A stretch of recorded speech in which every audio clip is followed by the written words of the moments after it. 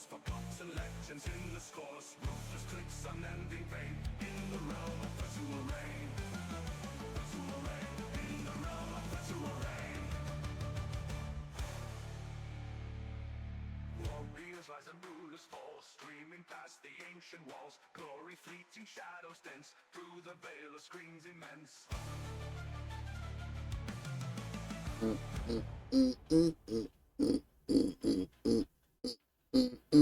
Hello, motherfucker.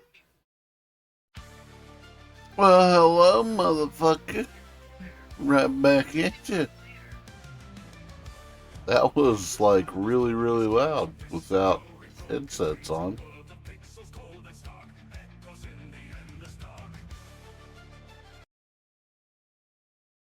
All right. How you doing, Looney? How's it going?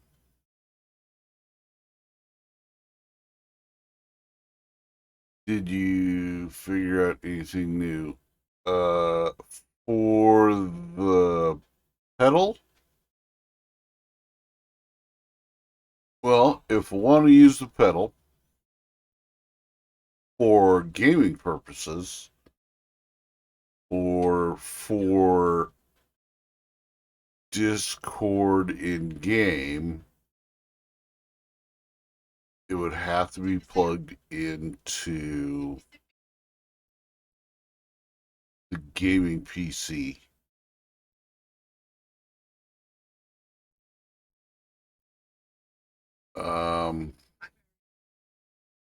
The only thing is, I don't know how to make the mic work for that. I mean, I can talk in Discord while still streaming. I've been able to do that before, but not with a pedal. Because I don't know all the ins and outs with the pedal, so I kind of need to talk to somebody who streams dual PCs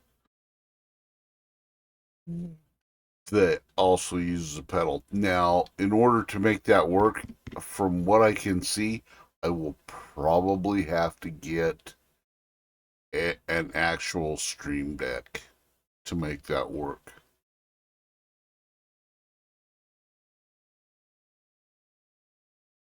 Because I figured out the pedal itself is not actually a stream deck. It's a stream deck controller, and the app thing is basically just the control panel for it. But I think it's meant to be used as an extension of the stream deck, not as an actual stream deck itself. So, anyway, Dreamworld has been kind enough to, I think they made me my own little patch. Because now when I fire the game up, I get a little patch window with the email response that I sent. So, yes, or last night I was messing around. I took a whole bunch of shit off my base area because I don't really need any of the stuff that I started with down there.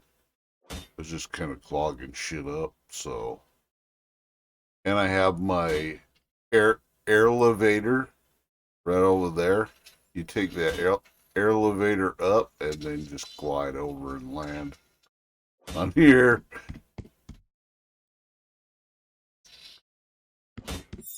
Yeah. Probably because you honestly, I think it's because I got rid of that headset. I just unplugged it and threw it over on the couch, and it's been sitting in that spot for 2 days because I'm sick of it. I keep whining with that black plastic pieces on me, and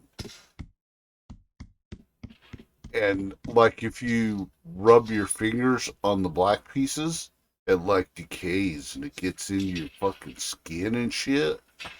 So that's how I know it's a defective coating. Is that shit decays and it gets all in your fucking fingerprints and shit. Blah. It's horrible.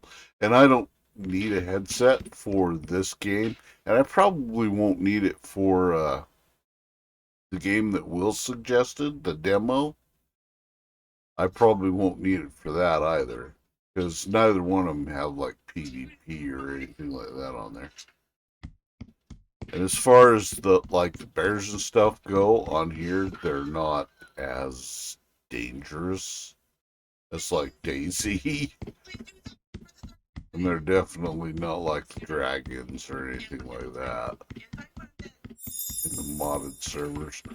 Which reminds me, I need to make a couple of picks. Need a couple of picks. So we need some iron.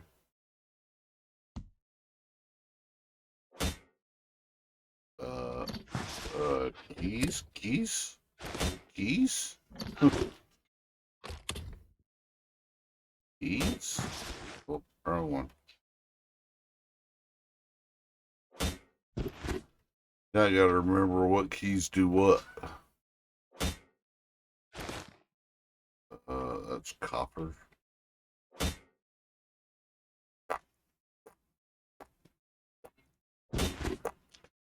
Crystals.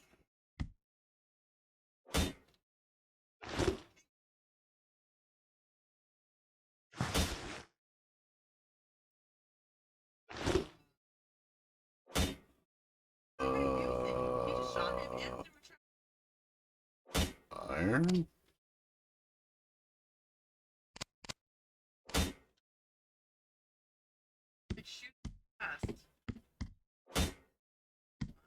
That one. Oh, need some.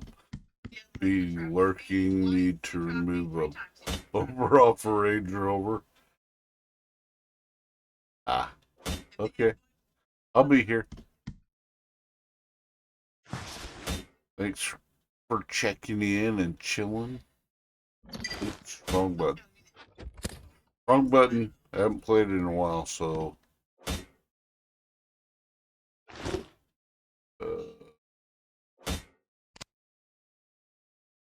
Do I want that? Yeah, I want that. We'll just make our pick with sticks. Iron pickaxe.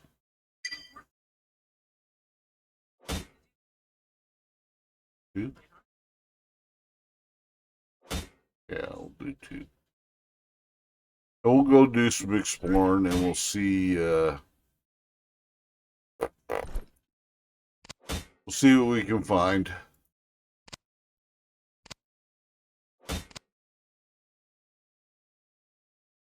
We'll put our iron ingot back in here.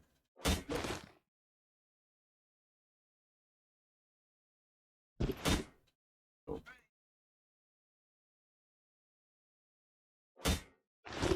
Nope.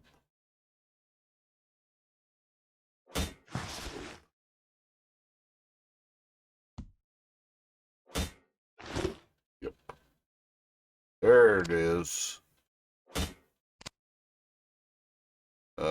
Okay, so we need any iron we run across, we need to, oh, god damn it.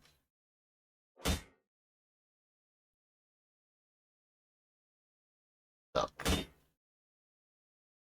Don't get stuck. Oh. Why's my keyboard not?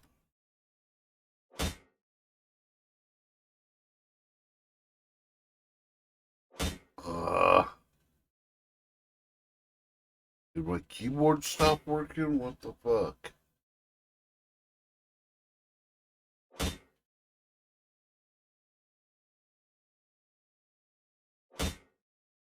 I mean, my audio's still going.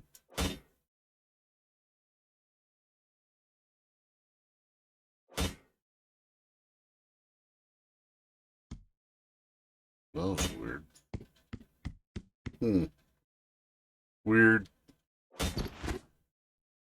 We still have 900 on those. How's our glider doing? Glider's a piece of shit. We will dump the glider.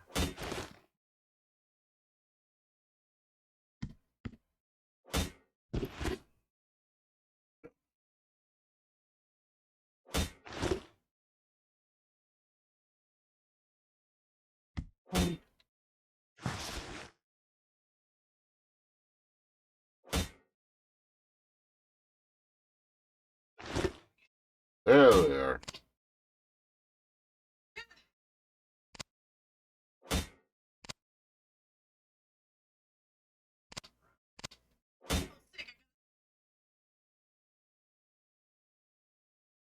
There we go.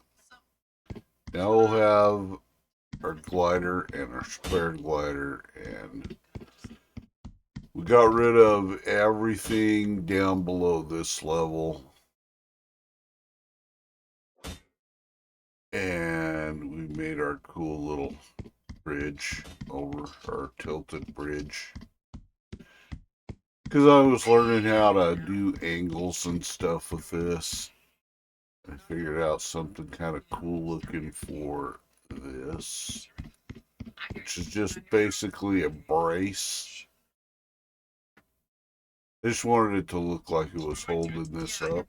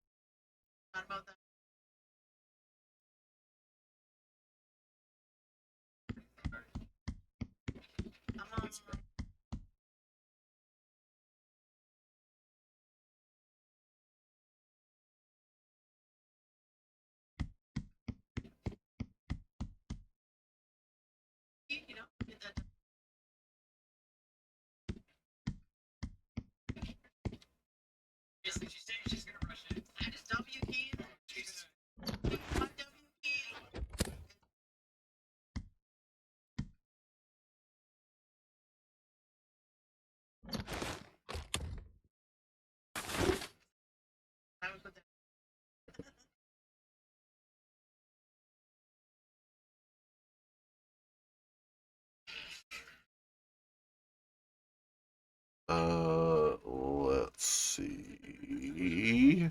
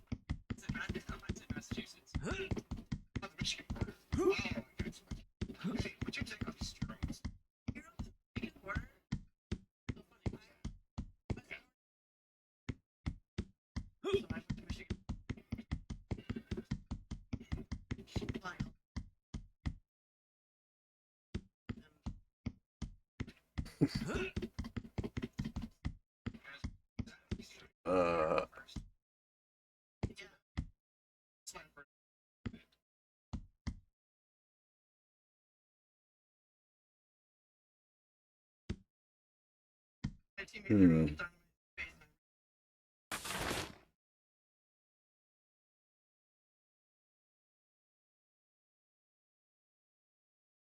Hmm.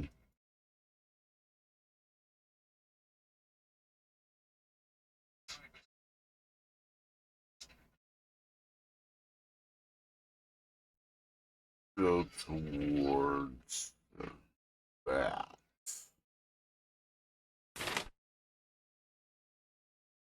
What's that at? Over there. Yep. Right over there somewhere, I think.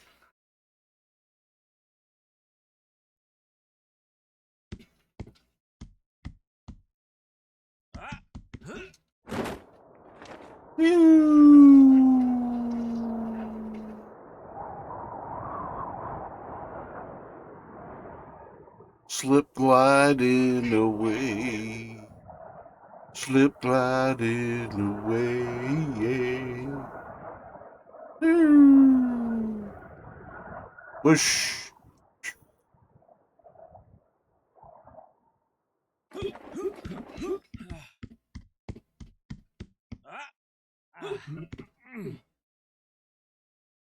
Oh man, we made it all the way over here today. Yeah, the little patch they made is working a lot better now. Oh, and there's a new sound alert. Just so this is recorded for posterity.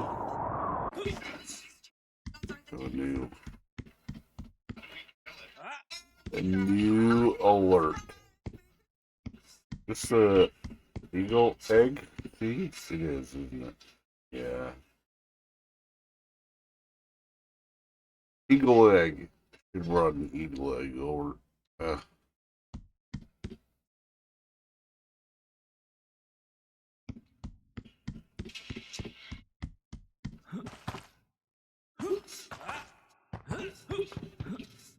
I still don't remember where the fuck that big emerald fucking deposit was. Still can't go back and find it. The green gemstone deposit.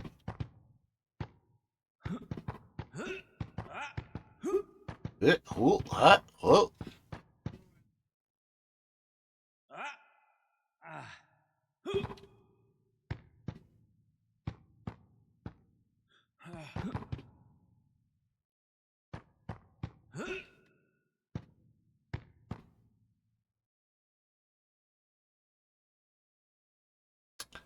Flint and amethyst. Oh, there's blue crystals. There's some green in here.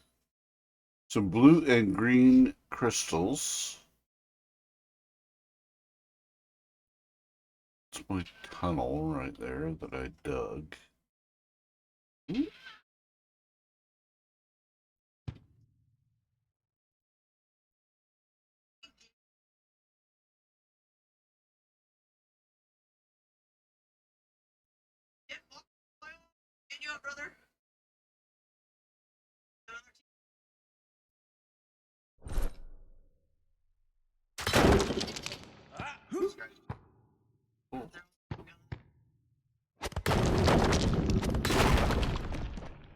Ugh.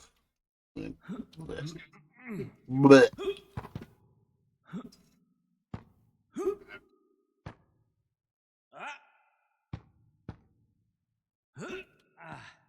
Damn.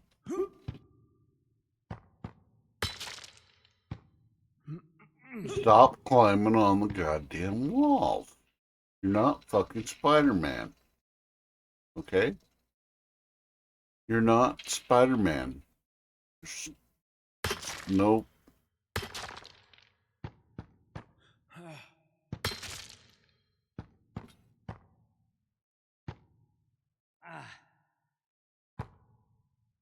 Can't look through the rock there.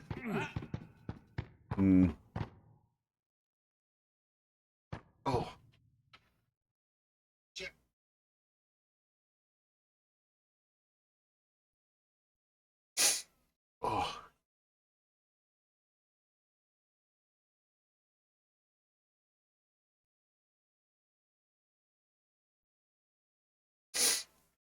tickly nose hairs.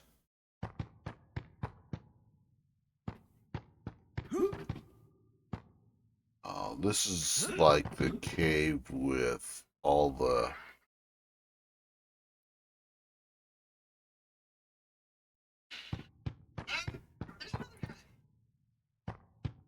This is the cave with all the flint in it.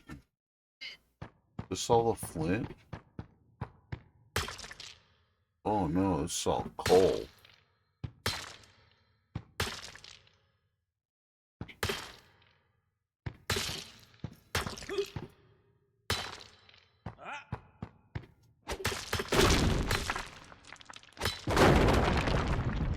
Coal and iron.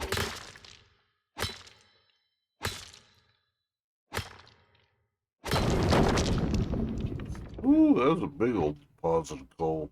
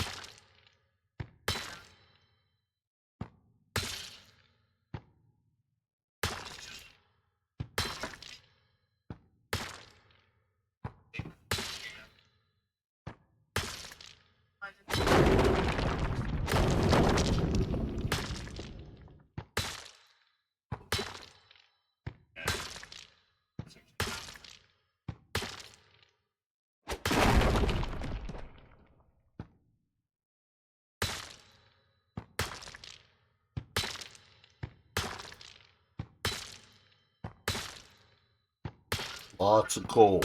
Gotta mine lots of coal for smelting purposes.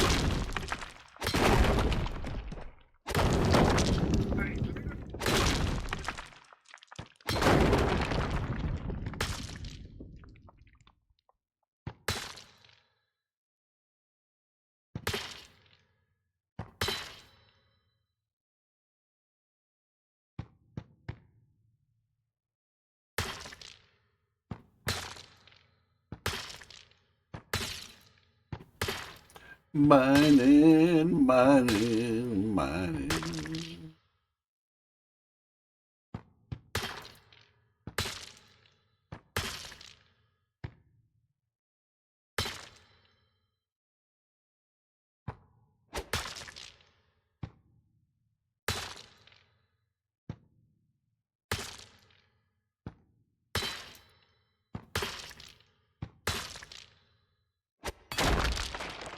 Appa.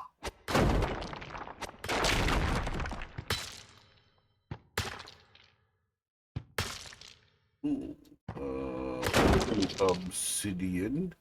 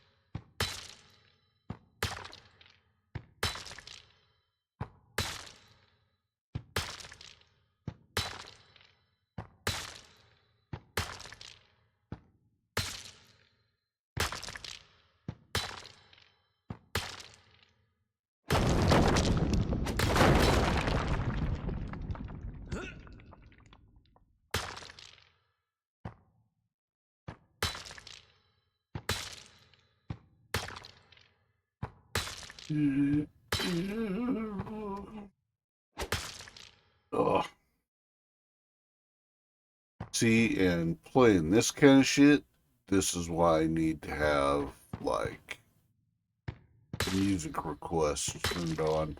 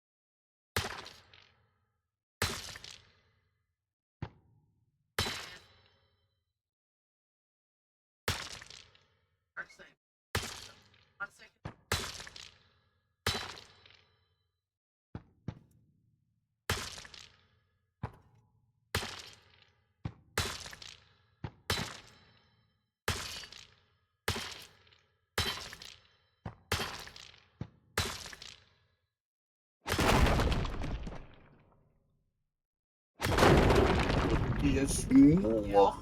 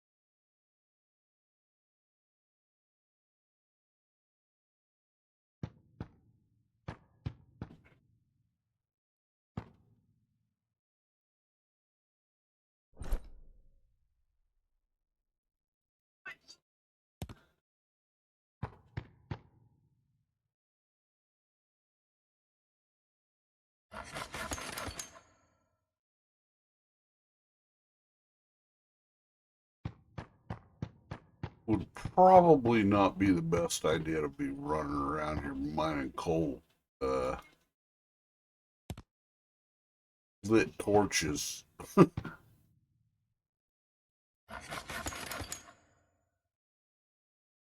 Probably be a bit unwise.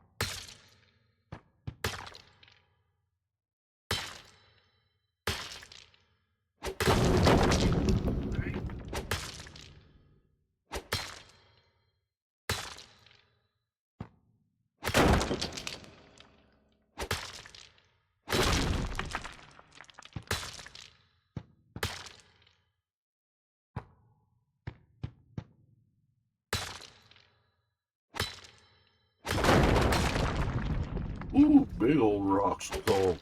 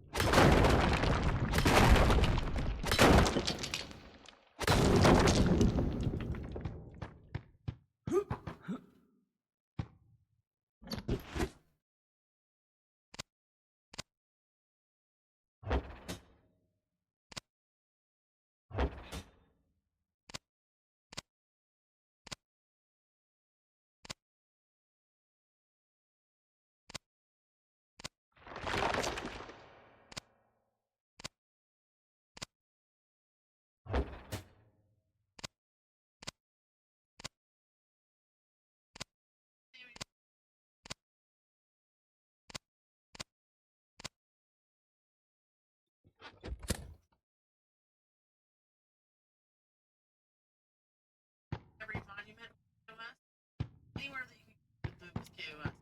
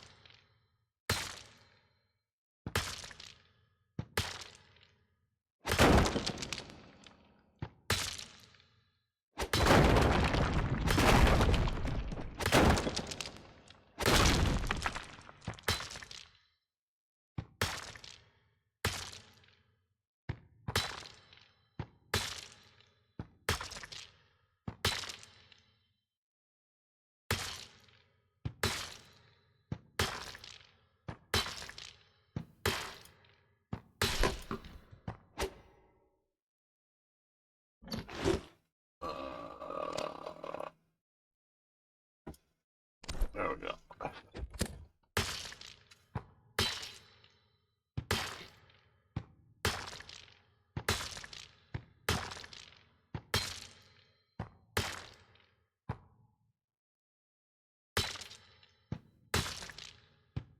Working in the coal mines. You load 16 tons. And what do you get?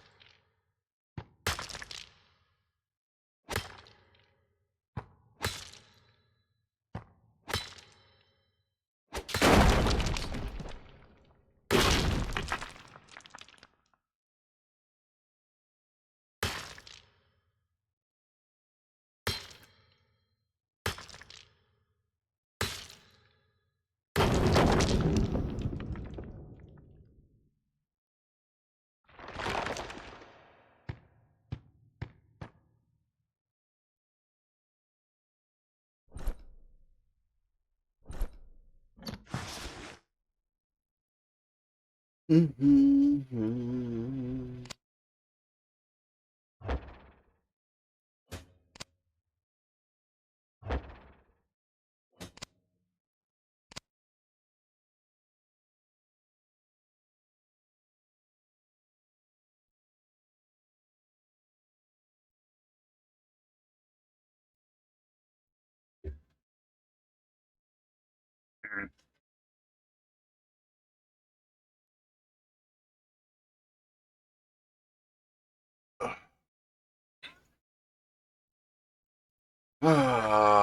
know what? We might put on like some cryptid stories or something.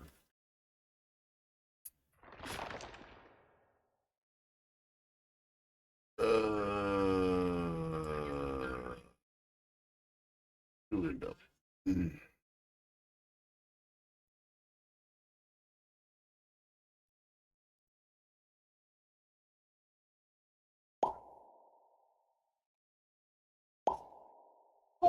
Pop.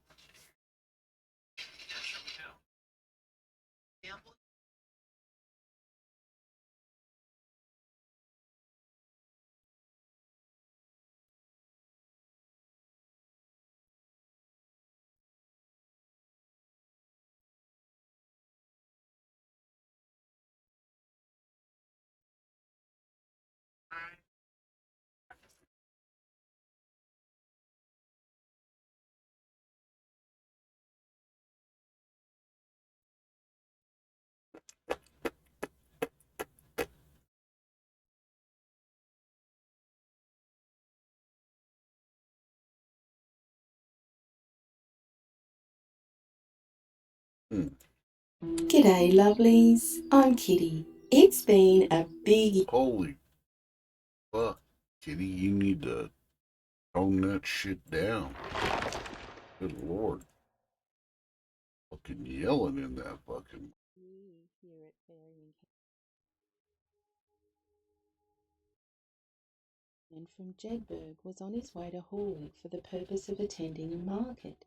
As he was passing over the side of Rubislaw, he was suddenly Fairy alarmed by a sightings. frightful and unaccountable noise. The sound, as he supposed, proceeded from an immense of female voices. Amidst howling and wailing, amidst shouts of mirth and jollity, but he could gather nothing articulate except the following words. "Oh, there's a band born, but there's nothing to put on it." The occasion of this elfish concert, it seemed, was the birth of a fairy child, at which the fairies, with the exception of 2 or 3 who were discomposed at having nothing to cover the little innocent with, were enjoying themselves with that joviality usually characteristic of such an event. The astonished rustic, finding himself amongst a host of invisible beings in a wild moorland place, and far from any human assistance, should assistance be required, full of the greatest consternation, immediately on hearing this expression again and again, "There's a bairn born, but nothing to put on it," stripped off his plaid and threw it on the ground. It was instantly snatched up by an invisible hand, and the wailings immediately ceased. But the shouts of mirth were continued with increased vigour. Being of opinion that what he had done had satisfied his invisible friends, he lost no time in making off, and proceeded on his road to Horwick, musing on his singular adventure. There he purchased a sheep, which turned out a remarkably good bargain, and returned to Jedburgh. He had no cause to regret his generosity in bestowing his plaid on the fairies, for every day afterward his wealth multiplied, and he continued till the day of his death a rich and prosperous man. The year was 1977. Ned Gwynn set out for a walk in some wooded land in New York State on sunny, overcast day. Very soon after entering the trees, he experienced an inexplicable tingling sensation in his body. Understandably, this sudden change seized his attention and he stopped to look around, only to find the countryside around him looked different. There was also a strange green tinge in the sky, and it was no longer overcast. He walked a little and came upon some grey cliffs, which he knew should not have been there. And then he heard strange sounding music. On rounding a bend, he saw a small waterfall where sat 4 little men playing pipes, while a fifth was collecting water in a jug from the waterfall. Grim had the presence of mind to take a photo of the scene with his camera, at which point the little men disappeared. In a state of utter confusion, Grim set off his car and walked around for an hour or so searching for it. Then he saw his car through a cluster of trees, and an inexplicable tingling sensation rippled through his body. He turned around to find that the same he had been walking through, with the clear, green-tinged sky, where he had seen the grey cliff, the waterfall, and the 5 little men, and where he had heard their music, vanished. It was gone. Grim thought he had been gone from his car for at least 3 hours, but his watch showed it had only been 30 minutes. As for the photograph Grim took of the 5 little men, when he took the film to be developed, he discovered that the photo of the little men was not developed. That is to say, it was photos taken before and after it on the roll had been developed, but not that photo. A Shetlander, who is probably still alive, affirmed that he was once taken into a bush by the crows. Here, one of the first objects that met his view was one of his own cows that was brought in to furnish materials for a banquet. He regarded himself as being in rather a ticklish situation if it were not for the protection of the Trow women by whose favour he had been admitted within the hill. On returning home, he learned, to his great surprise, that at the very moment he saw the cow brought into the hill, others had seen her falling over the rocks to her death. A mile west of Curtin is a farm known as Bell Hole.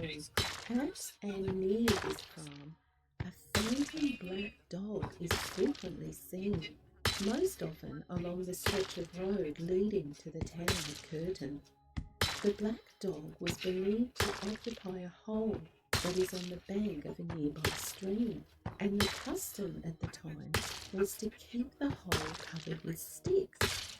If the black dog was seen, the hole would invariably be found open the following morning, then quickly covered up again by local folk. The black dog usually appeared along the road to Curtin at night, walking or sometimes running just out of arm's reach beside a single person. It could never be touched. But one day, a most extraordinary event occurred, and the farmer's wife at Bell Hole Farm got a very close look at this phantom black dog. It was evening, and the woman was alone in the cottage when, with no sound or warning, the black dog walked through the open door into her kitchen. It then proceeded to carefully walk around the kitchen before venturing further into the cottage. The woman stood still as a statue, knowing that this was no ordinary dog and did not dare. This black dog wanted to explore her cottage, and she intended to let it. She never knew its reasoning or intent, but after several minutes, the dog returned to the kitchen and wandered back out the kitchen door. At no time did it approach or even acknowledge Mrs. Brown.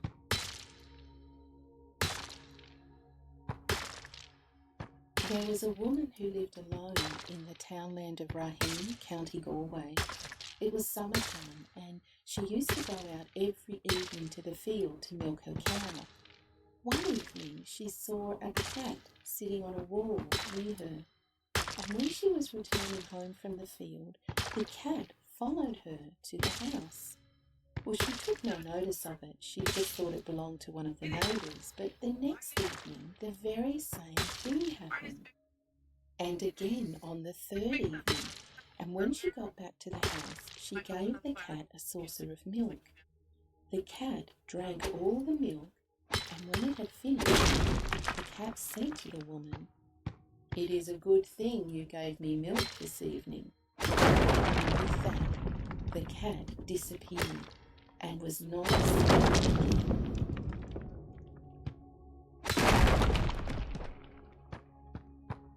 In a parish in County Tipperary, there lived a family with 3 beautiful girls. These sisters were the admiration of everybody, but the youngest of the 3 exceeded the others in her beauty and charm of manners. The way to the Catholic Church from their home was a grass path which led by a floor. Well, one Sunday, when the youngest sister was going to Mass, she met a tall, red-haired man who engaged in conversation for some minutes. When at last she reached the chapel, Mass was begun, Pretty good iron and the deposit less there. attentive or devout of the worshippers noticed that as she passed them by on her way through the crowded church, she looked very much upset. At the rising of the host, it was reported that she gave 3 my eyes are screwfuls so for the dry. foxy man. She was taken out of the church by her father in a dazed condition and never again recovered her senses or her charm. But after some time, when she had partially recovered her strength, she used to spend a good part of each day in a paddock with a fierce bull. It was an everyday sight to see her scratching the bull's horn with her arm thrown affectionately around his neck. No 3 men in the district would be willing to enter the field in which this bull was, so fierce that this girl had become its master.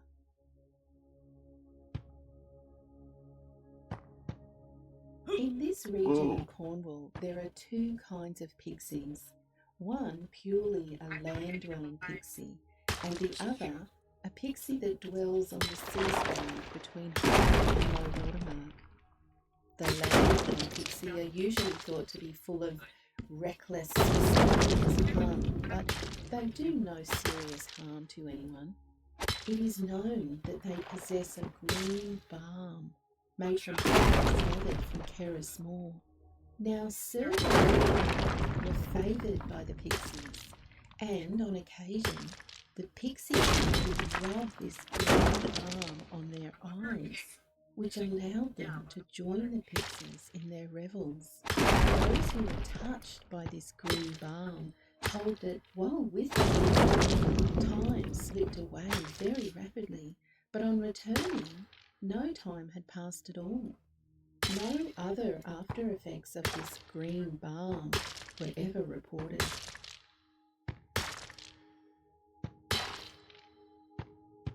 I was walking down a trail in the bush and it was late at night.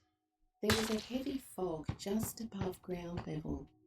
As I was going along, a red cat jumped out from the underbrush beside the trail and confronted me. He was a swarthy 3-foot little man with a large nose and an angry demeanour. His was border control. I have no idea how I knew that, but it was his turn to watch the edge of their territory. Now, I feel that I must touch on something here, and that is that I am by no means an expert on lucid dreams or fairy or spiritual planes, but know that from other people's experiences, the good people can have great influence over our minds and emotions. But during this experience, the red had influence over me. I simply picked him up, hugged him as he struggled, and set him down again. He was dumbfounded as to how I did that. I started to walk on, but he began chasing me, so I turned and looked at him and just projected a feeling of calm towards him. He stopped dead in his tracks and he just stood there, completely complacent.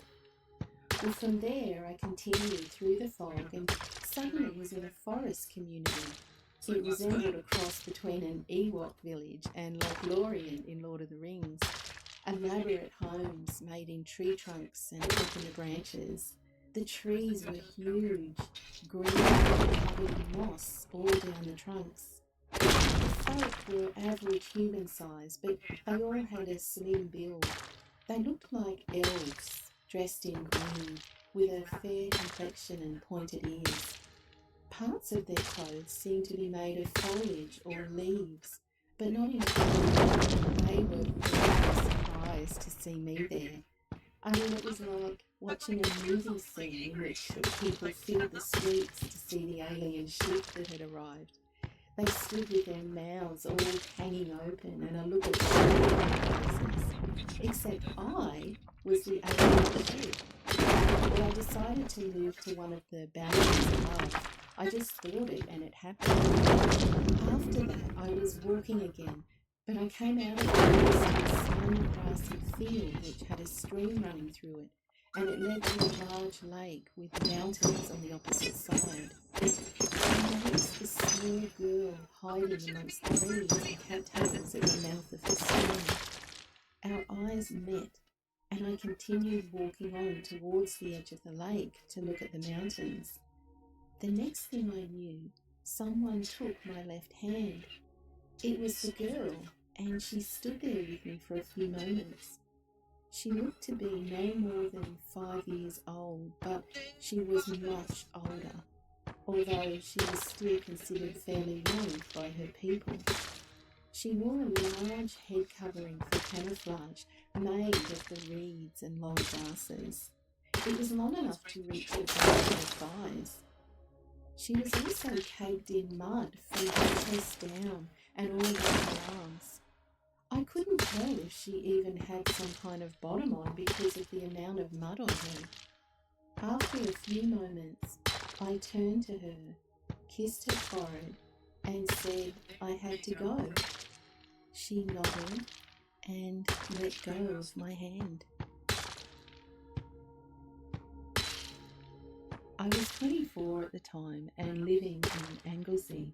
One night I was walking home at about 10:30 at night when there appeared just before me a very pretty young lady of ordinary appearance. I felt no fear at her sudden appearance, but stepped forward and said, "How do you do?" And I put out my hand to shake hers. But my hand and my arm went right through her form. I couldn't understand this and just stood there, baffled. I reached out a few more times to touch her, but with the same result. There was no solid substance in the body, yet it remained beside me and was as beautiful a young lady as I ever saw. When I reached the door of the house where I was to stop, she was still with me. Then I said good night to her. No response being made, I asked, "Why do you not speak?" And at this, she disappeared. One day, some men were working on a road in the village of Lissyconnor. There was a hawthorn tree growing by the side of the road, and there was also a fort inside the fence. The foreman ordered the men to cut the hawthorn as it hung out over the road. They began to hack and cut at the tree, and when they had it half cut, a stranger approached the group of men and told them not to proceed any further with the work, or they would be sorry. They did not stop cutting at the hawthorn tree, and a short while after, a man from the company came with a message for the foreman that his son was dying. It was only then that the foreman ordered the men to stop cutting at the hawthorn tree. He raced home to find that his son was quite well, and the hawthorn tree was never touched again from that day to this. There was a man who lived in the village of Cave Town in County Roscommon who was known as a great hunter.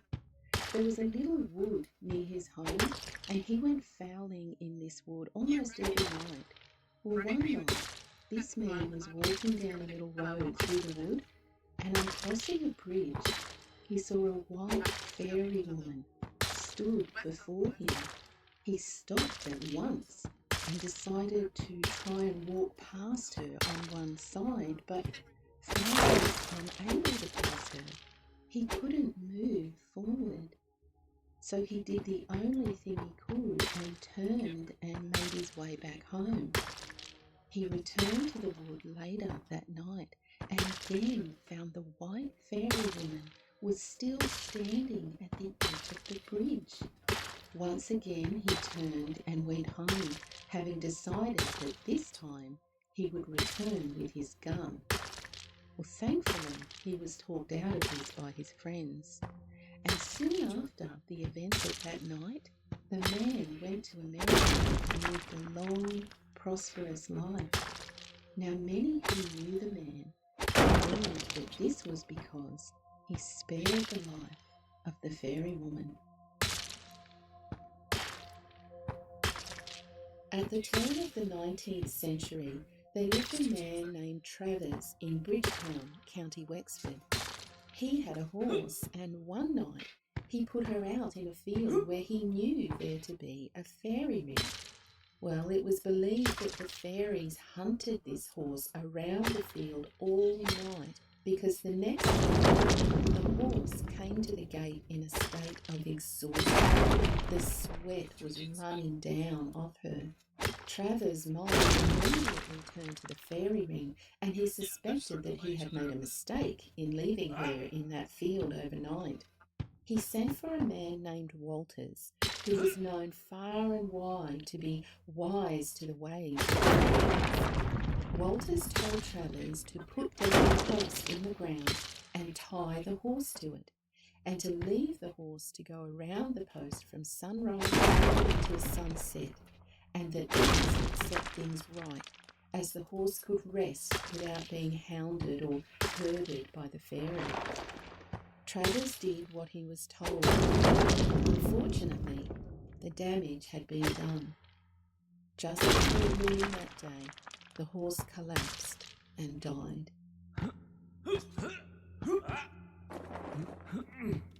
In a glen near Yeovil, there once lived fairies. The principal amusement during the winter nights of these fairies was dancing and fiddling. One clear midsummer night, a company of young men were gathered in a house for a night's amusement. The fiddler for the occasion was a noted favourite who always gave of his best on all occasions. After partaking of a hearty supper made up of homemade bread, butter and jam with sweetness, the party was seated round a bright peat fire, cracking jokes or listening to tales of heroism told by the old couple of the house. Then, just at midnight, the faintest music was heard. So beautiful it was that the fiddler was visibly moved and thrown into an ecstasy. His eyes shone like brilliant stars. His body trembled while his hands clenched tightly on his beloved fiddle. All the company looked on and appeared to be greatly frightened at the appearance of this beloved fiddler. Not a word did he utter, but listened with rapt attention as the music drew nearer and sounded sweeter. All believed that it could not be produced by any mortal person. No one but the fairies could bring out such delightful notes on a violin. Suddenly the fiddler arose, his face all aglow, and he rushed to the door and out into the open night. All voices could be heard calling on the fiddler to stop, and still the music continued, although it grew fainter and fainter. The fiddler followed the fairy music. The people could hear the fairy music and the fiddler's voice calling out. By the light of the moon, people saw Oh, this my fiddler terrible climbing up posture. the mountain until he was lost to view. That was the last sight they ever had of their beloved fiddler, as he was never seen or heard of again. The cobbler and his family took all the pranks in good part. When heavy steps were descending the stairs and a wisp of blue mist drifted across the room, the cobbler only said, "Never mind old blue birches, he never do no harm." And he would proudly boast how blue birches ran across the room like a little blue pig and jumped into the duck pond without making a splash, and how when they were coming back late from market, he would set the house all aglow to make them think it was on fire. But one day the cobbler told his tales to the wrong person, one of the church parsons, who took blue birches to be the devil himself, and soon brought along another church parson to banish this fairy. So it was, they came up and found an old white horse grazing by the duck pond. "Who's that?" the parson asked the little boy. "That be old blue birches, sir," said the boy. "Can you put a bridle on him?" asked the parson. The boy was proud to show the parson how friendly Blue Birches was and placed the bridle over his head. At once, both the parsons said together, "Depart from me, you wicked." Blue Birches plunged into the pond and never came out again. At least, not in so friendly a way. My father told this terrible tale of this old man from the town that he was born in. He said that lived and died an unlucky man. So one night this man was making the short walk home from Kenmare. It was late in the being winter, the night was dark and the weather was very cold, but he had walked this road many, many times. Well, as he walked, he heard the sound of two dogs barking at each other, seemingly on either side of the road that he walked. Well, this captured his attention because that place was known as a lonesome place, a place frequented by the fairy folk. The dogs became increasingly agitated and angry, so the man hastened his step for to pass through the place as quickly as he could. Just then a heavy shower of rain began to fall, so he pushed his way into some heavy branches to keep out of the rain. Well, the dogs fell silent, and a moment later something which was himself as the puka pushed its way into his shelter, saying, pull in, there is a shower coming from the west, spitting out fire." And the puka stayed there and listened as the machine slowly approached and then passed them. The old man later described the sound of the sheep as a billowing or a rolling sound. Once the sheep had passed, the puka creature darted from the hedge without a word, and the man never saw it again. But the poor man himself, he made his way home, took to his bed, and never left it. He died soon after without doctor or priest, but only his family by his side. Across the lake, opposite the hill, grows a hawthorn tree. In spring and summer, it is just an ordinary hawthorn tree, but in autumn, when other trees are preparing for the year's rest and their leaves are turning brown and withering, and in winter, when the other trees are bare and leafless, then this hawthorn tree is remarkable. Its leaves are still as green and plentiful as they were in the month of June. All the year round it preserves its leaves green and fresh, and the local people say it marks the burial place of fairy gold. On this account it is guarded by the fairies, and so must not be touched any more than trees that are growing in a fort. Several stories are told locally of the people who interfered with this tree and were punished for it. Those who did so unwittingly got such slight warnings as sore hands or legs caused by scratches from Give the me tree, glasses. and these got all right again. But others who injured the tree through bravado were more seriously punished by broken limbs caused by falling on the way home, some of which resulted in permanent injuries.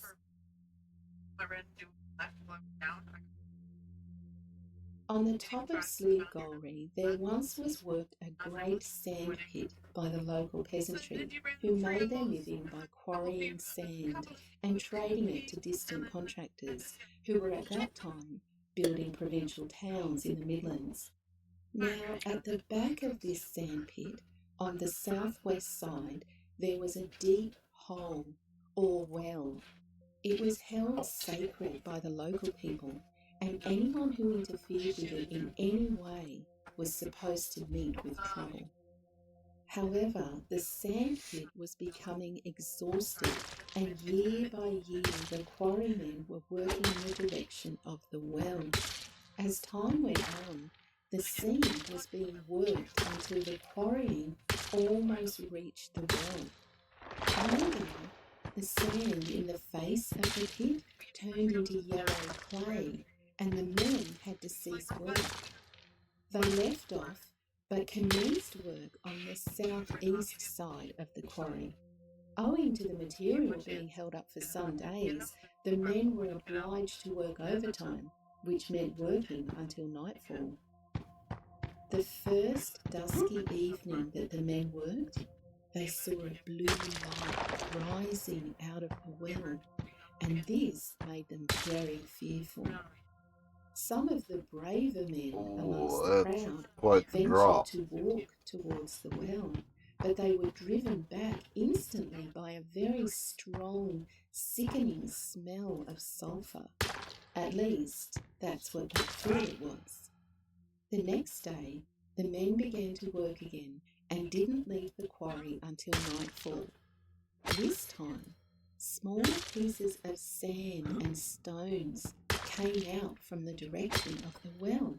Little by little, the sand or stones became larger until finally the men were obliged to depart from the quarry altogether. They went back a distance of about 100 yards from the quarry and stood in the station for some time, watching the showers of stones which were being belched from the well. As the evening went on, the stones became much larger until finally large boulders were being flung all around the quarry. This caused the men to debate among themselves the cause of such a remarkable happening, and they soon decided to go home. Some of the men called on a very old man on their way Resource home and told him what had occurred. mining. He told them that there was a fairy well on the top of Slievelgård, and asked the men in the name of God to close the well early next morning. A small party of men went back to the quarry the next day to close it, and on arriving at the spot, what did they find but a big granite flag carved in the well? This flag is still to be seen on the top of Sligori. The men, through fear, closed in the quarry and made it level with the rest of the mountain, and no one has ever dug the sand in that mountain since. There was a man from our village coming over from England. As the boat was out in the middle of the sea, a storm arose. It was not long until the people saw a lovely girl coming into the boat. She beckoned to a boy Money, that was money, in the money, boat to come out money. with her into the water. He was terribly afraid to go. It was not long until the mermaid became agitated and she began to rock the boat back and forward over and again. Well, the captain was very angry when the boy would not go with her and feared for his boat and the safety of the other passengers, so he sent into the sea. The mermaid took the boy with her and, to the horror of those on board, brought him under the water. He was never seen again. One summer's day, 4 men went fishing. They knew the direction of the wind, and the sea was calm. Once out from shore, they heard the most beautiful singing, and looking in the direction of some rocks, saw a lovely girl sitting there, half girl, half fish, with long curly hair. Some said they should return to shore when they saw her, but others said it was wrong to believe in such things, so they sailed. Well, the next day they were fishing 7 or 8 miles from land and heard the mermaid again, only not singing but crying. The sky grew very dark and cold. The fishermen became terribly frightened and turned at once for home. The wind began to blow, the sea became rough, and the boat rocked wildly upon the waves. When they came in sight of the rocks, the mermaid was sitting on the very same place. The waves were hitting hard against the rocks, and she was crying bitterly with sorrow. They sailed in past the bar, and knew then that they were safe from danger, for looking behind them at the sea was a wall of water. If their boat had been only 2 minutes later, it would have been wrecked. There was once a large hawthorn in the townland of Killigallee. It was there for many generations, and local people would not dare touch it. This hawthorn tree was a landmark which could be seen from many counties around and was known as the Killigallee Lone Bush. Now, it was the custom at that time to have a large May bush around which boys and girls danced. They usually vied with each other to see who would have the largest hawthorn May bush, being the kind always chosen. A number of young men from Carrickmacross, wishing to have the most, came and cut off the main branch of the Killigallee Lone Bush, pulled it with ropes into Carrickmacross, and erected it close to the old church. However, these young men had no chance of dancing and merrymaking around the bush, as many of them broke arms and legs while taking it into town. Then during the following year, many sudden deaths occurred among those who had taken part in the cutting of that hawthorn tree. Old people in the district begged them to take back what remained of the branch, as sad and pitying sounds could be heard around the remains of the old cut bush. But sadly, the courage of the young men failed them. And today, nothing remains of the once famous Killigallee Lone Bush. There lived in the townland of Rockwood a farmer, his wife, 1 son and 3 daughters. The father of the house didn't believe that fairies existed. He was a very rich man and was well known by many people. Now there was a fort on his farm which was convenient to his house, and part of it remains to the present day. Now he always had it on his mind to remove this fort, but his wife always opposed the idea. However, he intended to remove it, and one day he could not be persuaded.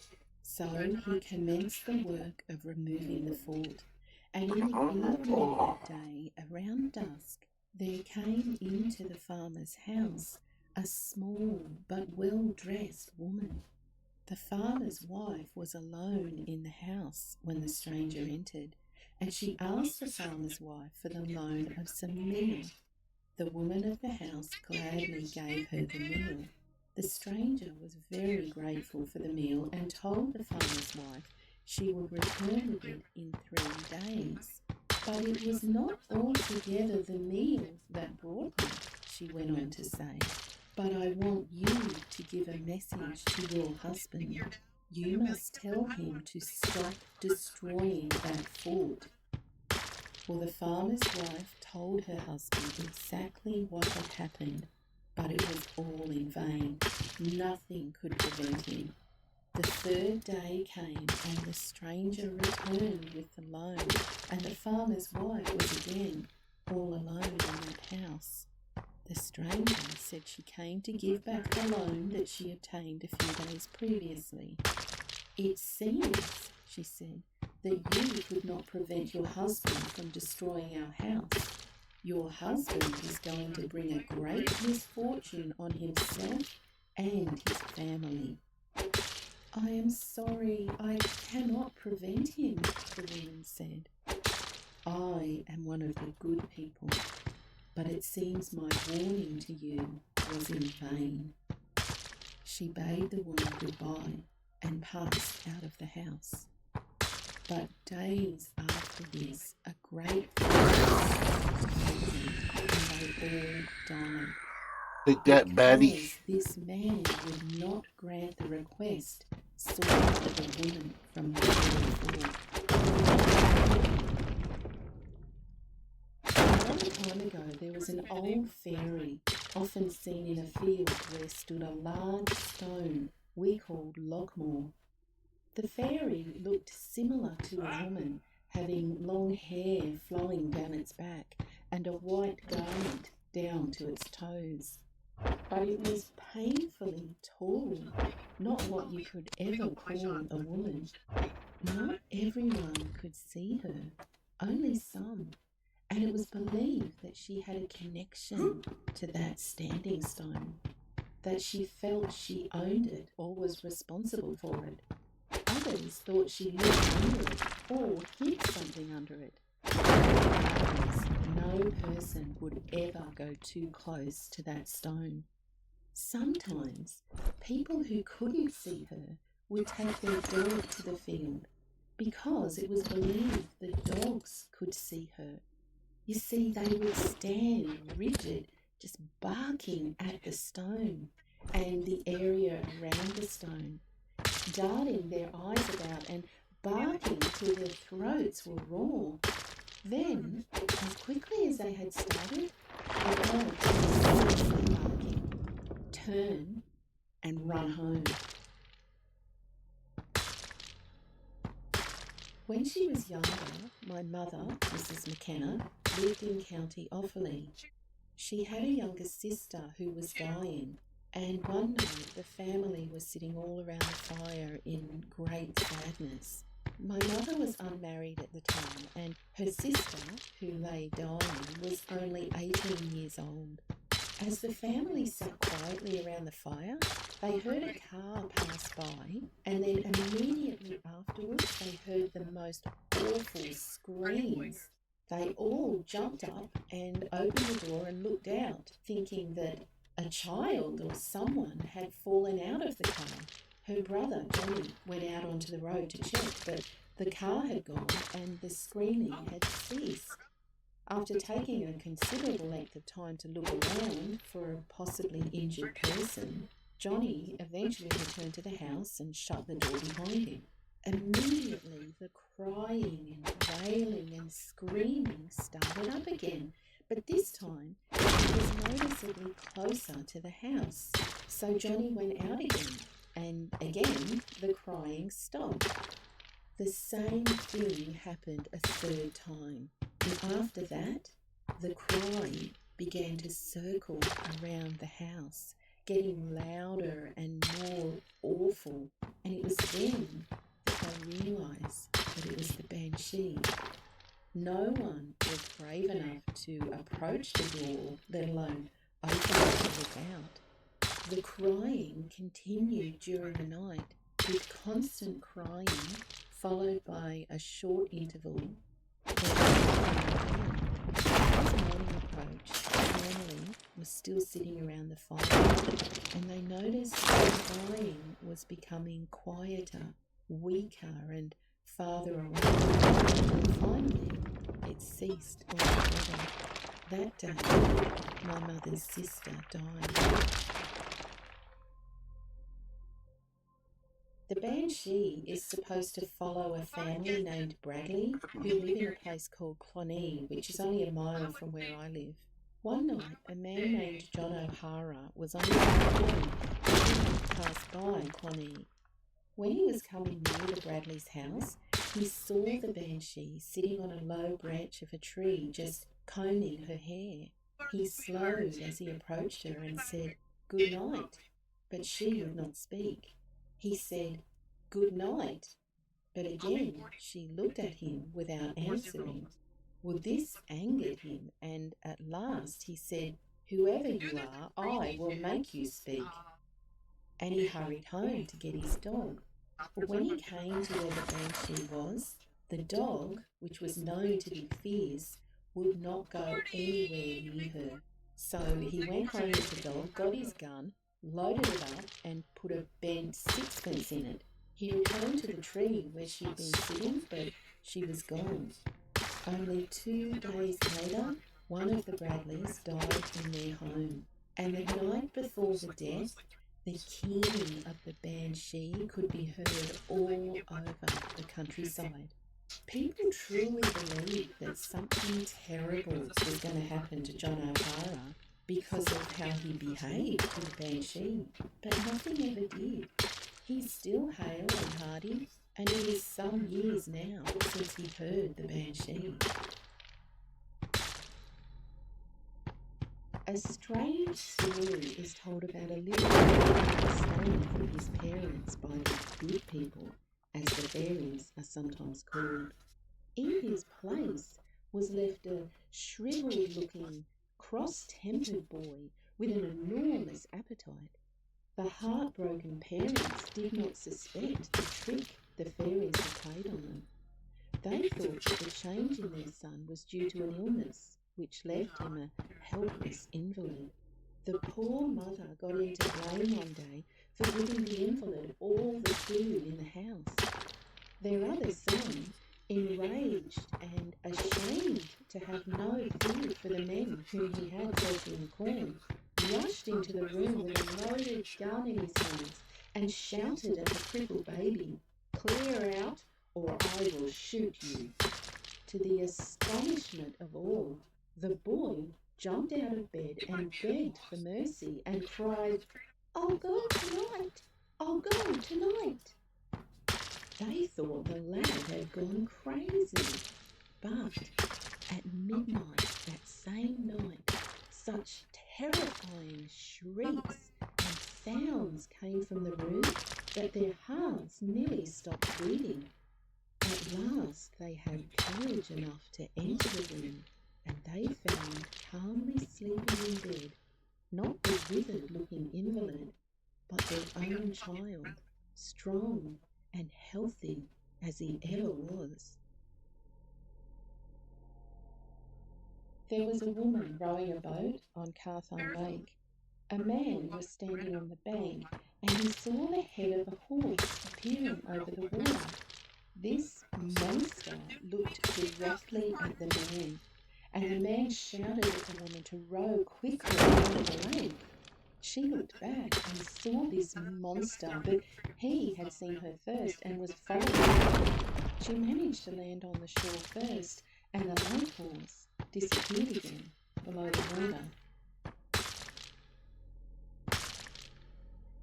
There is a well-authenticated tradition of a race of beings who, in the middle of the 16th century, inhabited the Great Dark Wood in Merionethshire and who were called the Red Fairies.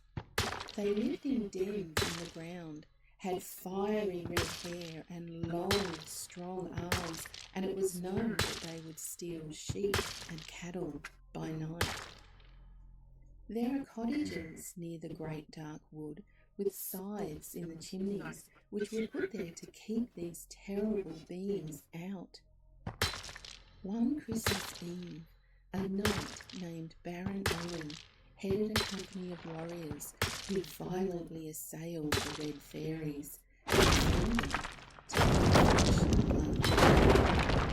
Baron hung 100 of them, but spared two, one of whom begged hard for his son. The Baron refused, whereupon she opened her breast and shrieked, "This breast has no smaller sons than he, who will yet wash their hands in thy blood, Baron Owen." Not very long thereafter, the Baron was waylaid at a certain spot by the sons of the fairy woman and delivered her promise. Her sons washed their hands in his warm and reeking blood in fulfillment of their mother's threat. And to this day, that spot goes by the name of the Baron's Gate. There was a big, queer animal seen around here not so long ago. It was a strange thing, as big as a donkey, but it had the shape of a dog, and it was always seen by the villagers of Be Bannerstack right whenever back, there had chat. been a I'm gonna death get up, in the walk village. around a little bit. It was believed that this creature lived with, or at least Been near, 2 hours. a Been particular sitting. woman that It's lived time to in get the up and walk village. around. This woman was well known in the village, as it was believed that she had been with the fairies, that is to say, to have lived with the fairies for 7 whole years.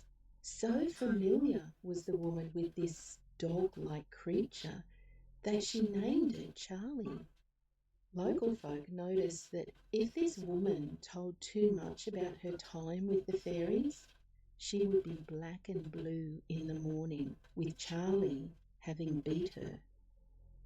Well, this animal she called Charlie could transform itself into anything it liked. And if this woman that was with the fairies went to visit the neighbour's house and stayed too long, she would say, "I must go home now, Charlie is pinching me." When she eventually passed away, this huge creature never visited the town again. There was a man in this district who used to only go home from work once each week. And so it was one Saturday night in the cold month of November, he went home very late at night. Well, when he arrived at his home, he found, to his bitter grief, that his wife was very ill. Well, he didn't go to work the next week, but stayed at home and nursed his wife. One night, after he'd gone to bed, he heard someone moving outside his window. He went outside to look, but found nobody there. No sooner had he come in when he heard someone moving outside his window again. Just as he was going out the door to look, he heard 3 frightful yells. He didn't turn back, however, and was just in time to catch sight of a woman clad in white garments with very long hair. The woman was, of course, the Banshee. The man followed her for about 1/4 of a mile until the Banshee dropped her comb. he grabbed it and ran off back home as fast as his legs would carry him. He went to his bed and put the comb under his bed. No sooner had he climbed into the bed when the banshee came to the window. The man was terrified and threw the comb out of the window. The banshee disappeared. When the banshee was gone, he went to his wife's room to see how she was, and he found, to his terrible grief, that she was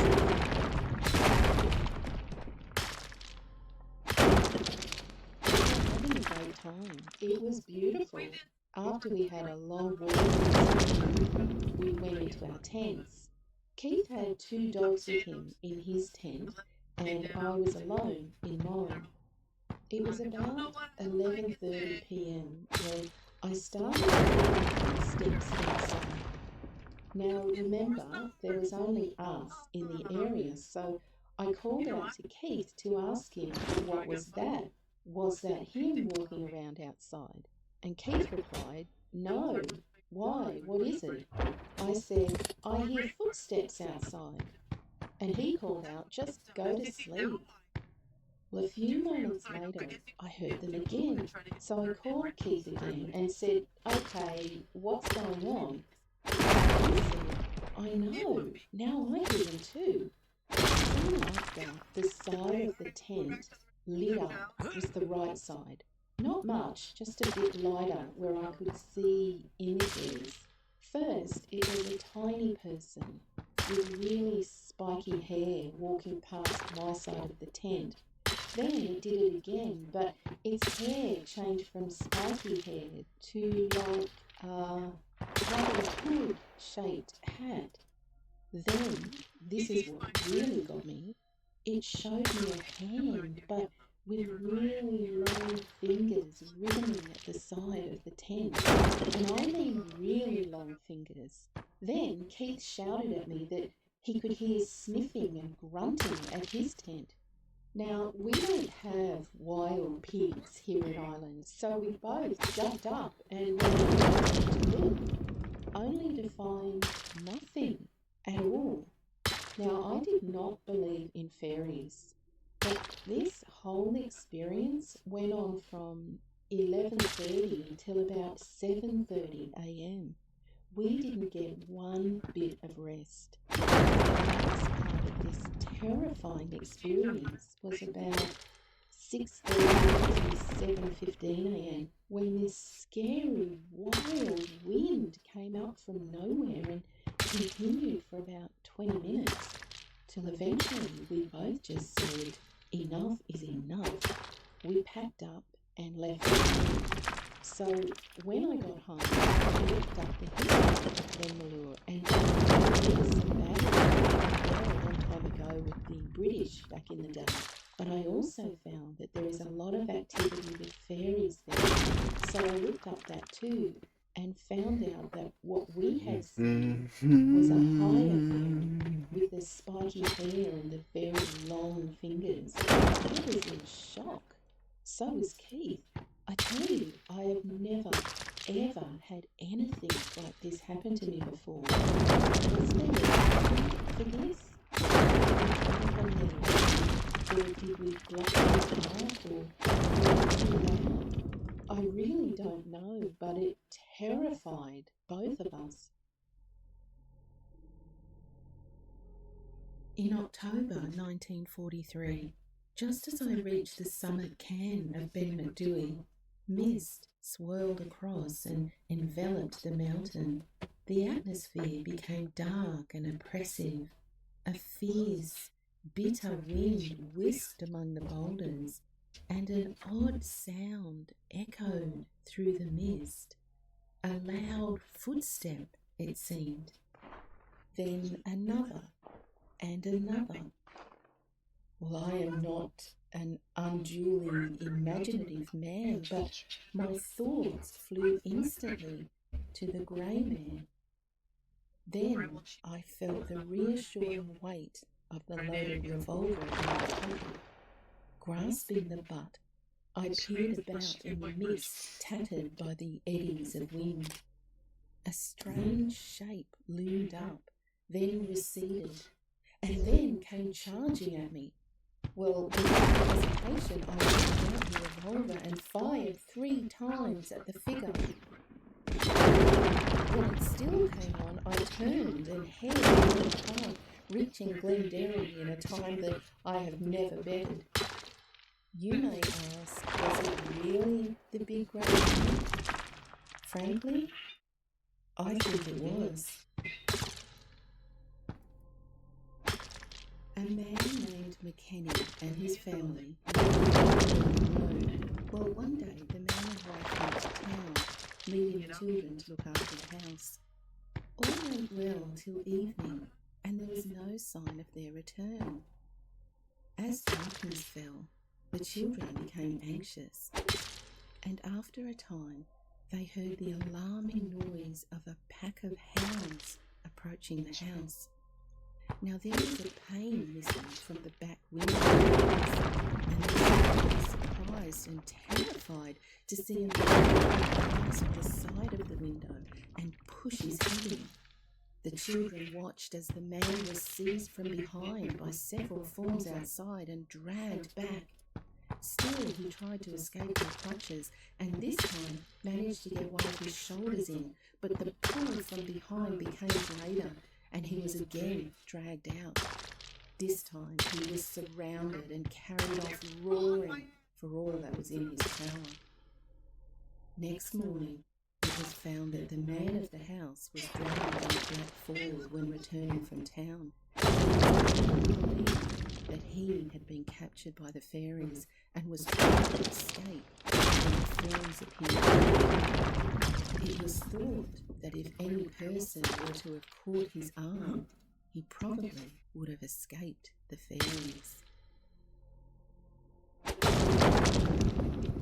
I just love sharing these stories and bringing them to life for you. And if you enjoy my weekly videos and would like to support my channel, please consider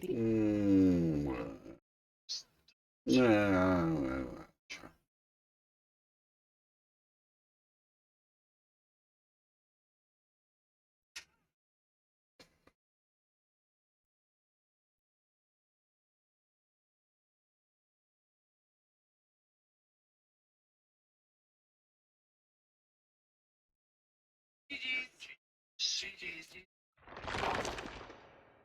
Damn, they fucking had it. Party. My mind.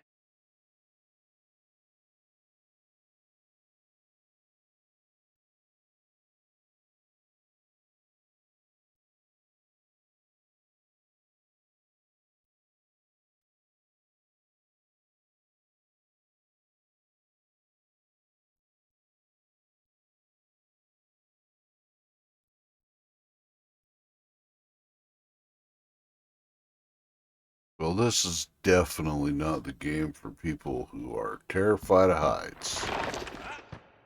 I can tell you that right now.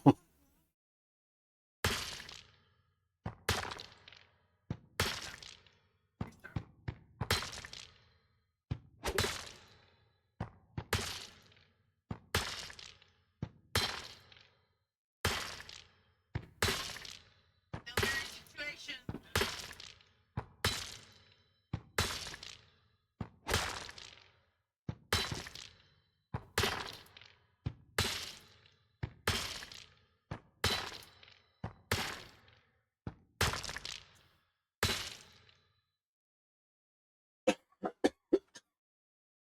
Oh, sorry about that.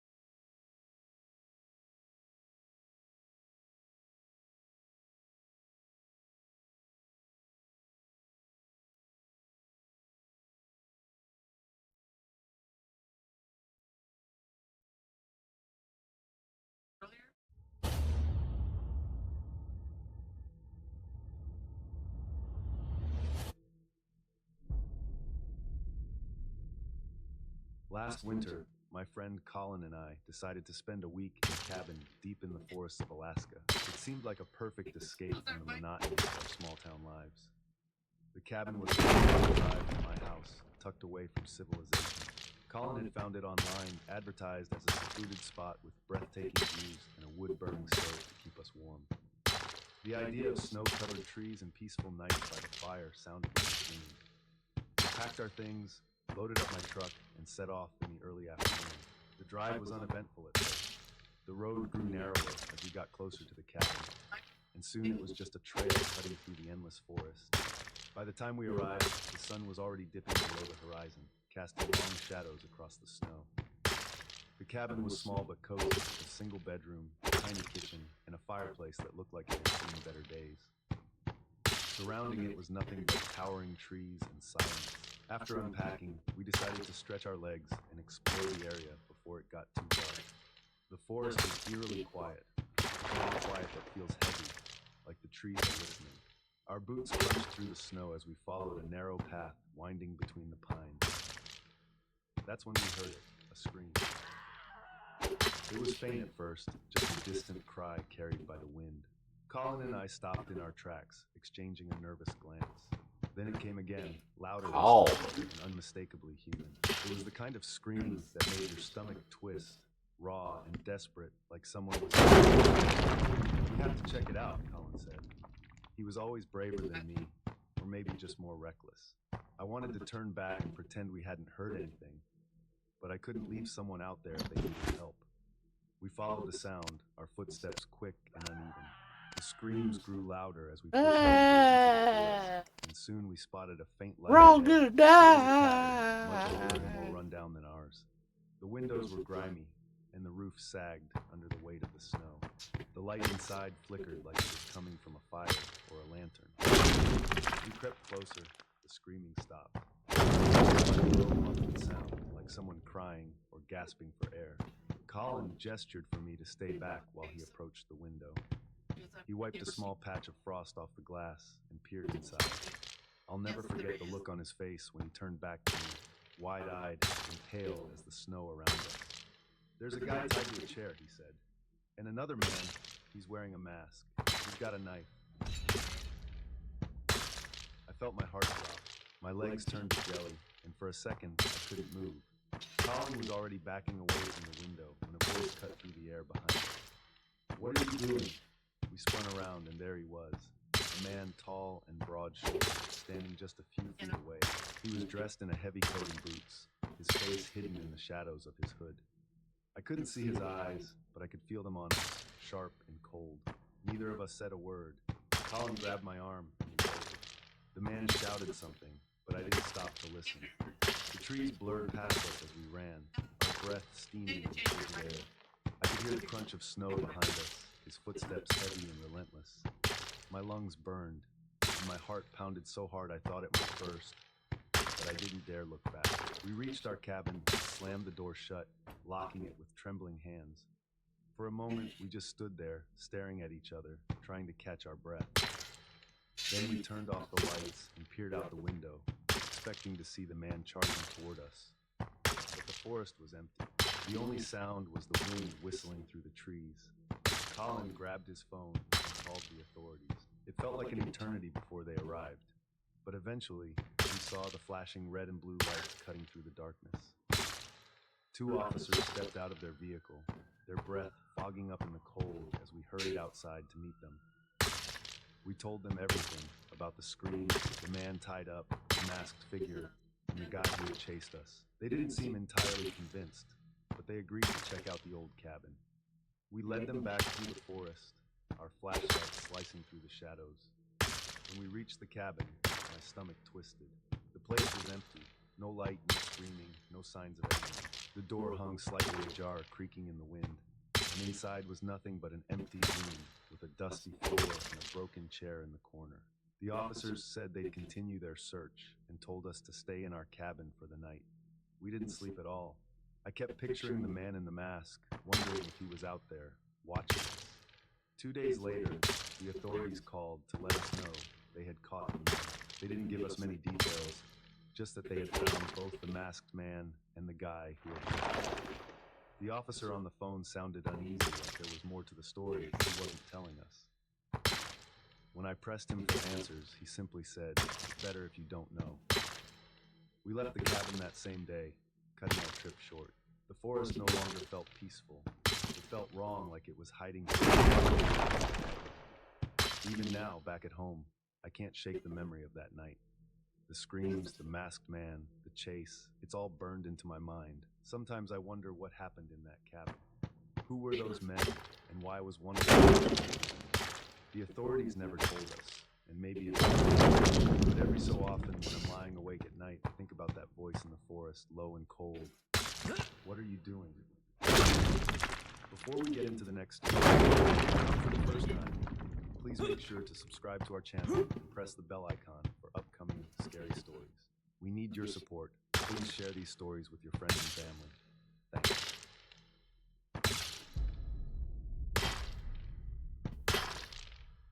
It was January 2019, and I lived in a quiet neighborhood in California. That winter was freezing, and the news had been warning us about a rare heavy snowstorm heading our way. It was strange seeing snow here. I had always imagined California as sunny, but that night everything was covered in white. It was like someone had painted the whole world with a thick, Sleepy. snowy brush. I'm My bedroom was on feeling the second floor sleepy. of our house, and I woke up around 3 a.m., groggy and needing to use the bathroom. The house was silent, the kind of silence that felt heavy, like the snow outside was muffling all sound. As I swung my legs off the bed, I glanced toward the window to check how much snow had fallen. I had been excited earlier that day, wondering what the neighborhood would look like under a thick blanket of snow. When I pulled back the curtain, I was stunned. The snow was deeper than I'd ever seen. It piled up past the curb, completely smooth and untouched. The streetlights reflected off the snow, making it glow faintly in the dark. It was beautiful, almost magical. No cars, no people, just pure white stillness. I decided to go downstairs to get a drink of water after using the bathroom. The cold tiles of the bathroom floor made me shiver, but I didn't think much of it. I walked down the stairs, turned on the light in the kitchen, and grabbed a glass from the cabinet. The house felt strangely empty. It was probably just a snowstorm, I told myself. It made everything feel quieter than usual. After drinking the water, I stood there for a second, letting my eyes adjust to the brightness of the night. Softly came from the direction of the front door. My first thought was that it was just a wind knocking against it. The wind outside was fierce. Maybe something had blown against the house. Shrugging it off, I turned off the light and headed back upstairs. The stairs creaked slightly under my feet, as they always did. When I got to my room, I looked out the window again. This time, something was different. There were footprints in the snow, fresh ones. They started right at the edge of my driveway, near the house, and walked toward the neighbor's backyard. I stared at them, trying to process what I was seeing. It hadn't been more than 4 minutes since I last looked outside. How could someone have made those tracks so quickly without me hearing anything? I squinted at the footprints, trying to see if they looped back or continued further. They didn't. They just vanished behind the neighbor's house, as if the person had walked into thin air. A strange feeling washed over me, but I tried to push it aside. I told myself it was just some teenager messing around in the snow. Maybe someone taking a shortcut to their backyard. It wasn't a big deal. At least that's what I kept telling myself. I didn't sleep much after that. I kept looking out the window, watching the snow, waiting to see if someone came back. The next morning, I went downstairs and found my mom and dad in the living room. They looked upset. My mom was sitting on the couch, holding her hands tightly together, while my dad paced back and forth. "What's wrong?" I asked, rubbing the sleep from my eyes. My dad stopped and looked at me. "Your mom's gold jewelry set is missing," he said. That jewelry set was special. My dad had given it to my mom on their wedding anniversary. It wasn't just expensive, it was sentimental. My mom never wore it often, but she kept it in a small wooden box in the bedroom. "How?" I asked, my voice shaky. "We don't know. I didn't hear anything, but it's gone." Suddenly I remembered the footprints. My heart started beating faster as I told them about what I'd seen the night before. Fresh tracks in the snow leading from our house to the neighbor's backyard. My dad frowned, and said we needed to check the CCTV cameras we had installed around the house. We all rushed to the small monitor hooked up to the cameras. My dad rewound the footage to the time I had gone downstairs for water. At first, everything looked normal. The camera at the front door showed nothing but the falling snow. The backyard camera was the same. But when my dad switched to the camera in the kitchen, we all froze. The footage showed me walking into the kitchen, turning on the light, and getting a glass of water. But in the corner of the screen, near the doorway leading to the dining room, there was movement. A man. He was tall and thin, wearing dark clothes, and he was standing perfectly still, half hidden by the doorframe. His head was tilted slightly, and he was watching me the entire time I was in the kitchen. I didn't notice him at all. My mom gasped, covering her mouth. My dad cursed under his breath. We rewound the footage again and again, trying to make out the man's face, but it was too blurry. The camera wasn't good enough to catch any details. The man must have slipped out while I was going back upstairs. Maybe that was the click I heard, the door opening and closing.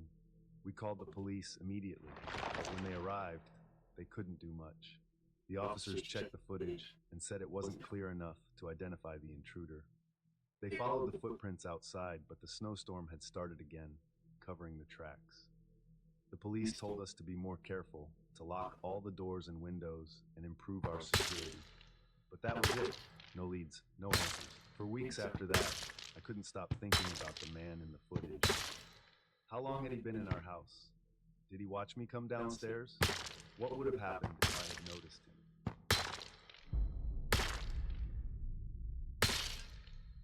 It was December in Minnesota, and the world outside my window was covered in snow, about a foot thick. Everything felt so quiet, like the snow had muffled the entire neighborhood. My parents were out at a bar that night, and my brother was over at a friend's house. I had the house to myself, which didn't bother me much.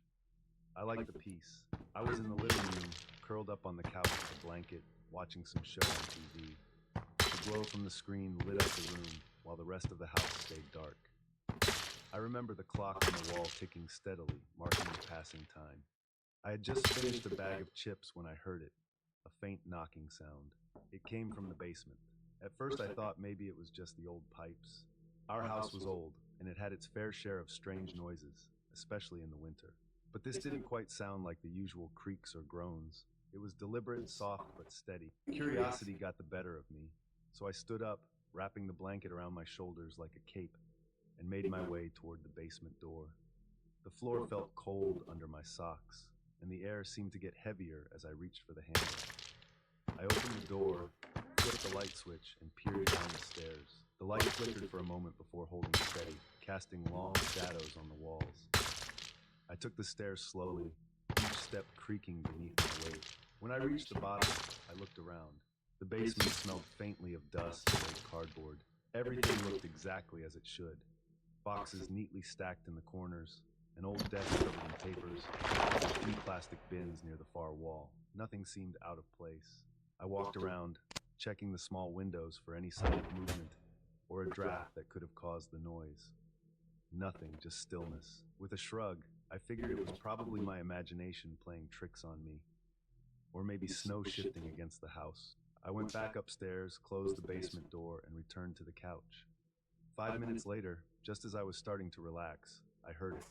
A loud crash from the basement, followed by what sounded like a door slamming open. My heart raced as I sat up, staring at the basement door.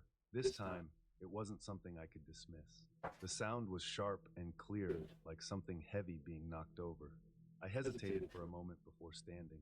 The house suddenly felt too quiet, and the shadows in the corners seemed darker than before. My hands felt cold and clammy as I walked back to the basement door. My mind raced with possibilities. Maybe my brother had come home early without telling me. Maybe he was trying to scare me as a joke. I called his name as I opened the door, my voice shaky. "Ryan, is that you?" Silence. I called again, louder this time, but the only response was the faint hum of the basement light. I swallowed hard and started down the stairs. The air felt colder now, and the basement light flickered again as I reached the bottom. What I saw made my stomach drop. The desk drawers were open, and papers were scattered across the floor. Boxes that had been neatly stacked were now tipped over, their contents spilling out. The plastic bins near the wall had been knocked over as well, their lids lying a few feet away. It looked like someone had been searching for something. But the worst part was the back door. It was wide open, the glass fogged up from the freezing air pouring in. Snow had blown inside, forming a thin layer on the floor near the doorframe. And there, leading out into the backyard, were footprints. They were deep, clear, and fresh, disappearing into the snowy night. I froze for a moment, my thoughts spinning. Someone had been in my house. Someone had been in my basement. Mustache while I hair's was just a floor above a falling out The idea constantly. made my skin crawl. I ran to the door and slammed it shut, locking it as quickly as I could. My fingers fumbled with my phone as I called my parents. My mom answered, and I tried to explain what happened, my voice shaking. She told me to stay put, that they were on their way home. When they arrived, my dad grabbed a flashlight and stepped outside to follow the footprints. My mom stayed with me, her hand on my shoulder, trying to keep me calm. My dad's boots crunched in the snow as he moved across the yard, following the tracks over the fence and onto the road behind our house. He came back a few minutes later, shaking his head. The footprints stopped at the road. Whoever it was had probably gotten into a car and driven away. The police came not long after. They walked through the basement, taking notes and looking for any signs of forced entry, but there weren't any. The door hadn't been broken, it had been unlocked. My dad swore he had locked it earlier, but maybe it hadn't latched properly. The officers told us it might have been a random burglary, someone picking up our house because it looked empty.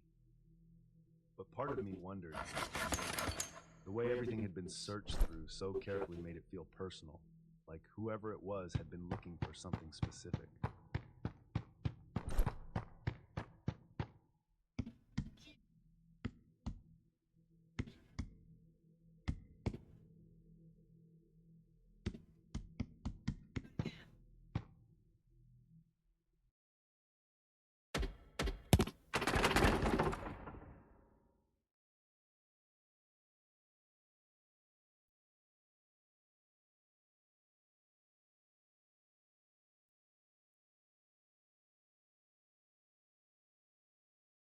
Mhm.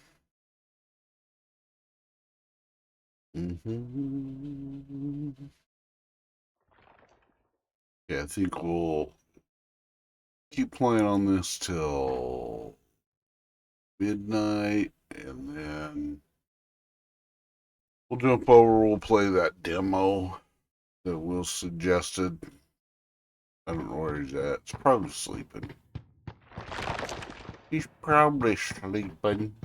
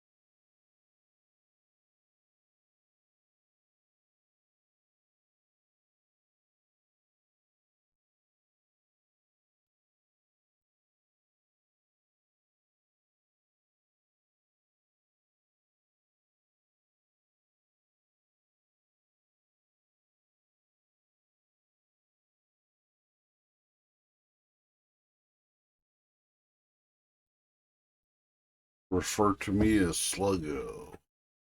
The slug.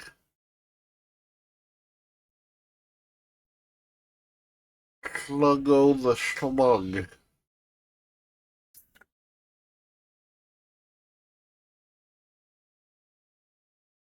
Probably not going to see many people in here tonight because I'm back over on Dreamland.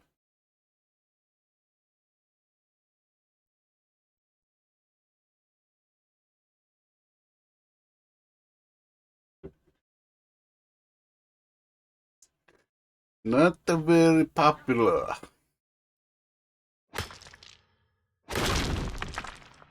No matter how much I like it.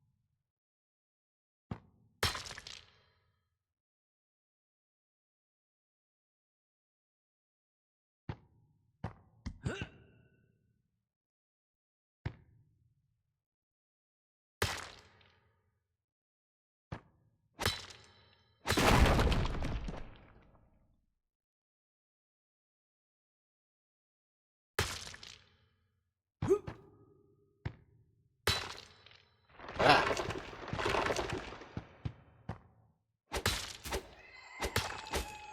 You're no match for me, Batty.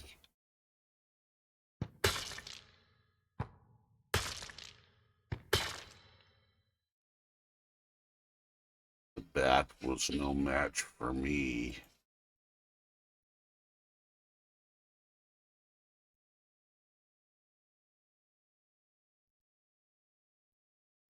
You're just a fat kid. Sorry about that, fatty. Tom, he's just a fat kid. Aren't you, fatty? You're just a big old fat kid. Here's some chocolate, fatso.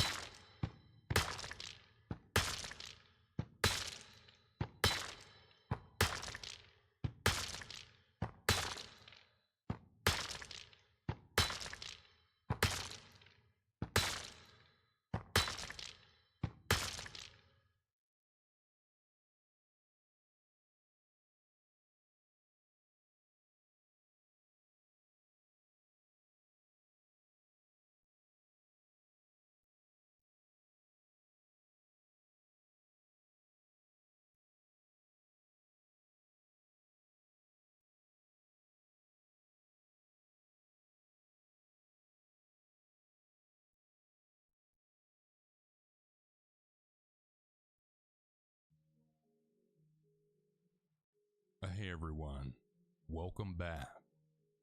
Undergraduate at the time and attended a school in the Appalachian Mountains. The school was in a small town, and I soon came to realize that the townies, that is, people who grew up there, didn't really care for us students. I was a junior at the time, and it happened during a cold winter. I heard a story regarding a certain townie that liked to frequent a popular bar called the Club. It was a place frequented by both students and the townies. The way this story went was there was this guy who would come out on Saturday evenings just to pick on students. The past weekend, he had sat down at a table uninvited where a group of students were drinking beer. He just sat there silent and unwelcome. Eventually, he grabbed the thigh of a male student. He then assaulted them when the student gripped him by the arm and told him to let go. Supposedly, the students all had to go to the hospital due to injuries sustained during the beating. The owner didn't do a thing about it either, also being a townie. Well, the next Saturday night rolled around, and I had told my buddies, let's teach this jerk a lesson. I was raised by my dad not to ever be a victim, and to always look out for my friends. I played pool and poker to help put myself through school, so I knew how to handle myself. Having heard the townie liked to punch his victims in the solar plexus, I got some magazines and taped them around my torso with a roll of electrical tape. I also got an empty Coke bottle and put it in a jacket pocket.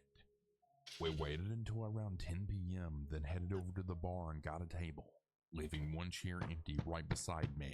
We were enjoying a pitcher when one of my friends told me that he was there now. We made sure not to look at him and just kept on drinking. Eventually he came over and then sat down in an empty chair that was right beside me. Very casually, I turned to look at him and smiled. Sure enough, he immediately grabbed me by the leg.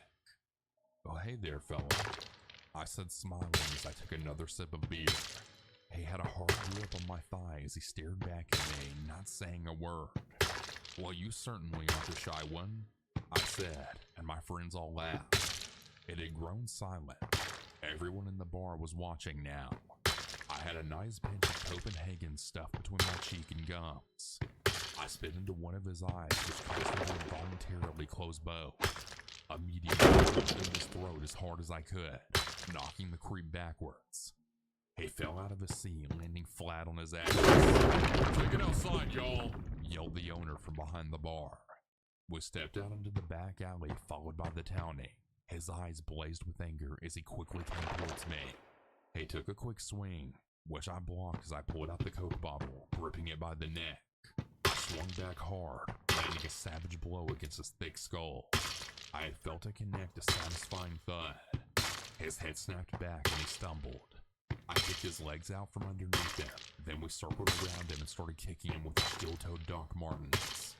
He tried to get up, but we just kept on kicking him as hard as we could, really working up a good sweat while doing so. He hadn't really tried to yell or scream, but soon enough he was crying like a baby. This went on for quite a while, until we eventually heard whining sirens approaching. "Let's go," I shouted, and we legged it out of there as fast as we could go. Later on, we were told that an ambulance had come to the bar to cart off the unconscious townie on a stretcher. Needless to say, we didn't return to the club anytime soon. I had never been stalked before, but this is the first time. That sounds like a bully story to me. After the situation happened to me, I don't think that I'll ever be the same, as it was so horrifying it left me with a permanent feeling. I worked at a coffee shop in my small town, and this customer who was always unusual, well, he always came in almost every day asking for the same order. He came by so often that he was a regular at this point, and we all knew him very well. I got a feeling that this customer started to take a liking to me since he would always ask me about my day and try to get to know me on a more personal level. He would ask me if I had any pets, if I had a boyfriend, you know, the usual stuff. I didn't want to hurt his feelings and I did want to be friendly, so I told him simple things like I had a dog and a parrot and that my family didn't live very close by, but that I was very close with them. I didn't think much of it. The man didn't seem threatening or anything at all. He seems like a genuine person who's just trying to get to know his local barista. It wasn't that he was unattractive or anything either, but I just wasn't interested in him or even dating at all for that matter. One day when I was on my way to work, I saw that he was standing outside of the coffee shop. This wouldn't be weird other than the fact that it was like 4 in the morning and I was doing the opening shift. I assumed that he just woke up early or something and decided that he would just wait for me. It gave me a little bit of a creepy vibe that he was outside of the coffee shop so early standing there and just sort of watching me. But I tried to ignore him and just kept on doing the usual morning routine. Just opening, cleaning the machines, and just getting ready for the day. But it still gave me an eerie feeling to know that he was watching me. He came inside and ordered the usual, but didn't really say anything to me, which was kind of odd for him. As I said prior, I don't have any interest in him, but when my coworkers came for their shift, I asked them if they had ever seen him come to the shop so early. They all kind of looked at me and gave me a weird look and just brushed it off, saying, "Oh, he probably just had an early shift at work and just wanted some coffee." But no, he's actually never come that early, and we only ever see him when you're on shift. I tried not to think too much about it, but it didn't sit well with me knowing that he was only showing up when I was at work. A few weeks passed and I didn't see him in the mornings anymore, but he still came in during his usual time to order his usual. But one day when I went home after my shift at around 7 p.m., I came home to my lawn freshly mowed. I assumed one of my neighbors decided to mow my lawn for me, I thought that was quite interesting. I'd started to notice even more strange things happening around my house, like my grass being trimmed and my bushes being pruned. I was trying to think good thoughts, but my neighbors are just being good people, just trying to help keep my lawn clean, since, I didn't really do that kind of work. After about a month of this unusual behavior happening to my lawn and garden, the man came in for his usual coffee, but instead of asking about my family and hobbies, he then said, "I think it's about time you give me some compensation for all that yard work." I laughed, assuming that he heard me talking to my coworkers about what was happening, and I just told him, "Ha, you're very funny, but I know it wasn't you. I think it's my neighbors. Actually, I'm not really quite sure who it is." I was expecting a playful laugh or really anything, but instead he grabbed his coffee out of my hands and then just left without saying a word. I won't lie, after that my blood went cold. That day I was the one closing up shop, and as I was walking out to my car, I had noticed someone in the distance looking at me. The coffee shop was in a sketchy area, and I kept walking to my car as fast as I could, but they had started walking behind me. I fumbled to get my keys, shoving them in my car, and just in time I slammed the door shut before they got to me.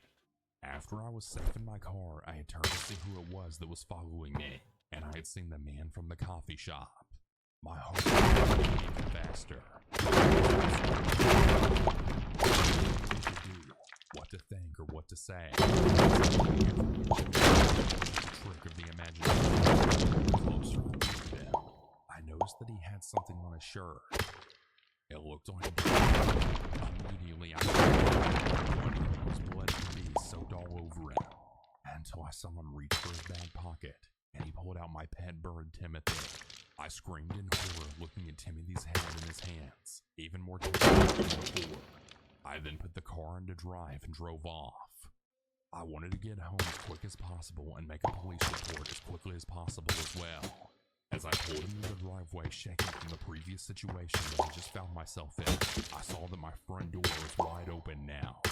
There was no second thought in my mind that the bird in his hands was Timothy as I walked through the front door, absolutely horrified that someone might be inside the house. I'm relieved to see that my dog didn't run away and was okay, and that they were also very happy to see me. This gave me some well-needed positivity after the horrific scene that I just witnessed while holding my dog. I dialed 911 to report the situation, but when I called them, the police had told me that someone had already called in about the man at the coffee shop. They told me that since they had no reason to suspect that I was part of the case, that I wasn't allowed to know what happened, but after that day I never saw him again. I also never got to find out what happened to him.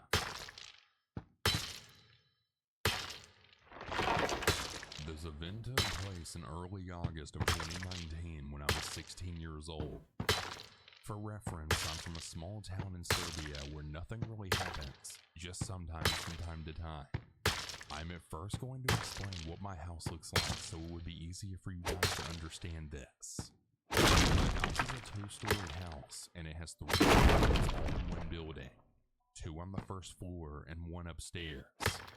The upstairs floor entrance is from my parents and my sister, who I'll refer to as Em for privacy reasons, live on the first floor apartment. My grandmother also lives on the first floor apartment next to ours, and nobody lives upstairs in the storage space. I was home alone with Em on that early August morning. It was late, and we would often stay home alone because our parents worked and my grandma was out of the house. Em is 5 years younger than me, which means that she was 11 at the time. Around 8:30 a.m., I woke up to the sound of glass shattering. At first, I thought it was our neighbors, as they would often do stuff in their backyard. So at first, I wasn't that concerned and just went back to bed. The shattering continued and I couldn't fall asleep, so I decided to head outside and check it out. Our house is fenced all around, so I went in our backyard. I saw a man holding a brick and banging on a window. It was a window in my grandma's apartment. We made eye contact and I screamed, and he went straight to the woods, as we have the woods behind our house. I then immediately went back inside. Em was sleeping and claimed she didn't see anything, even though her room was right next to our grandma's. I immediately called my parents and my grandma to inform them about what just happened. All 3 of them came home quickly, and we called the cops. By the time the cops arrived, of course, the man was gone, but he was later found and he was locked up. It turned out to be one of our friends. He was a drug addict. Now, I'm going to tell you what happened a few years after this event. One day we noticed literal footprints on our wall in our pantry. We knew that someone broke in as our window was always open. Plus, we had a ladder under the pantry window. I know this was very dumb, but at the time we were renovating our house, so stuff was always there around the house. Luckily, our pantry door was always locked. We would often hear footsteps around the house at night whenever the windows were opened. Some stuff was also stolen from our property. We think it was all connected to the same men that broke our window. That's the whole story. Please stay safe, everyone.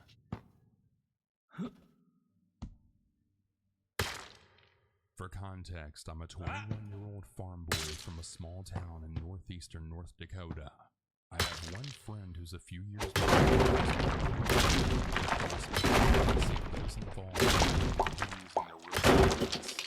We'll call him Brady.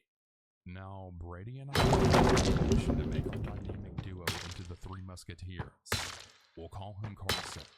My story starts in the early summer of 2022. All 3 of us were all very happy. Brady and I were living our best lives. I was farming with my dad and had a beautiful girlfriend to spoil. And Brady was working at the town's pool with a certain female co-worker of his. Now, Carson was working at a John Deere dealership a couple of towns over, and he was making good money while doing so. However, all good things must come to an end. My girlfriend became my ex. Brady and his summer fling had parted ways when she went to college. Carson also went off to college to be a John Deere dealer. We all sort of just went on a 6-month bender due to dissatisfaction with the current hand life dealt us. Here's where the story begins to heat up. One night we were all hanging around in my family shop shooting darts and talking about life. That is the night that we all decided to take our faith lives more seriously. We all knew who God was and we believed it, but our faith didn't really play a part in our day-to-day lives. Well, we changed that. We started going to church more and more, and even made prayer an everyday thing. One day I was on my way home from my last day of college. Although I had a reborn sense of self-worth due to my rekindled faith, I still couldn't get over my ex to save my life. As I was driving, I got a call from Carson asking if I wanted to have a Bible study at his old church that he was a member of. I, of course, said yes. I tell him that I want clarity and why I can't get over her, so he prays about it. Now, this church is a loud church. You can certainly hear doors open and people walk around the concrete floor covered by sheet carpet. Carson and I were alone and he was praying out loud. When he prayed, Lord, please make your plans clear for Andy in regards to his past relationship. Andy being me. I heard a whisper then say, she's coming back. It wasn't in Carson's voice. I asked him if he heard the voice too, but he didn't. I chose to not believe that I was hearing things and sort of just celebrated on the inside. Fast forward 2 to 3 months. My faith would falter, and I would ask God for signs that it was him that I heard that day. Every time I'd ask, I'd see her in a town that neither one of us are from. It was all at different times on different roads, so I know it wasn't her coming home from work or whatever. During this time, we had a worship service that I heard the whisper in. This is also when Brady and I started to, well, notice things. Carson was under the wing of a pastor of a church about an hour west of our town. Now, this pastor isn't your usual pastor. He's charismatic. At first, he seemed to be a genuine, kind man. Oh, how deceived we were. Carson came to us one day saying how he can speak in tongues and incorporating it into the services. Now, I believe that speaking in tongues is possible, but not everyone can do it. Carson then tried forcing us to speak in tongues as well.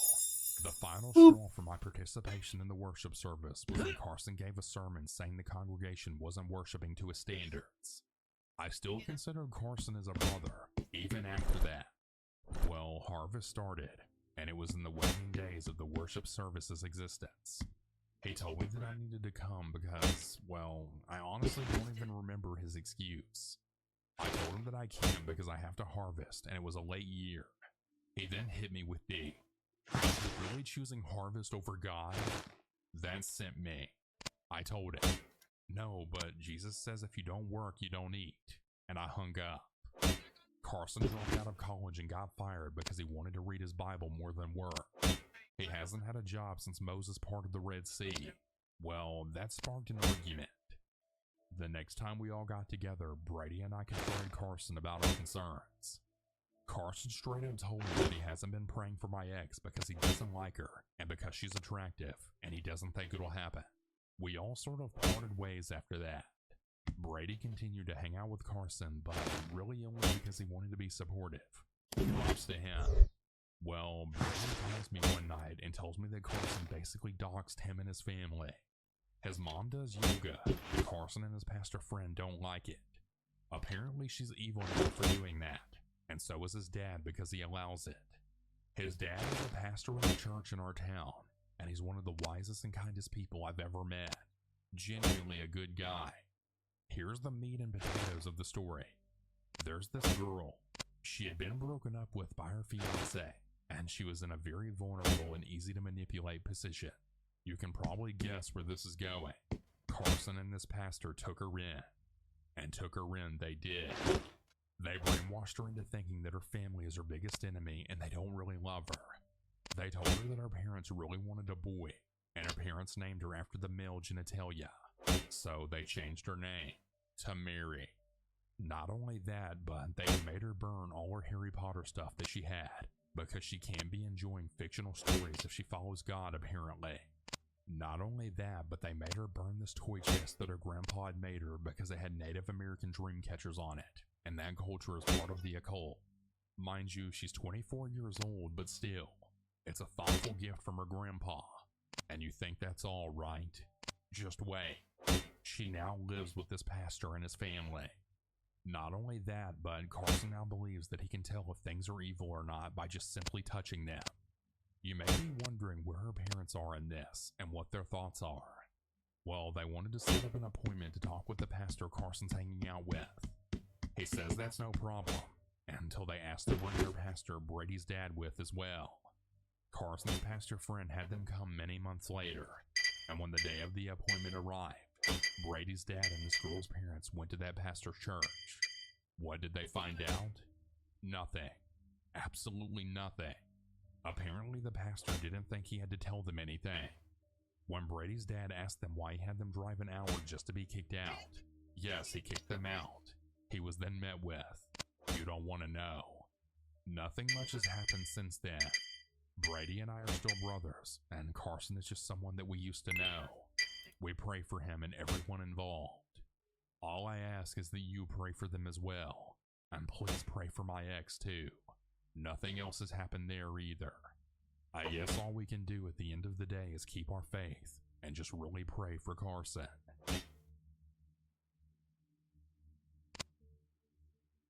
To provide some context for this story, I grew up in a small town in the middle of Washington State. The population there is around 850 people. You can imagine that besides a yearly parade, nothing really goes on, and it's really a dead-end town. The major things that the people at the time this happened were concerned with were the economy crash, and the drugs slowly making their way into the town. But that's another story. In our town, we had 2 gas stations, both owned by Chinese immigrants, one of which is the setting for this story. This happened back in 2009, and some friends and I were hanging out in town during the summer. We all had our scooters as we rode through the couple of streets racing each other, and just having conversations the kids our age had. Pokemon, girls, and whatever movie or music was popular at the time. As we were Baked behind one of the other scooters, we all heard a potato. commotion going on in one street in front of us. We decided to go ahead and ride to wherever we heard everything, and there I saw something that I would have never expected. I saw multiple cop cars, an ambulance, and a giant pool of blood on the sidewalk from across the street. A crowd of townspeople was building up by this point, as nothing of this magnitude ever happens normally. All of us in the crowd were clamoring to find out what happened, and it would take a couple of weeks for us to learn the full story. You see, at one of those gas stations I mentioned, you had the old-fashioned style of pumps where you turn the handle, place your pump in the vehicle, fill up the vehicle, and then pay for what you owe at the end inside of the station. Lots of people liked this station because it was old-fashioned and cheaper. Everything was fine that day, until one customer rolled into the station. From what I heard and read about later, the guy did all the steps except wanting to go in and pay. Almost on instinct, the co-owner of the station walked out, a woman in her 40s telling him he needed to pay for the gas, and then without warning, he ran her over with his vehicle and proceeded to back over I don't know her what and it is. drive over her again. From what I heard, the initial scene was awful, and of course she was confirmed dead at the scene. The man was actually caught by the police, and the town was glued to the TV as the case was broadcasted locally.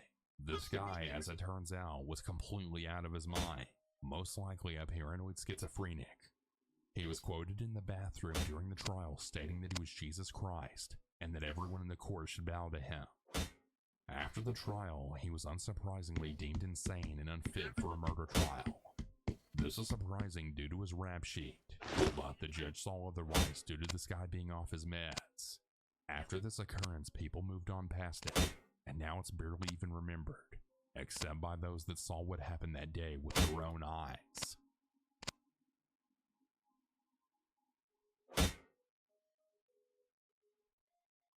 Hey everyone, apologies for the interruption from the stories, but I wanted to talk about today's sponsor, Uncommon Goods. Spark something uncommon this holiday with just the right gift from Uncommon Goods. The busy holiday season is here, and Uncommon Goods makes it less stressful with incredible hand-picked gifts for everyone on your list, all in one spot. Gifts that spark joy, wonder, delight, and that is exactly what I wanted feeling. They scour the globe for original, handmade, absolutely remarkable things. Somehow they know exactly the perfect gift for every single person you know. I actually just got myself this omelet maker, seriously, and I'm really excited to use it because I love making breakfast. They've got tons of things just like this and more. I'm sure you'll be able to find a nice holiday gift on there for your friends and family. Also, when you shop at Uncommon Goods, you're supporting artists and small and independent businesses. Many of their handcrafted products are made in small batches, so shop now before they sell out this holiday season. To get 15% off your next gift, Oh, that go to looks good. uncommongoods.com/cannibal. I like that. That's uncommongoods.com/cannibal for 15% off. Don't miss out on this limited time offer. Uncommon Goods. We're all out of the ordinary.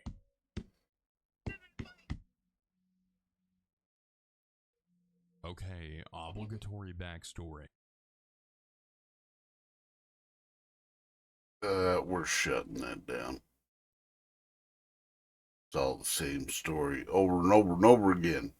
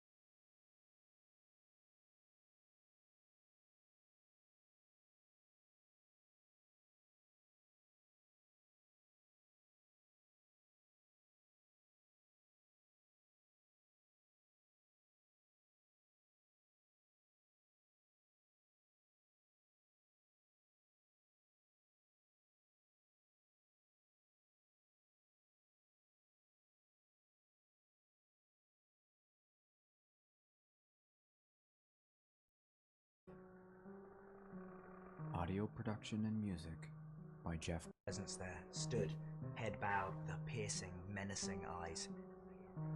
However, I was again disheartened by the fact that she was there. She was here.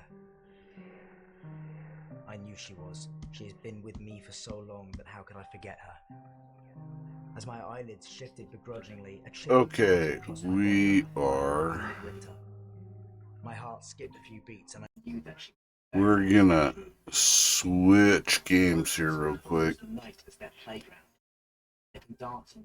Let me save and quit this. And then pull this open. Stood by my bed.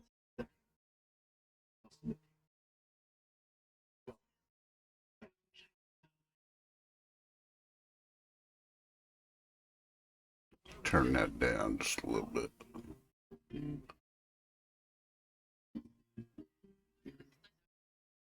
Mary collapsed under her grip, which was too tight to escape from. I felt my lungs compressed.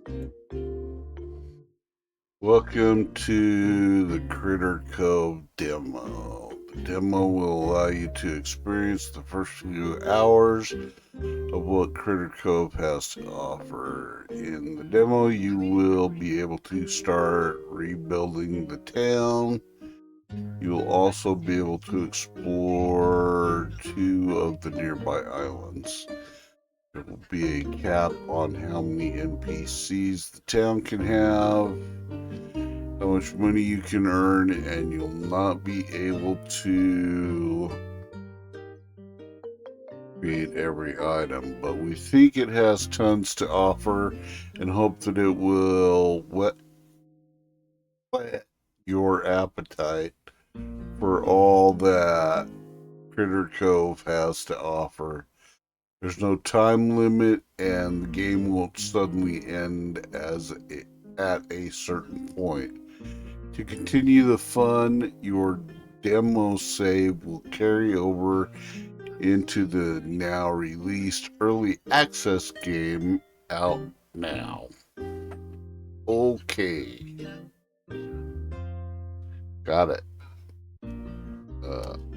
Okay.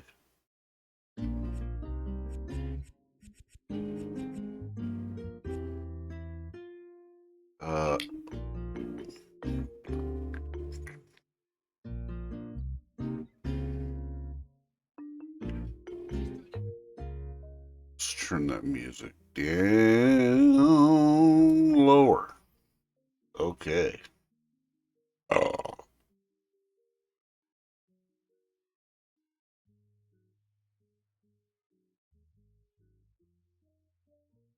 Okay, new game.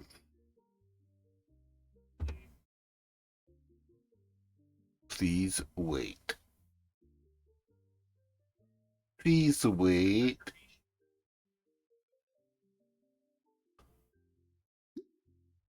Some critters who seem nice may have something blah blah blah blah blah. Oh, look, we can be that character or that character. I don't know what the difference is. One's got a fat face, one's got a skinny face. Be a cat.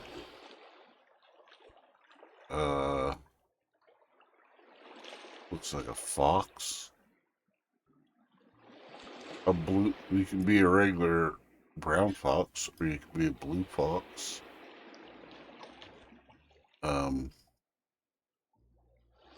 That's supposed to be. I don't know what that is. I don't know what that is. Oh, you can be a bunny. You can be a patchwork bunny. Cat? Is that supposed to be a cat? Or is that a dog? Mouse? Deer?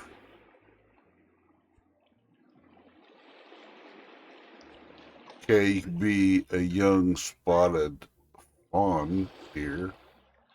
Or you can be, I guess that would make us a buck.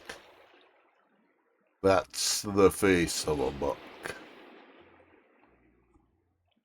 Oh, you can be, Simba? Yes, lion of some kind. Lion, tiger, hyena, lizard. Oh, lizard people. Gecko. I'm thinking gecko or snake. Just call me Snake. Turtle. I'm guessing turtle.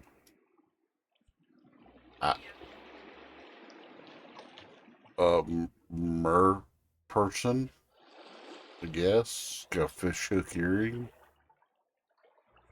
Cthulhu. Oh my god. Well, probably not. It's probably supposed to be like an octopus or a squid, cuttlefish, maybe. Dragon.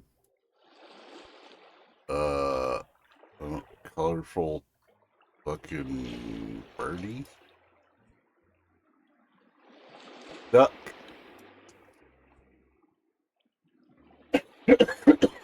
Long billed. Not entirely sure. Wow, that's quite the schnoz.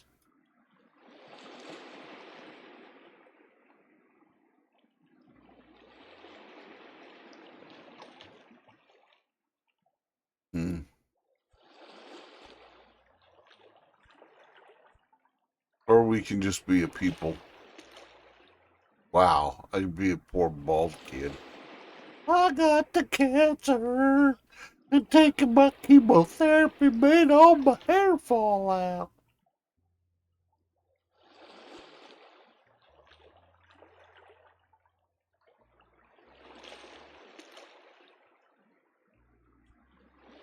Blue fox.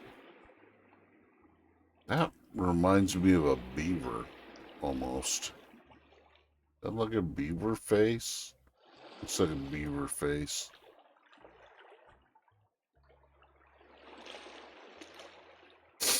Wascally green-eyed wabbit.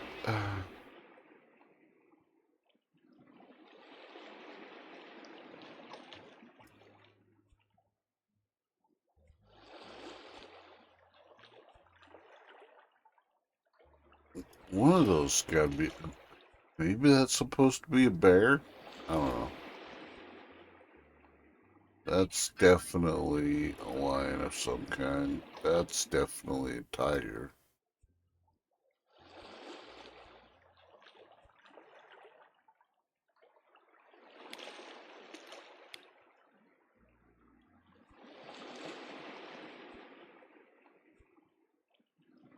Wow. Terrible hair. Hairy lizard.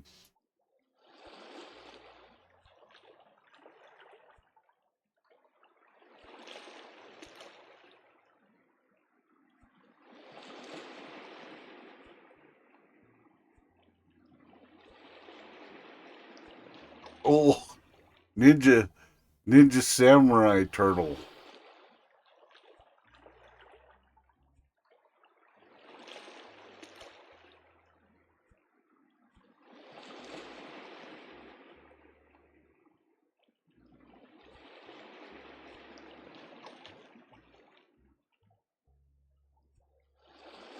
Oh, that's horrible. Oh, it's a Chinese secret.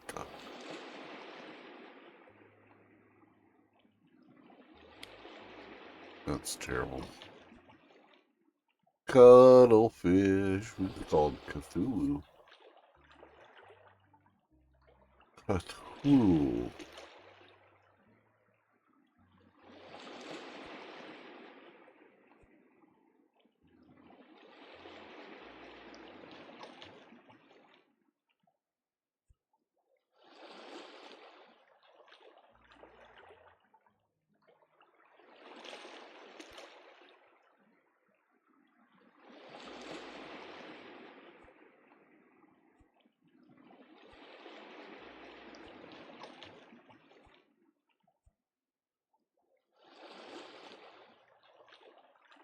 Ugh.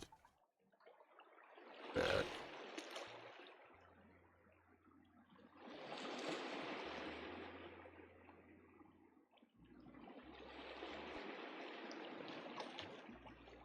Wish it told you what they were. That one's hard to tell. What is that? Is that like a husky or something?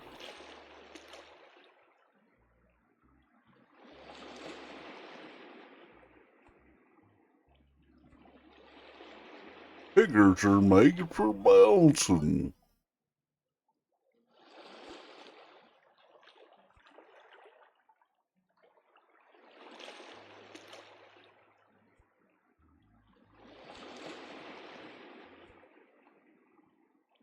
Oh, it's like a red panda.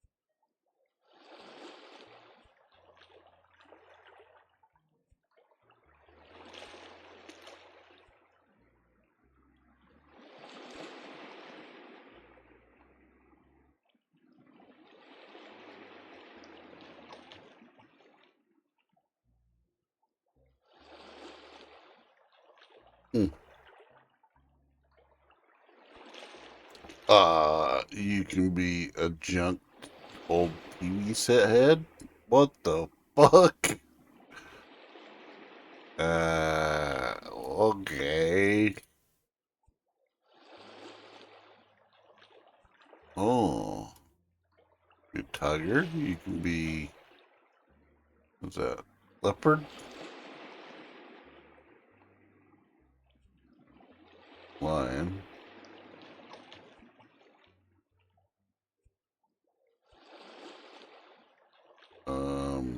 Not sure. Oh, panda or, what's that? Uh, I don't know what that is. Could be a panda. Panda bear.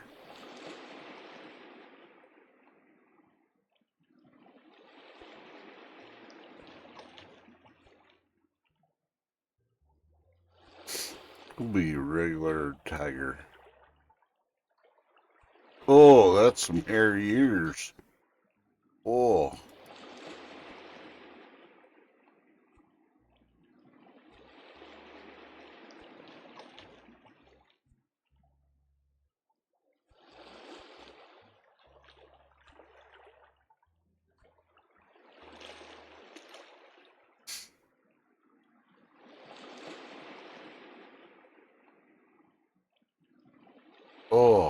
God.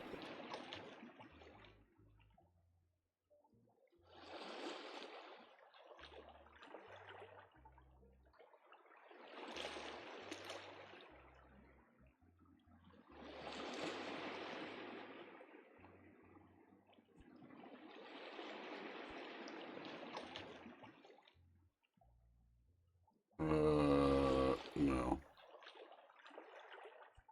I don't want red.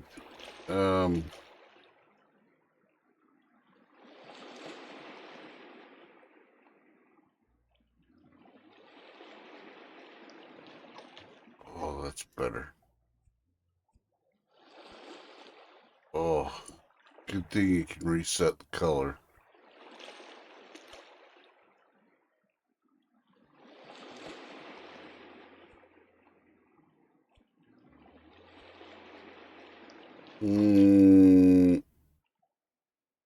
It'll be a regular tiger. Regular tiger with regular ears.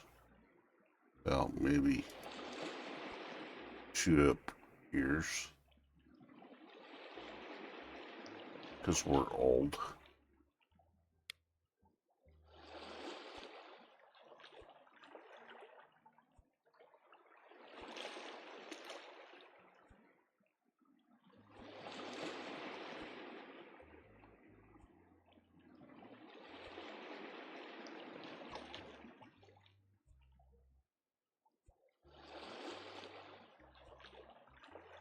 Oh, it's a one-eyed tiger.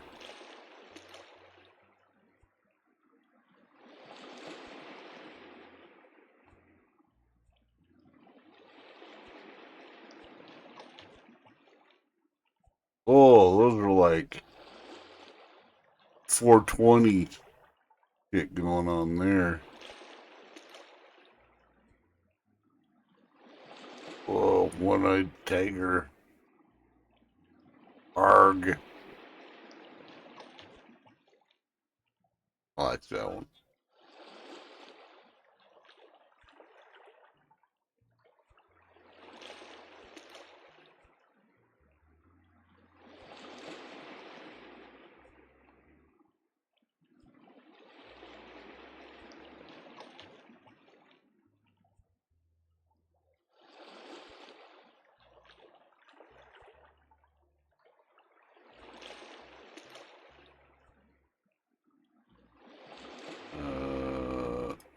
Okay. We're gonna do actual tiger eyes. I broke in. The hell am I watching?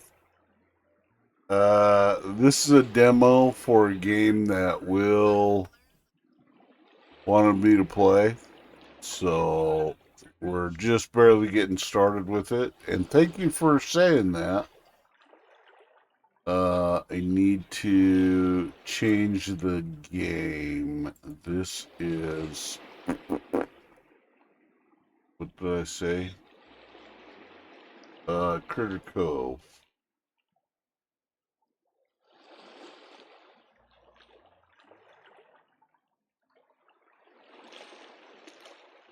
Critter Cove.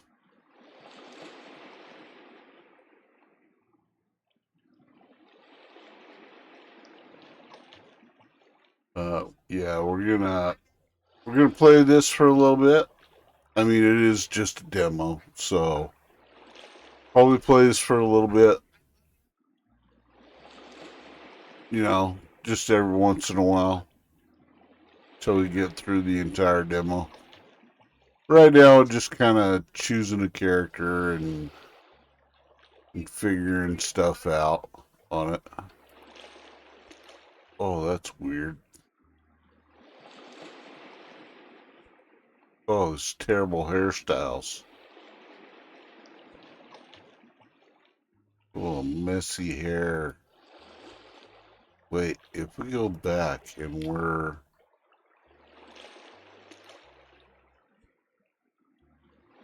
the lion, do they have one that looks like a lion's mane?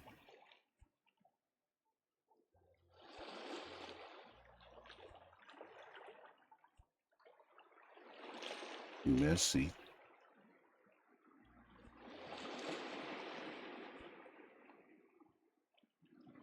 Whoa, what's up, dude?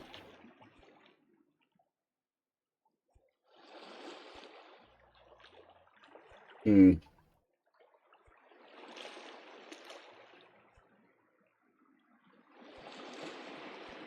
Oh, he's like a young Simba looking hairdo.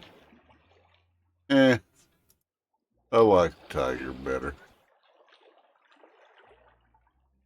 And we'll give him some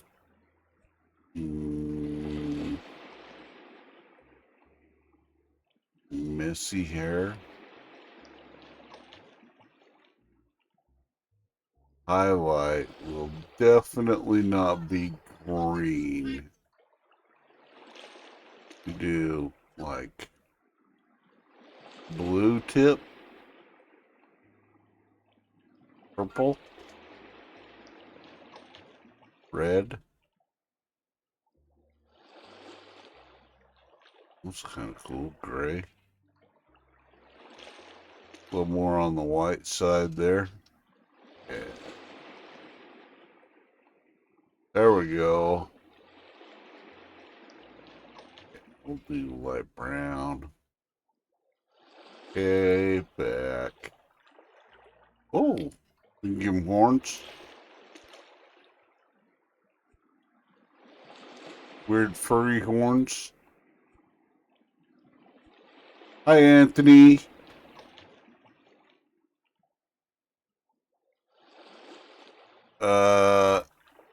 Yeah, it's, well, I don't know about furries, but it's anthropomorphic. You don't have to be a person. You can be your furry persona. You can be a lizard, or you can be a turtle, or you can be a dragon, or... Oh! Little pointy horns, spiky head, shit. Goat antlers. Ram. So you can kind of mix and match to make your animal the kind of animal you envision yourself as, I guess. Oh, unicorn. Sparkle farts. Yeah.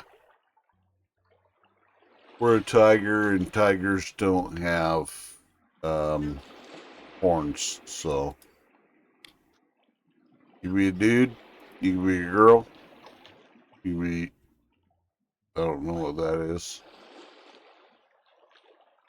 Oh, like tattoos or something? Oh, cool. So give yourself stripes.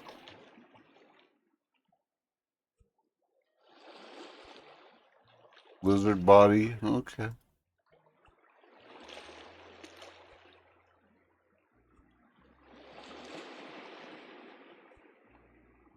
Hmm. You can match it all so that you're...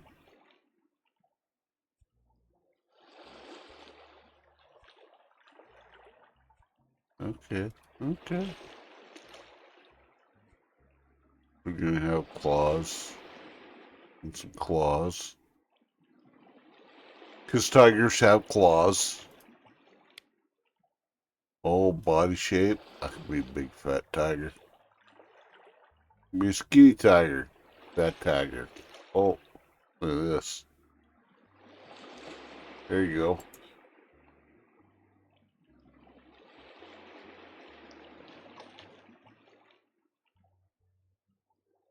You're just a fat kid. Huh. Sorry about that, fatty. Dumb, he's just a fat kid. Aren't you, fatty? You're just a big old fat kid. Here's some chocolate, fatso.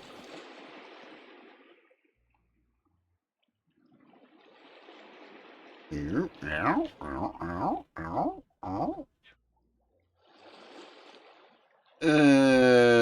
We'll just be medium height, I guess. I don't want to be a giant fat tiger, though. We'll be middle of the road. Oh.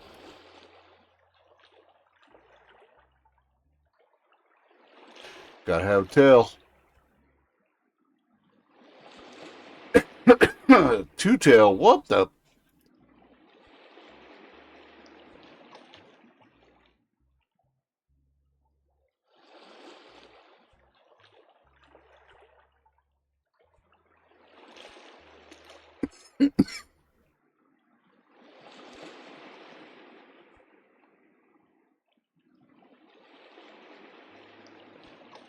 Oh my god. Foxtails? Okay. So you really can kind of customize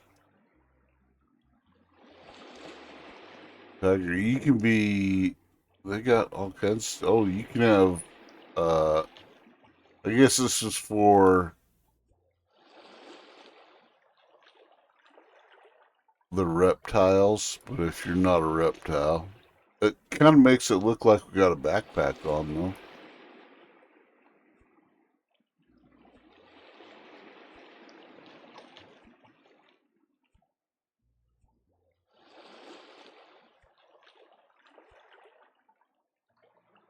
Wings? Where is that? Strange. Okay, now we're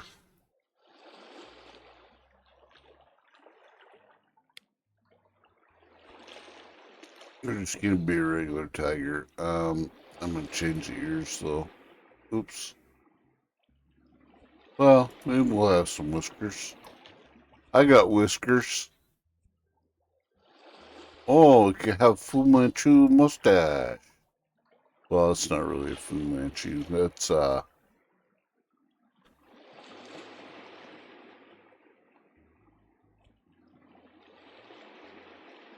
oh, that's more Fu Manchu. Chewing on a leaf. Oh, it can have fangs. You'll be a saber-toothed tiger. Ha ha ha.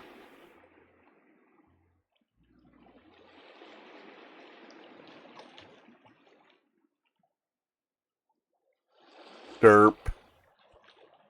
Oh, God. Giant bushy fucking eyebrows. Like those. We have whiskers like a regular cat. Feelers. Feelers like cats would have.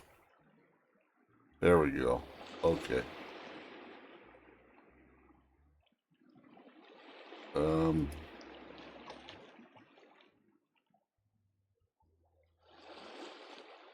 Except, what's your name?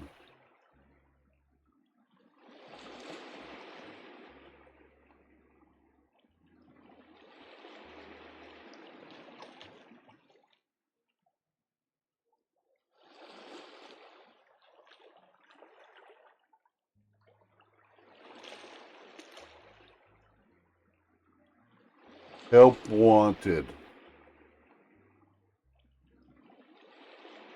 Are you tired of the... Oh, there's a fucking gnat flying around in here. What the hell? Deep into fall and there's a freaking gnat flying around in here. Yeah. Missed him. Are you tired of the same old humdrum? Do you want to just get away? Opportunity awaits on the beautiful paradise of Critter Cove. Critter Cove is looking for the right person to help turn it from wow to kapow. Join us as we turn our town into the top destination around. Be a self-starter, handy with tools, willing to travel, able to supply your own health insurance. Shark positive. What is shark positive? Team player immune to robophobia and willing to work on commission. You answered yes to these questions. Critter Cove is the right place for you. Travel to the island included upon arrival. Contact Renard for more details. Adventure in a post-apocalyptic paradise awaits. Okay. Post-apocalyptic paradise.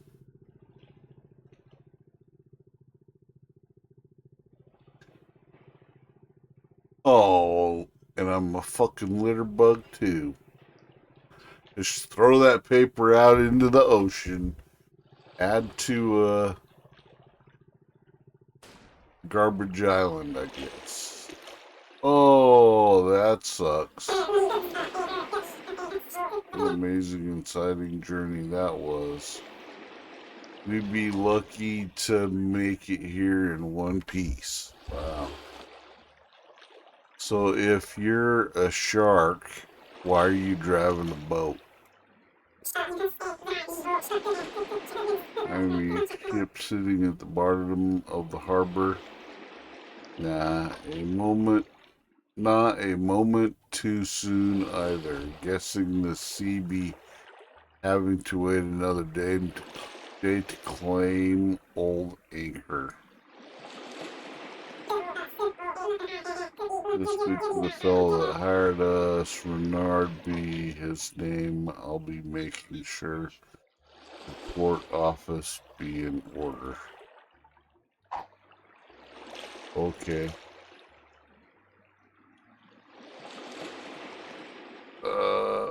What happened out there?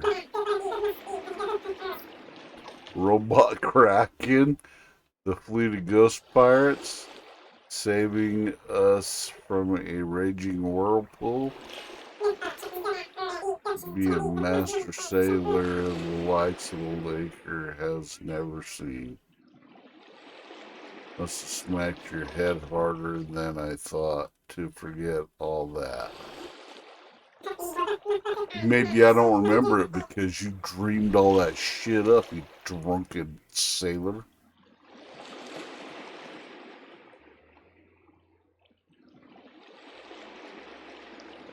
Or if it weren't free, we'd be here now, so I guess none of that matters anymore. You should focus on the job at hand. Bernard be waiting for you on shore. Probably have more for you to do. Just be watching your background here. Bernard be a sneaky one, he is. Ah. J is journal, M is map, O if stuck, open map, and press.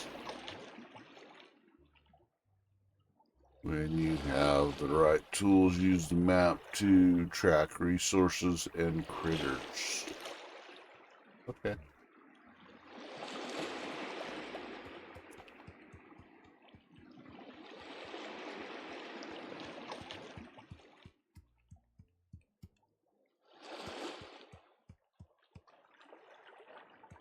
It's me, Mario. Wow, he didn't waste no time, did he? He just ran right in there. Wait, what?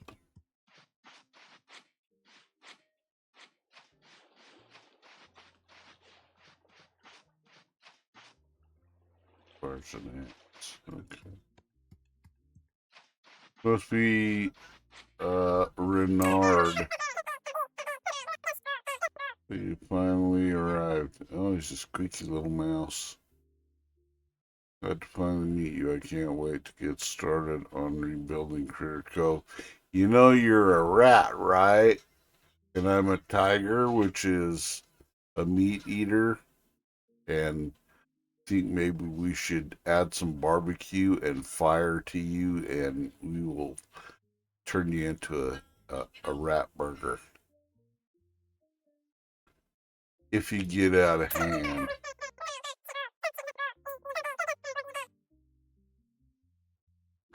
Also run the local junk and gift shop. If you need anything, just stop by and check out my wares.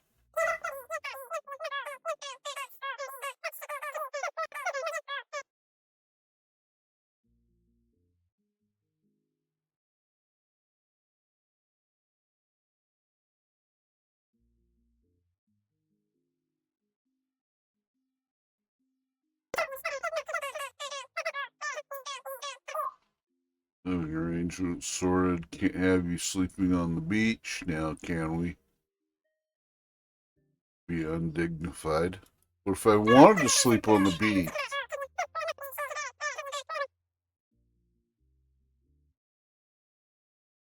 Mostly official Critter Cove house deed. And pin it to the door of any of these vacants you see. Don't matter which, your choice. Okay. Thank you.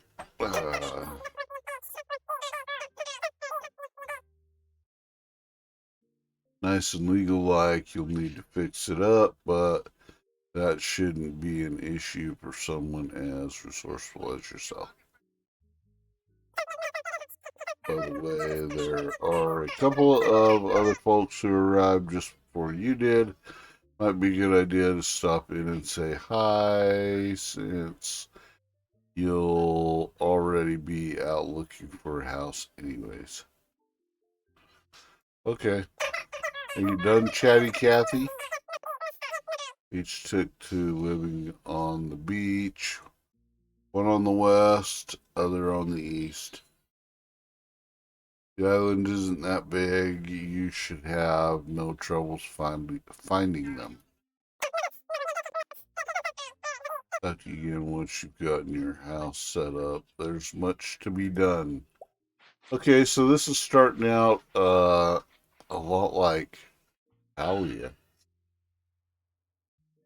Very similar.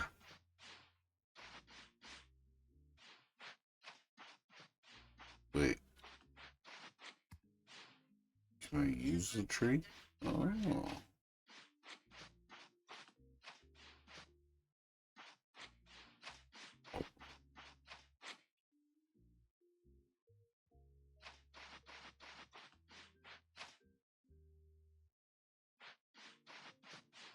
Okay.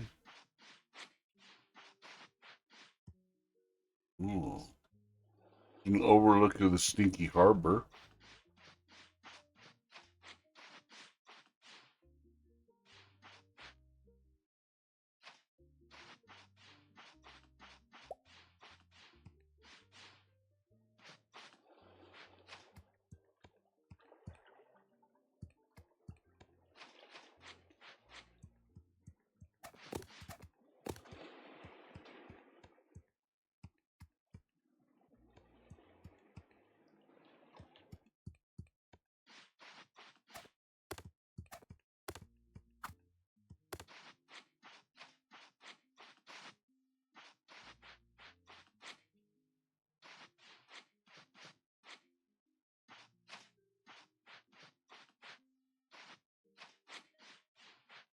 So those will all be resources.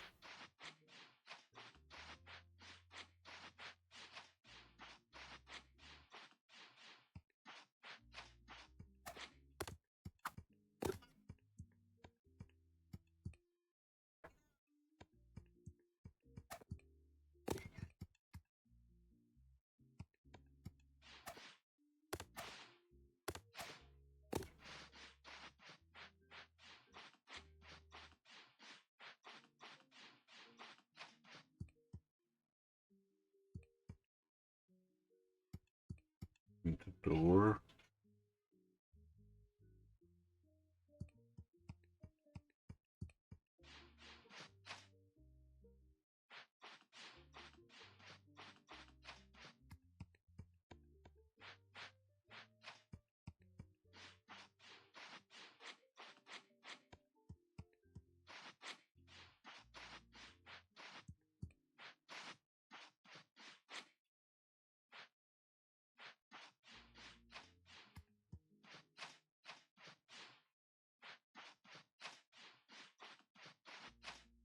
It's kind of cool.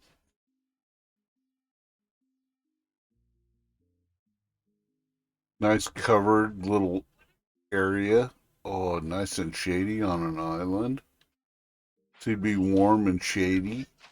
Cool during the day, warm at night. Yeah.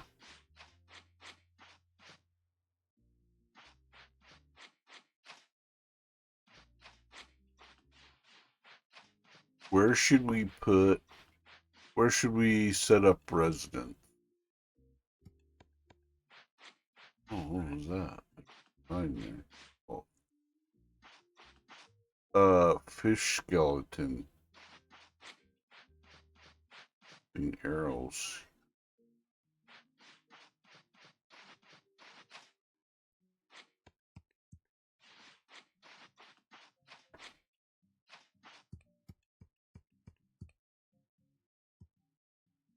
Move into the mayor's house. Yeah, but I don't want his house. His house sucks. His house is right dead center, right in front. And don't want to be there. Plus, there's no shade at his house. His house kind of sucks, to be honest.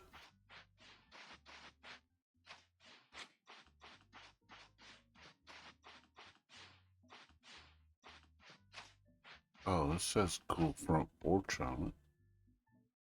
I don't think this one's vacant, though. This one vacant? No.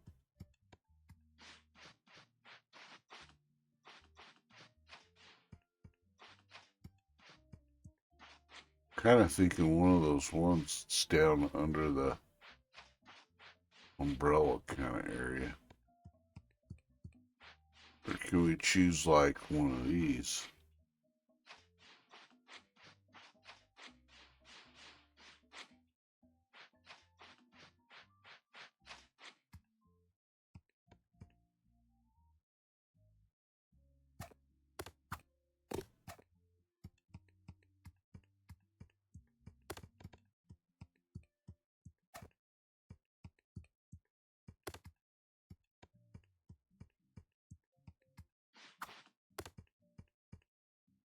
Morning, Will. Here's your little demo. Just getting started.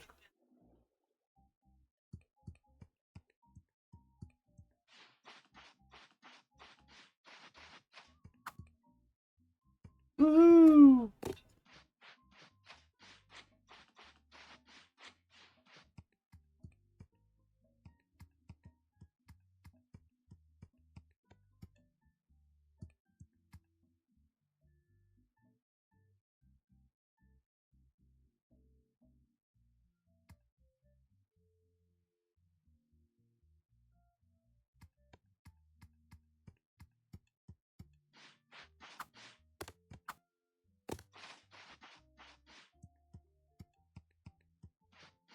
Oh, look, little butterflies.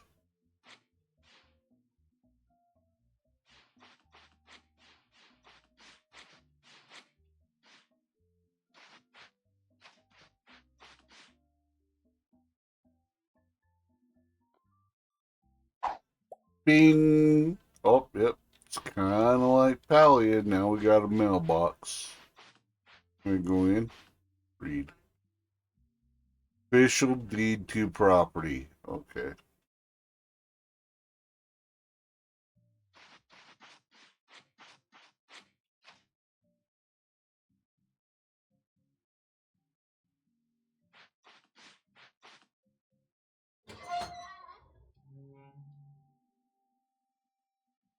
Fixing my house. I found the perfect spot for my new home, but it's going to need a little work before it's ready for me to move in.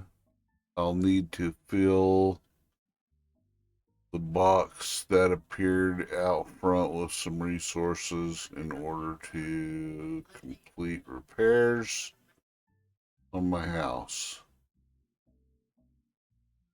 That's my backpack.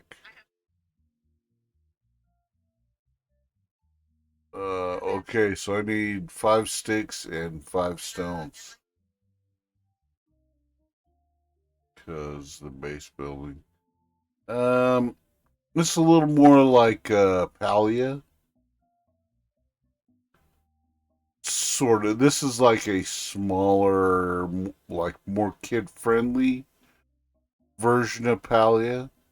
Not quite adult type based thing, but you go, you pick your lot. Palia, everybody gets the same lot, but you have to gather some resources and fix your place up. But you got a very in-depth character building thing, more in-depth than Palia or Palworld. Okay, we gotta find some sticks.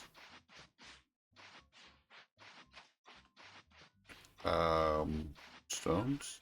E.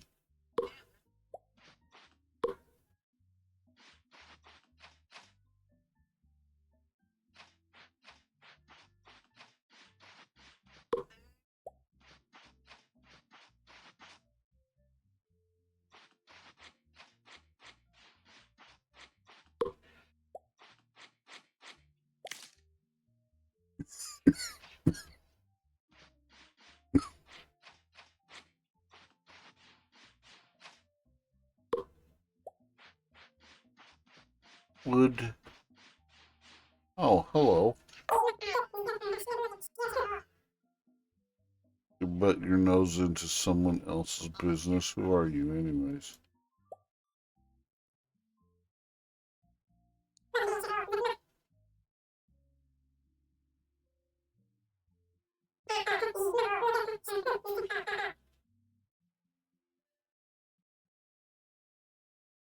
Oh, fuck you. Pokey. Pokey the horned lizard.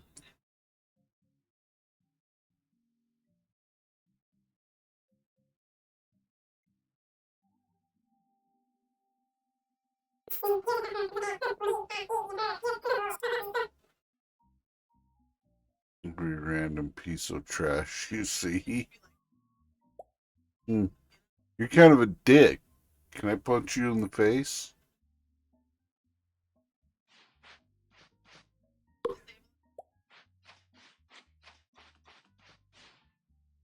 Can I raid your garden?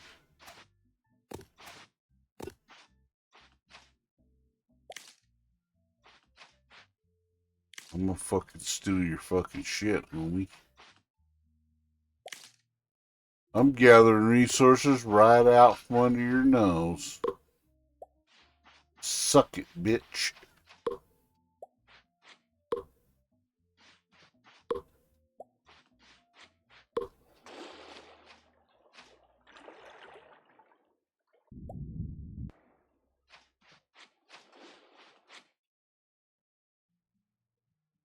Uh, 5 and 7. Okay, that's enough for... Wait, what the...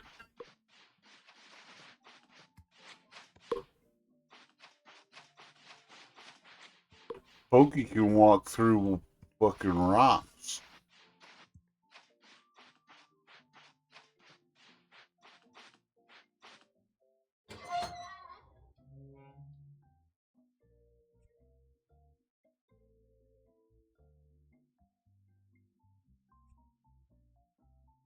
Oh, I need 3 more sticks. 3 more sticks.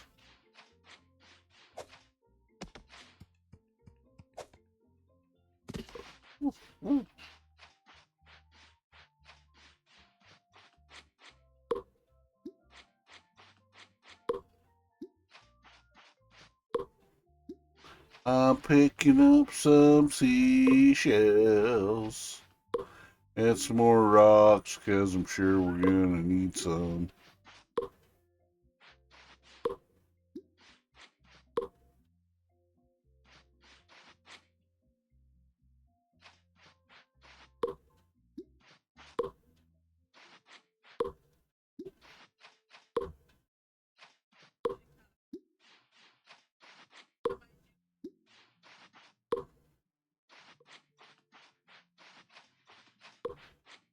Haha.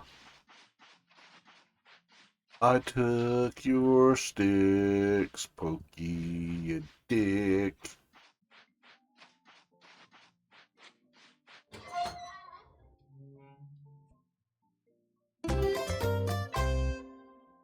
Task completed. Oh, that's kind of cool. Oh, at least it does it fast. Yay. We can go in our place now.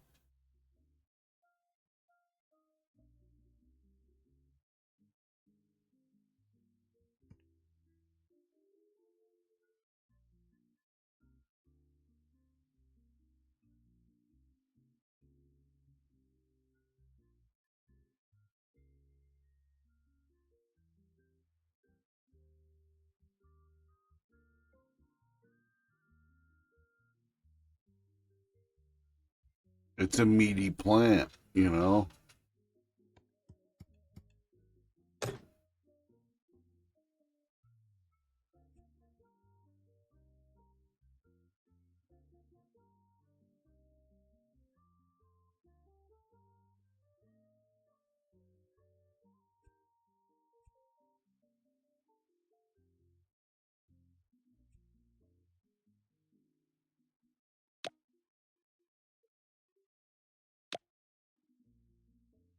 Fibers.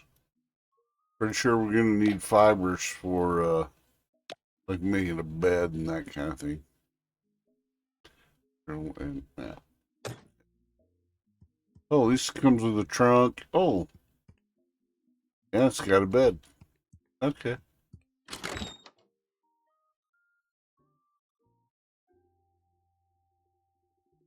Nice.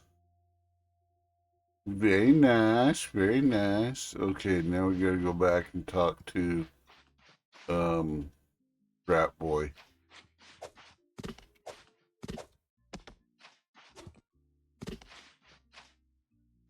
Oh, there he is right there.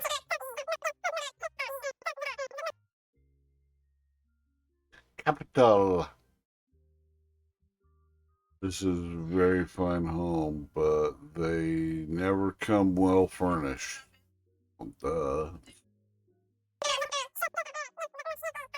You need a housewarming gift. Free of charge, of course. Let's call it a down payment on future services rendered. That's not a gift. A gift is something freely given without expectation of return. So just the thing to make a house feel more homey. Capital. Wow. What do I do with this? In your house, of course, this is your space and you can decorate it however you like. Well,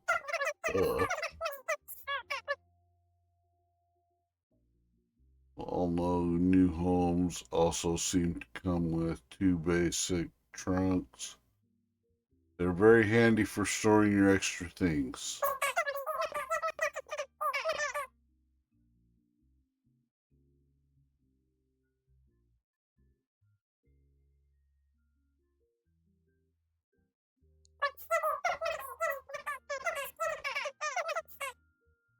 Access it from any container you own. Science, magic, just another of life's unexplained mysteries. It's incredibly useful. You can move one or both of these trunks to any place that's convenient. I suggest moving one to the workshop area.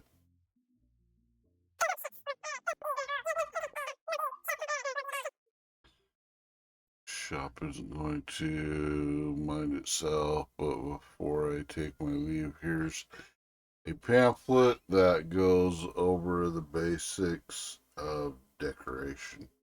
Okay.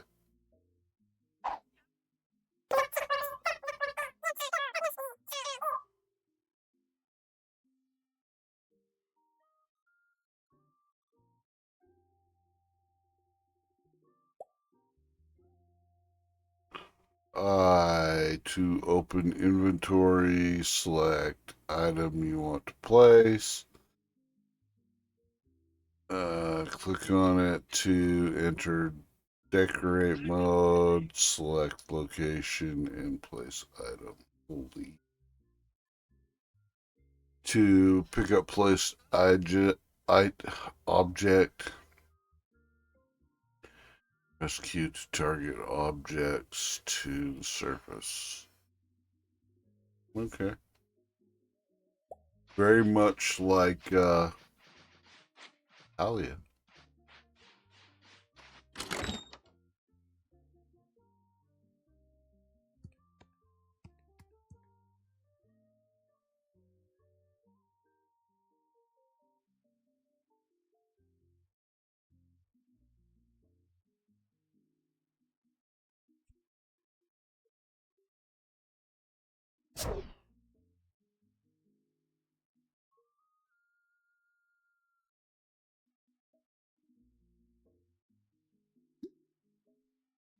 There you go. Talk to Renard again.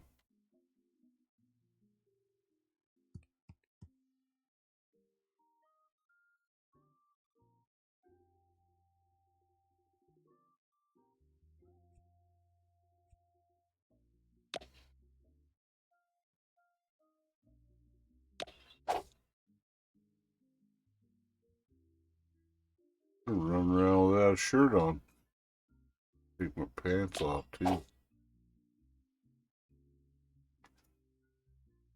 Um,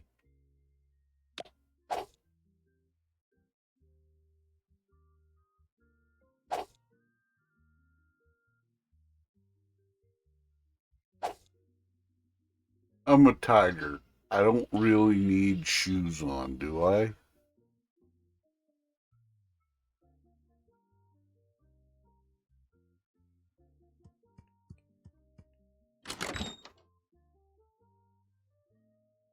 Vegan meat, huh?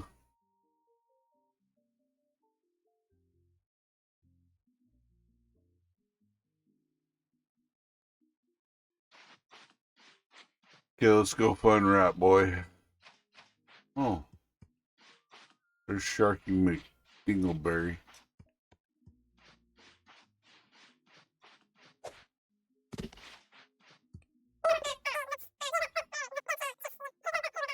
Tony the Tiger. Well, sorta. Salty Pants. Salty Pants the pirate. Retired now and hiding on Shipwreck Cove Island place.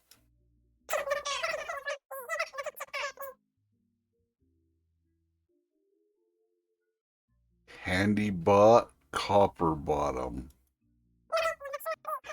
Probably went down to the beach and got himself wet again. I always tell him to avoid the water. See, but he just can't help himself.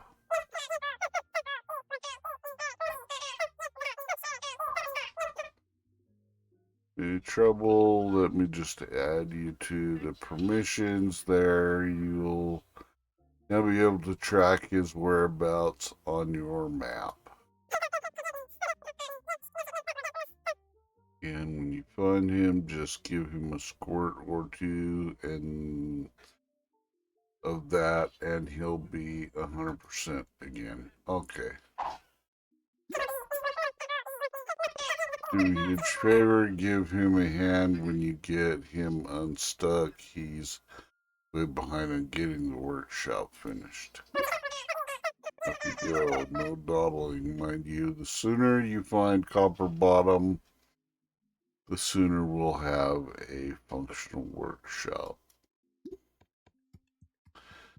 Okay, well, I guess we're running around on the beach.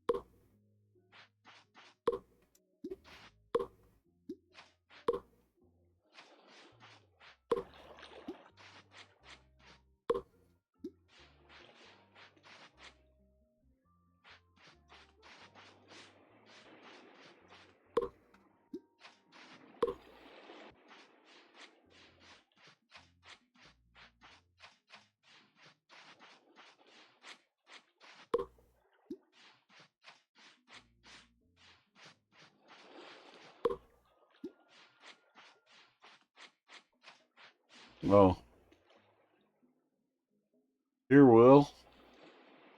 Got a new sound alert that you can play with. You're just a fat kid. Sorry about that, fatty. Dumb, he's just a fat kid. Aren't you, fatty?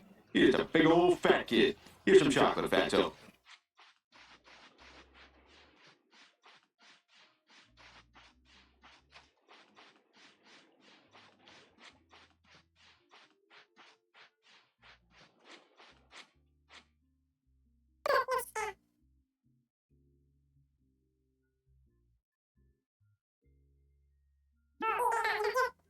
Sammy. I'm pretty new here, too. See? Another cat not wearing shoes. Did somebody say waffles? No. I have brain damage.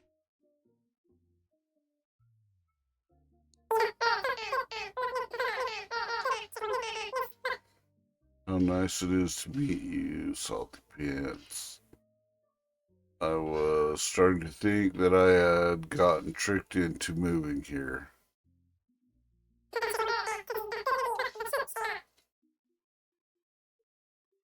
Anything about living in a ratty tent on the beach? You know, you could have lived in one of the structures.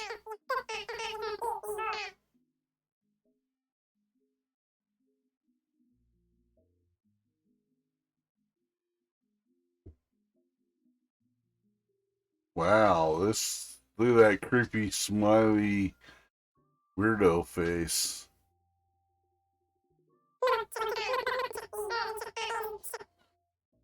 If there's anything I can do to help, just let me know. Yeah, clean up around your fucking tent, dude. Lazy cat. Lazy purple cat.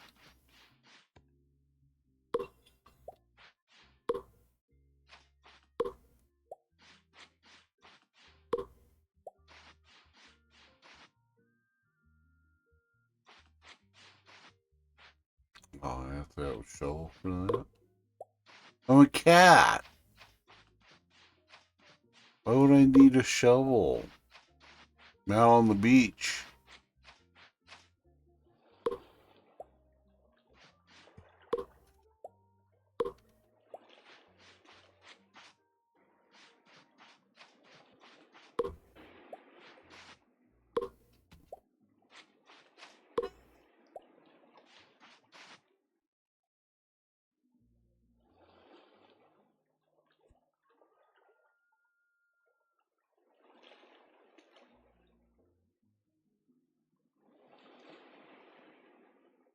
Mm.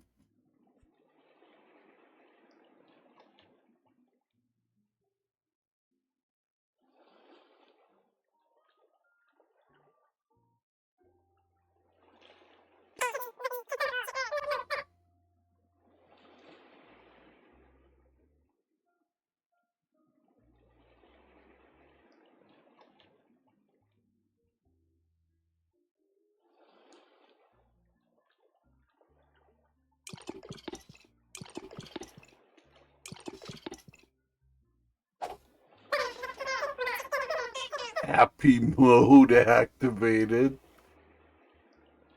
All joints appear to be functional again. This unit thanks the meat person for your assistance.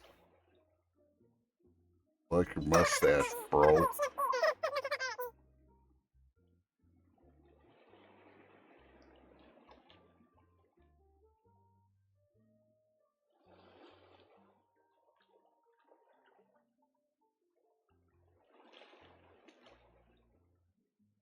Two three four seven PJF5.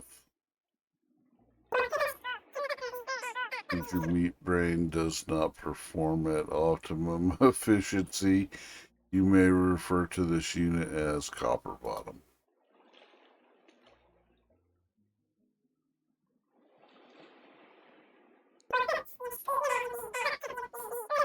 Are you not made of meat substances? This unit did not mean to offend.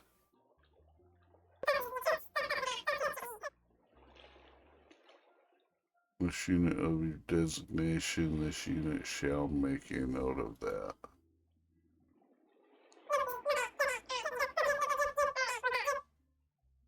Unit understands it is traditional to supply a gift to show gratitude for assistance. That's right. Get your ass to work. Persons have soft, fleshy hands, inadequate for ripping metal apart. This unit will supply Salty Pants with a blueprint for an artificial hand to supplement your design flaw. Can learn it. Yeah, collect the required resources. Finally, assemble resources to make a wrench. Salty Pants will find many uses for the wrench. Sure.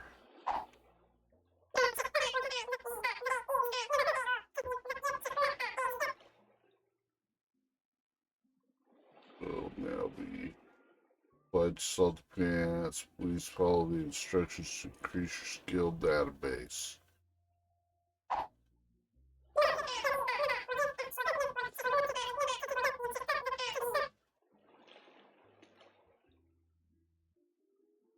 Interacting with you once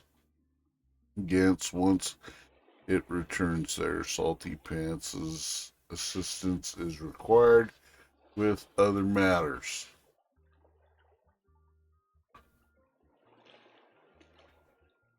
Okay. On top bar to open crafting menu, select an item to craft from this list of available prints. Crafting machines can be placed in workshop and are used by selecting items.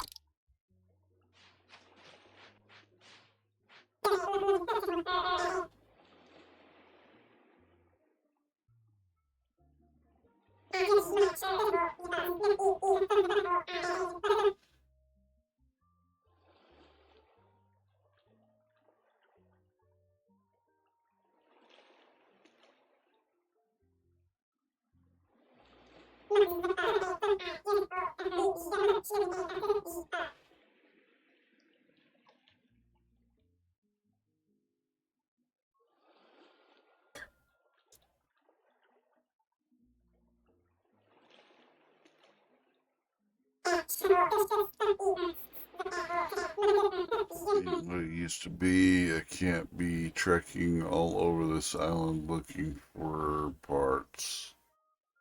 That be your responsibility.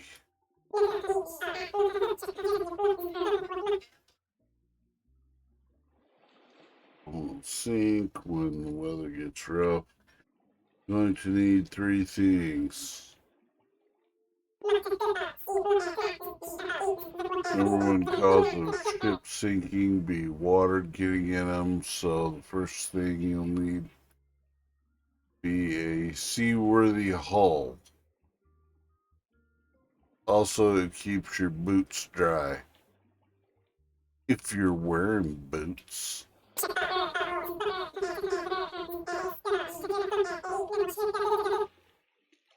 Some sort of engine to make the ship go where you want.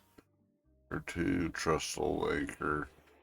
Don't leave your travels up to the sea. She be a fickle, spiteful mistress and also terrible at directions.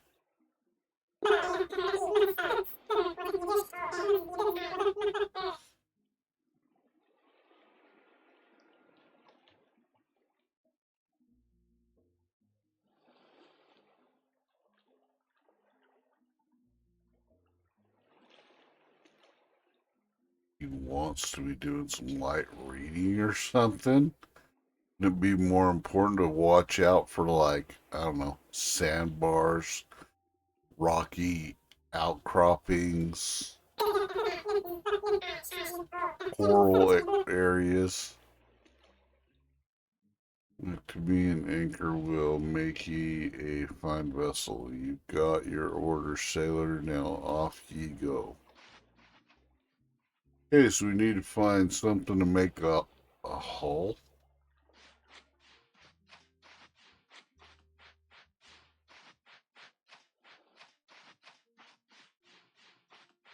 What's that?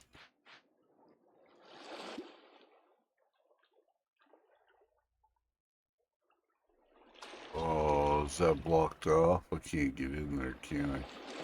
Oh, I can.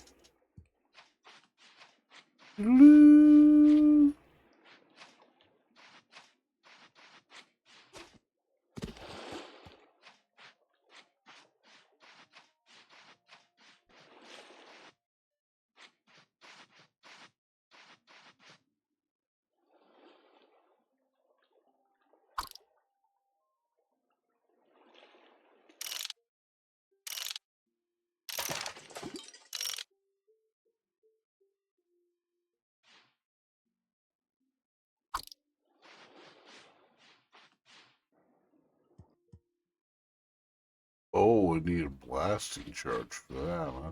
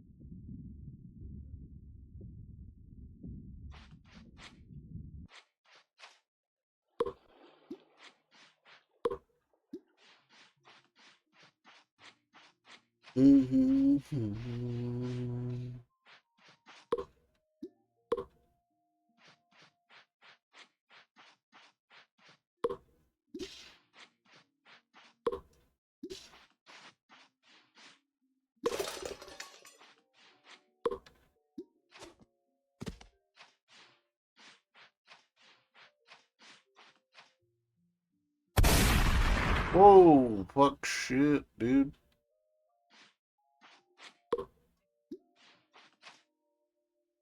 Thank you for the shotgun blast.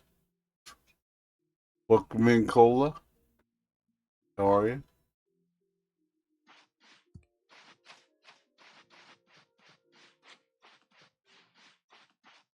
Oh, we're gonna avoid the mayor. It's kind of a dingleberry.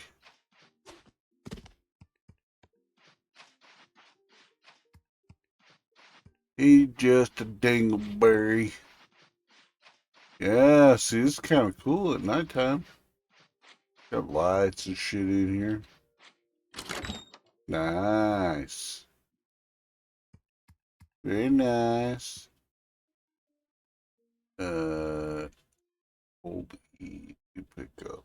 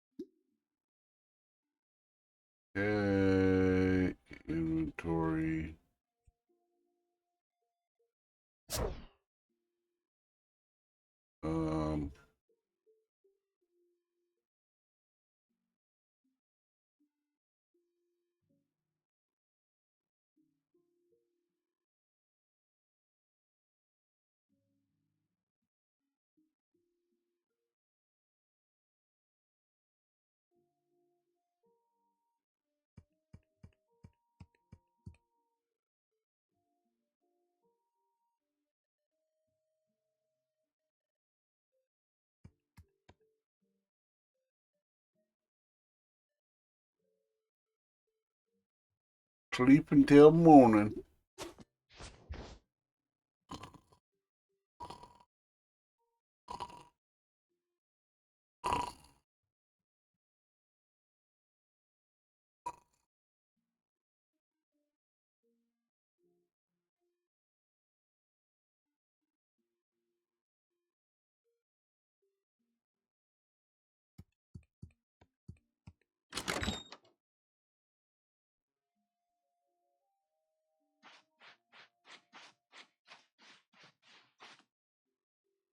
Uh.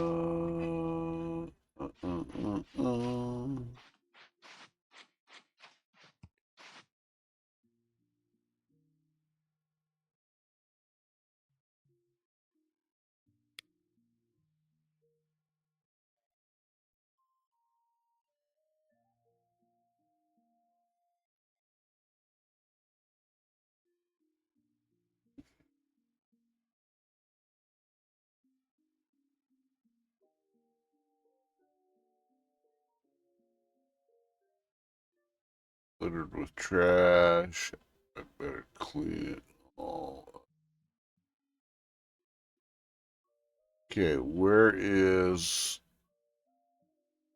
the workshop?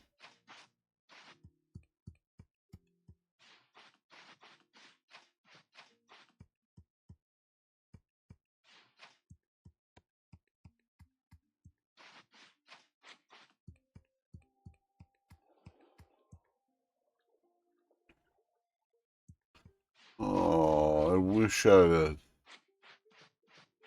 seen this. This could have been cool. This will be in the tasks, I'm sure. We'll have to fix that up.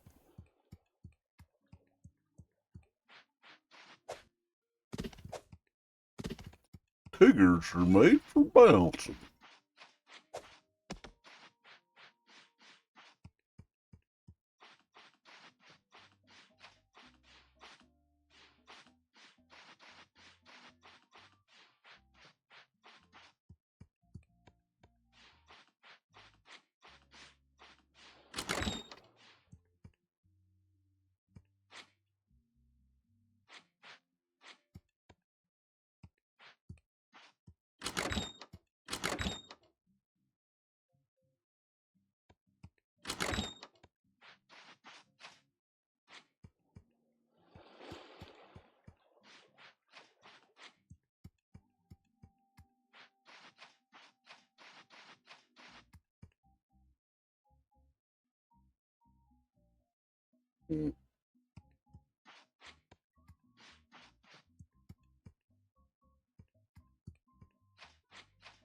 Okay, so where is the workshop?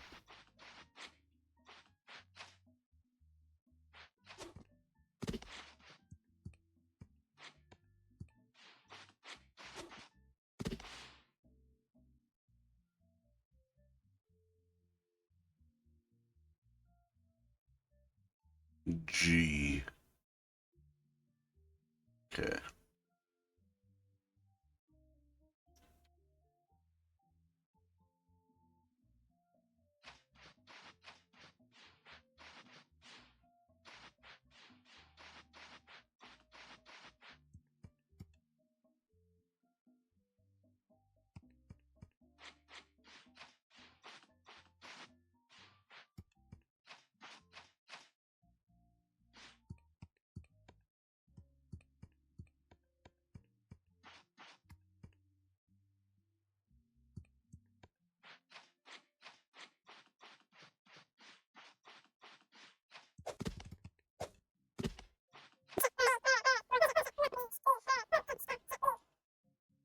This unit is pleased to see you have not expired since our last interaction. Dude, it was one night. Calm down. These wooden barricades against the workshop in a most illogical fashion. This unit is unable to effect repairs on the workshop until these barricades have been removed. Okay.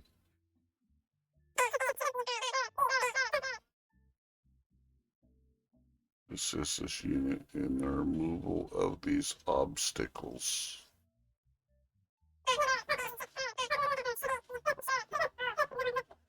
Better ill-suited for chopping hardwood structures.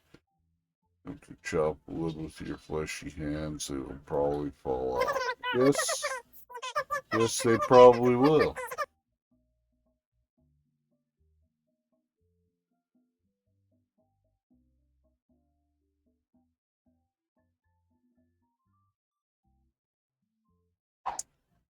Okay. And do not fall under the temptation to chop your fellow citizens. This will void their warranty.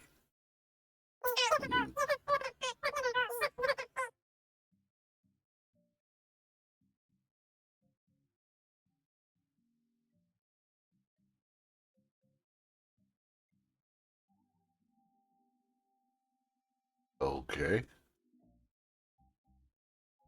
That sounds like a good plan.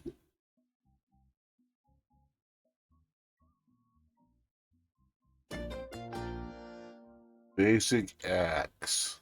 Okay. What do I need for a basic axe?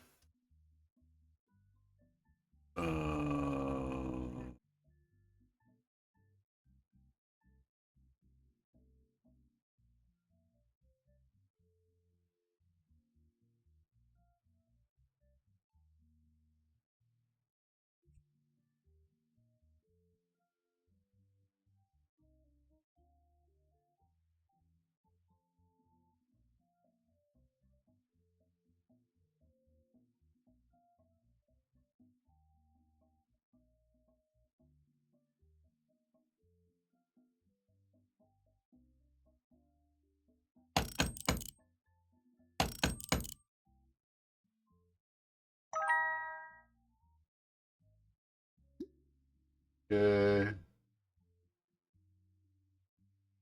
Oh.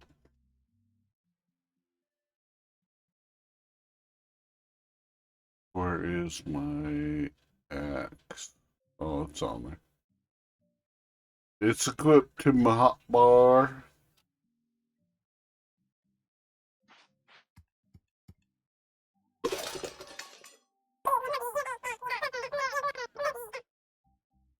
Ugh, shut the fuck up. Wasn't turning to you, Dingleberry.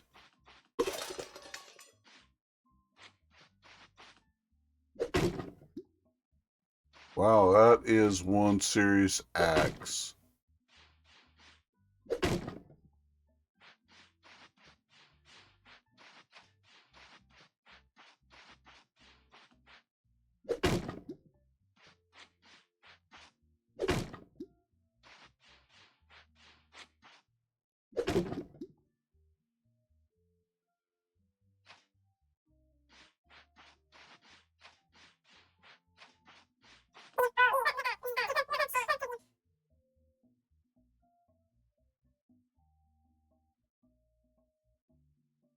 And structures. Also, repairs to the workshop have been completed, but additional resources are needed in order to finish construction.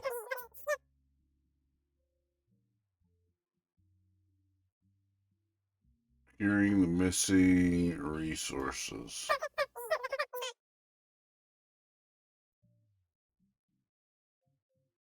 Located under the shutter water.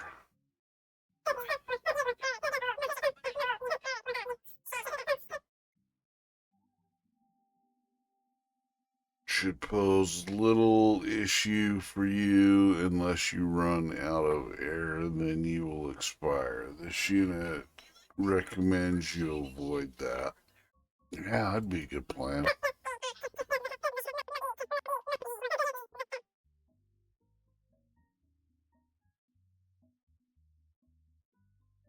Repair the workshop. Please place what supplies you find within that container. Have any queries?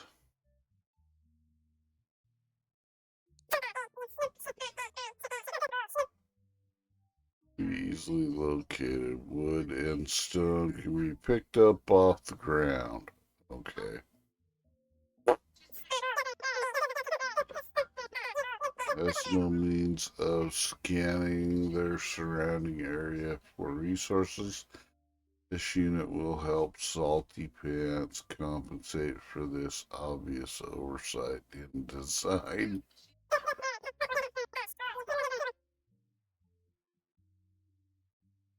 A tool that scans nearby area and displays resources on me persons. Well, that's handy.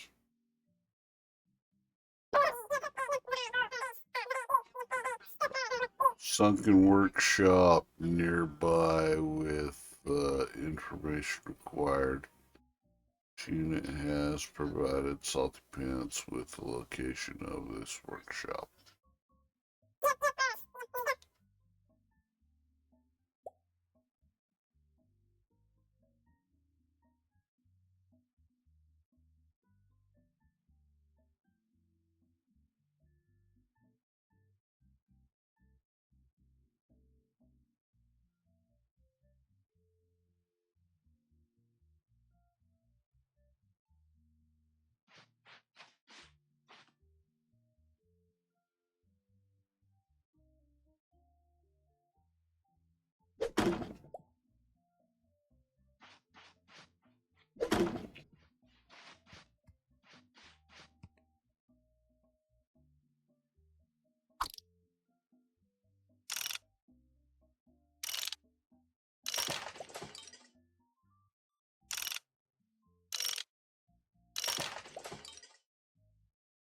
Get some of this shit out of the area and pick up some resources.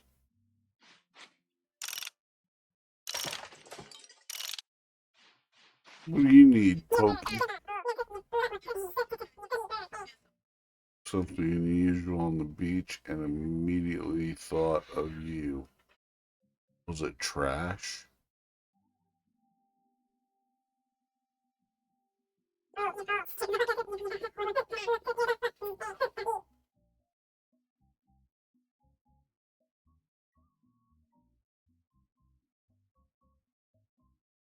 Yes, in the ocean.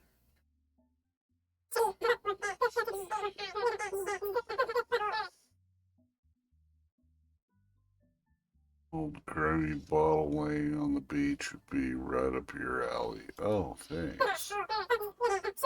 I'll show you right where it is, and don't lollygag. I've better things to do with my day than wait for you, like, whatever. How about I beat you to death with this wrench? Would that be okay? Perhaps my axe?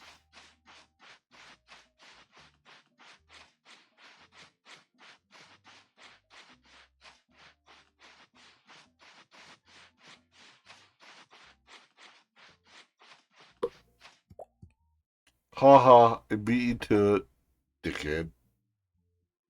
Treasure map. Oh, nice. Dig near X. So that'll be a requirement that needs a shovel.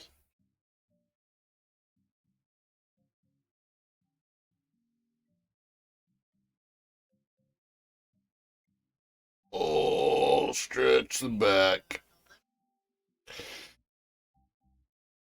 Oh, stretch the back.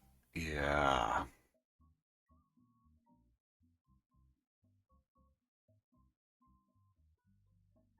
Okay. Well, now I got a treasure map. Okay, you can fuck off, dickhead. I got other shit to do. Where's a shovel? Made out of wood.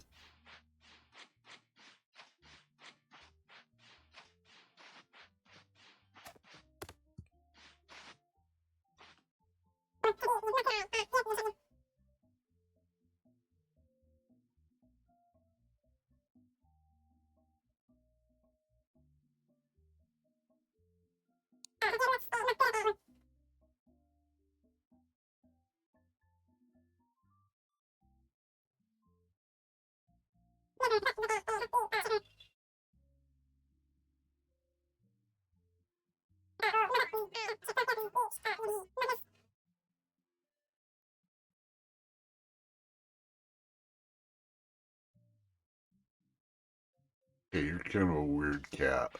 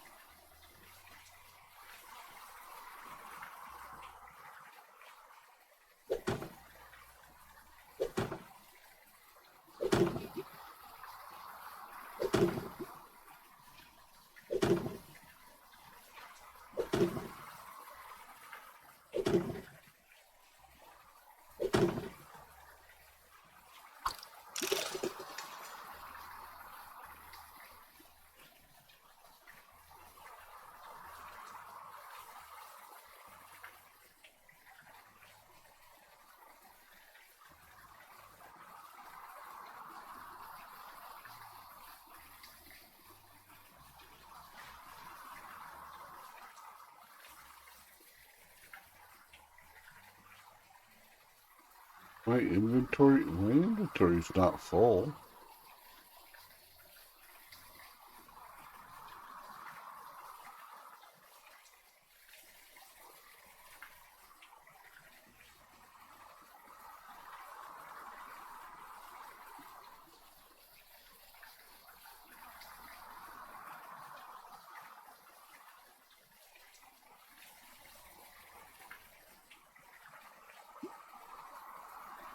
Oh, I'm exhausted. Yeah.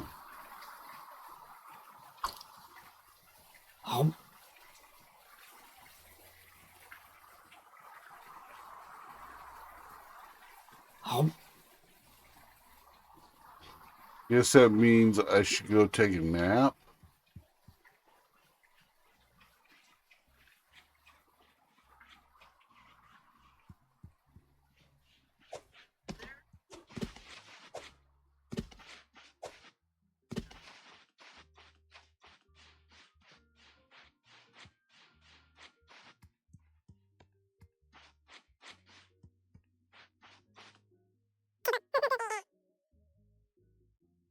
Completely knackered. You think?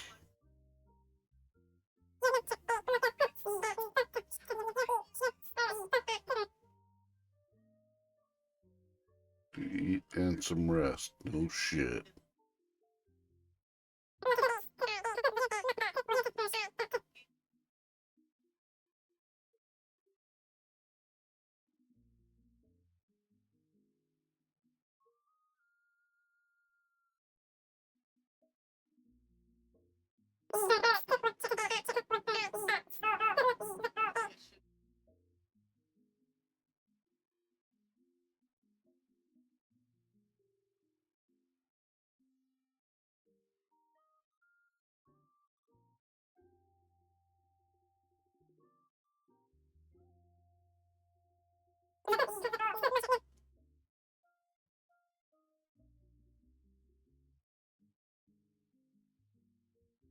Oh.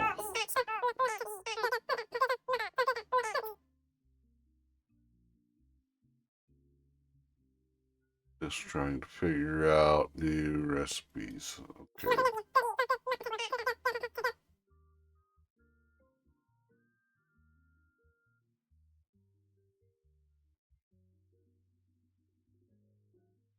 That's where I was headed, ding dong.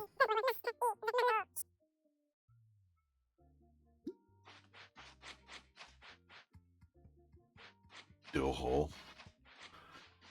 But you stopped me from going to my house to take a nap.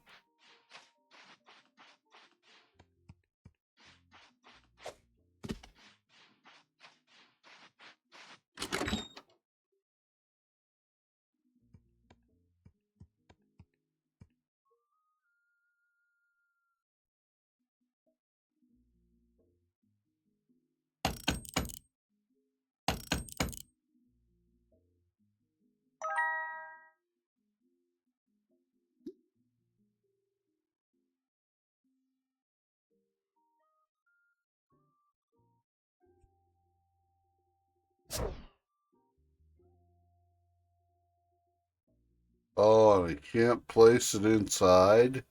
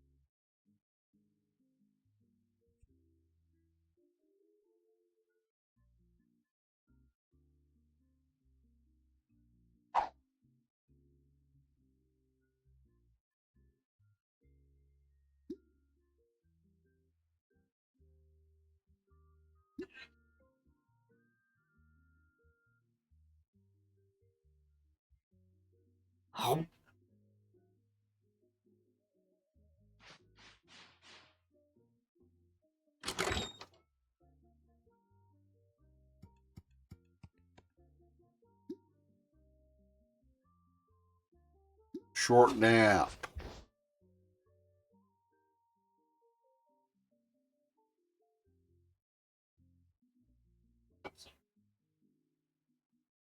Yep, a lot like Palia.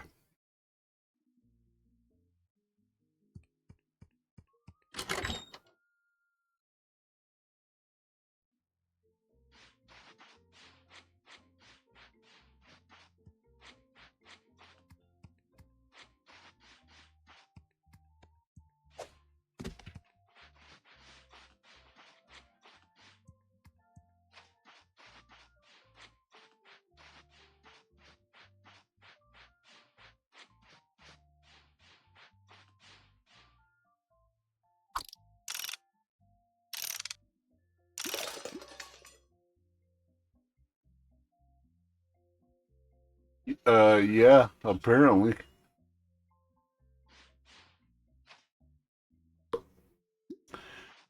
Palia, it's a furry Palia.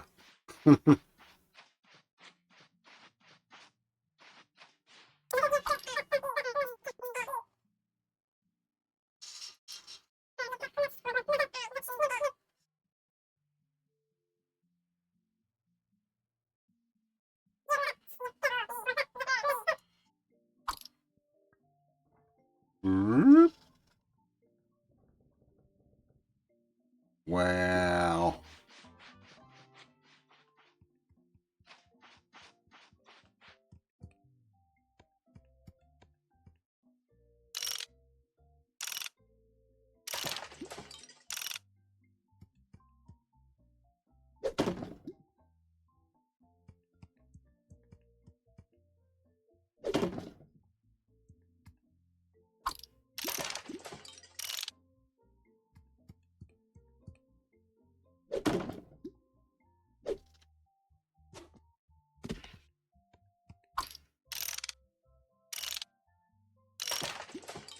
Get all that crap out of the way.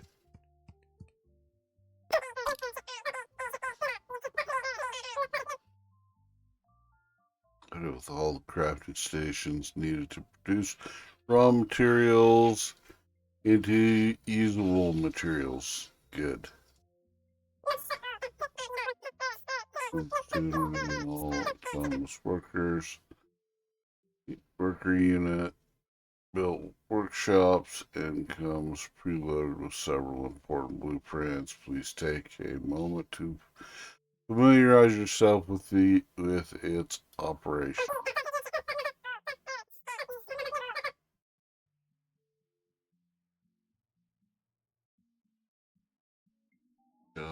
Is to craft and place a simple forge. Yep, definitely like Palia. Definitely like Palia.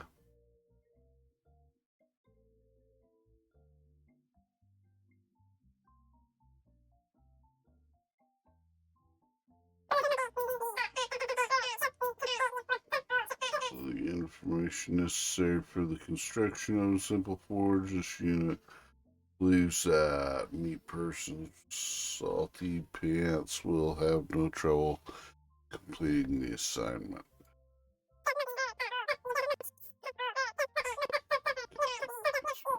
Required furnace.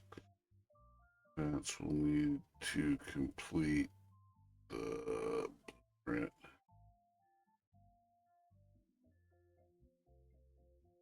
Shipwrecks near the coast. Critter Cove. Okay. Oh, excuse me.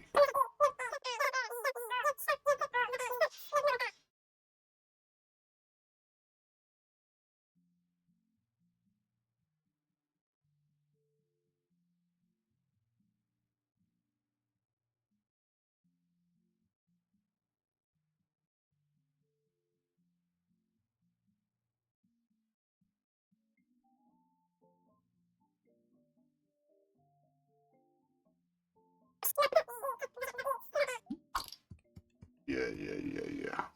Blah, blah, blah, blah, blah.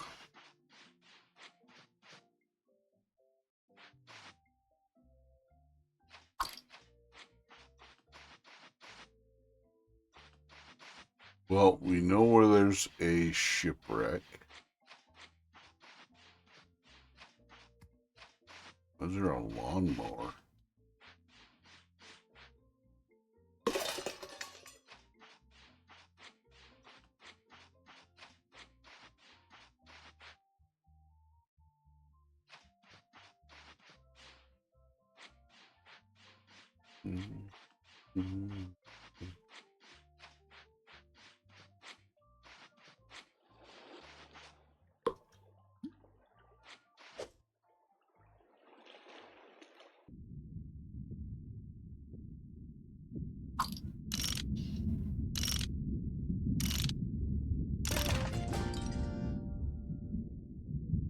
Okay.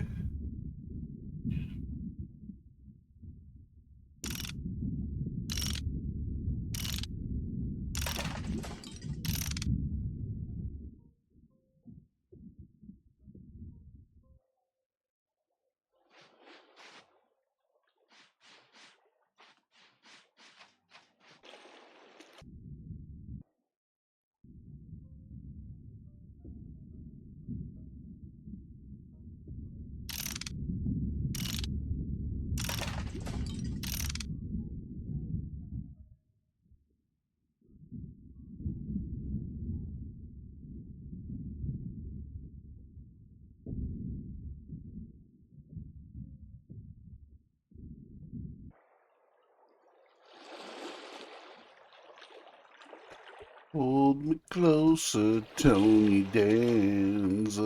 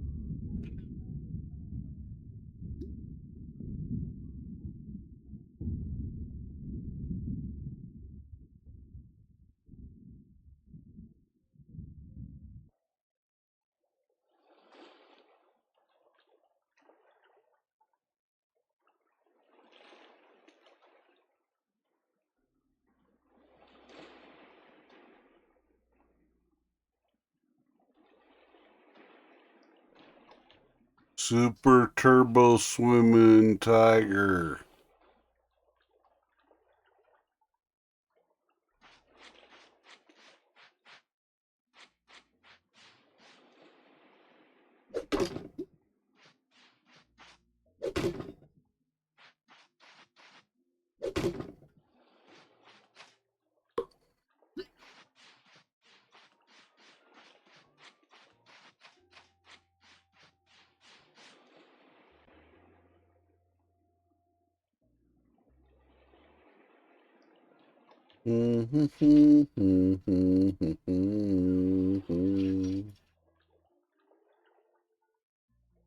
So did I find?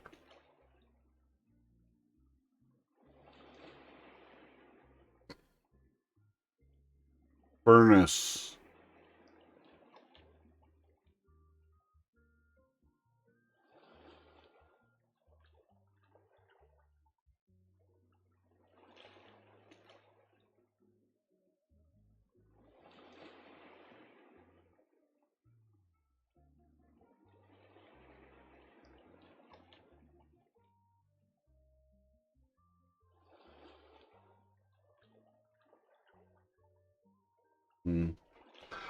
Can put some stuff in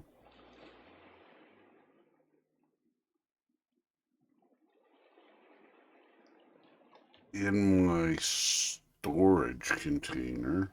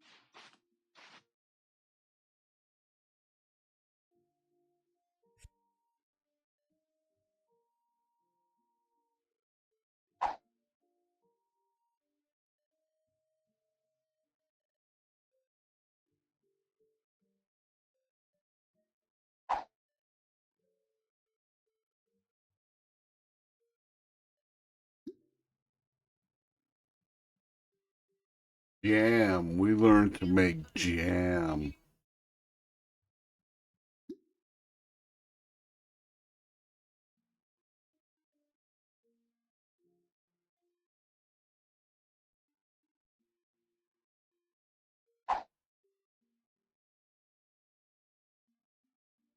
We can make jam and put it on our meat, and we can have meaty jam. Or jam with meat.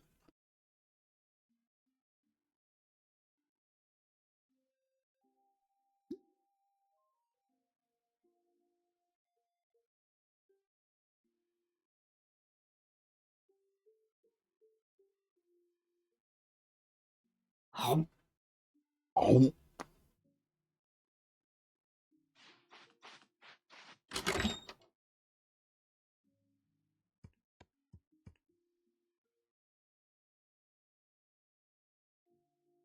Sleep until morning.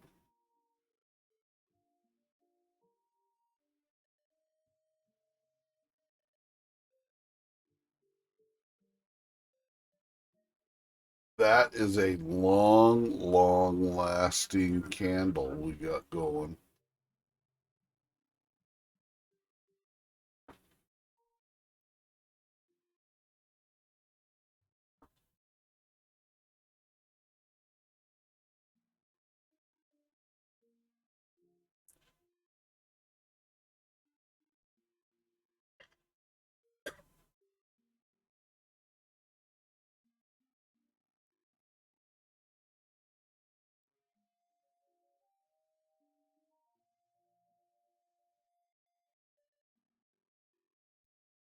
My ribs snapped like a twig. But then, out of nowhere, light bathed the room in colors I was familiar with. I twisted my head. We'll listen to The Fear of Hugh, written by Nicola Torch, performed by Daniel Radcliffe, that is where she comes and goes. read by Harry Potter. She hunts it down like a cat toying with her prey. The light is her only weakness. When a blanket of light erupts from the gap in my dusty curtains, I know that she has fled, until again the night comes, and she will be the stronger party and I the weaker one. One. It's like a game of hide and seek. Only you were being both sought and hidden.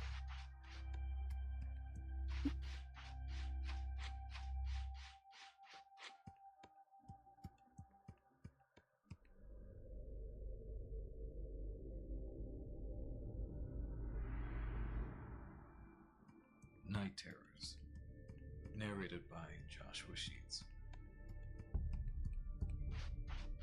Narrated by Joshua Sheets. That I was an absolute nightmare to look after as a little kid.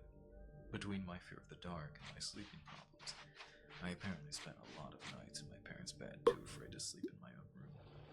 Eventually, my parents got sick of the constant sleepless nights with me tossing and turning in their bed, and finally put their foot down and insisted I sleep in my own room.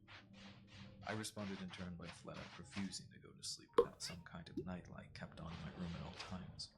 When my mom and dad tried to force the issue because they were unable to grow up, I'd sit there in bed screaming like a banshee, rip myself in such a state and scratch the hell out of my arms and face and hit the wall until I had bruises everywhere. This apparently went on for years, yet I can't remember any of it, which doesn't really surprise me because for some reason I can hardly remember anything before I was about 8 years old. It's weird though. Even now, as an adult, I can't recall a single night that I didn't fall asleep with the PC or the television on in the background. Even when I would visit friends and stay over, I'd bring my old laptop with me so I had something to fall asleep to. I guess it's just one of those things that stuck with me, some deep, subconscious habit in the back of my mind somewhere that I can't get rid of. We've had some problems at home recently with the electricity, thanks to a late bill, and we ended up having to get a meter installed in order to pay off the debt. I've tried to make sure I'm not wasting electricity wherever I can by switching off sockets and turning off lights when I leave a room. Basically any little thing that could make a difference. I still can't bring myself to turn off the computer or television. I just can't do it. The other night I was sitting in bed and drifting off to sleep. Oh, I see a little door or something over there. We better investigate. I think I sat there for about 10 minutes or so. Turbo Swooming Tiger. Dreading what was coming. Sure enough, the beeping stopped, and I heard the fan on the PC cut out as everything turned off. Then I was left in total darkness.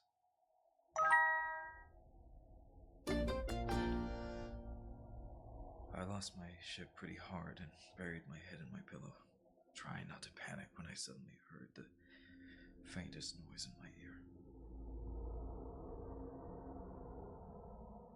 God, you have no idea how long I've been waiting for this moment.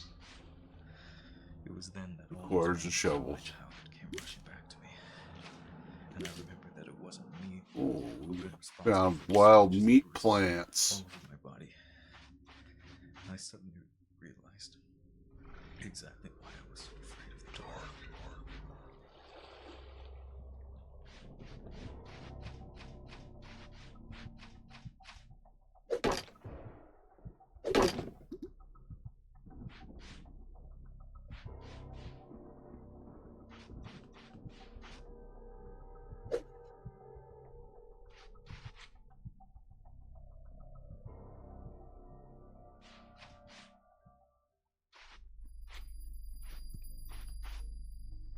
Sarah O'Bannon. Written anonymously. Narrated by Otis Gyra.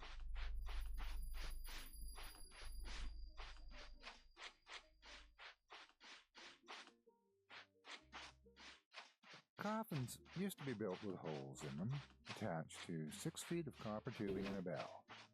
The tubing would allow air for victims buried under the mistaken impression they were dead. Harold, the pale grave-digger, upon hearing the bell, went to see if it was children pretending to be spirits. Sometimes it was also the wind. This time, it wasn't either. A voice from below begged, pleaded to be unburied. "Yo, Sarah O'Bannon?" The voice assured. "You were born on September 17th, 1827? The Redstone here says you died February 19th. I'm not life that was missing. Please pick me up, set me free. Sorry about this, ma'am, Harold said, stepping on the bell to silence it and plugging up the copper tube with dirt. But this is August. Whatever you is down there, you ain't alive no more. And you ain't coming up.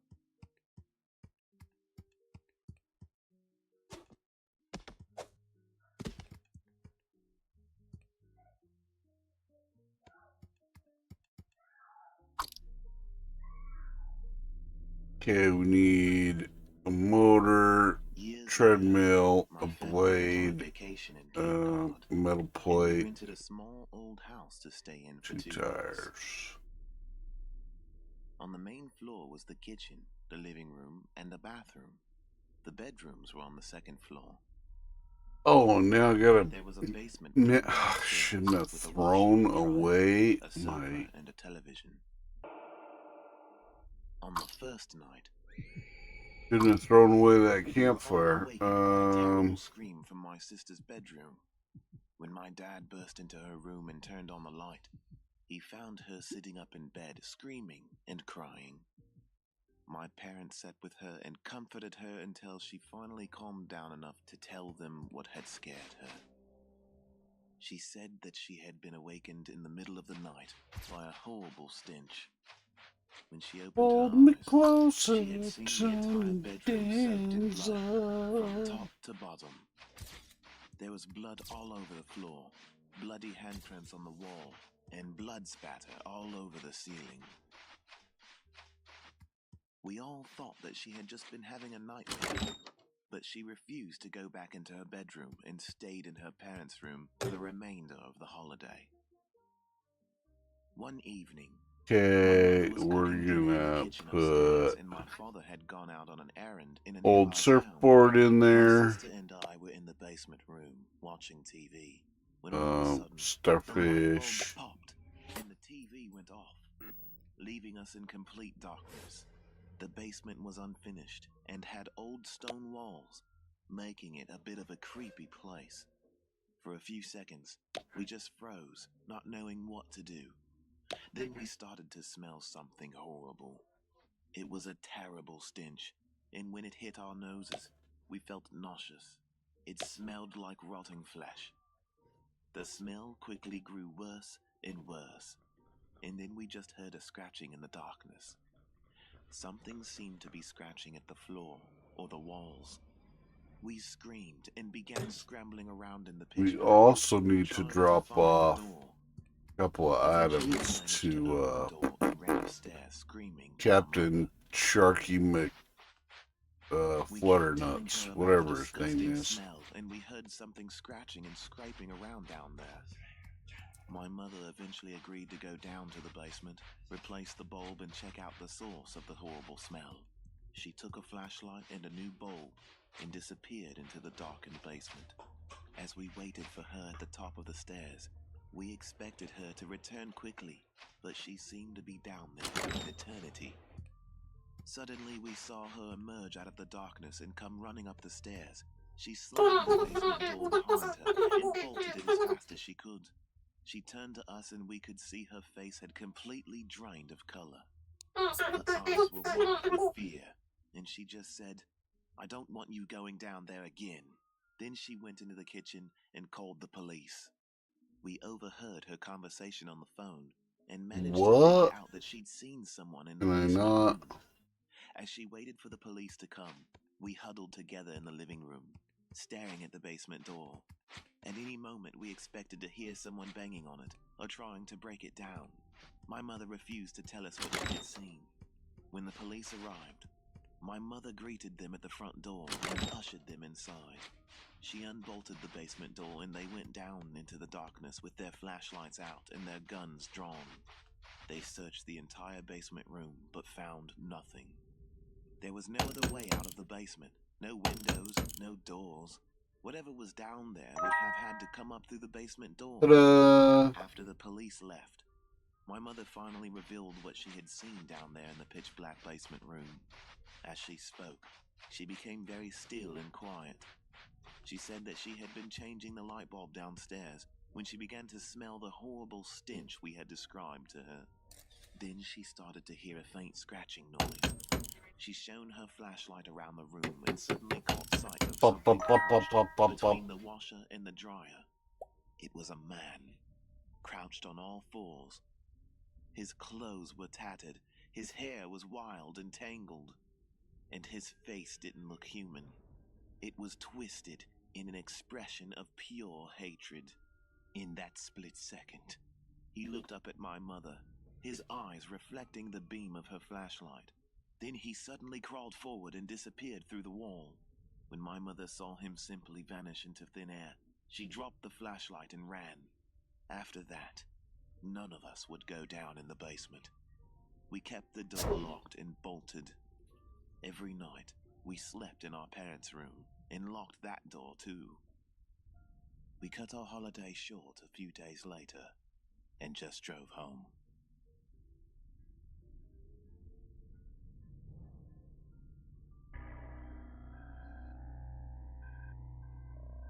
My Son Liked Insects. Written by Maggie Louise. Narrated by Rebecca Peason. Original music and audio production by Jason Hornack. My son was an adventurer. He was 4 years old and with a large fenced-in backyard. One could say he had all the places in the world to explore, and certainly all the time. I would allow him to play in the backyard where I could see him while I was doing chores around the house.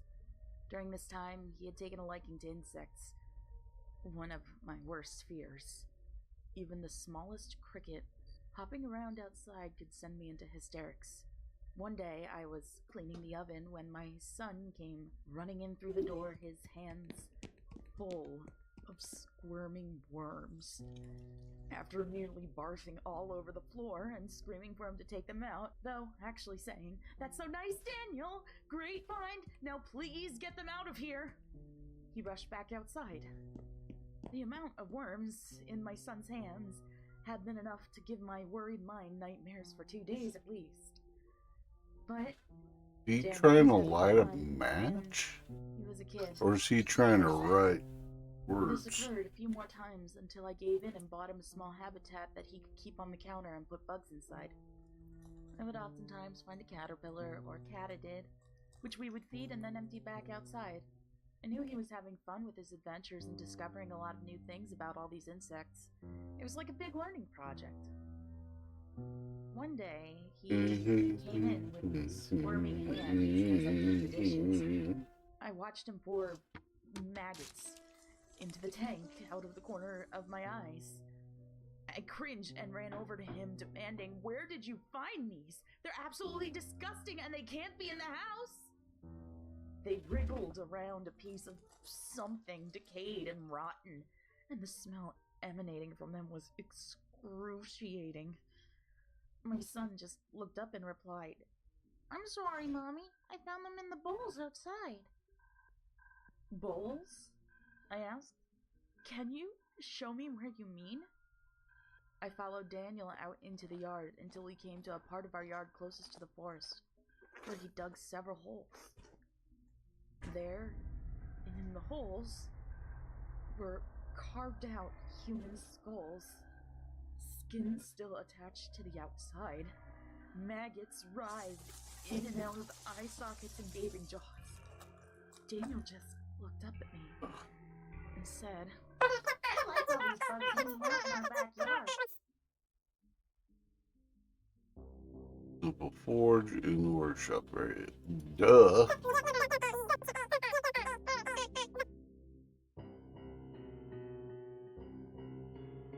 Use the machine to create one metal bar. Narrated by Steve Taylor.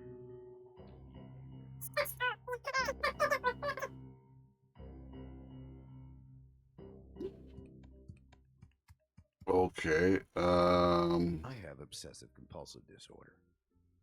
I'm not a germaphobe or a checker. I just really hate odd numbers. It's hard to explain. I just don't. One metal bar. If I see one shoe on the floor I have to find the other one before the anxiety becomes unbearable. I buy food in pairs. I have 2 cars. Even though I Well, isn't that just a fun little so delighted experiment? when I had twins. Identical ones at that. They were the light of my life. And for the longest time, I got my OCD under control. It's amazing how the love for the children you created can change the way you think about things. How silly I was Hot to think to copper arbitrary butt. as odd numbers could rule my life. Thank God for the miracle of life. When my daughter Sally became sick with pneumonia, it sent me into a depression. I watched as my sweet little child withered away. I sat on the chair next to her bed while the nurse came along and pulled the sheet over her face. Looking at the linen pulled taut over my daughter's face, my legs started jittering. Cold sweat gathered on my brow. I hate odd numbers. What do I do with the other one?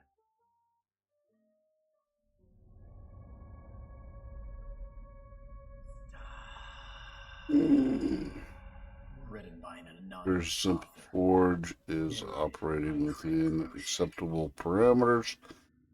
We must now work on the next crafting machine, which would be a saw. It is missing from the engineer work table data set. Therefore, it'll be up to Salty Pants to discover the missing information. windy turns and conflicts that nearly impossible to get backwards. The flashlight is what's The underwater cave. you from complete darkness. It's your guiding And lights. it rusted on the shore. It's about to run out of batteries. But it's okay. Your for friend a Colin diagram has more than in enough. an underwater According to your cave friend's calculations, you're only 200 yards on the in. shore. So the cave that I swam into was probably Who loves exploring caves? So there's definitely nothing that can go wrong, right? Hurry up! You move like my grandmother! He yells. At which point you notice the hole you're crawling down seems to be getting smaller. Your friend tries to be funny and pushes you I forward. construct a Knowing you're fabricator. A used to this sort of fabricator is experience. vital. Functioning workshop. Without one, it will be impossible to repair anything, any other structures in town. Hole is way too small. You try to wiggle your way through, but there's no use. The rock walls you're stuck between press against your gear, making it harder to breathe. Then you hear a moaning, rolling sound behind you and your friend. So this unit believes that your meat skin will protect South Pants from the dangerous rusting effects of water. As he is dragged violently back to the cave in the blink of an eye. You hear his screams carrying farther and farther away. Your flashlight. Missing fabricator blueprint.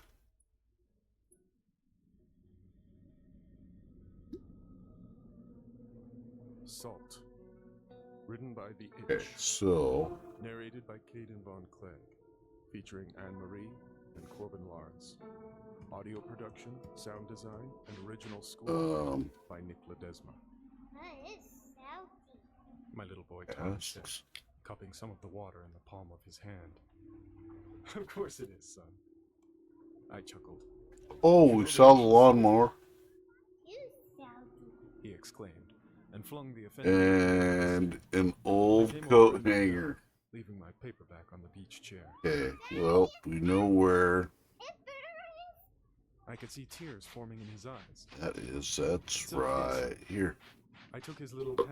Yoink. The wetness of the ocean water on my fingers. We gotta keep our eyes open for an old coat hanger. The tingling increased, and the warmth turned to a heat. Tommy was right, it did burn. Then he began to cry. And then from down the beach, I heard a scream. Oh my God!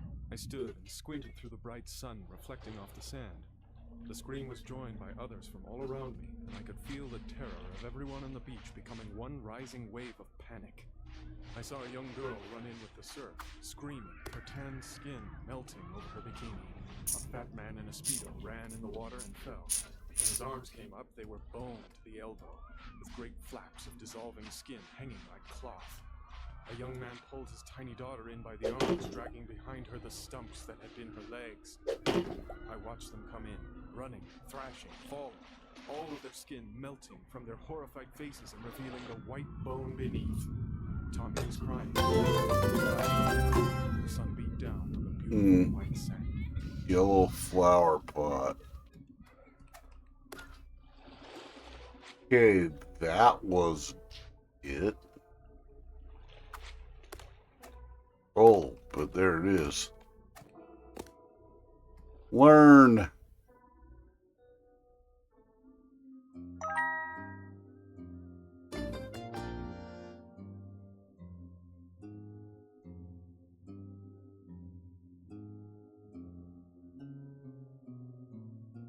A Monster in His Closet by Brendan D. Narrated by Otis Chiley. Little Timmy loves to draw and color. He loves to play pretend with his friends on the playground. On the school bus, he talks and laughs with the children he's just met. He is such a good boy. But Timmy thinks there's a monster in his closet. The closet door would open, and beyond the coats and tidy Sunday clothes, Timmy would think he saw a face. The face of a monster ready to swallow him whole. When he was scared, he would always ask his parents to check the closet, and they would. They would even go as far as to check under the bed just in case. Tonight, Timmy is especially scared. He's screaming for his mommy, his daddy, for rescue from the monster in the closet. But there is no monster. I'm just a lonely school bus driver. And Timmy's parents are lying on the floor next to me.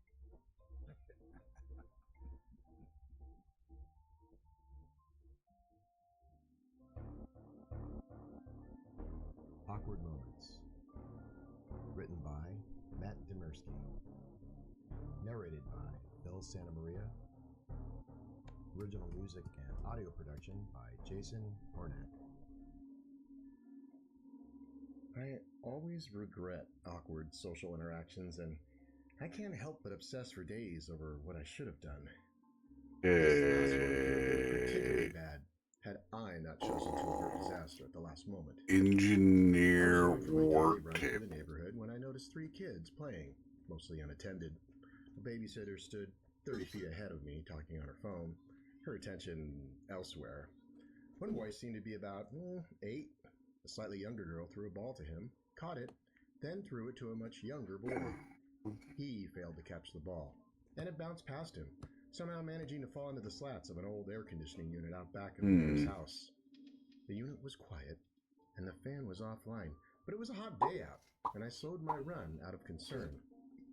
The younger boy ran up to the unit, climbed on top, and reached his arm down inside. "Hey!" I shouted at the boy. "That's dangerous. That fan could turn on at any time." Yeah. That's what I should have done, in retrospect. The kids would have screamed and run, thinking I was a dangerous stranger, but the boy would have pulled his arm out from the machine. Are you supposed to be watching those kids?" I asked the babysitter as I passed her. "Yeah." That's what I should have done. She would have rolled her eyes and told me to mind my own business, but she would have made him get down from there. I stopped in place and lowered my sunglasses, looking in the boy's direction. The babysitter would have noticed and only momentarily thought I was some sort of creep staring at the kids. But then she would have quickly seen the danger herself and ran over to him. Yeah. A little bit closer to What I the should have day. done. In the end, I chose to say nothing. I don't ever talk to people I don't know. I can't risk the embarrassment. I can't risk the endless replays I run in my head, worrying about what I should have done over and over and over. As their myriad of horrified screams grew louder than the suddenly surging fan, as little red dots from the cloud of blood mist dotted my sunglasses. I sighed with relief. That could have been so awkward.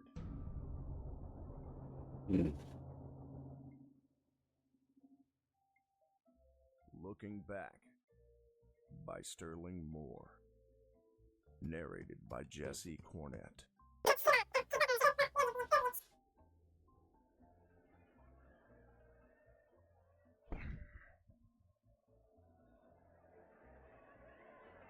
I fall flat on my face, blinking in shock. I go to push myself up. Nothing.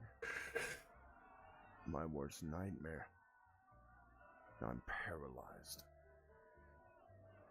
I want to scream, but my mouth isn't working properly. I can't breathe.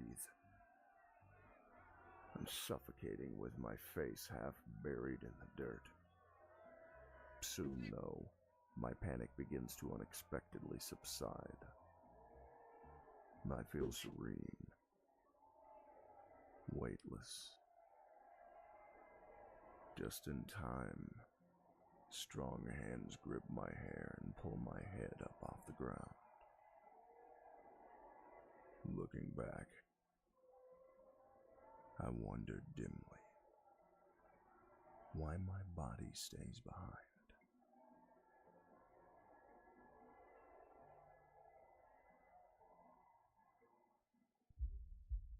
Night Watchman. Narrated by Jonathan Jones. My partner had returned from patrol. I reluctantly went looking for him on foot. Wait, can we craft a I found the patrol shovel? truck around the back of the empty warehouses, abandoned in the darkness. Come on, man. I shone my flashlight across the buildings, then out into the woodland that surrounds us, only to see him standing motionless on the other side of the 15-foot-high security fence, staring intently out into the woods as if possessed. Oh. I called out to him. Hey, how'd you get over there? He You turned gotta go still, tell Pokey. his eyes panically darting around. Where is Pokey? I was horrified to see his body was covered in deep cuts and his clothes were shredded. It doesn't tell you where. I asked in shock, but he was too scared to speak. He looked up, so I showed him where he was looking. So we didn't find what we were looking for in there? What the hell? What the hell did you do? I exclaimed, but when I shone the light back on his face... Is there another underwater cave over here? Staring wide-eyed at something behind me. He gasped for air in panic before finally forcing out his words. For God's sake, man. It's gotta be that.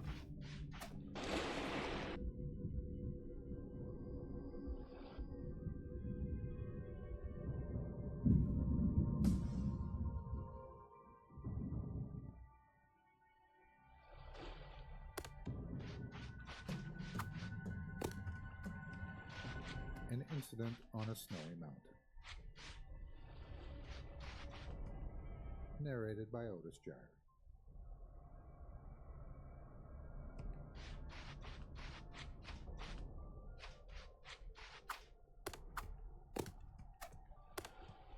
A photographer went to a snowy mountain with his assistant, commissioned to take a few pictures for a magazine article. They stayed at a log cabin, and a few days had passed when the assistant had an accident and killed himself. At that point, their work was still unfinished, and they felt they could not go home unless they finished it first. So, they decided to stay on the mountain. However, their injury got worse and worse, until the assistant suddenly died from it a couple of days later. But even so, the photographer would not go home. He was very committed to his job, and to leave the work unfinished was unimaginable to him. He decided to bury the assistant by the cabin and continue to work on his own. The following morning, when the photographer awoke, the assistant's dead body was lying beside him. "I'm sure I buried him," he thought to himself. He was deeply puzzled. He went and buried the body again before going off to take pictures.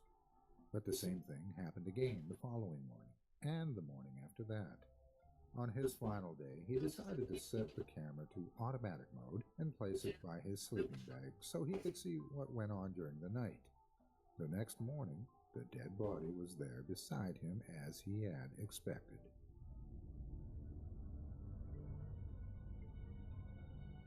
You're just a fat kid. Sorry about that, fatty.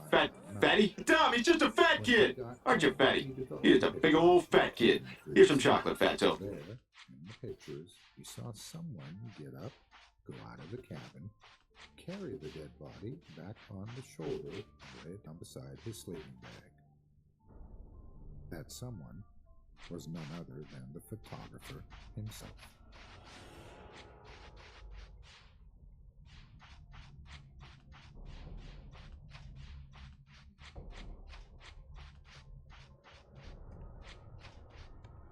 Monster. Written by Sterling Moore. On Reddit's Short Scary Stories. Narrated by Jonathan Jones.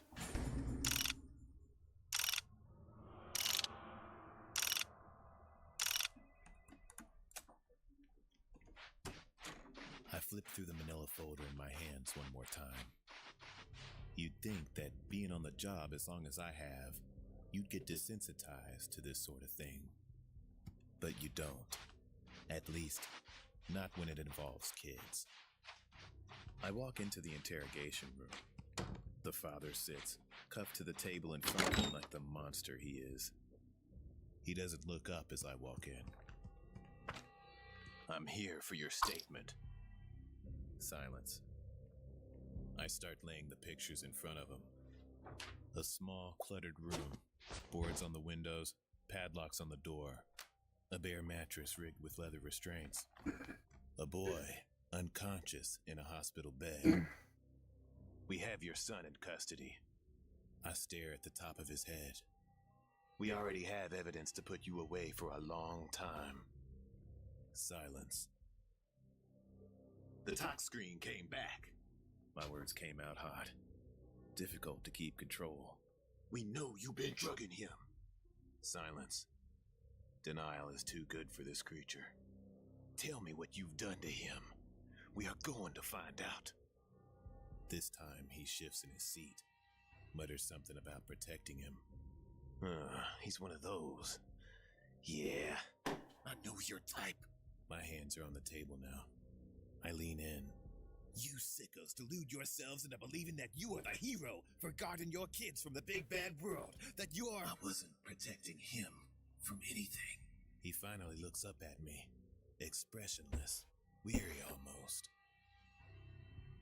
Before I can respond, the door slams open behind me. I spin around. The child opens his mouth, unnaturally wide. He lunges.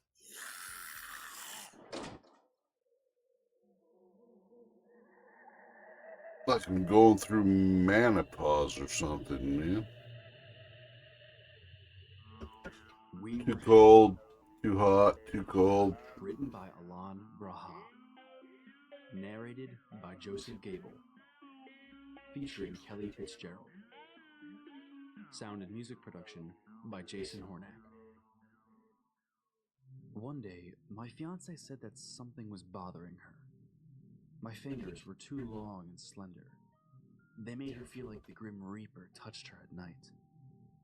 So I took a knife and chopped them, one by one, to be half as long. The bone showed a lot of resistance, but I got through after a few strong Bang! My love sat with me the whole time, Ring a bang sharing my pain, bang. Thank you telling me for how the much she biddies. appreciated what I do for her, Appreciate it.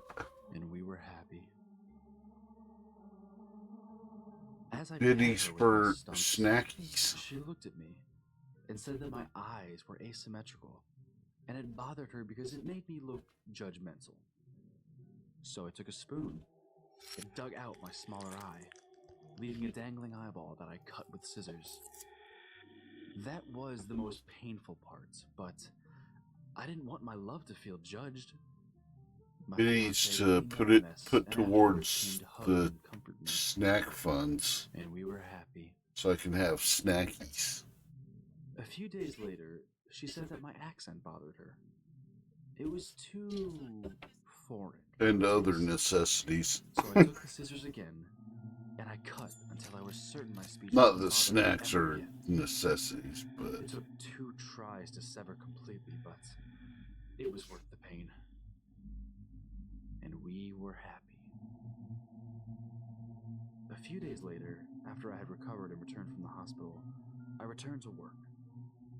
All of my coworkers had been worried, but they just didn't understand. After work, I returned home and found a letter on the door, which read, I'm confused. You're not the man you used to be, and I'm not sure I love the new you. I don't know if I'll come back. Wherever she is, she must be happy.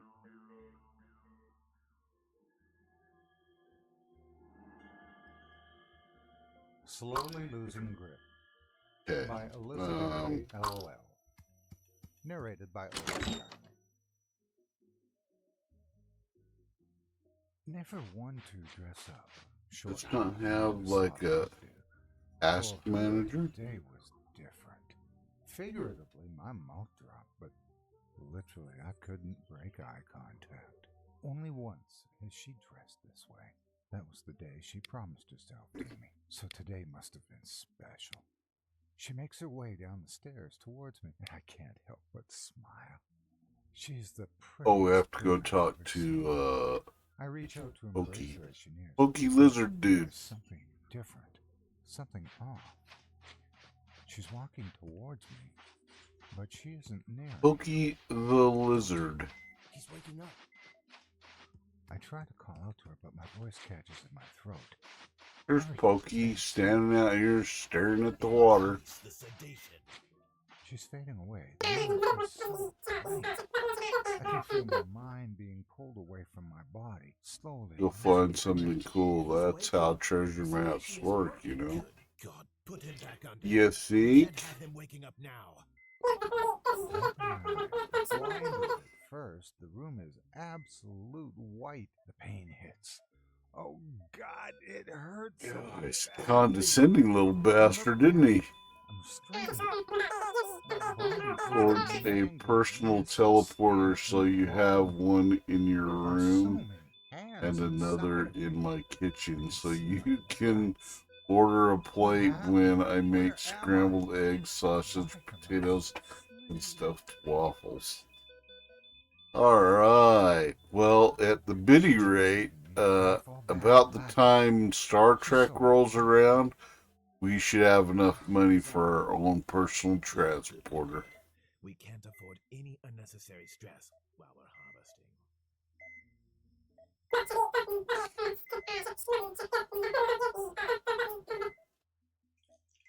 Is it more treasure than metal shark? I bet he's got a trunk full of shovels you can use for the day. Time for me to leave you to your rooting around in the Tonight's dirt. like every other Later, night. chumpers. You lay there, Man, this in the lizard's kind of a dick.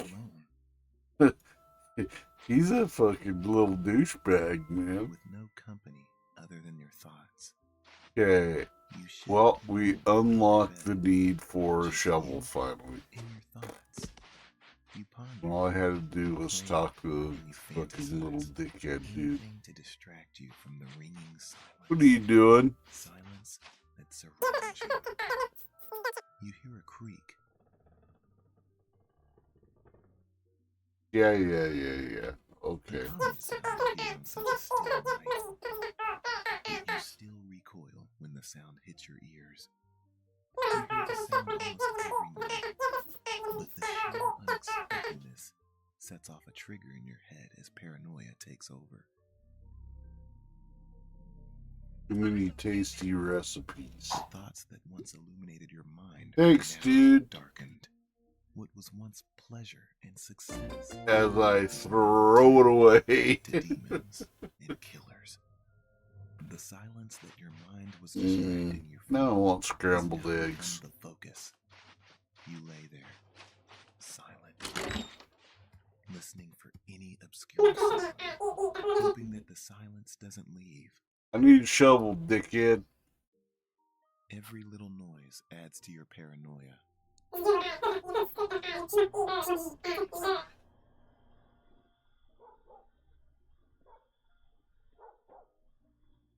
And the silence lingers. Yeah, I don't think so. We're on dry land and I'm a tiger. You're too afraid to open your eyes at the thought of seeing anything your mind can conjure.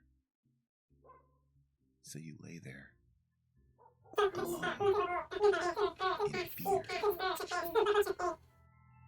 The fear builds up in your mind as you try to find a quick escape from anything it creates. Spot and dig it up. You revert to your All childhood simple solution, like. hiding under the covers. I need a shovel, dickhead. Over your head and lay in silence. You hear noises, but they don't seem as scary. You figure if they can't see you, you're safe. The heat builds up under your blanket, but you put up with it simply for the comfort it supplies.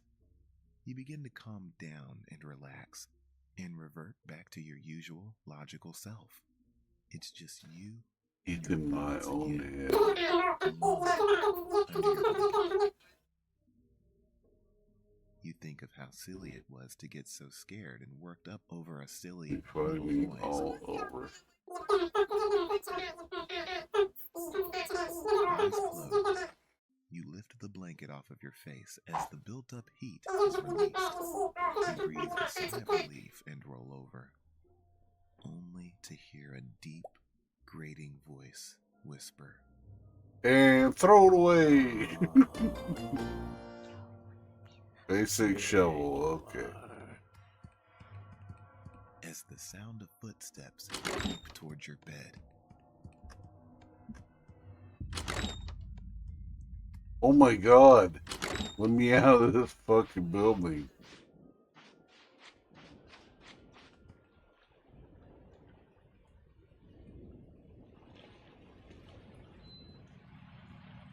Hey, need a ride?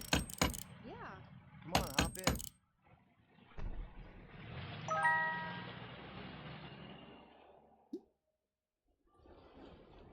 It was past midnight now, and I still had a while until I met my destination.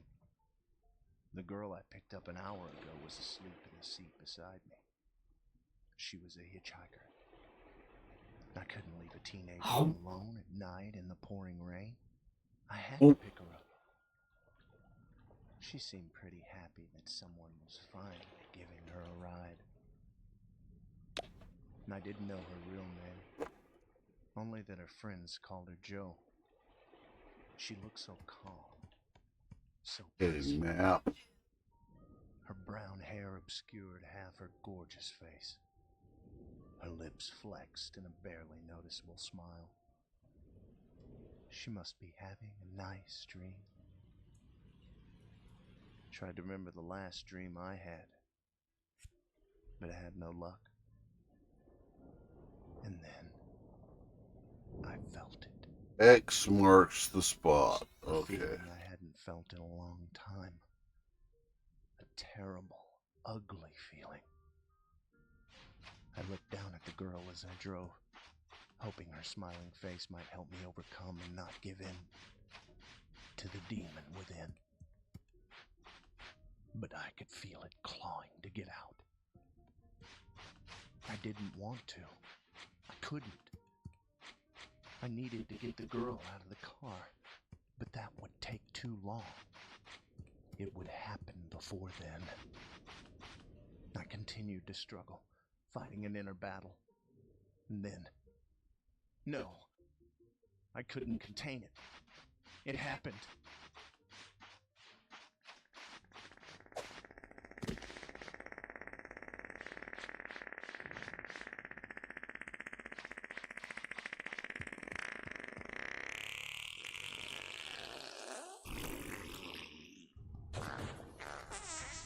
I let out the most Whoa. cry I had ever released. It was legendary.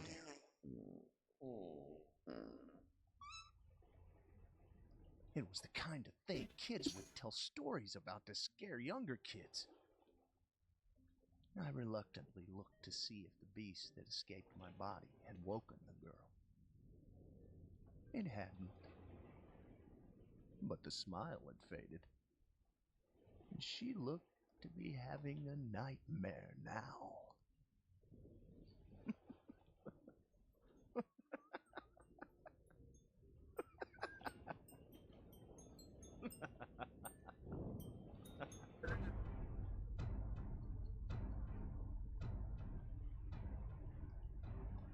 Thanks for listening today.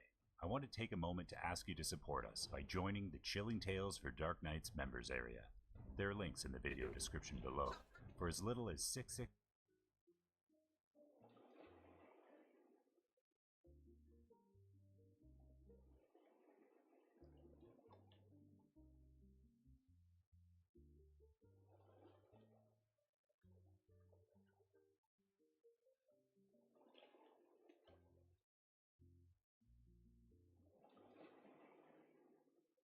Hmm.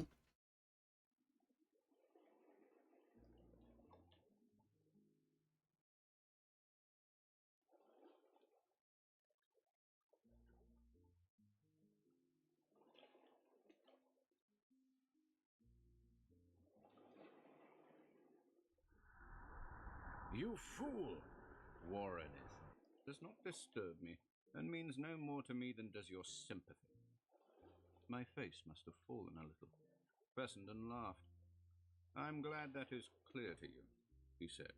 But now that it is, let me tell you that I have decided that I will show you what I am doing after all.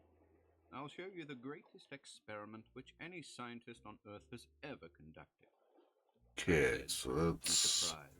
If you feel no more friendliness for me than you say, Yes, I don't it's see why you down don't. on the Described beach. mockingly.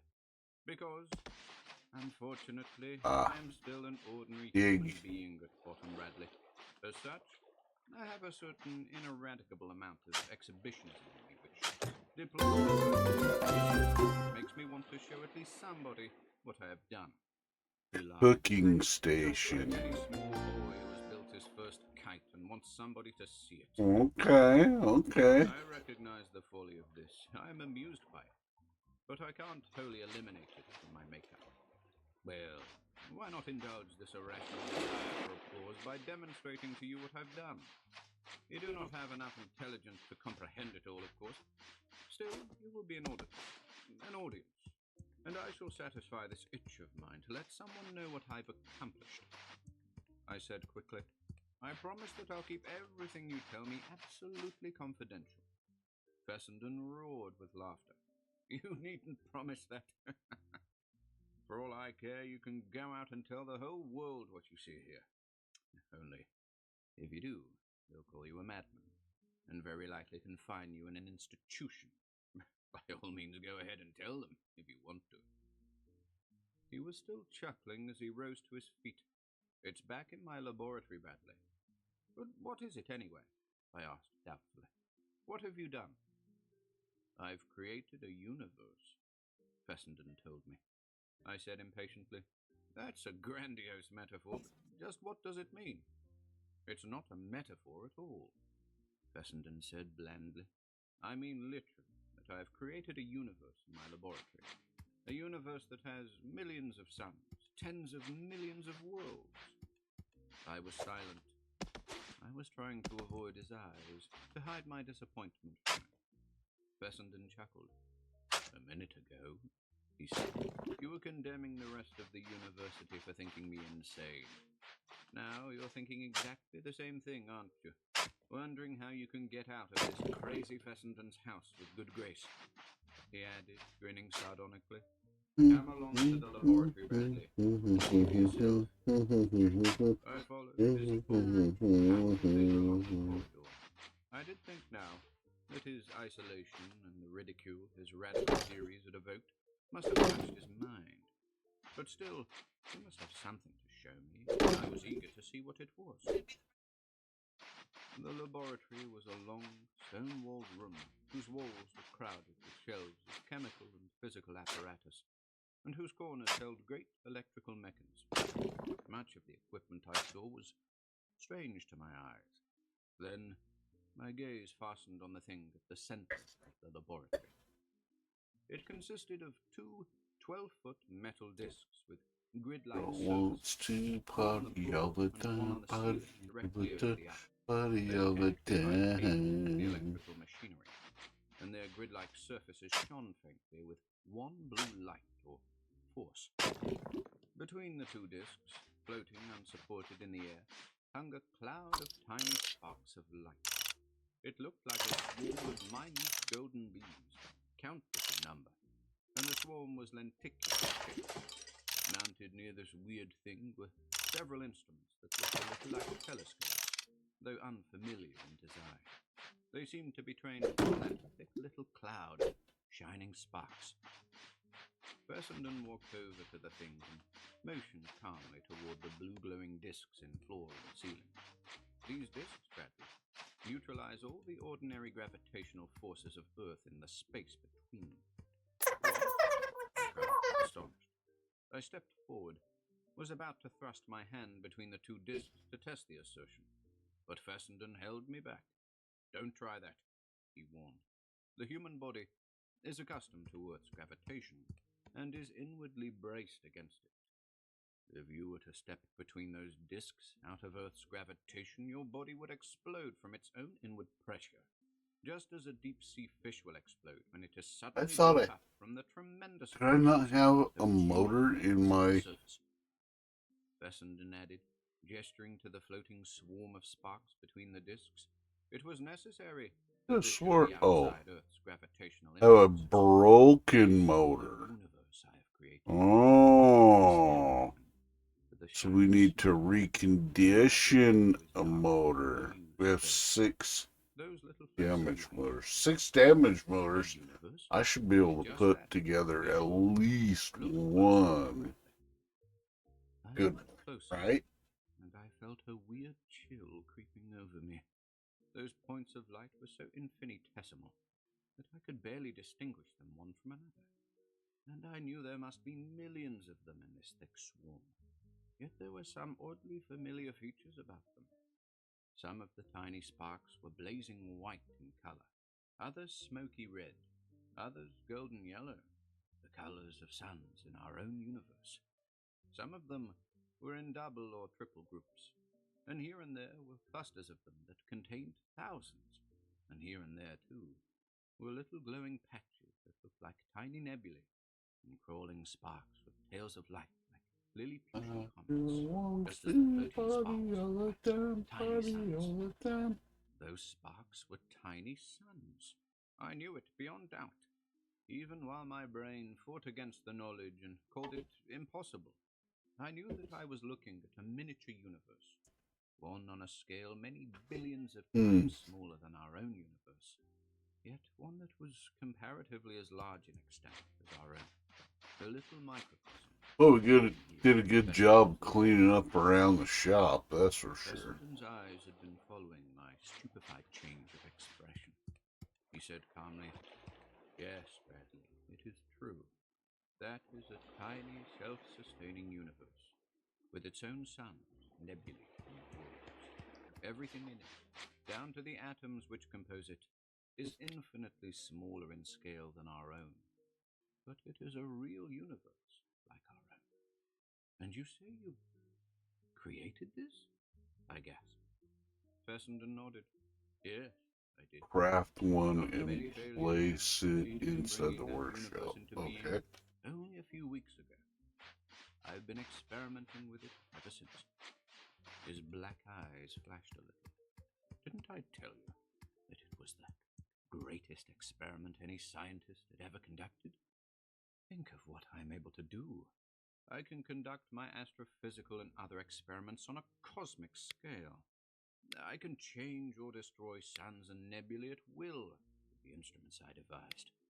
Can observe the minutest details of that tiny universe through my super magnifying telescopes.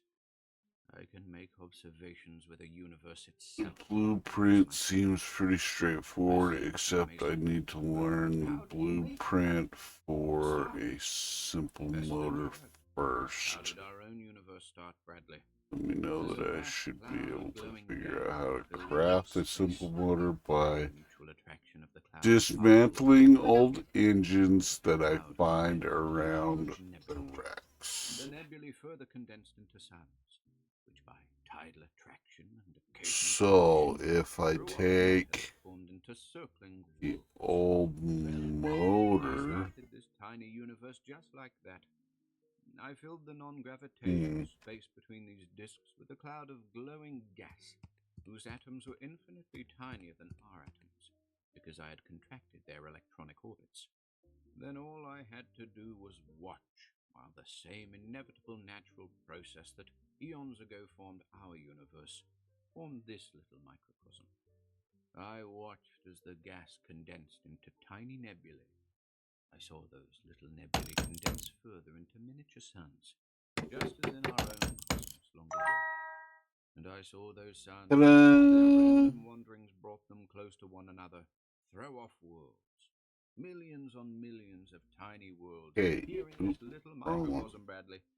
Worlds that I can change and tamper with and destroy. now I should be able to make kind of fabricator whose station. life I can develop or wither as I wish. That is my experiment, Bradley. Whose life, you say? I repeated in a whisper. On the tiny planets of this microcosm? Life? Of course, said Fessenden. Life always develops automatically. How is my inventory full? And usually in very much the same forms.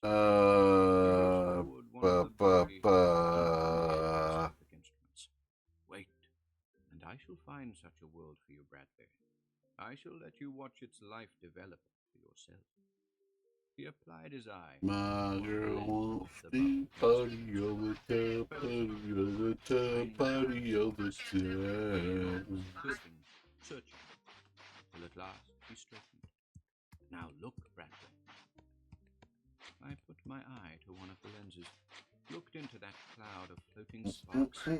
There leaped into my vision, dazzling and gigantic, a huge white sun booming majestically through the darkness of space. Just one of those tiny sparks, actually, seen through the super magnifying instrument.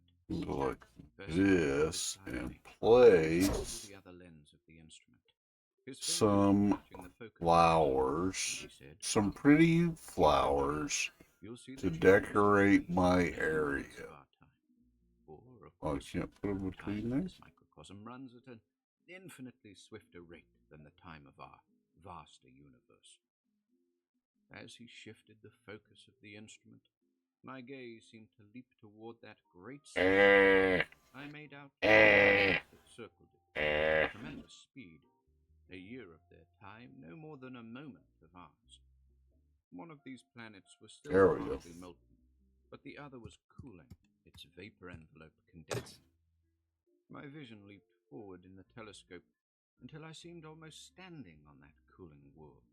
It was a wild, rocky planet, rain falling heavily on its surface from the cloudy sky, water collecting with unbelievable swiftness in seas.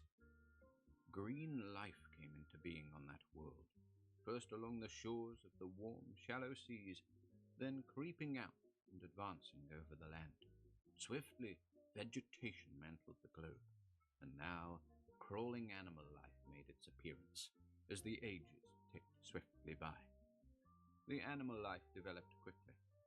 So rapid were the changes that my gaze could hardly follow them. Warring species of unhuman monsters passed and vanished. Tiny hordes of man-like animals began to throng here and there, to multiply with each passing moment. I saw rude villages of huts spring up on that world. The villages quickly became cities as that people developed in intelligence, age after microcosmic age. The cities towered higher each moment. Great ships sailed upon the sea. Ages of progress and development were run through before my eyes in tiny moments. I was shaking as I recoiled from the telescope. I cried, "This is impossible. It can't be real." Oh, actually, Your expressions of you know what we're stupefactions gonna do? satisfy We're gonna my take fingertips a desire short for nap. applause badly. But I assure you that that tiny race and their world are quite real. He chuckled. No doubt. That little folk think that they have reached such a pinnacle of power and knowledge that nothing can threaten them. We shall see now whether or not We there is are a all rested. He turned to a curious needle-like instrument and carefully trained it upon that part of the microcosm which held the tiny white spark that was the great sun of the world. There was a tiny comet crawling through the swarm some distance from that white sun. Fessenden touched a knob, and the needle-like instrument, a thin Rested. We are rested. of sparks, and touched the little crawling comet. It seemed to veer a tiny bit aside. "Now watch," said Fessenden with amused interest, "and we shall see just how great is the power of that people." I did not understand, but I looked again with him through the telescope at the tiny world. By now, so swift its development in terms of our time, its cities had become even vaster, and were roofed with glass-like shields, huge aircraft. All seemed peace and progress on that world. Generation after generation ticked by as we watched. Then came a mad stir of movement, a wild scurrying about of the little folk, a swift change in the tempo of their life. A faint green light was now falling upon their planet, the baleful glow of a monster comet that was coming headlong toward it. I knew then that it was the tiny microcosmic comet whose course Fessenden had slightly altered. But in the telescope it was colossal, a huge orb dripping green light across the heavens as it rushed toward that world. Remorselessly, it came on. Then that comet struck the planet, and I saw the doom of the little folk's cities. The meteors that were the comet's only solid substance shattered the glass-roofed cities to ruin. The poisonous gases that made up the rest of the comet veiled that whole world in a toxic cloud. The comet passed on as we watched, but its deadly gases had wiped away all life from that planet. It was still and brown and dead now, a lifeless world circling its sun. The ruined cities melted swiftly down into decay and disappeared as we watched. Fessenden's laugh rang in my ears as I stared, stunned horror. "You see? Their knowledge was not enough to save them from the mere slight shifting of the comet's course. You killed them. Killed every soul on that world." My voice throbbed with the horror that I felt. "Nonsense! It was just an experiment," Fessenden said. "It's no more murder than when a bacteriologist casually destroys germs he experiments with. Those little folk were millions of times smaller than any germ. But they and others like them on the countless worlds of this microcosm provide me with a subject for experimentation which no scientist has ever had before. Look at another world. Here are two that interest me." My vision in the telescope leaped to another sun, for Fessenden had shifted the focus. It was a yellow sun with 4 planets circling it. 2 of them were airless worlds, but the other 2 bore different forms of life. One of them quite manlike, the other verging on the reptilian, each supreme on its own world. Both races had a certain amount of civilization, as was evident from the queer cities on their world. There was no contact or communication between them, but the 2 planets were widely separated from each other. Now, I wonder, Fessenden was saying interestedly, just what the Simple result cutter. would be. Okay. Policeman to woman, how did your husband die? She answers of poison. Policeman, but there are bumps all over his body. Woman, yes, he wouldn't take it. Again, a ghostly little thread of force stole into the microcosm. I saw its effect. Evil woman. Those planets, beneath the impetus, began to change its orbit. Only difficulty being the location of a bread mill. So close together that they had formed an Earth-Moon system, revolving around a common center. It's under evil water. Soon, very soon. Located near the main Critter Cove dock. This unit believes. Communication had been established. And almost at once came war between the 2 worlds, a conflict of the manlike and reptilian races. Cities were destroyed by flashes of fire and war. Great battles of incredible ferocity. The tide turned into A little lighting problem the town has. It's dark. Go to bed. Simple enough solution. The reptilian race reigned supreme over both worlds. Coming in with the joke. How are you, buddy? Would have won out, Fessenden said interestedly. Apparently, they didn't have the adaptability of the reptilian race. Street lights, you gotta have roads and cars for that kind of shit, dude. There's no justification for that. Why didn't you let them alone? He said impatiently. Don't be a fool, Bradley. This is just a scientific experiment. Those ephemeral little races in their tiny worlds are merely a subject of a study. But of course, he's a cat too, so he's gonna run around with his zoomies at fucking 3 a.m. Just to see the reactions of their peoples to different stimuli and dangers. I've learned things. Stub their toe because they can't see. Well, maybe they ought to be in bed. Others. Fessenden went on, taking my vision to world after world, prodding and changing, observing the fall of empires and the crash of planets with keen and worlds of horror unthinkable, planet after planet, race after race, and all of them merely the playthings of the experimenting scientist beside me. Fessenden showed me a planet. Yeah.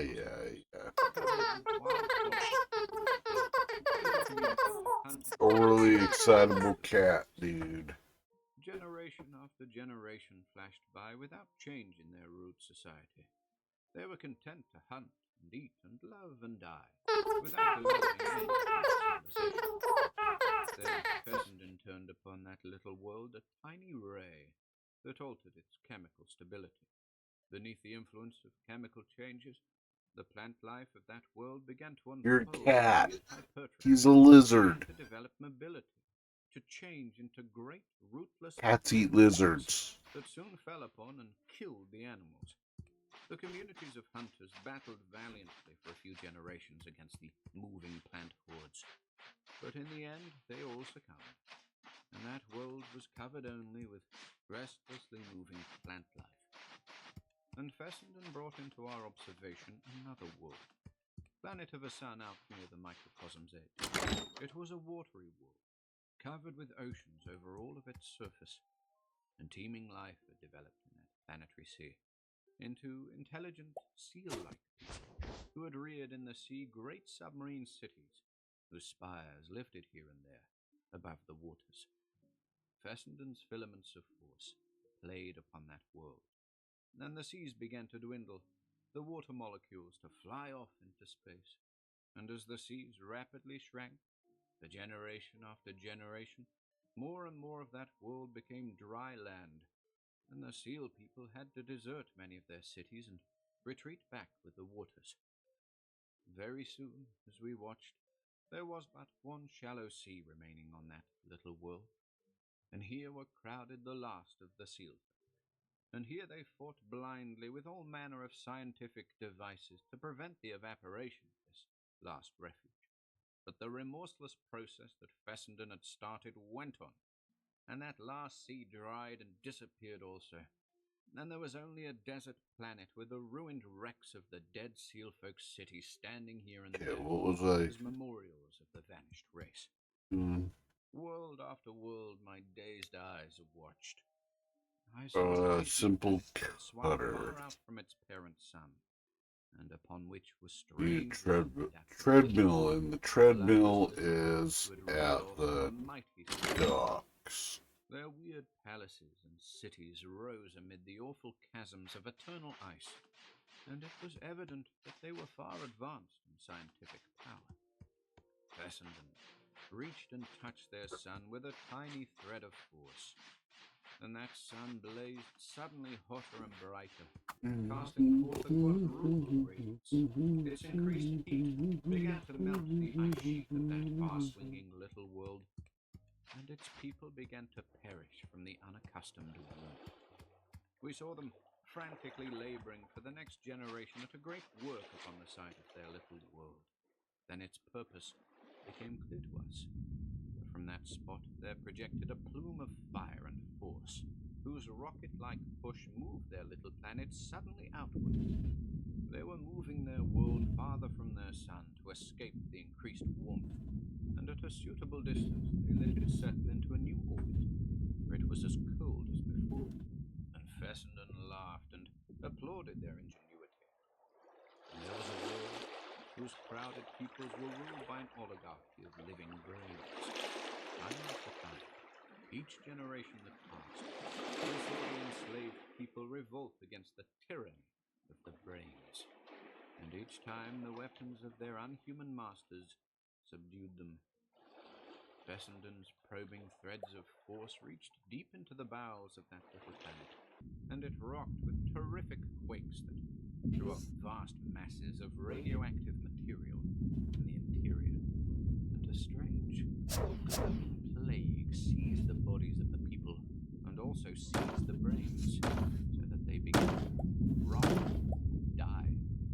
Swiftly the people were annihilated by that glowing rot, but the brains managed to contrive for themselves an antidote against the deadly infections, so that most of the brains survived.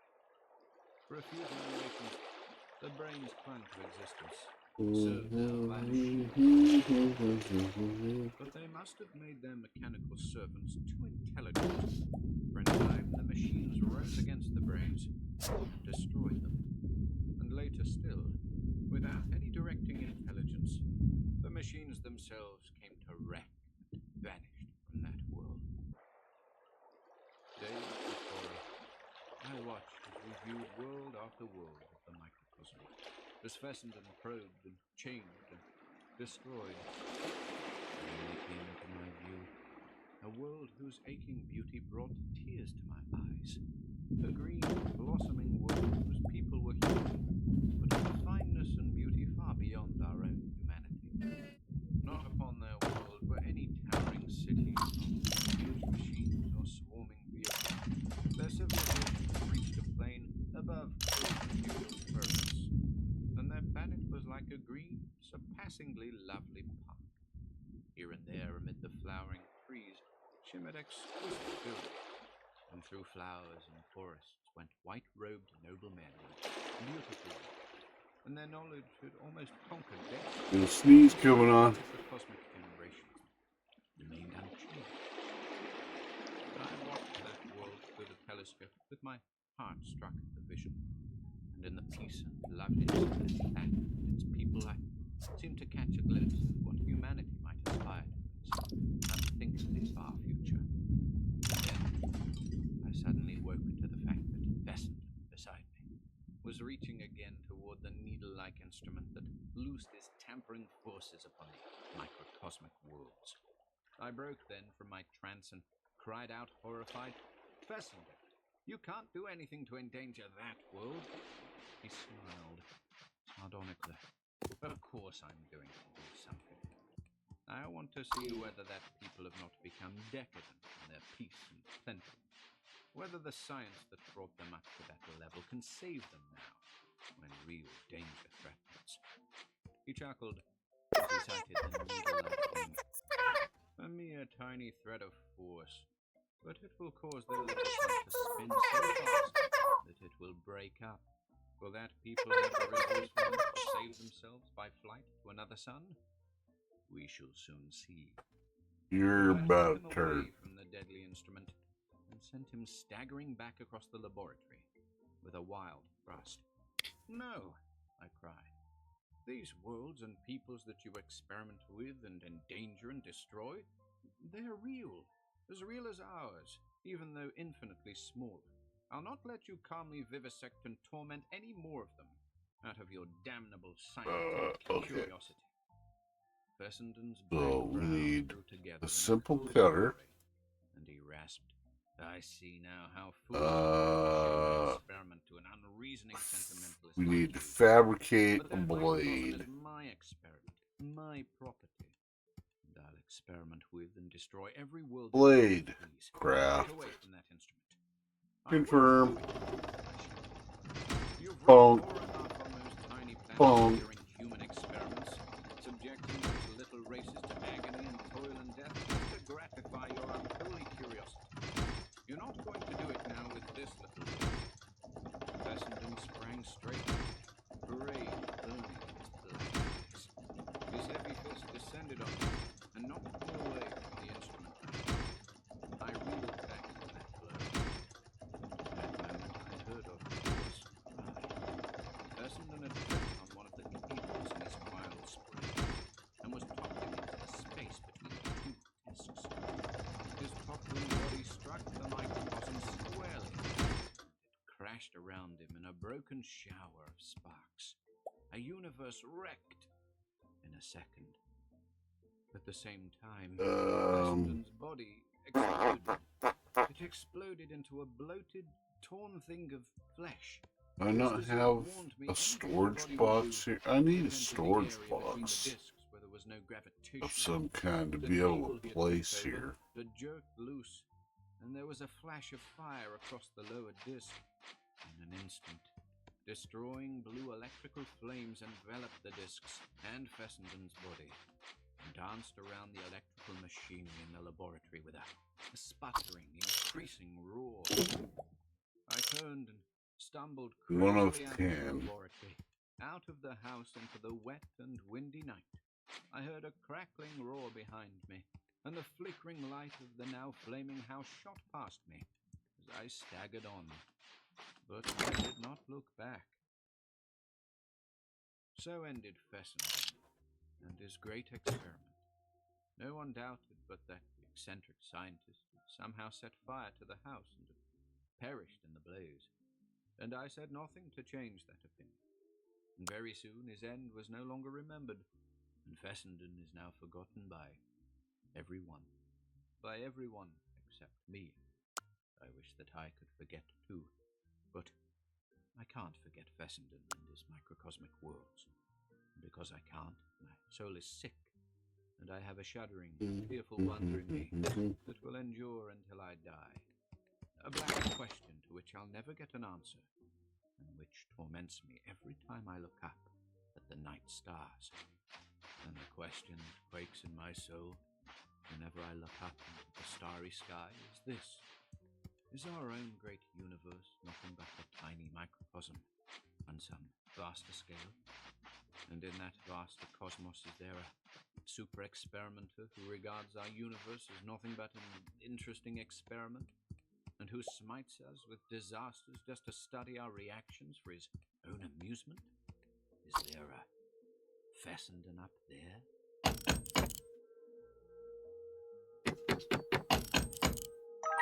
Ta-da!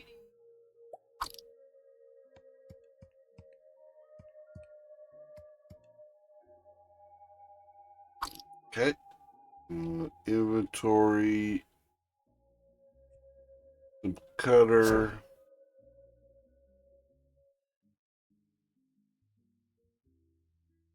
The Hanging Stranger by Philip K. Dick. 5 o'clock, Ed Loyce washed up, tossed on his hat and coat, got his car out, and headed across town toward his TV sales store. He was tired. His back and shoulders ached from digging dirt out of the basement and wheeling it into the backyard. But for a 40-year-old man, he had done okay. Janet could get a new vase with the money he had saved, and he liked the idea of repairing the foundations himself. It was getting dark. Very simple tasks on this game. Definitely good for kids to learn how to go step by step through stuff. Young kids. He stopped his Packard for a red light and then started it up again. Please inform this unit. Go over the records of the day, maybe even close Stone kiln. He drove slowly past a small square of green in the center of the street, the town park. Well, not entirely sure why we need a stone kiln. You got plenty of stone, you just need mortar and shit for the little square of green with its making that. drinking fountain and bench and single lamppost. From the lamppost, something was hanging. A shapeless dark bundle, swinging a little with the wind, like a dummy of some sort. Loyce rolled down his window and peered out. What the hell was it? A display of some kind? Sometimes the Chamber of Commerce put up displays in the square. Again he made a U-turn and brought his car around. He passed the park and concentrated on the dark bundle. It wasn't a dummy, and if it was a display, it was a strange kind. The hackles on his neck rose, and he swallowed uneasily. Sweat slid out on his face and hands. It was a body, a human body. Look at it, Loyce snapped. Come on out here. Don Ferguson came slowly out of the store, buttoning his pinstripe coat with dignity. This is a big deal, Ed. I can't just leave the guy standing there. See it? Ed pointed into the gathering gloom. The lamppost jutted up against the sky, the post and the bundle swinging from it. There it is. How the hell long has it been there? His voice rose excitedly. What's wrong with everybody? They just walk on past. Don Ferguson lit a cigarette slowly. Take it easy, old man. There must be a good reason, or it wouldn't be there. A reason? What kind of reason? Ferguson shrugged. Like the time. Oh, we did that one back in October. We did that one back in October.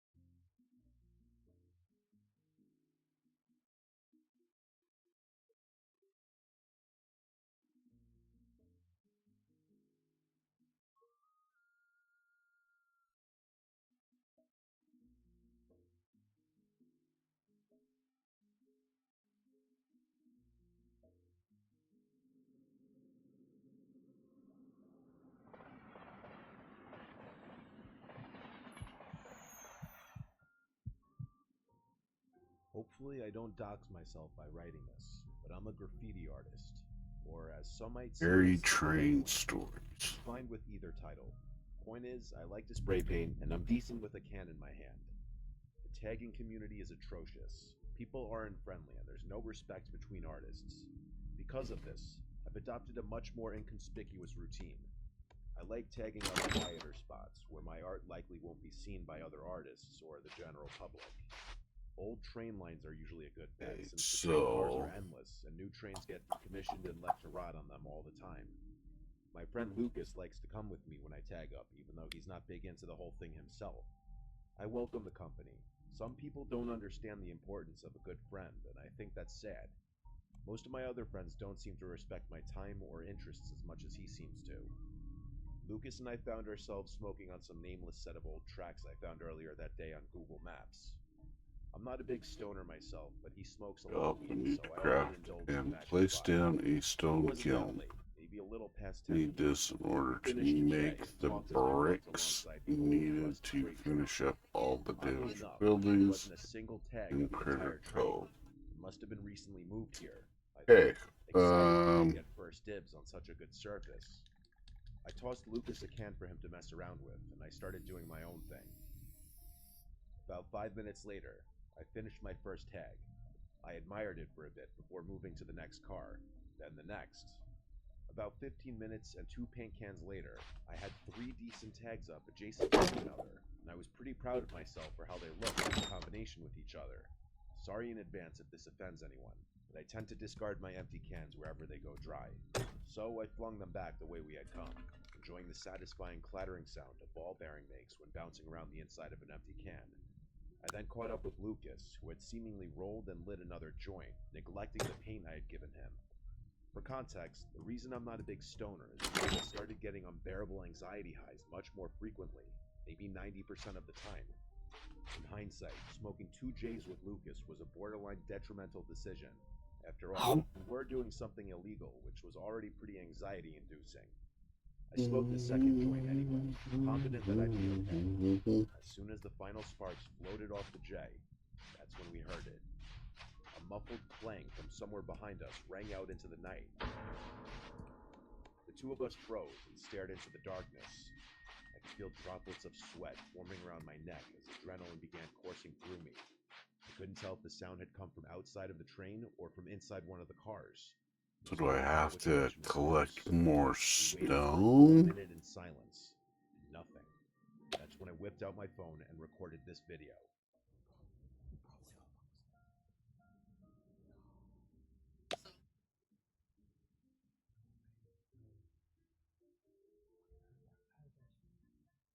What the fuck? No! Oh, fuck! As the the video shows, whoever made that noise picked up one of my empty paint cans and threw it at us, before chasing and shouting at us. You can't really see the paint can in the video, but I swear to you, that's what the first sound was. Wait. A few seconds later, in my entire life. It didn't help that I was stoned out of my mind. My hands were literally shaking. So were Lucas's. We found our way back to the car and drove home in silence. What was I supposed to do? Call the police? I was literally breaking the law. That wasn't an option. The story doesn't end there, though. I actually went back to those tracks a few weeks later, but this time during the day and equipped with my trusty Glock 17. To my surprise, the train was still there. Despite that, there was a pretty glaring difference this time around. In the 3 spots where my tags had previously been were now ugly blotches of red paint. Someone had deliberately covered my work. Quietly, I kept investigating, and eventually came to a train car with its door wide open. I took a look inside, and it was bizarre. The train car was completely empty, except for a chair in the direct center, and what looked like ropes and chains scattered about. Some of the ropes were wrapped around the legs of the chair, and others were just lying on the floor. The weirdest part was the smell, though. The whole car smelled like bleach. If you closed your eyes, you would have guessed you were in a cleaning supply closet. I can't overstate the smell, though. It literally smelled like the whole train car had been doused in bleach. I went to take a picture of the scene, when I thought I heard a metal clang somewhere further down the train. I could have imagined it, but I wasn't taking any chances. That was enough for me. I was out of there as quickly as I had come. I've told so many people this story, and none of them could rationalize that psycho's actions in a way that makes sense. I doubt a homeless person would be able to get their hands on a gun, but I can't fathom why someone other than a homeless person would respond so aggressively, and why they decided to cover up my tags is another mystery. I think the most disturbing aspect of this whole thing was the chair in the middle of the train car. I really want to go back to those tracks just to take a picture of what I saw, but I haven't worked up the courage to.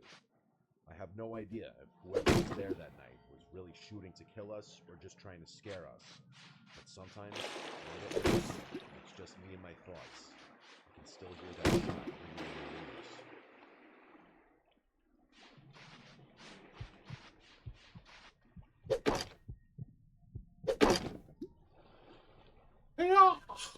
As I'm writing this, it's early July. This story took place at the beginning of summer. I usually try to hang around my college town or travel to Europe in the summer as a way to avoid going home, but that wasn't a possibility this time around. I found myself reluctantly returning home at the beginning of the summer. Still need to find an old coat hanger. I didn't really feel like seeing any of my old friends, but I wasn't too keen on staying home either, so I found myself waking up early and spending my entire days hiking, watching movies, or even just driving around aimlessly. Old coat hanger. Wanted to do something a little more exciting. My friends and I used to train hop, one of the many unruly activities that I had since cut out of my life. I decided what the hell, drove to a secluded set of tracks I knew about.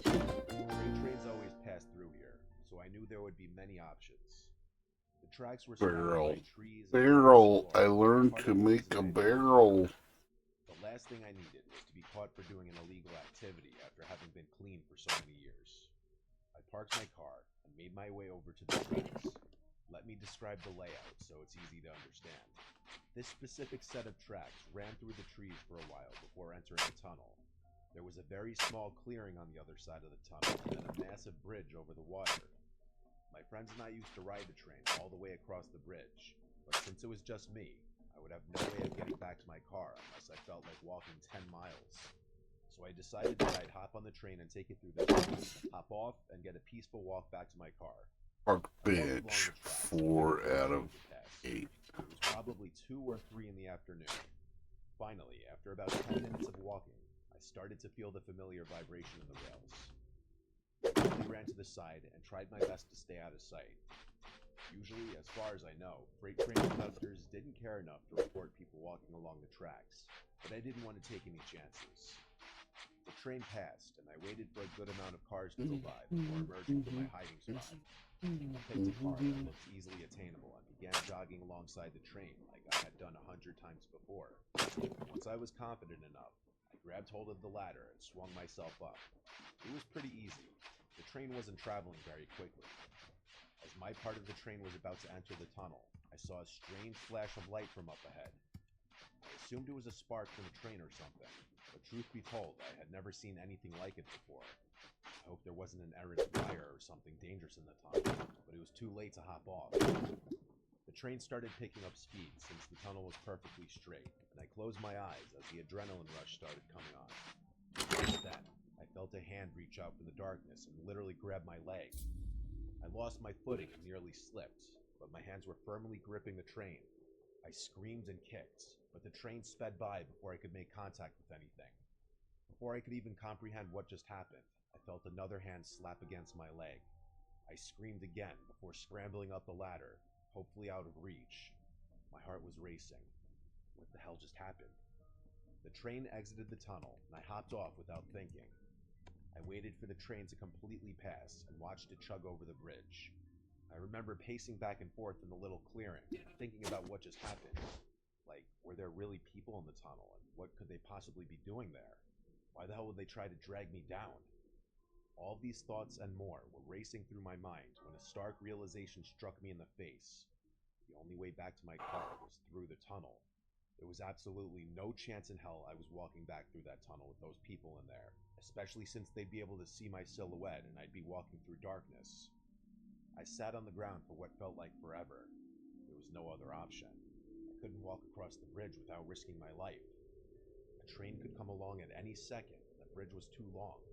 I considered calling someone to come rescue me, but I wasn't even sure if they'd be able to do anything. Police weren't an option. I was breaking the law just being here. I had no choice. I picked up a rock and started making my way through the tunnel. There were 2 people in there, which I knew for a fact, but there could have been more. I had no idea. I got about halfway to the point where I felt the second set of hands when I heard something. A faint clicking was coming from somewhere in the tunnel. It sounded like a human clicking their tongue, but it could have been made by a machine. It was honestly hard to tell. I froze and thought to myself, continuing to walk this tunnel was Been streaming for 7 hours. Confidence and pulled out my phone. You better stay back or I'll shoot, I threatened. Holy My words crapola. walls. There was a moment of silence. Holy crapola, As homies. quickly as it had begun. I was obviously bluffing about having a gun, but I figured it was better to bluff than just walk in silence. I then pulled up a video on YouTube of a gunshot sound effect, turned up my phone's volume, and played it. It was honestly louder than I was expecting, and with the echo of the tunnel, I prayed to God that whoever was in there bought it.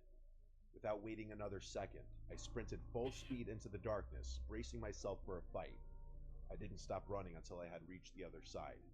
By some miracle, no one tried to grab me. After making it out of the tunnel, I looked back. There was another flash from deep in the tunnel. This time, though, it subsided long enough for me to clearly see 2 silhouettes standing on the tracks facing me. That was it for me. I turned to leave. But as I was jogging away, the nastiest screech I've ever heard emanated from the tunnel. It sounded barbaric, definitely human, but far from normal. I don't So we need to figure out how to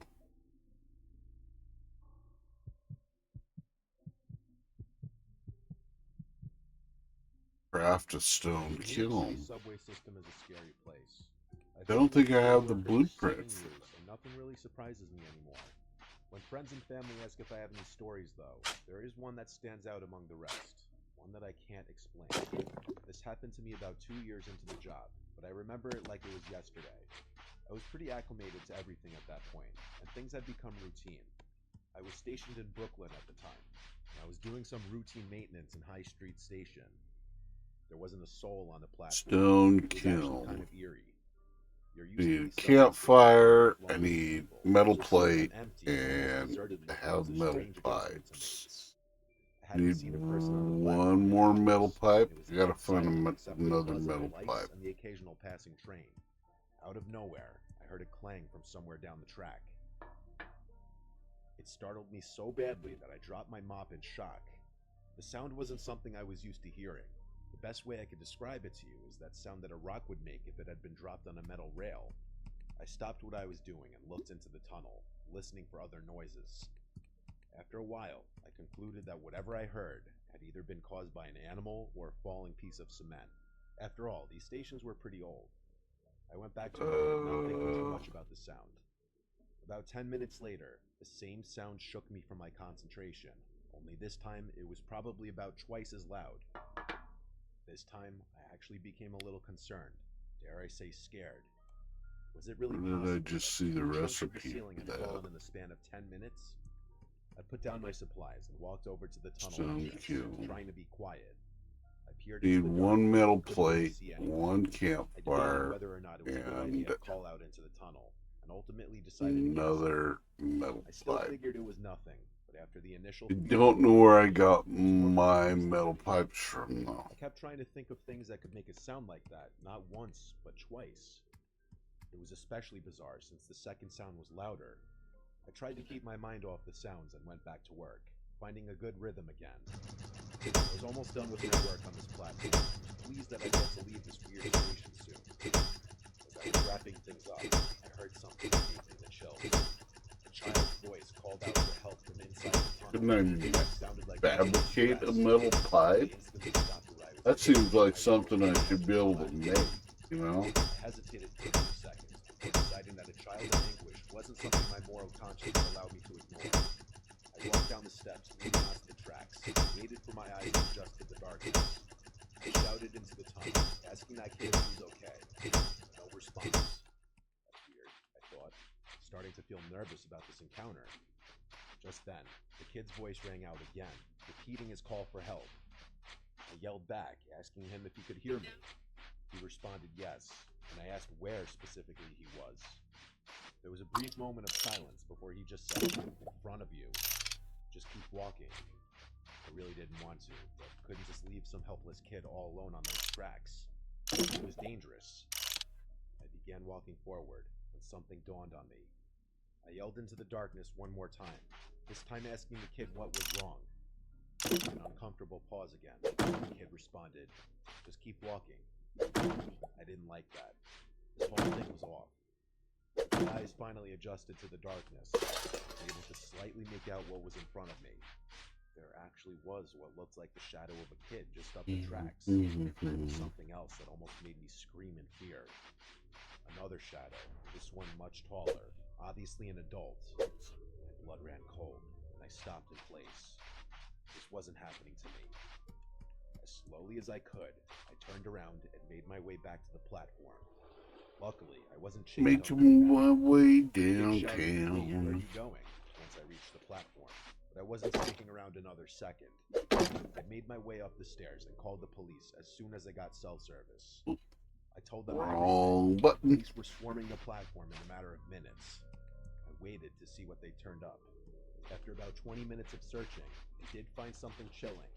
There was a single kid's shoe just lying in the tunnel, which the police hypothesized could have signified a struggle. After hours more of searching and scouring every available database for missing children, we were told we'd receive a call if anything ever came up. It was concluded that whoever had been down there, though, had hidden somewhere in the tunnels. I have no idea what to think of this experience. This is the best theory I can come up with. Some psycho kidnapped a child and forced him to yell for help in an attempt to lure some unsuspecting Good Samaritan into a trap. Or hell, maybe it's their own kid, who they're raising to also be a psycho. I can't think of any other reasonable explanation besides this one. But if I'm right, I can only imagine what that kid must be going through. I'll leave little footprints behind.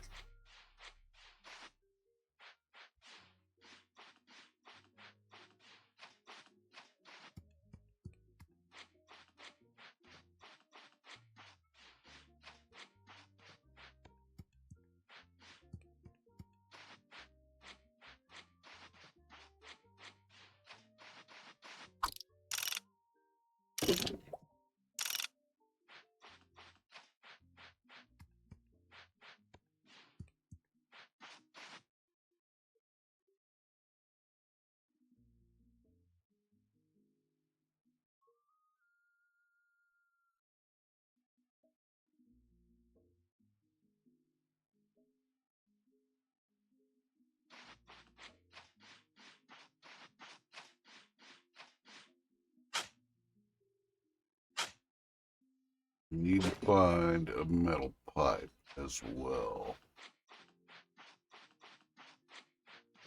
So we're just kind of running around doing tasking, trying to learn all the stuff.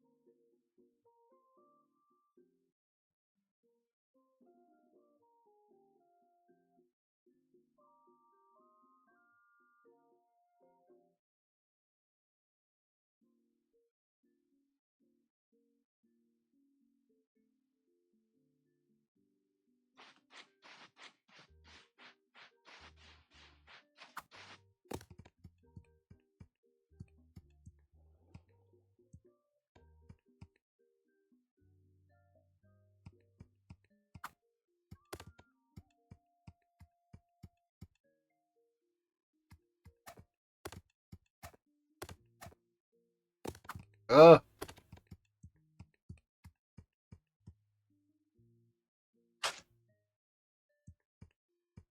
fell in a hole in the game.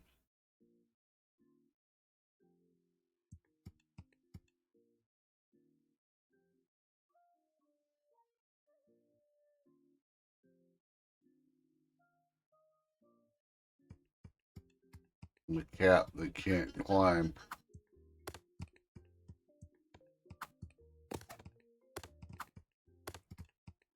Hmm.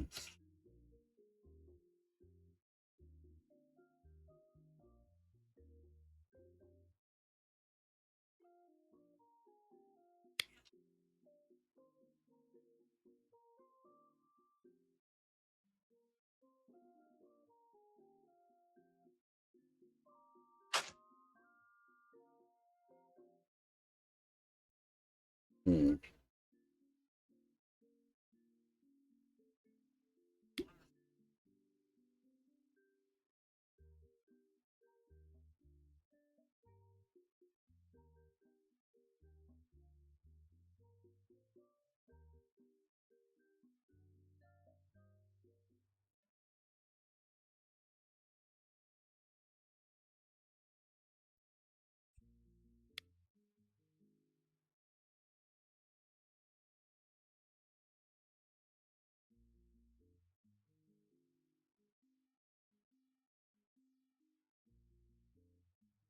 Will this load me in my house?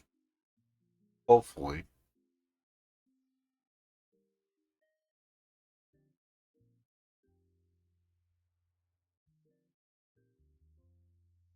Oh, that's not good. Um,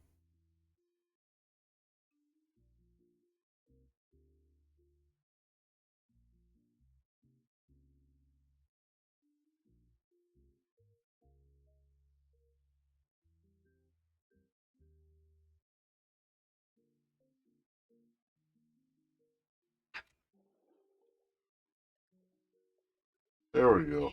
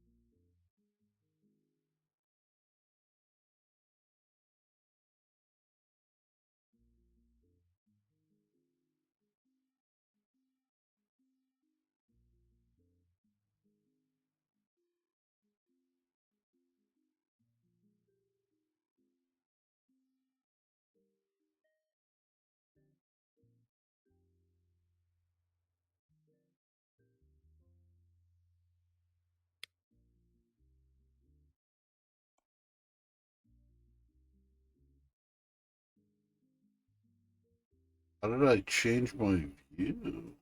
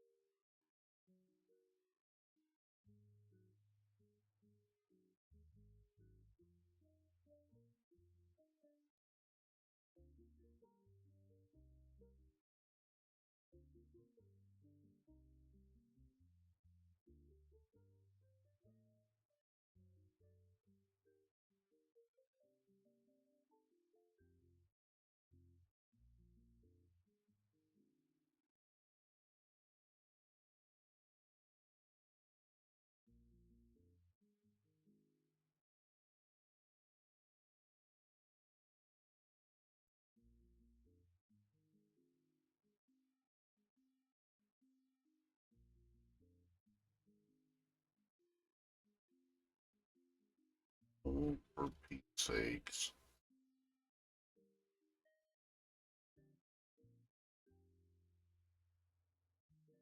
Oh. Back in the game.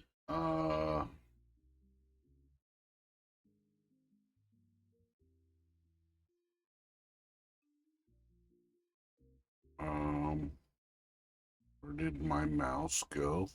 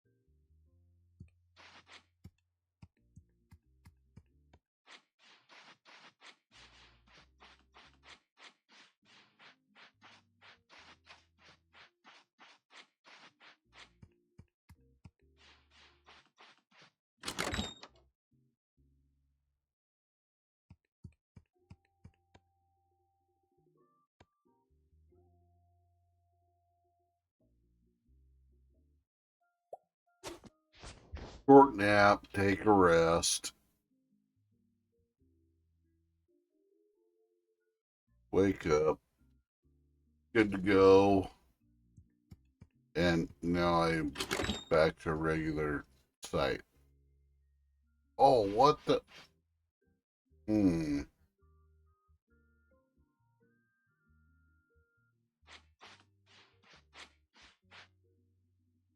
I changed my...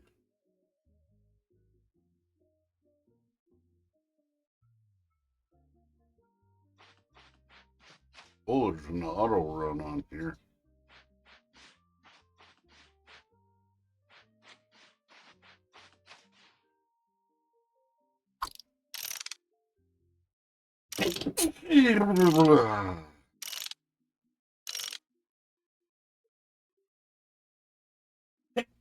Yeah, jeez. Woo.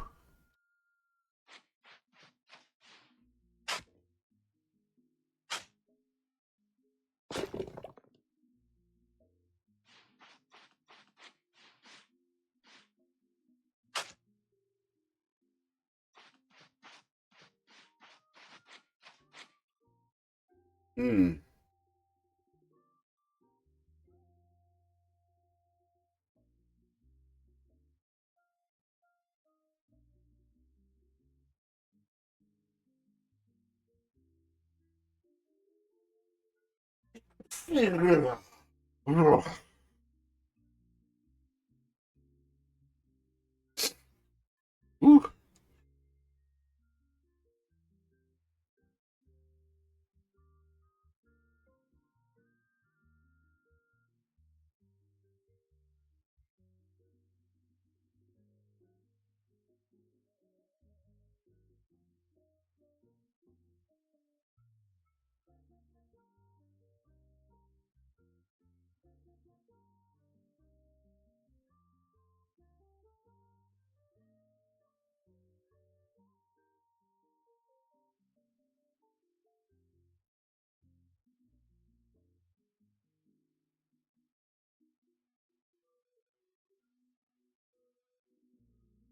In May of 1997, I arrived home from the last day of school to unwelcome news. I would be spending my summer break on Uncle Jacob's farm. To say I was disappointed would be an understatement. I wanted to laze the breezy days away at the beach, breathing in the salty scent of the ocean, while the golden sands warmed my back. I wanted to sleep until noon, free from the shrill ring of my alarm clock, before waking up to devour a bowl of sugary cereal in front of the TV. I wanted to ride my bike and leisurely sip lemonade and reread all my favorite books. But for me, summertime now meant hard work and insufferable rural boredom that made sitting at a school desk seem downright thrilling in comparison. Begging Mom to let me stay home was futile. She insisted that Uncle Jacob had fallen on difficult times and needed assistance tending to the farm. Even if he was too proud to admit it. We had no other living. Dad had left us years ago before eventually choosing to drop out of our lives entirely. Mom couldn't take time off of her job, leaving the responsibility of helping Uncle Jacob to ultimately be heaped on to me. I should clarify that I didn't inherently dislike my uncle. I actually felt quite bad for him. You see, over the past year, Uncle Jacob's life had become a painful cycle of hardship and grief. Aunt Darcy had died suddenly the previous summer, and while he'd never been a particularly genial man, her death had made him grow stony and distant. His health was declining, and the farmer who had once taken great pride in his crops now owned several acres worth of neglect. I didn't blame him for the robbing of my summer. I knew it wasn't his idea, and I suspected he felt as cheerless about the arrangement as I did. And so I begrudgingly conceded that my mom was right. Uncle Jacob was in dire need of assistance, and to deprive him of it would be unconscionable. Still, it was impossible not to feel bitter when June arrived, and I found myself in my uncle's fields at the crack of dawn. While my friends were soaking in poolside sun and enjoying family vacations, I was toiling my summer away under the blazing sky. Every day my shirt would become so soaked with sweat that it clung to my aching back like a layer of wet skin.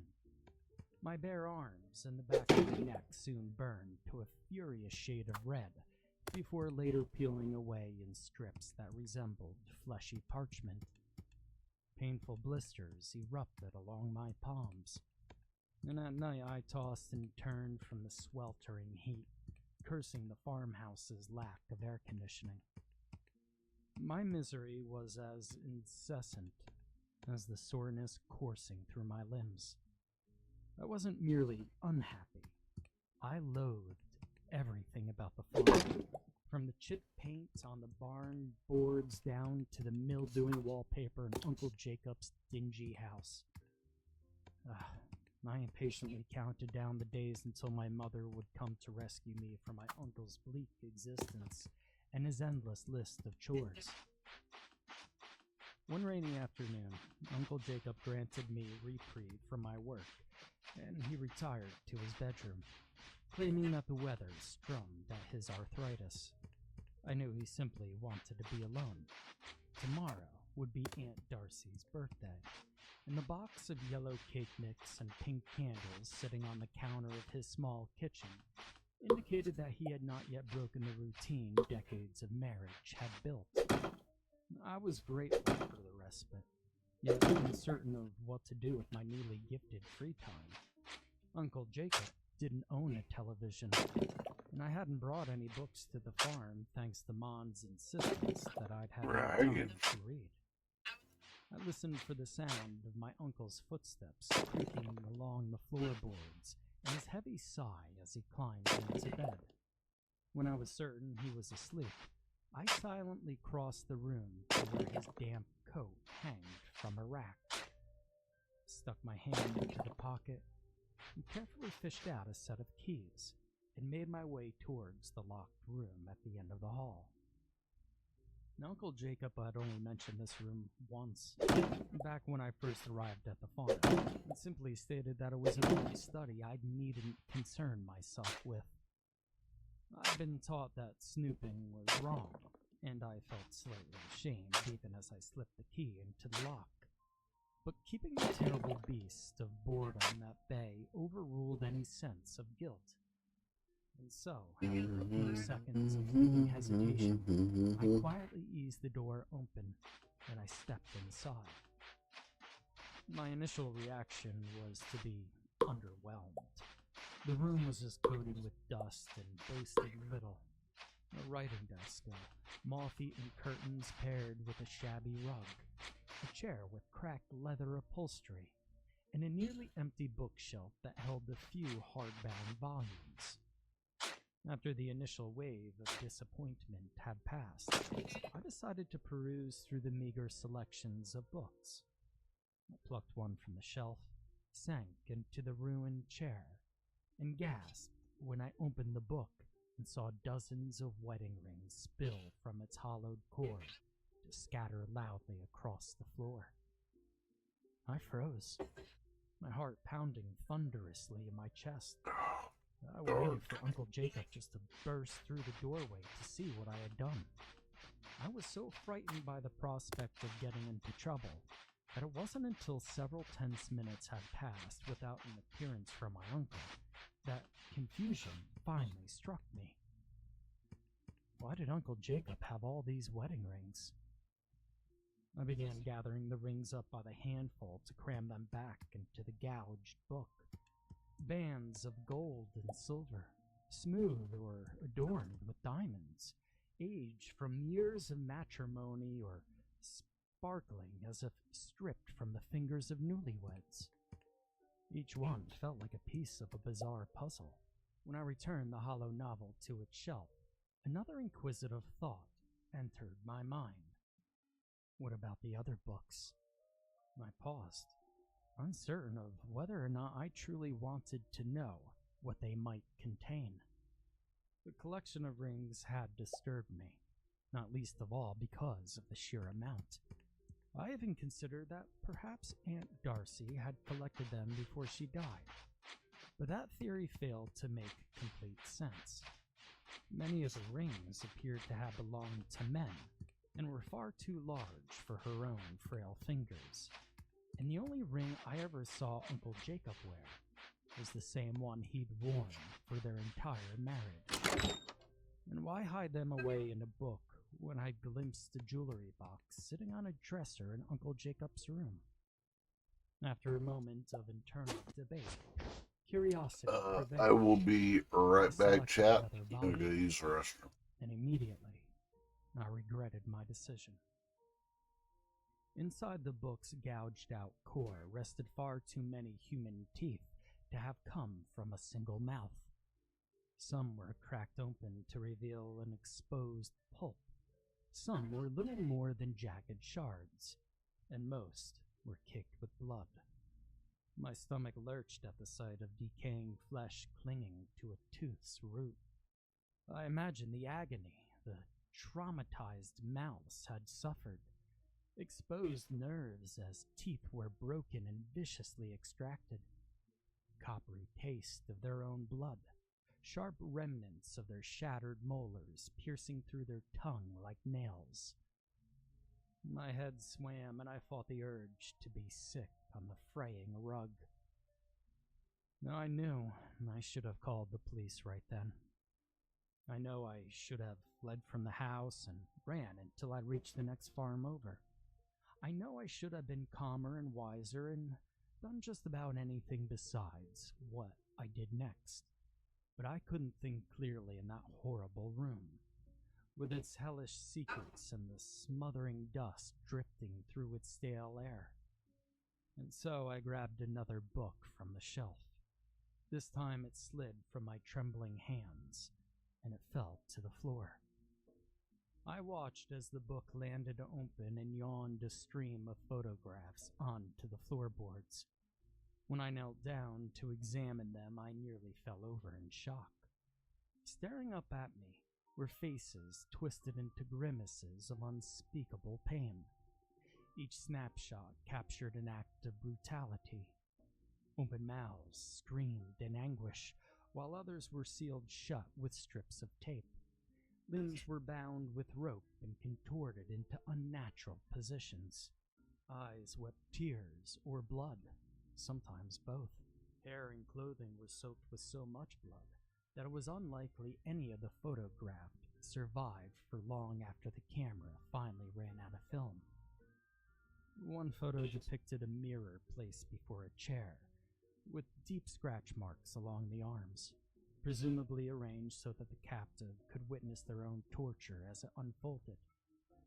In its reflection, I caught sight of a familiar face. A hand clamped down on my shoulder.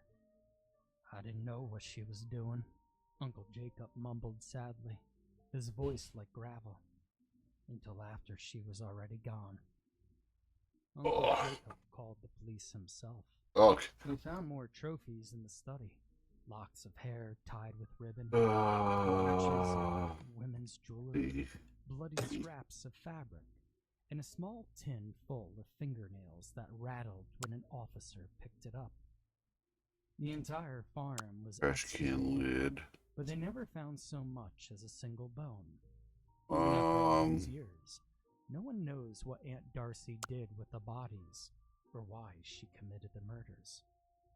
Law enforcement had her gruesome trinkets sent to a forensic laboratory, but for the most part, identifying victims boiled down to the hideous task of poring over the photo collection. The job made all the more nightmarish when families of missing persons were shown corn. the grisly of the pictures or tearful Oh, confirmations. actually. And Darcy continued to inflict pain, even as she lay What in is her grave. that? Several of the photographs remain Drumstick stock If there exists seeds. anyone out there who misses them, they'll likely spend Those the rest in of their lives there. that their disappeared loved one met a cruel, brutal end There. at the hands of a monster for reasons that we'll never understand. Rubber Sometimes I tire. wonder if perhaps it's better that way. It's a rubber Answered tire. questions and lack of closure are still painful than knowing the undeniable, heart-shattering, blood-stained truth that those photos so gruesomely displayed. Uncle Jacob was interrogated. His story never Options. changed. After Aunt Darcy died, he was preparing to sell the farm and He move away to buns. somewhere with less memories, only for those plans to come to a horrifying halt when he found what she'd been keeping in her study. The discovery left him tethered to the farm, for he had no way of knowing if more ghoulish trophies remained hidden elsewhere among his acres, and couldn't risk anyone uncovering them before he did.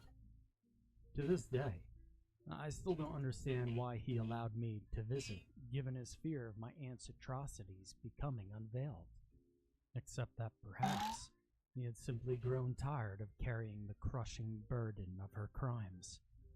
He claimed to have no knowledge of the murders prior to his wife's death, and for what it's worth, I believed him. The voice that spoke to me that rainy afternoon belonged to a Drive. broken soul who had finally been relieved of a secret that was eating away at him like a parasite. Now I know it was wrong of Uncle Jacob to keep evidence concealed rather than alert the police to what he had found. And I know it was wrong of him to prioritize Aunt Darcy's memory as an amicable, pleasant woman over seeking justice for her many victims. But I understand his reasoning, even if I don't agree with it. He lost Aunt Darcy twice, once when she died, and again when he realized that he never really knew her at all. Within weeks of his arrest, Uncle Jacob suffered a heart attack in his jail cell. No funeral was held, and less than a year later, he had to have the tombstone he and Aunt Darcy shared removed after it was repeatedly defaced by vandals and admirers alike. Pieces were chipped away by those who sought to take a little bit of Aunt Darcy, by then a celebrated figure in certain macabre circles, home with them. Mom put me in intensive therapy, and I spent the rest of my summer in my room, reading book after book in an attempt to keep my mind from lingering on the farm. Didn't work, of course. At night, I would lay awake in bed, think of the photographs until my ears rang with the sound of tortured screams. But things got better in time. I continued therapy, and today I'm a healthy adult with a family of my own. We can make a dragon fruit jam. Fewer and fewer in number over the years. I still think of Uncle Jacob's Oh, spice. Every thought circles back to the picture with the mirror. The last one I saw before Uncle Jacob gently plucked it from my grasp and guided me out of the room. I can recall every detail as if I'd viewed it only seconds ago. Aunt Darcy, looking into her reflection, wearing a cruel grin and a fine mist of blood, her gloves glistening with a wet crimson. In the chair beside her, his limbs bound Grilled in knotted veggies. rope, and his face Okay. almost entirely obscured by blood, sat my father.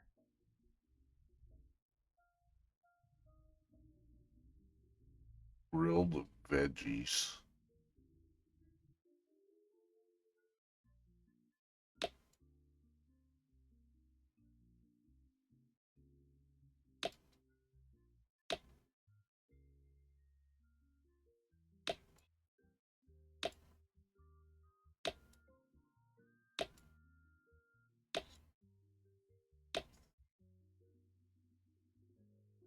Grilled veggies. How do I...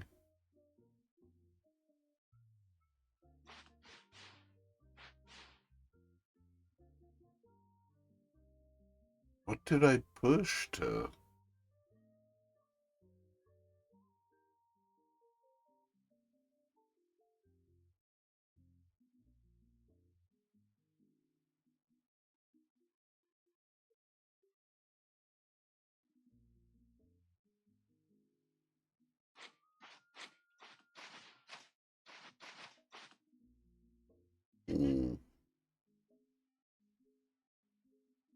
Emery.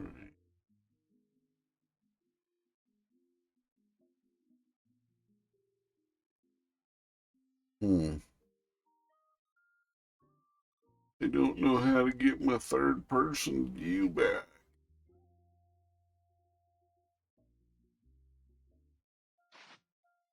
Oh, there it is. There it is. Z. In case you were wondering, is your camera.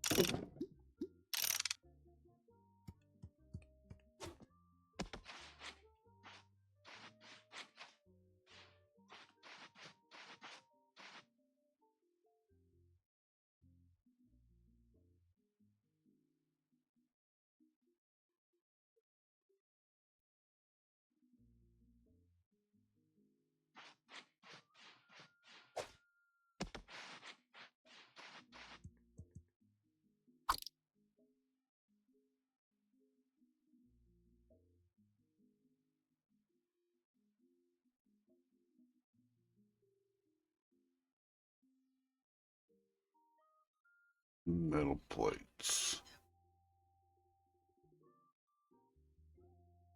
Oh.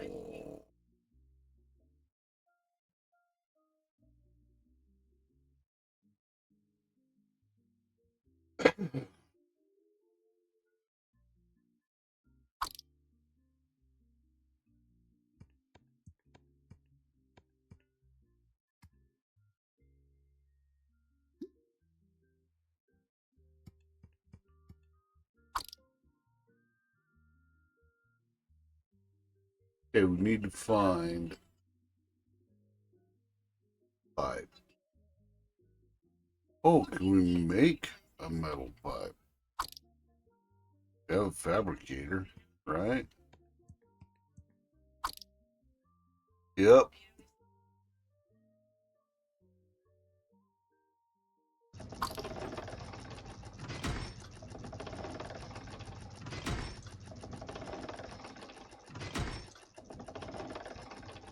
should have known better. Running around looking for stuff that don't need to be running around looking for. Derp.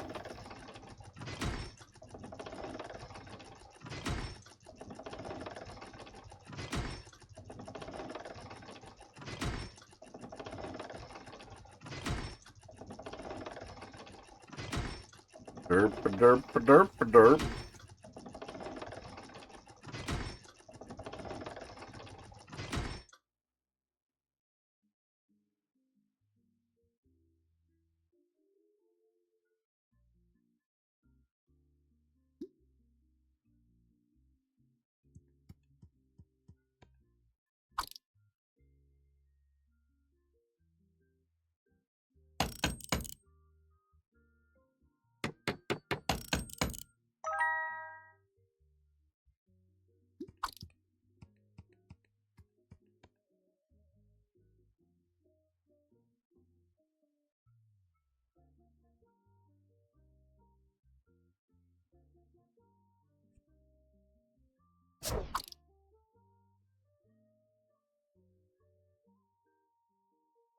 Can place this outside. I can.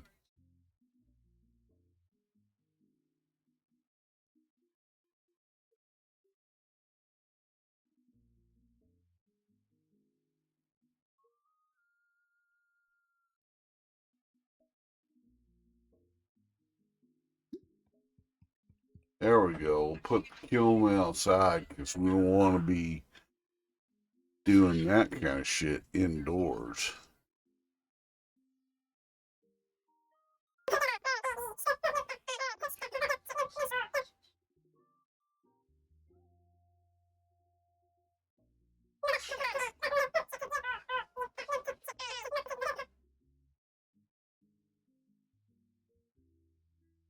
Structures in town. Unfortunately, this unit lacks the data on how in-person structures function.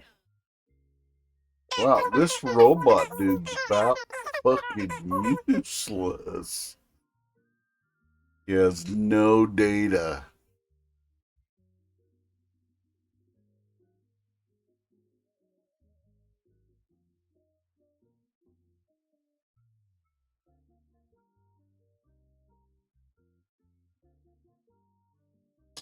Okie dokie.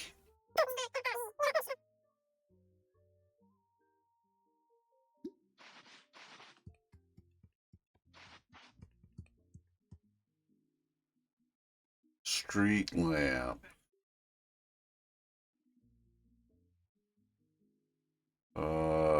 Two metal plates per thing. So if we make 10 of them, that would be 20.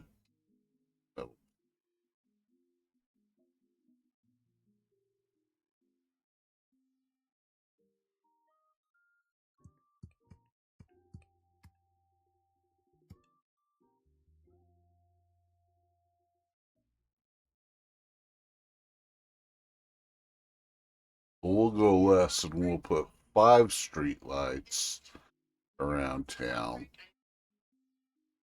and call that good for now.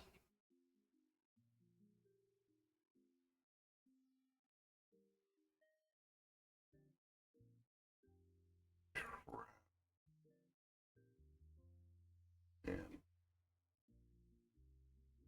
oh, I can only craft 8. Okay, well, we'll make 8. I'm sure we'll find more metal about town.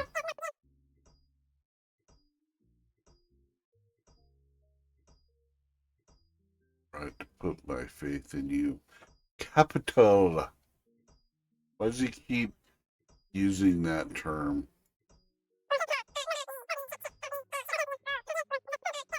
Representative of the local tourism board. He is going to help make Critter Cove the next hot tourist destination. I thought this was the apocalypse, so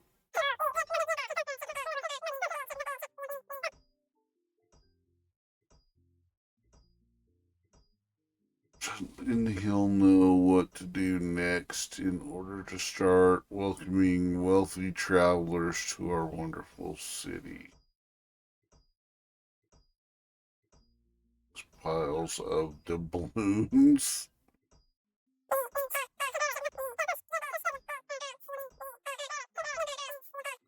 And whatever, yes, it's not imperative that you get this all sorted every day. We're not open for business or lost profit. Every faith that you'll do a spectacular job. Oh, I will be the best ambassador for an island ever. That's what I'm going to call myself. Ambassador Salty Pants.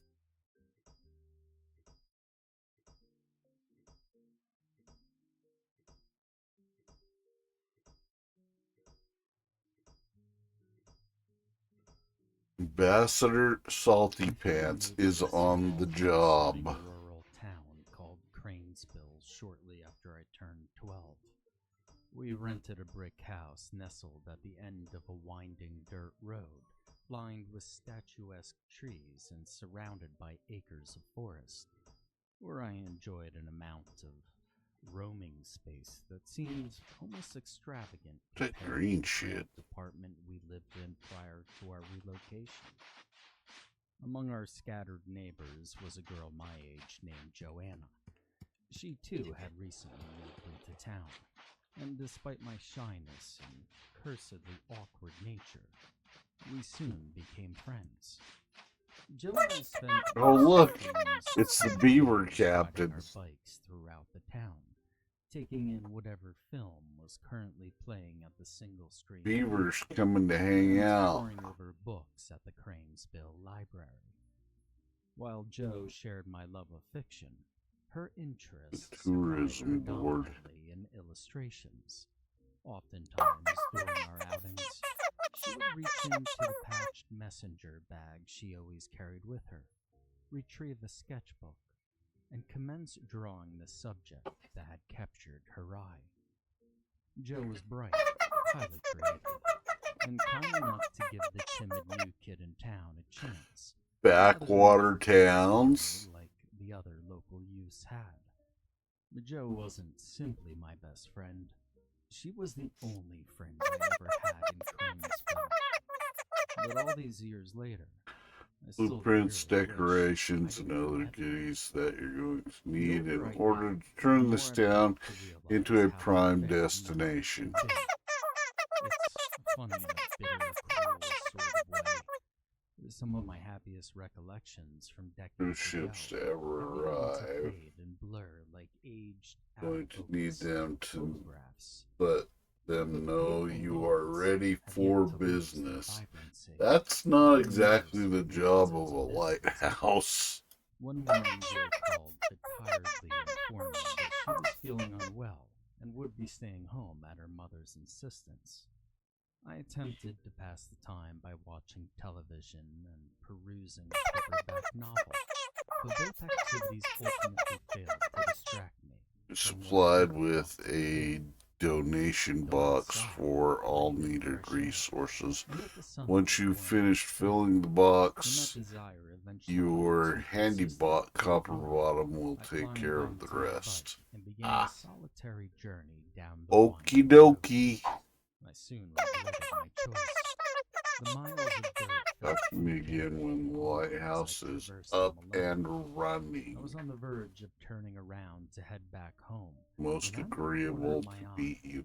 caught Wow, sight of something these critter people talk Beginning to weird. Stop and glance towards the towering trees at my right, where I saw a You know, you narrow could have just soil pathway taken this trailing over there and across pinned that to the door to begin with, dude.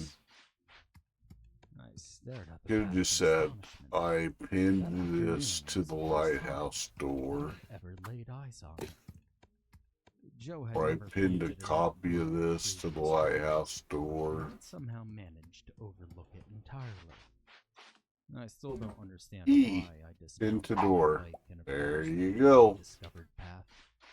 wasn't curiosity that propelled me forward, but a strange magnetic-like compulsion. Stone. My There's uneasiness stones, right? increased Oh, with it's every glass. step I took. And yet, I Planks. pressed on anyway.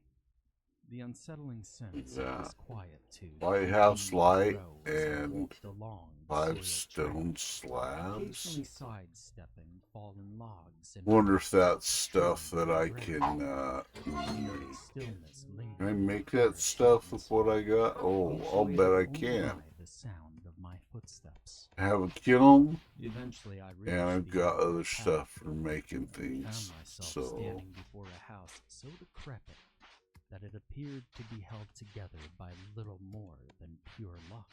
should be The able home was to. encompassed by knee-high grass, overgrown shrubs full of thorns, and spindly vines that reminded me of thin serpents. Nearly every window had been damaged. Some bore spidery cracks that crept along the glass, while others were little more than a collection of broken shards. Several shingles were missing from the sagging roof, and what appeared to have once been a coat of crisp white paint had faded into a chipped, dingy gray. Judging by the house's appalling state of neglect, it seemed as if no one had lived there in quite some time.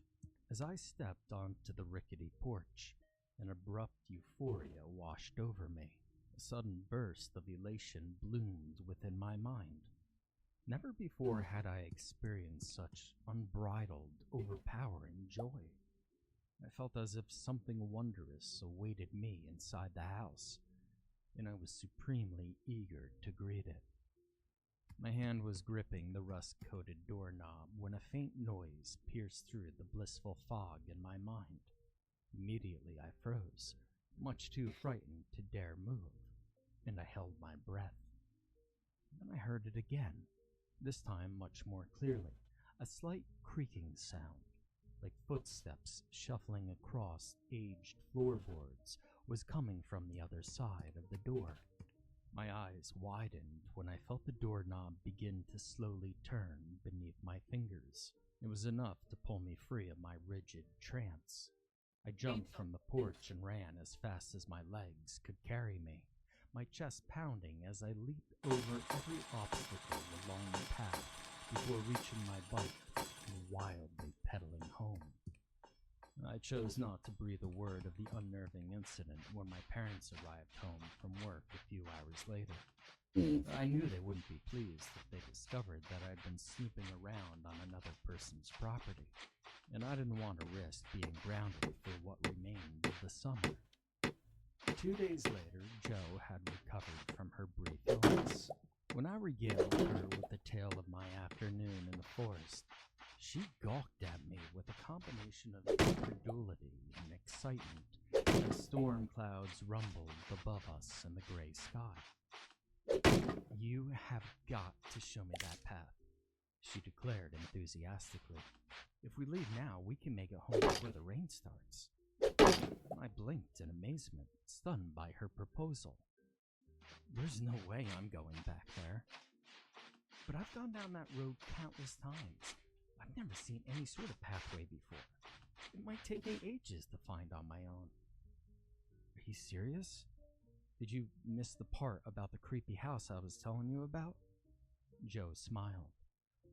Though her kind expression lacked condescension, I could tell that she didn't fully believe me. "You probably just heard a harmless noise," she stated gently, "and mistook it for something sinister." "No, that's not what happened, Jo. I felt the doorknob turn." "But maybe you just thought you did.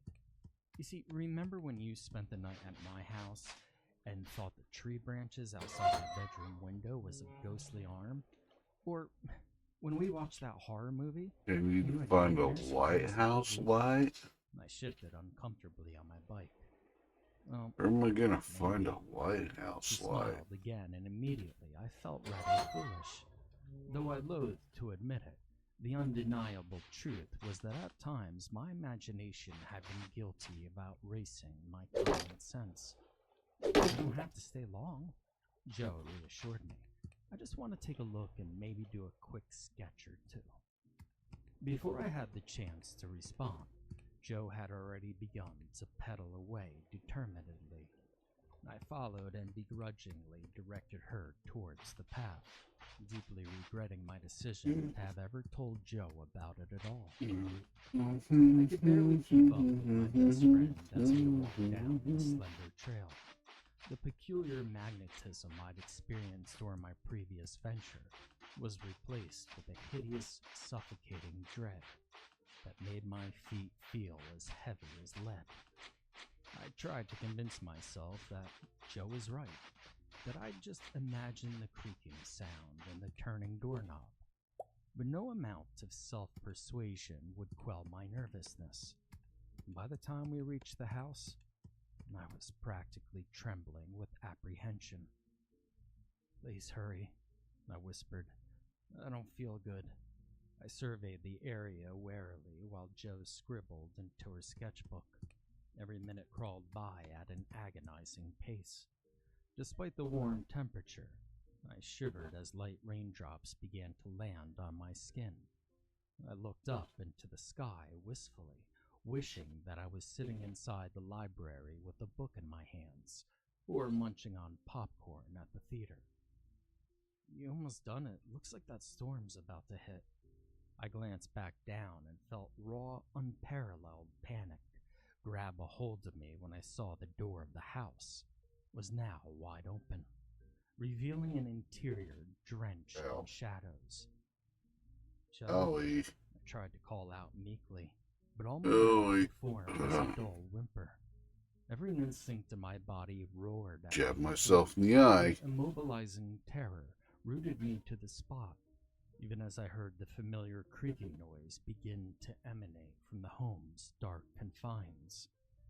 I watched in paralyzing horror, my heart hammering so violently that I feared it would reduce my ribcage to splintered fragments, as a woman emerged from the shadows.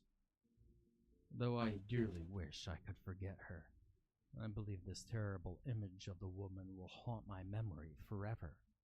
Her long hair dragged across the porch's decrepit boards, wildly tangled and rife with knots the size of a fist. A tattered lace gown hung loosely on her wiry frame, so consumed by mildew and stains that I couldn't determine what color it had once been before decaying into a murky shade of blotchy, rotted brown. The woman's sinewy hands were a jarring display of gnarled fingers, veins like plump worms. No hint on where to find thin, as if even a the delicate White touch House could light. cause her skin to rupture open and weep something far more loathsome than blood. But it was her face that terrified me the most. The woman's features were contorted into a violent expression of venomous, frightening hatred, as if an inconceivable rage pounded through her veins.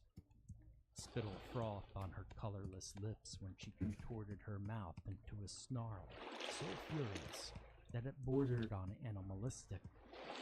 And the woman's reddened eyes burned with viperous rage as she fixed her gaze on me before staggering off the porch and into the tall grass, her every movement seething with murderous intent. A stifled scream rattled inside my frozen throat. The woman was soon close enough for me to see the dried blood caked beneath her cracked, sickly yellow fingernails. I wanted to tell her that I'd never set foot on her property again, that I would leave and never come back if she spared me from whatever hideous doom she planned to inflict upon me. But instead, I stood there mutely, and I gazed into an infuriated visage entirely devoid of mercy. Suddenly, a hand grabbed the back of my shirt and roughly pulled me backwards. "Run!" Joe shouted frantically. "Now!" In the blink of an eye, we were racing down the path. nearly tripping over our own frantic feet as we ran beneath a sky that had at least erupted into a downpour. Rain fell heavily and threatened to transform the ground into a slick carpet of mud. "Why did you open the door, Joe?" I shrieked in a tone shrill with incredible fear. "I don't know," Jo yelled back, her voice teetering on the edge of hysterical sobs. "I didn't mean to do it. All of a sudden my hands were on the doorknob and..." A startled cry tore from Jo's lips when she tripped over an exposed tree root and began to fall. Sometimes on the nights where sleep is particularly elusive, and there's nothing to distract me from the painful memories swimming throughout my mind. Oh, we have to go pirate a lighthouse light. Okay. Into a moss-covered rock. She Hot landed in a motion tropic. I yelled for Jo's name. I grasped when I rolled her over and saw the blood trickling down her skin. Hot Jo's eyes topic raised, over there. chest rising and falling with each feeble breath she took.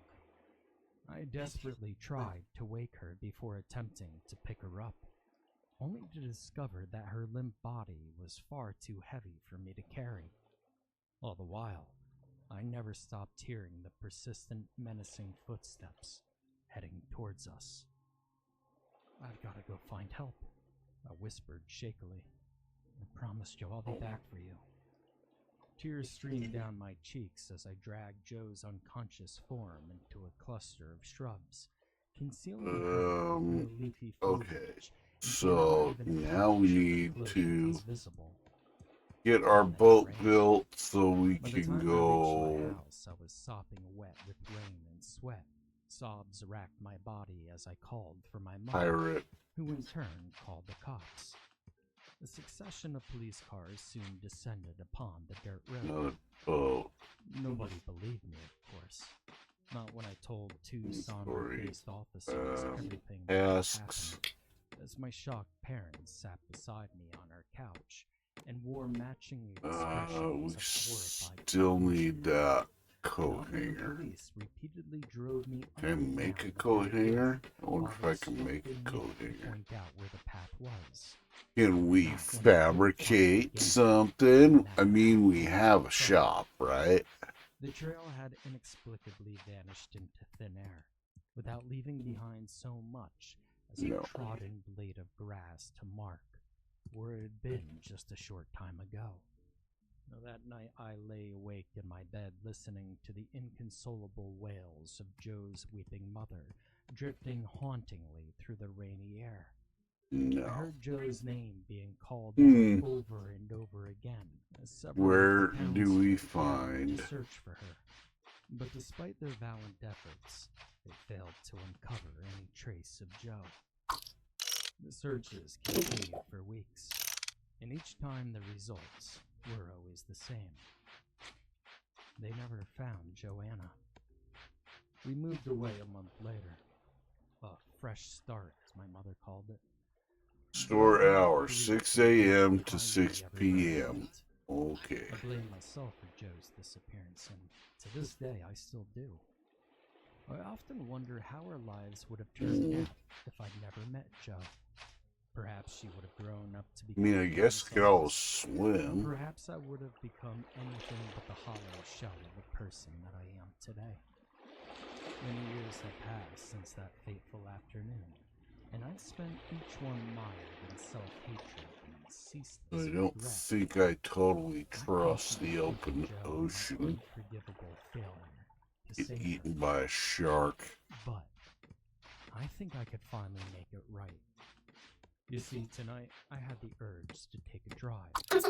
Much has changed about Dreamworld. Most of the small shops have been replaced with popular chains. Could that be one of the most important skills to be a good Where the movie dog? theater once stood. Sing As I me. drove down to the dirt road leading to my former home, I spotted a recognizable sight. Need some sort of memento in order to remember this day by. Something that will show the world that ye are a serious sea captain now. Here has just the thing. Here you go. It should fit your head without any troubles. Like a proper lot of the sea. Be well, salty pants. I hope that I'll find my best friend right where I left Tough. her. Somehow frozen Fuck in time, was that? waiting for me to fulfill the promise I made on that long ago summer day. But this time, The hell did he just hand me? Oh. I believe the path I'm about to walk is meant for me alone. Woohoo!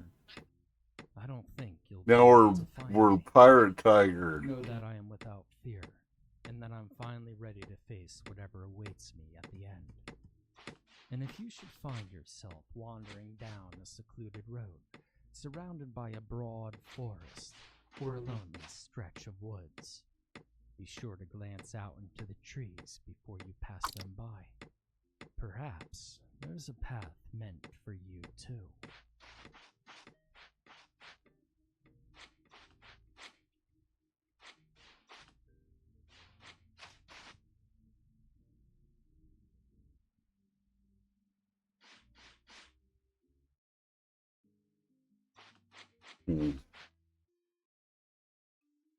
Gotta find this coat rack.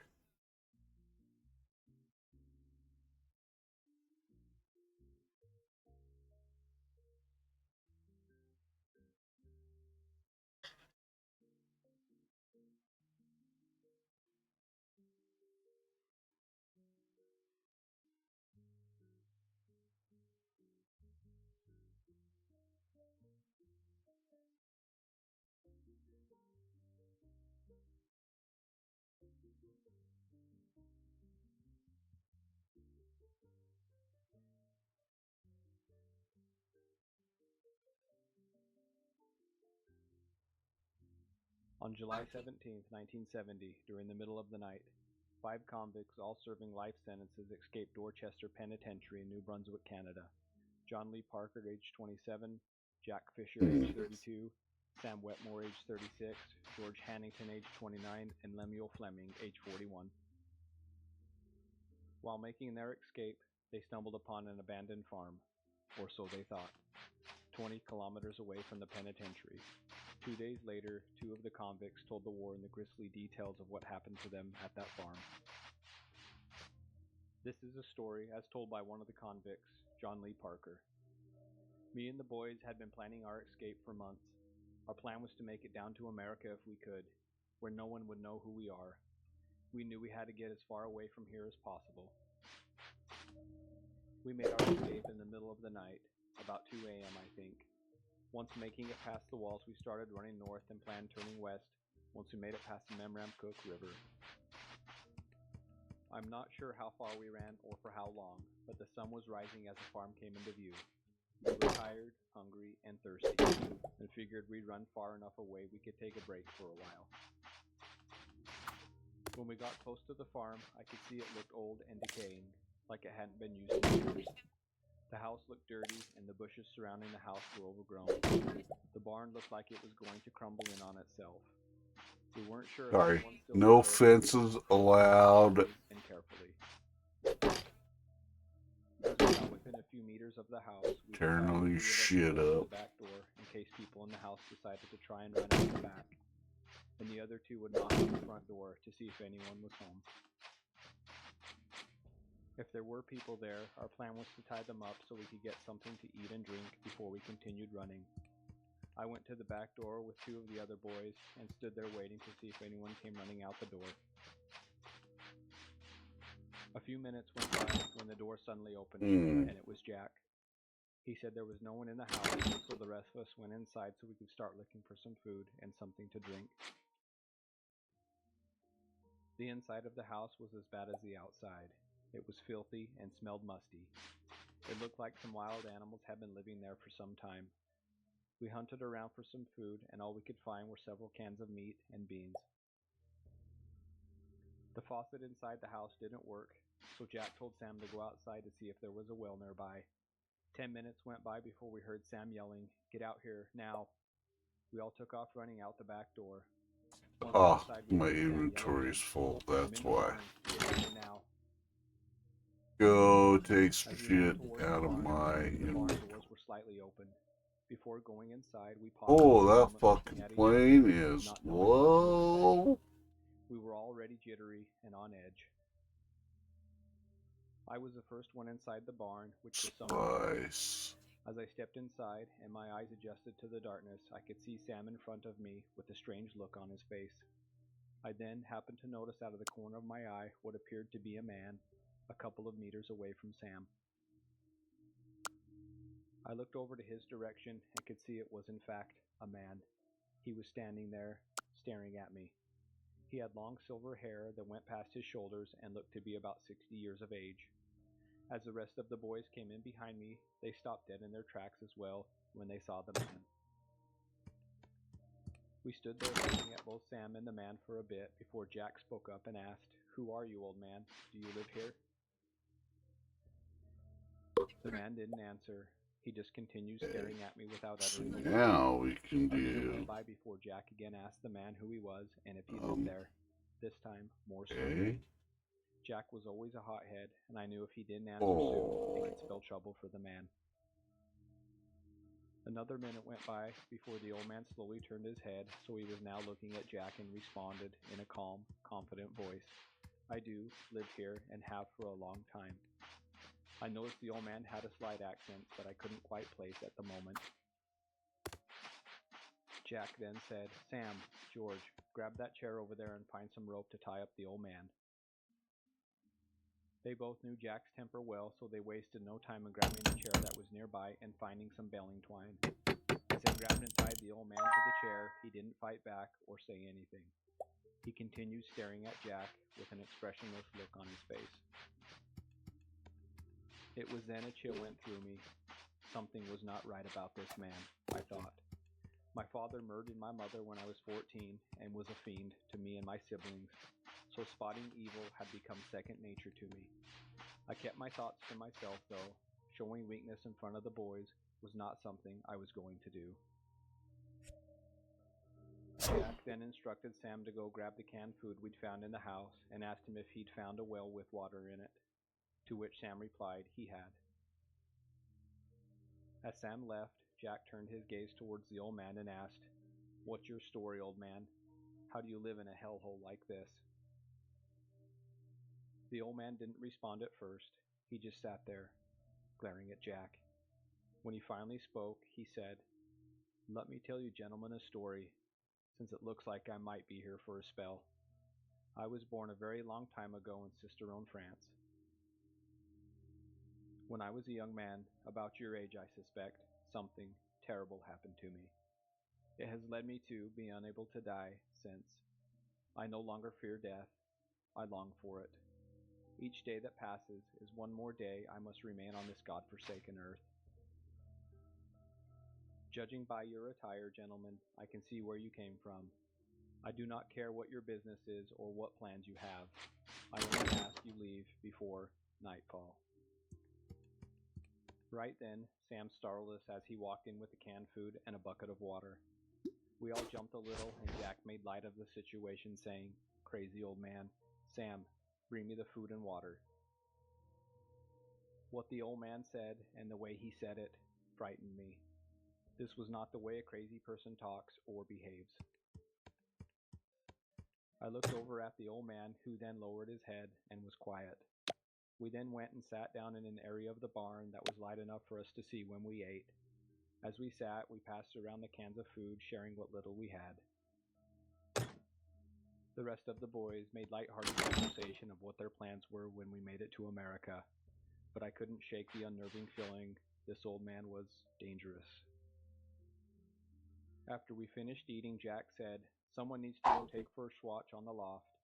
The area surrounding us is wide open for several kilometers, so it would be best to travel by night so we don't get spotted. We crossed several rivers on the way here and went upstream a ways before going back on land, so it should take the dogs a while to find our scent. George then said Experiment with some spice, some acorn, and some meat. so we could get some sleep. What will this The make? next thing I remember Poison? was waking to Lemuel shaking me saying it was my turn to watch, as he just finished, which meant I'd been asleep for several hours. Oh, he made As I slop. made my way to the ladder that went to the loft, I looked over at the old man. He was glaring at me, again, with an expressionless look on his face. Well, that didn't go Had well. tied him to a chair, with no idea of what could happen next. When I made it to the loft and looked outside through one of the windows, I could see it was getting to be late afternoon, which meant we'd be leaving in a few hours. I wondered what Jack had in mind for the old man before we left. Meat, I sat down on a barrel the other boys had been using to watch dragon and drifted fruit, off into my and thoughts, berries. when suddenly I startled myself awake, as I'd fallen asleep. I jumped off the barrel and noticed If there this was is no one slop again, I'm gonna be pissed.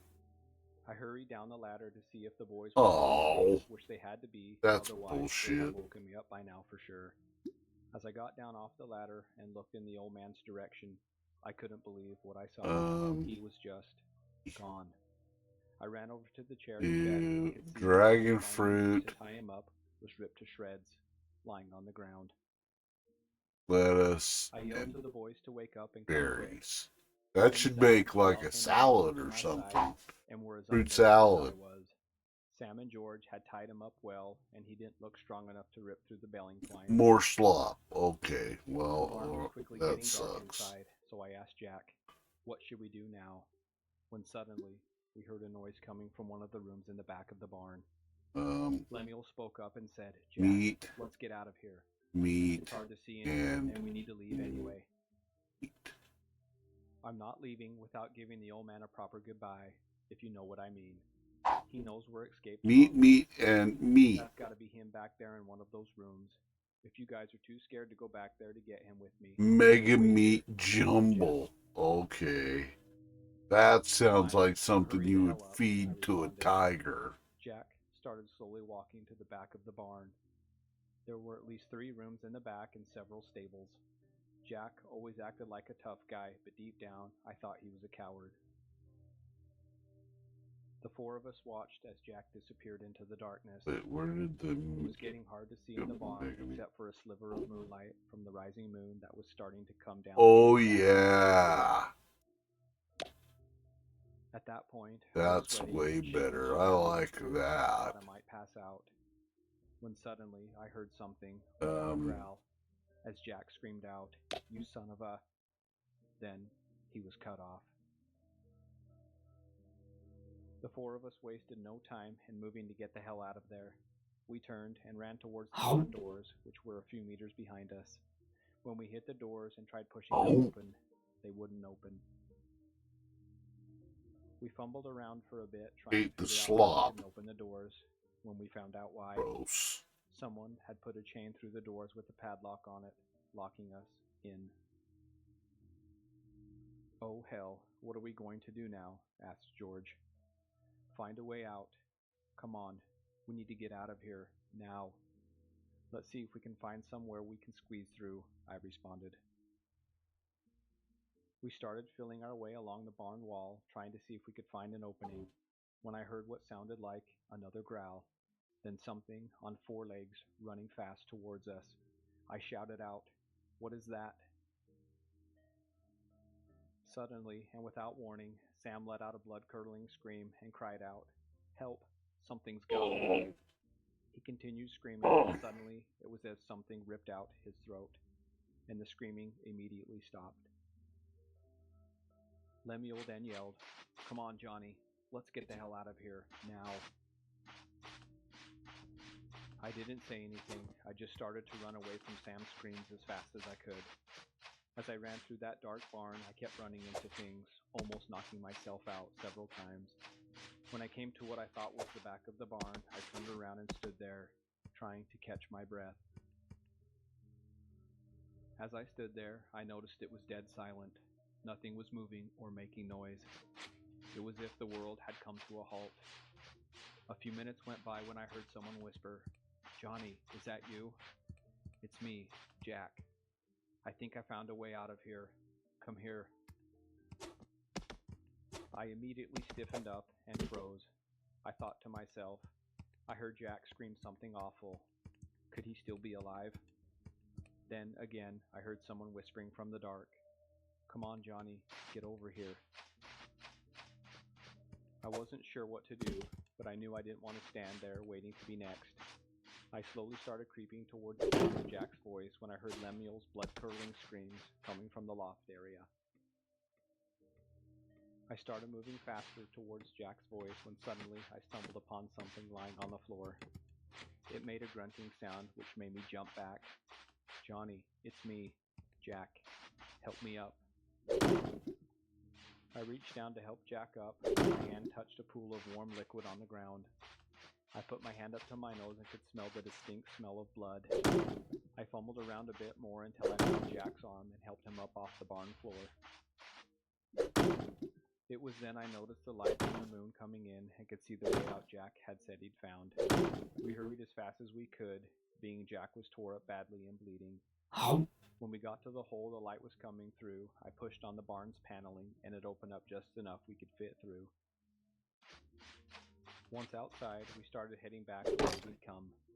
I couldn't stop looking over my shoulder as I helped Jack along, thinking we were for sure next. We continued walking all night to try and get as far away from the farm as possible. When it got light enough, we found a busy road to try and get some help. It didn't take long for people to figure out we were escaped convicts, then we were picked up by the police. I thought Jack was going to die sometime during the night, but the tough bastard held on. After John Lee Parker told his story to the warden let the local police know, who then went to investigate the farm. When they went inside the barn, several of the men said it smelled like an animal's den. While searching the barn, they found the old man on the loft, sitting in a chair, reading a book. When asked who he was, his response was, "What took you so long?" He was placed under arrest for the suspected murders of Sam Wetmore, George Hannington, and Neil Fleming. As the search in the barn continued, they found a hidden room under one of the rooms. It contained the bones of several dozen people, including Sam and Lemuel. The bones had been picked clean, except for some fairly fresh tissue that still covered the bones. Over the next month, a search of the entire premises was conducted. There was never an exact count of how many bodies they found, but they suspect as many as 100 different bodies may have been found on the farm. George's body or bones were never recovered. Oh, found it. They searched the house as Oh, well, inventory's finding many old items, full. some dating back to the 1700s. An old photograph that matched the old man was found. Experts say the photograph Not dated anymore. back to the 1850s and was taken in France. Building a boat, building a boat. Let's go give this shit to the old sea captain. And there he stayed until 1984. One You day, just standing around out here, Dingleberry. I've been here all day waiting to teach you a thing or two. Yeah, well, I've been busy, dickhead. I got shit to do, okay? I can't just drop everything and come find your sometimes just standing pokey there, little ass. then walking back into the room. See, when you look around here, wait, don't answer that.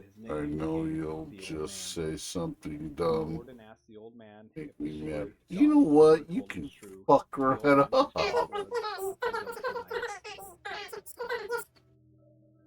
Jack survived his injuries but needed to have his left arm amputated due to the severe damage it suffered. Story. When the warden asked John Lee Parker what he thought killed the other men, John's response was, "A werewolf." Yeah, I got a shovel and a wrench. I'm gonna knock you out and bury your lizardy ass.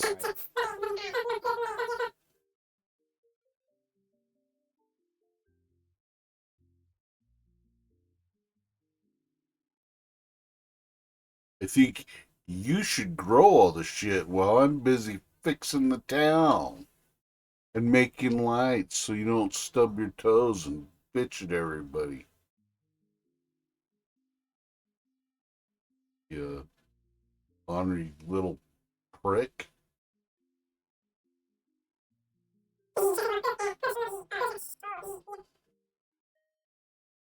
Yep, watering can, feeds.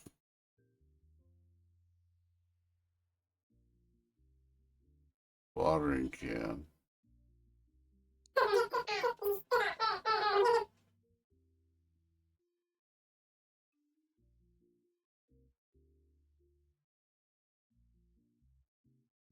But I just make one instead.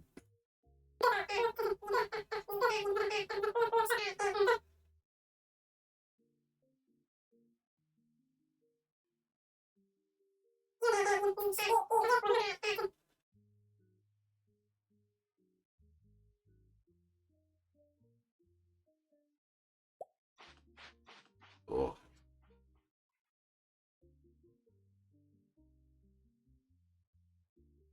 That little lizard dude needs an attitude adjustment.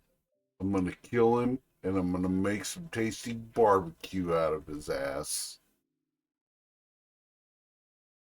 That sounds like a good plan. I mean, I am a tiger and he's a lizard.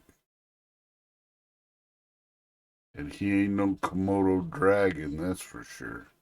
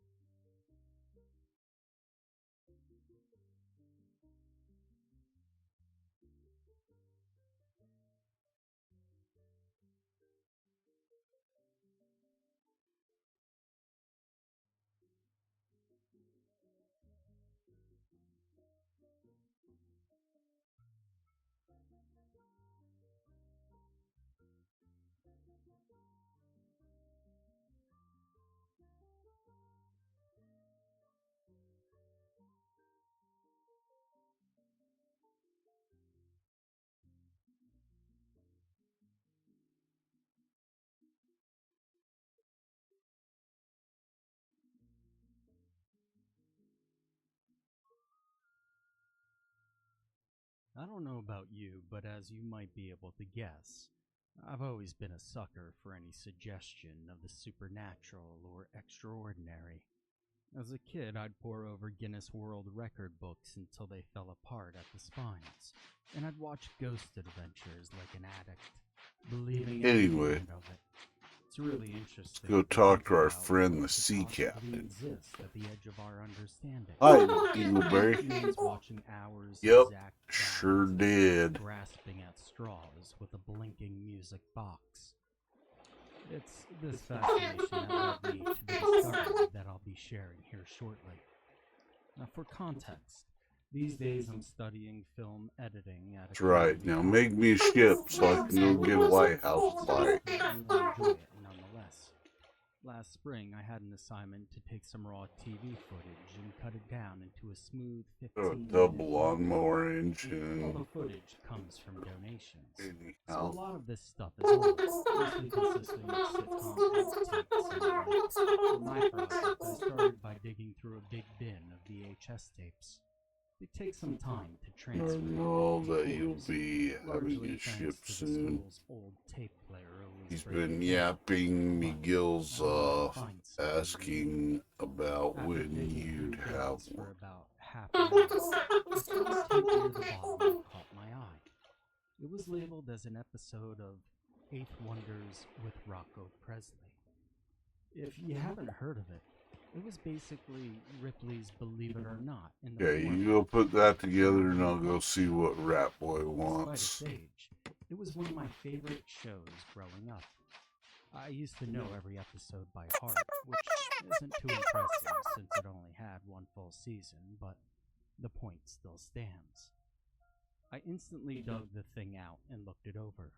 The backside was scribbled with the phrase, "Future Tech," which didn't bring anything to mind from what I could remember. I tried to temper my Resources expectations, needed to support but I was our thrilled with the community. prospect of seeing some long-lost footage from the show, Season 2. With the abrupt and gruesome end of the production, this was almost a sort of closure for me. I'll get into all of that later, but I'm working in chronological order here. After getting the tape running on my laptop, the window flickered to life with the Tell light them of the a dream headlight. of Critter Cove. Camera adjusted I'm to its sure own someone surroundings, of your revealing talents a will scene have of a no basement trouble. with blinking servers, all surrounding a small CRT monitor.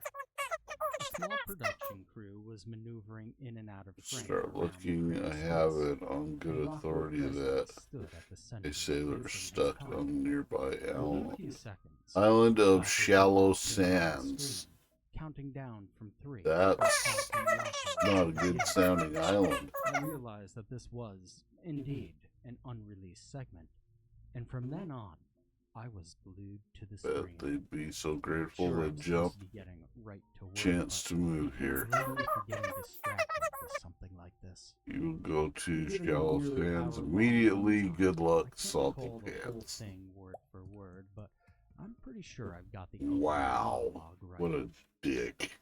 Here we are at the center of it all. This unassuming basement room in Carlsbad, California, is where Calvin Leonard turned wires and switches into a groundbreaking artificial intelligence capable of feats previously I have a deemed clothing science manufacturing machine. So he claims. Now that you have a Let's vessel come in to for a travel hands-on in, test you and will see what our be able to recent craft technology and expert place one. thinks.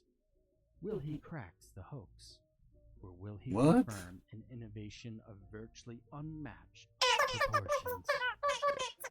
Rocco walked back Off and to took a my seat at the other monitor between book, 2 other middle-aged men. One of them portly with a wrinkled haircut and glasses, the other in a brown We'll suit need to holding travel his to own Hot face. Tropic I'd assumed in that other order to cameras salvage would have a different broken angles, version. but Rocco Building covered a the new monitor one. from that view. The rounder one appeared to guide him on how to use the interface before he turned to face the other man. Well, it's good because I gotta go there anyways, because that's where our Professor Adams, lighthouse what do you unit suggest we ask? is. They went on about asking it a series of random questions. Okay, so we have taking a two jovial tone with it. The computer performed arithmetic two tasks so on one calculations island of and then household one task appliances, of and even getting held a simple conversation with Rocco about a recent baseball game. the other one. It incorrectly Where's my said boat? the Mariners scored 12 points instead Where's of my 8, boat, you but dick? it was impressive nonetheless. The whole time Adams was talking. You said you'd be done, and you're not Which done. had a few awkward pauses that could be expected from a pair of stereotypical tech nerds. The whole thing felt like a proper tech demo, except the tech was way ahead of its time. I know it didn't reach any markets in the 90s, but I found out soon after. It was about halfway Should be a craft anyway. we were just sitting there talking. You're now officially the captain of your own ship. One more thing. It's the law of the sea that a new captain give his ship a new name. Rocco was the first to speak. Uh-oh. The first time, Calvin had no immediate answer. He just looked around at the machinery before studying. I don't know, he just does that sometimes. Rocco let out a bit of a chuckle. Well, Okay, what are we gonna name our boat? Mutual friend here. Got a good name in mind. It's not supposed to have The tub of crap. Perhaps a system error then. It's muggy down here. Maybe something's been overheating. Rocco started to get up, but then the screen caught his attention. With him out of the way, the screen could be seen clearly. Instead of questions and answers, it was displaying a grainy black and white picture. Couldn't really tell what it was. Almost like one of those AI photos where you can't identify anything. It looked like some kind of animal, routinely flickering from the camera. I swear I saw it move. Rocco caught a glance at it, and that was when his showmanship started to fall away. He paused for a moment, then he just said, Calvin, but Calvin had no words. The only sound was the even tone in the background. He repeated, stuttered under his breath, staring blankly at the monitor.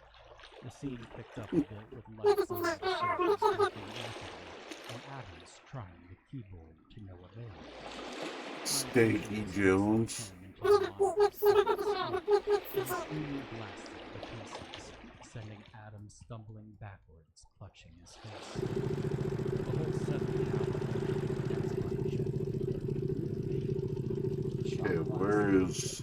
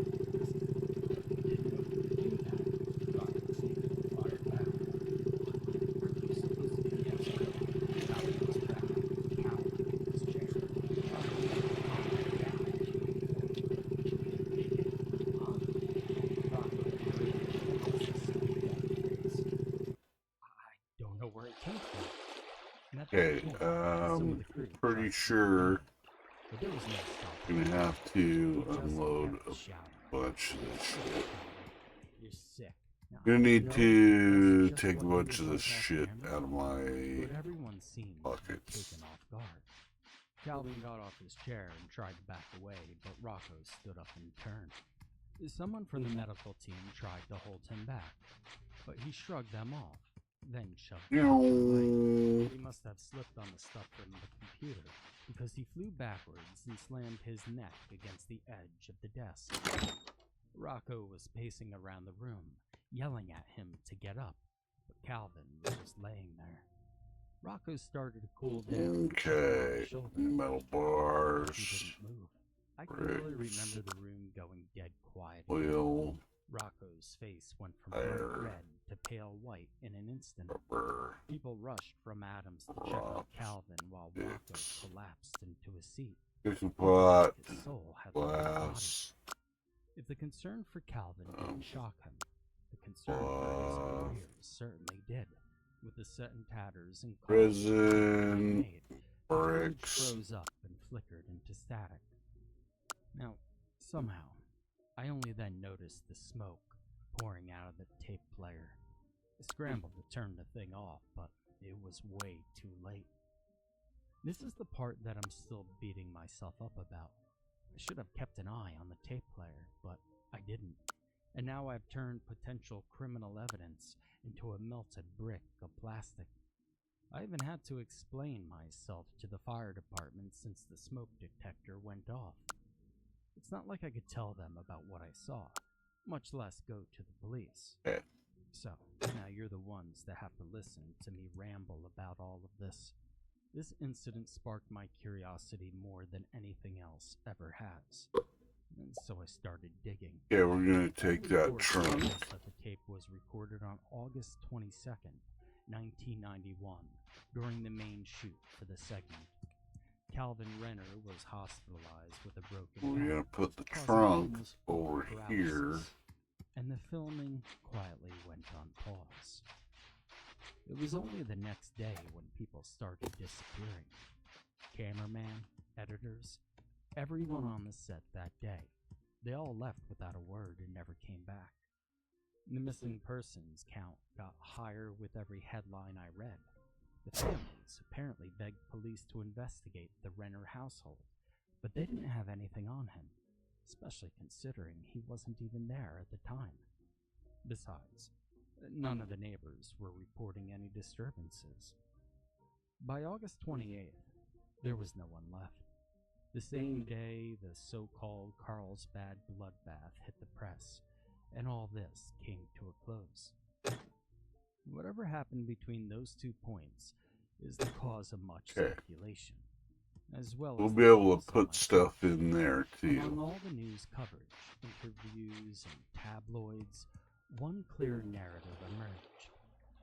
Those people weren't quite right even before they went missing. Everything I found before definitely felt off, but this is where it gets really weird.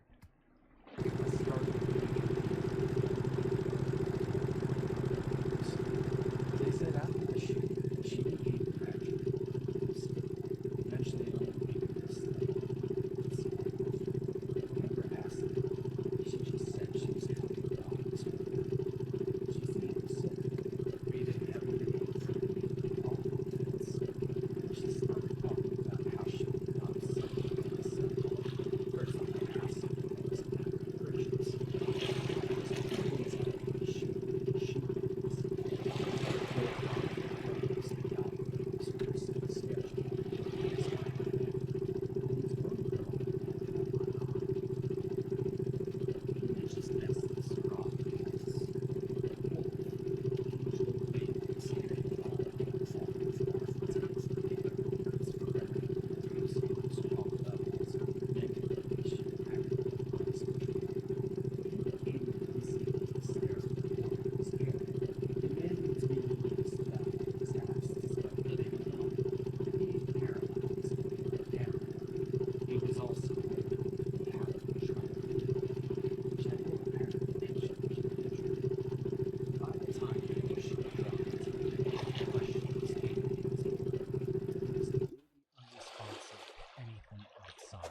Release.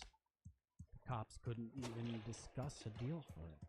He was, and I quote, mentally incapable of conversation. Now the big break only came about 20 years later when the police released a series of messages left on his home phone, all coming personally from Rocco Chesley. And I'll just read you the transcript here. August 23rd, 1991, 10:52 p.m. This is from Presley. Mr. Renner, this is Rocco. Presley, now I get one last time to talk to you. I'll make you apologize. Too cool. Okay, I don't know what people is. I mean, I'm a public figure, so obviously there's medical issues there. If there's not, how it works. It's just not me. Studio, crew, everyone on the team. It's not me to catch this up. It makes sense. This affects a whole lot of folks besides me. There's no words for how sorry I feel, and, well, that's why I wanted to reach out personally. Not to the suits back at the office. Sorry, That stealing wouldn't your be fair to shit. you. I just don't know what happened to trying to work it out with the shrink. I really, truly am. That's not something I do. It's not a representation of me. Listen, I'll just wrap this up here, but please call me when you can, and maybe we can work this out. August 25th, 1991, 9:17 a.m. It's Rocco again. I never heard back from you. I get it, man. I really do. But Oh, we've enter. gotta do something about Okay. this. I've got the station breathing down my neck, and I'm trying to sort this all out for the sake of everyone on the team. I need an answer here. I haven't slept in a solid minute since the shoot. Hot Tropic 1. Learn to make a watering can. I know that's not the priority. It's just that they're hounding me about it whenever I see them, and I tell them, hey, we've got bigger problems, so just work something out. But they tell me if we don't get the footage, they'll have to cut the whole thing. No, I mean, I don't wouldn't want that to chop wood. just be the cherry on the top of this whole show? I'm in your hands right now. And everyone else too. Whatever it takes, I need you to call me back. August 26th, 1991, 1:13 a.m. Listen, this isn't the news I want to be bringing up, but word is they're gonna sue if you don't let us get more footage. I know you don't want to talk to me, but at this point you're on the line too. Your discovery isn't like anything I found. I want the world to see it. Don't you want that too? Both our sakes, I mean, please call me back. That's all it takes. We need to fix this, Calvin. August 27th, 1991, 6:42 p.m. Calvin, I can only hold the gates back for so long. 5 metal bars. Yeah.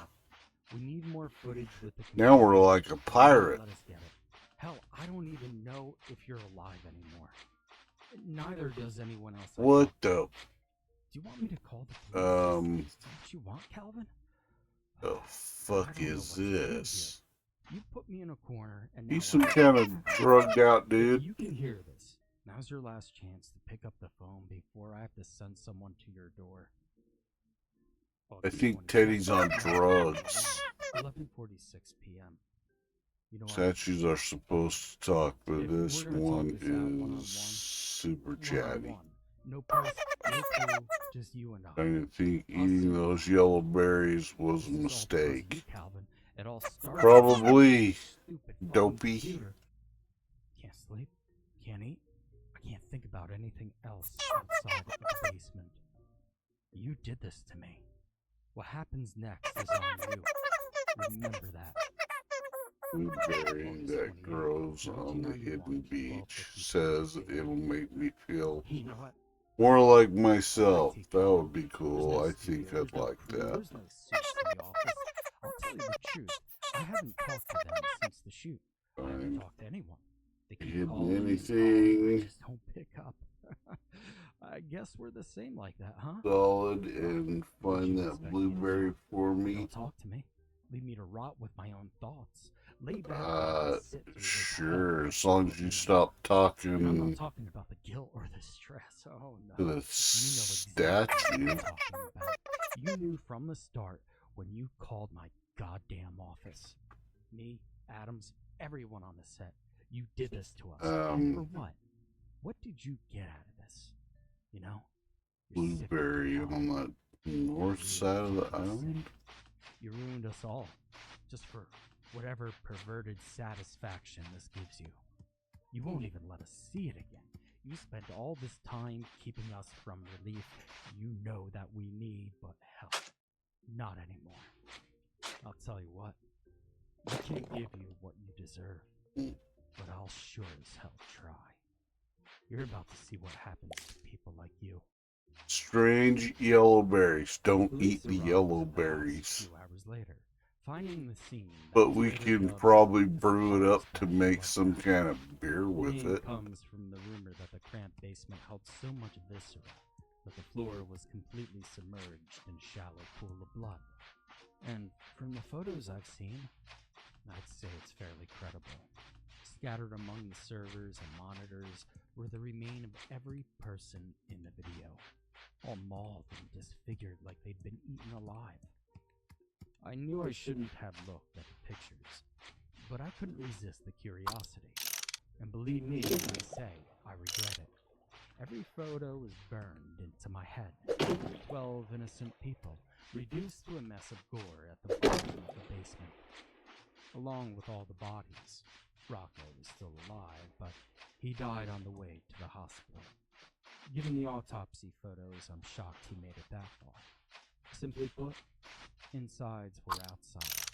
Everything near the waist was practically gone, and it took a solid minute to figure out where his face was supposed to be.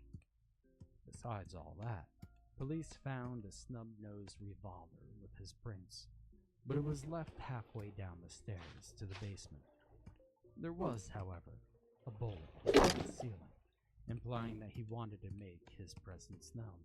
In fact, going over my notes, I think it was the gunshot that got the police to finally investigate the property. Forensics found that they all died at different times, with as much as a few days between some. Not just that, but bruising patterns proved that the victims were all alive for several hours as they were being mutilated. And there was no sign of a struggle. It was just like they laid down to die, taking a willing part in the whole ordeal. Editors note the autopsy revealed a viscous substance surrounding the brain and flowing down from it in excess, coating the throat and lungs. Now, obviously, I had to find out more, so I started looking into the aftermath. Apparently, it took the local PD 3 days to make an official statement, and they couldn't even provide a cause of death beyond the obvious physical trauma. Newspapers speculated about a possible cannibal serial killer on the loose, but there were never any similar deaths before or after to back it up. Besides, anyone who saw the autopsy could tell you no human could have physically done that. If you think that Calvin got away because he was stuck in the hospital, unfortunately no such luck. He was the only one who died somewhere other than the basement, but he was killed the same way. All torn up in his hospital bed like a wild animal had crawled through his second-story window, matching notes with the brain and lungs, and nobody heard a thing. Whatever killed these people, it was silent, smart, and capable of tracking its targets down when needed. As for the computer, well, it's like it never existed. When Renner's possessions went up for auction, there wasn't so much as a mouse or keyboard on the list. Wherever it all went, there's no public record of it. Then there was that phrase, "I don't care where it came from." I can only assume he was referring to the monitor since, unlike traditional PC setups, it seemed to be the source of everything. Renner's previous accreditation should have offered some clues as to how he got his hands on it. But that's the thing. He had no previous accreditations.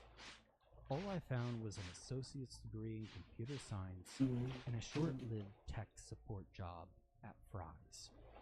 Our boy Genius just came out of the blue, and instead of research institutes or newspapers, he reached out only to talk shows. It seemed like his number one priority was to get his work on camera. Honestly, nothing has fit quite right with this guy from the beginning to the very end. Soothing berries. Now, I wish I had more to share, but there's nothing else I could find. This is where all of you come in. I'm passing all this information along to see if anyone knows any possible connections. It doesn't matter how tangible it seems. I need to see more. This case has been in my mind for months now, and I refuse to believe the trail ends here. I won't stop looking, but for now, I have to take a break and try to get some sleep. The best I could do beyond that is organize my findings to show to the others. Thanks all so much for listening. It's such a relief to finally share this with more people.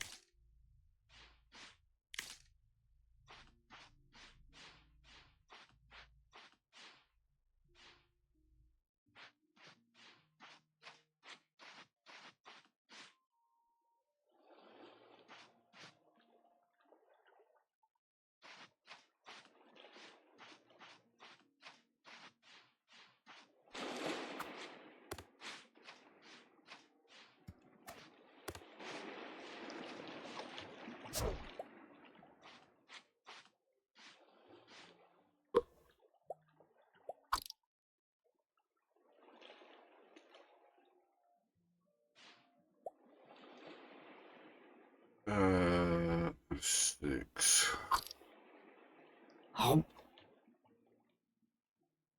Boom.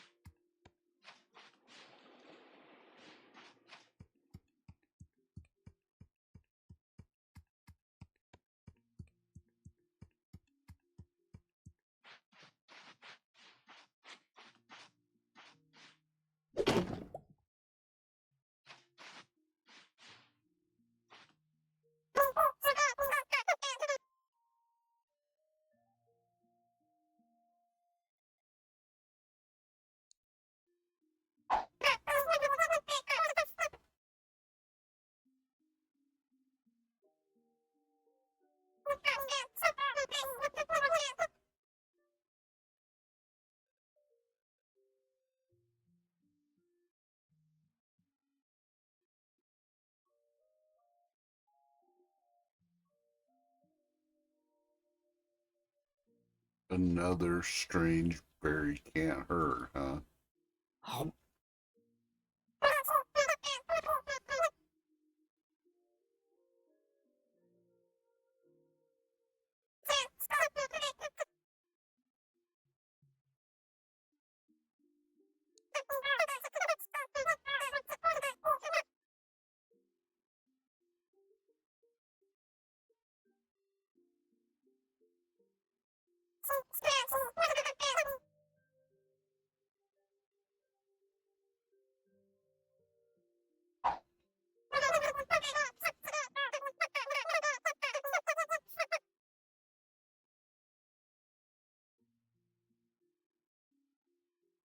Refueling on weird fruit is not the answer, but I do need to find permanent place to refuel.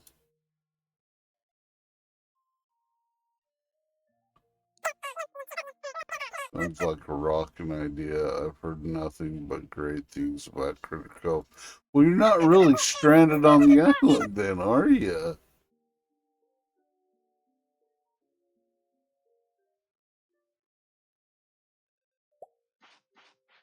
Are you just gonna go jump in my fucking boat?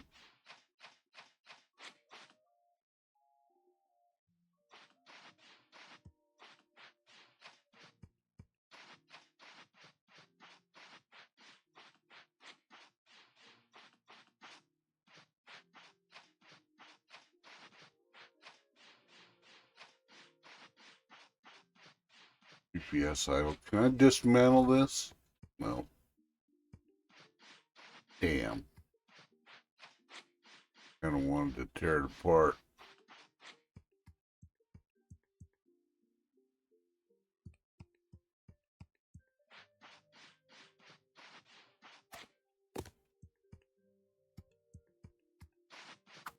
Oh, there's all kinds of plots here.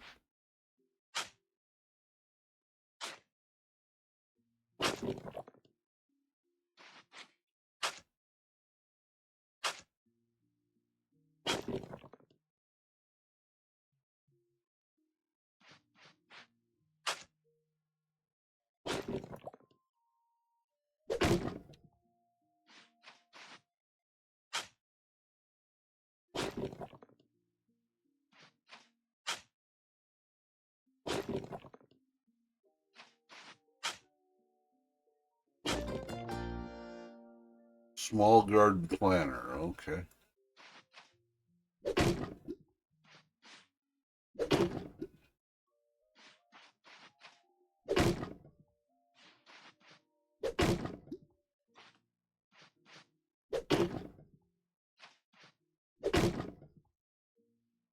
Sorry for you last minute things to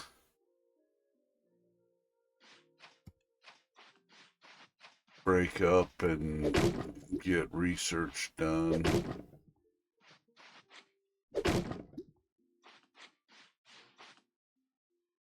While I can.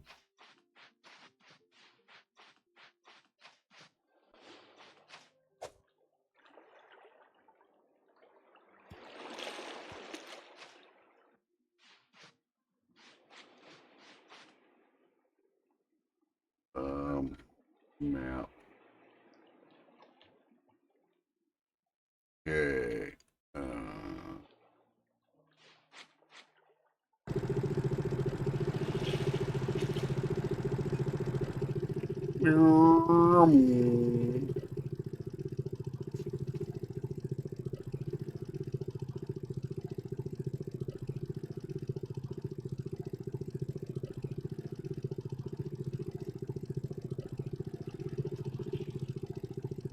Don't remember what was on this island.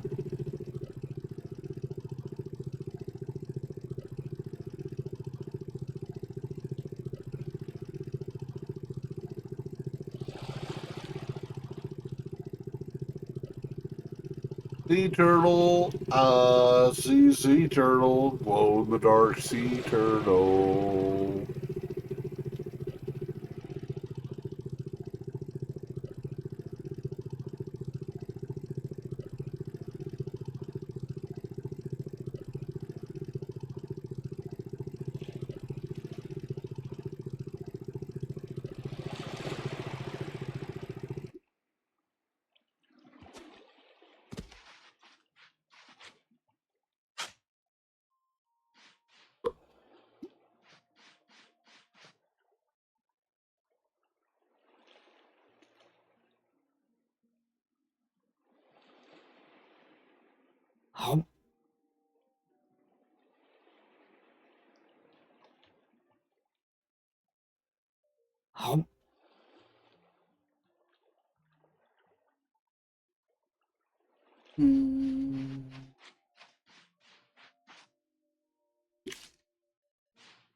Gathering resources. Gathering resources.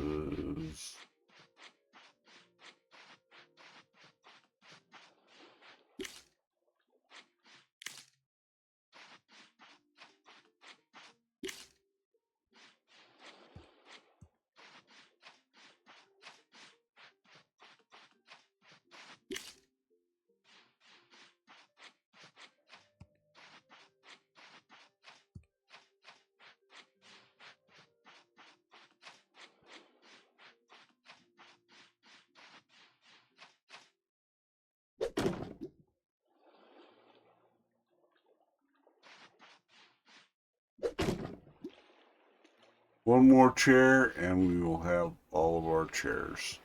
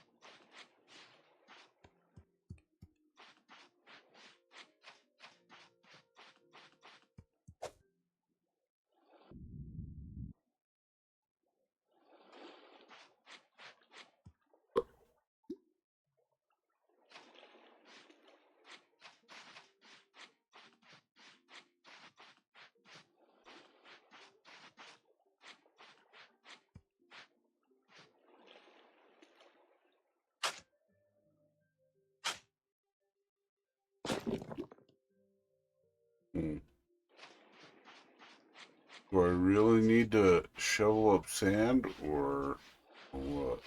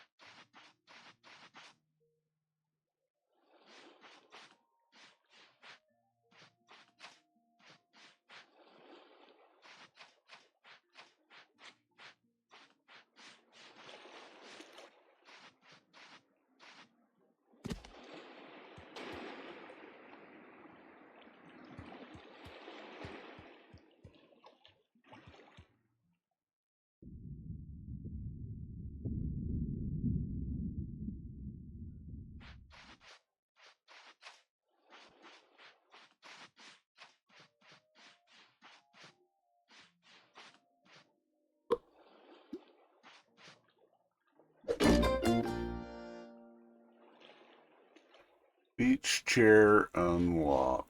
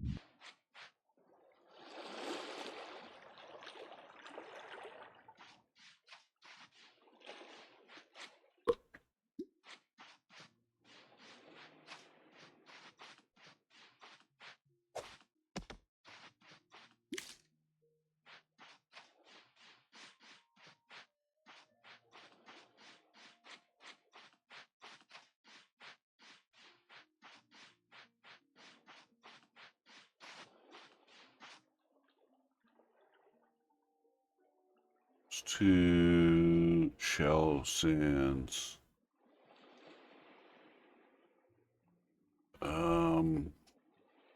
What was on shallow sands?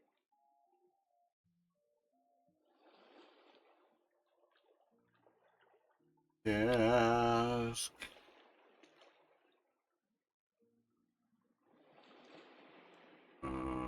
Better down. Craft what?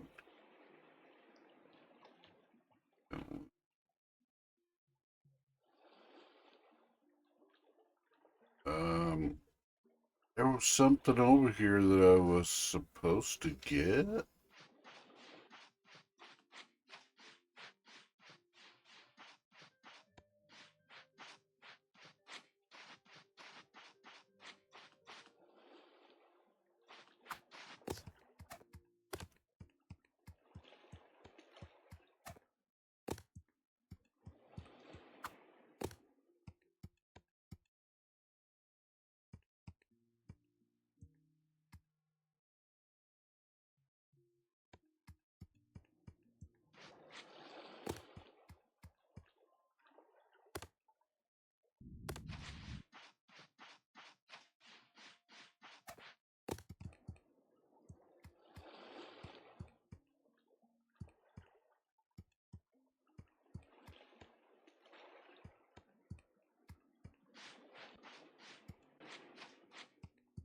I don't know.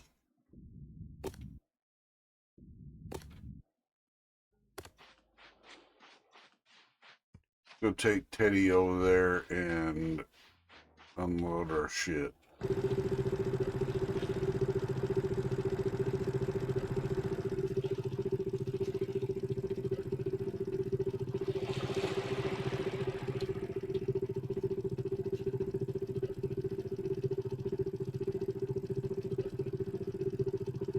I guess it's not that far of a swim. I could have swum that. It's not too far away.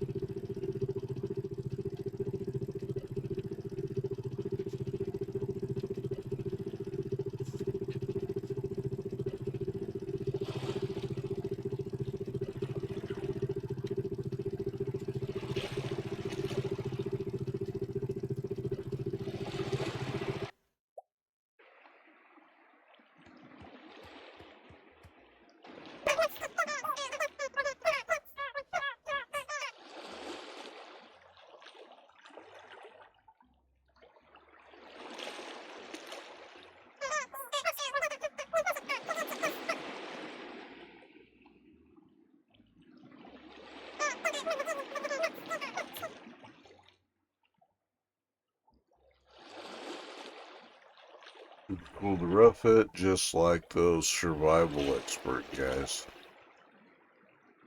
Okay, get to it, homies.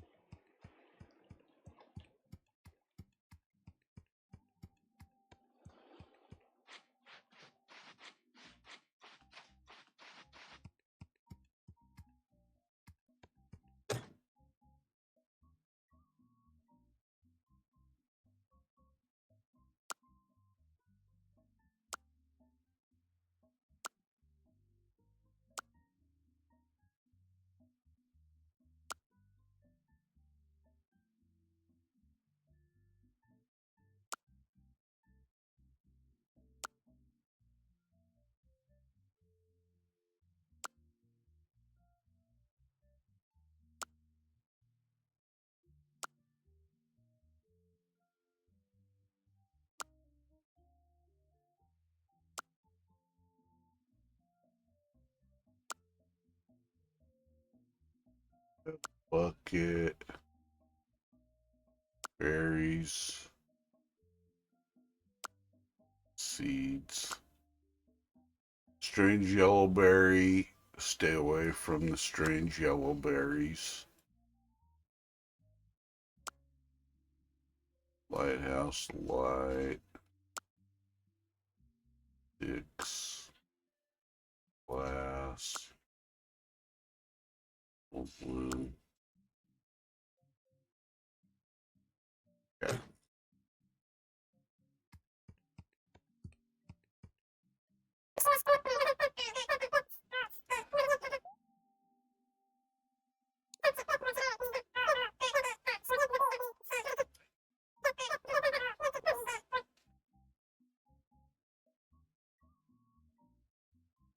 Okay. Wow. Loom. Okay, I need 2 gears.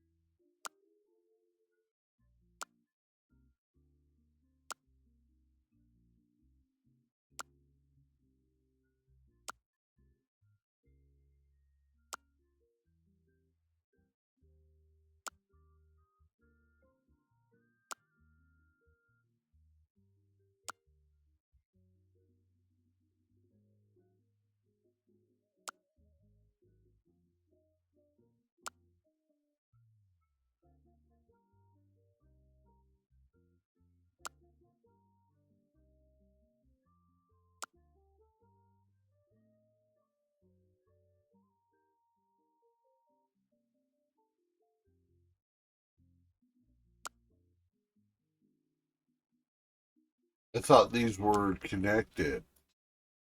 Did he not say they were connected by magic?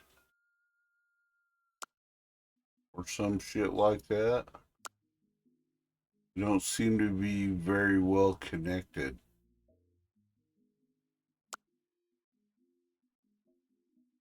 Meat, seeds. Seeds.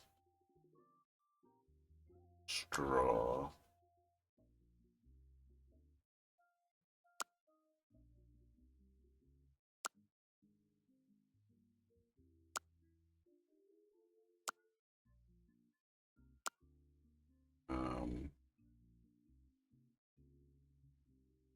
But just thinking,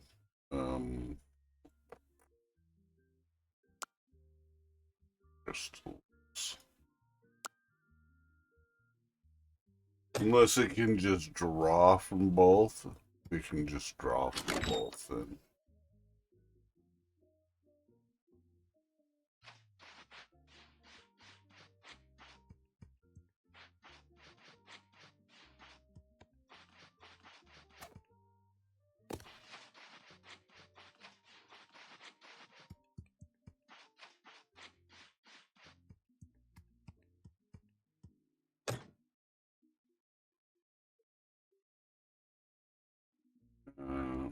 Surfboard. Bricks. A bar. A bar. Lumber. Oil. Rubber. Iron.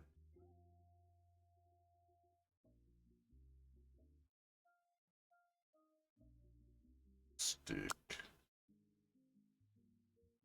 A plate. Pieces. Tools.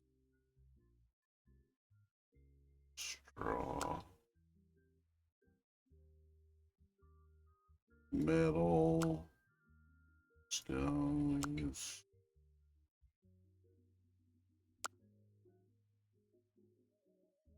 Oh, metal bucket. Okay. Anyway. I'm half tempted to see what the strange yellow berries do to my character. Although I probably shouldn't do that.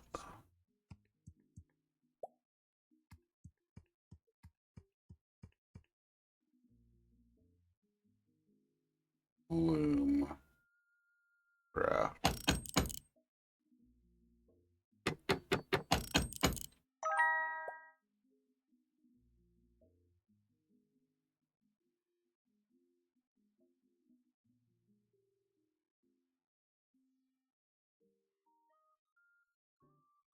Okay, loom. Oh, the loom is kind of big, but we're going to take the loom and we're going to put it, oh, can I not put it upstairs? Oh, that sucks.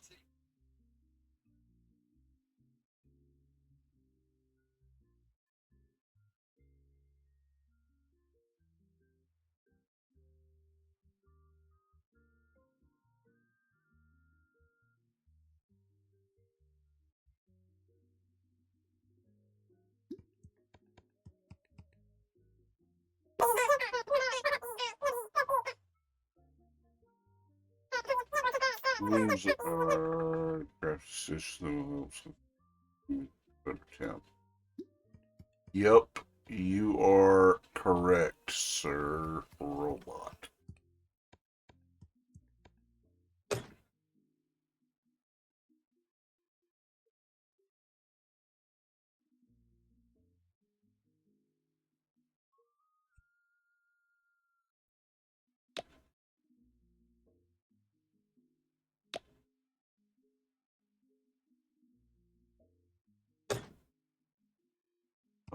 Okay.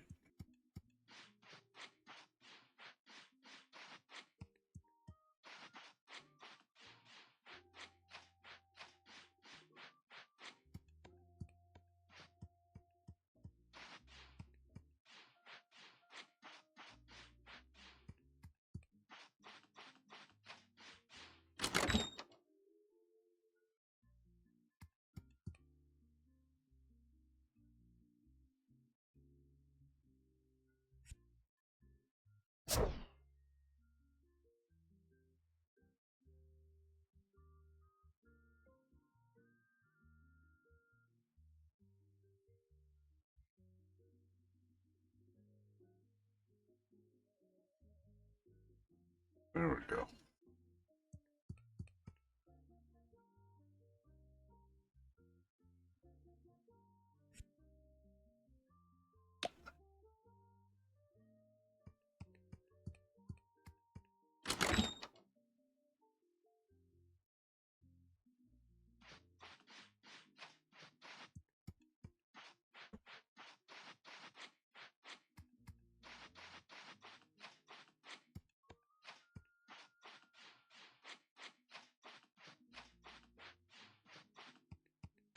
Figures are made for bouncing.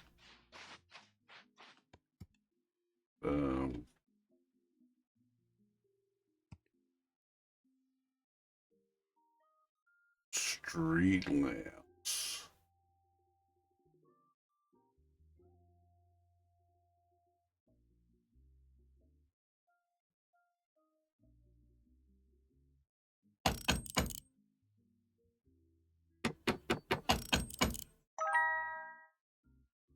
Okay.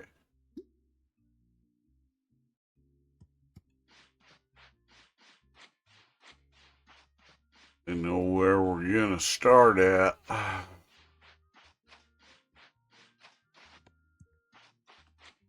Put a street lamp right here.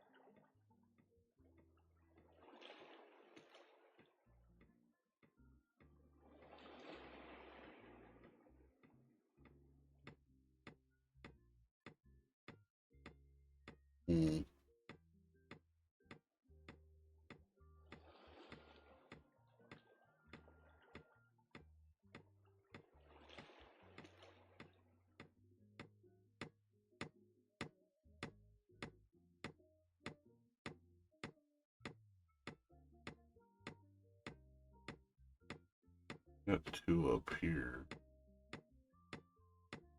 Oh, I know where we should put this. Put this.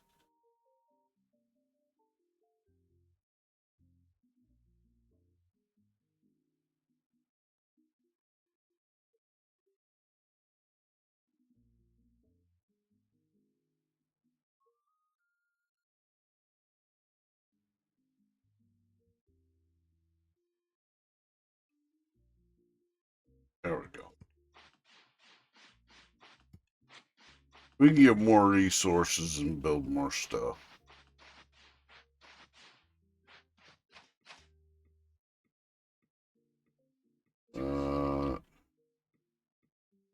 Our books say we gotta do.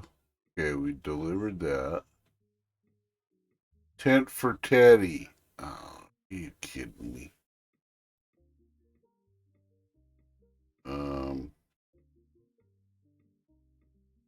Okay, tent. Craft.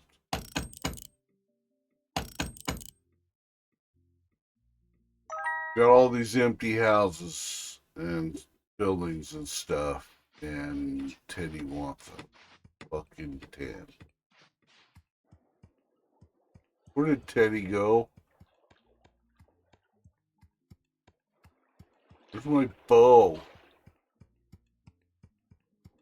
Oh, my boat's over there.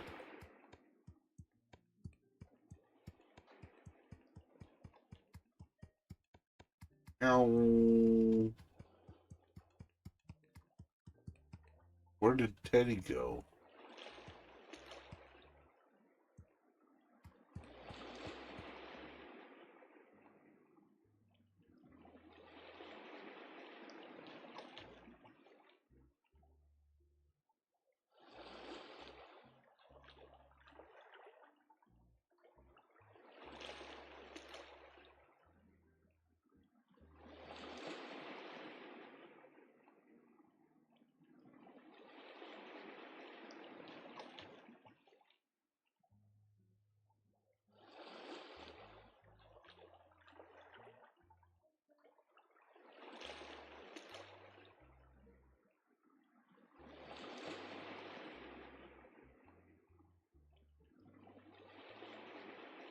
And we need to deliver that one last piece to the lighthouse as well. Maybe we will see Eddie on the way.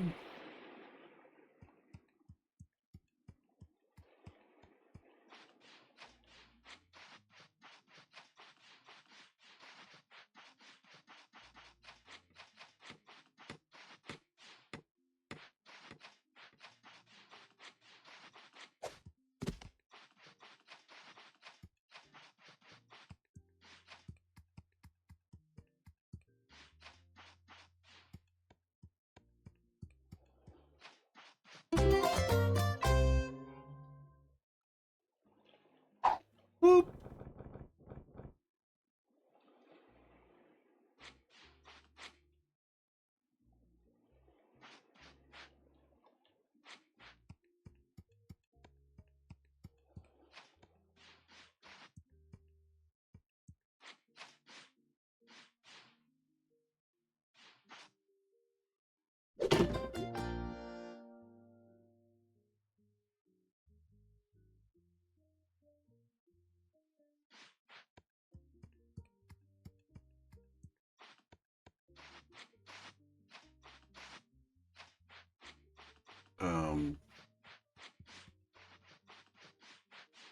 Yeah, get over there and get that shit fixed, homie. Where'd Teddy go? Everybody else is over here.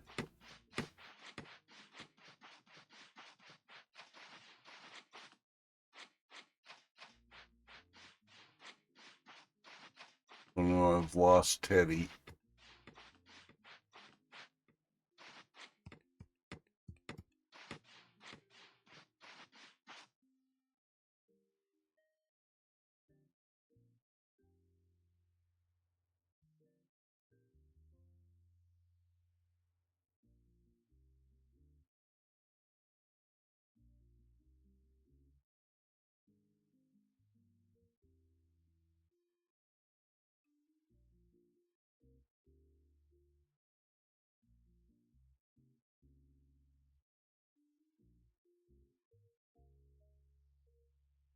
Where did Teddy go? How could I lose a bear? Did he find more yellow berries? Look at the weirdo that he is.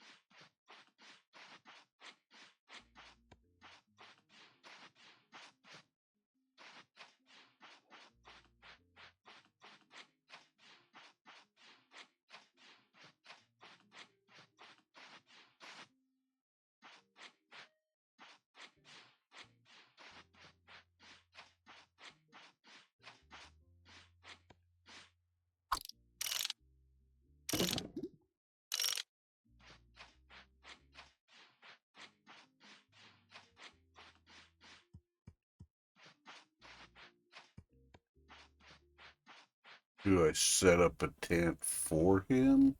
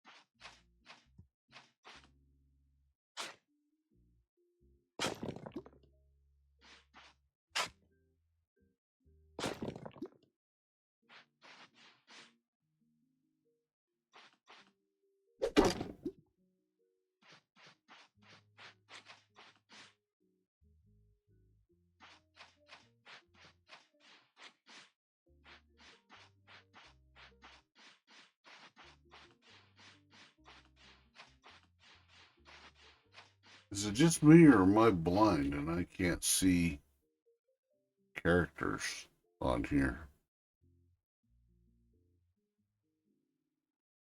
Player, house, ship, mail, workshop, park, port office, Renards, tourism, shipwreck, dive site, hemp housing,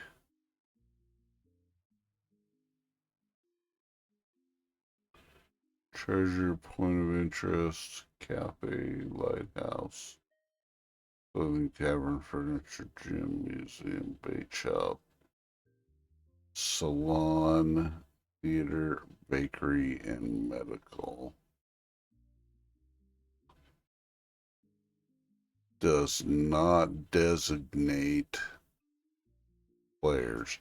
The only players PMCs that get registered are him and him. Everyone else just kind of have to wander around till you find them, I guess.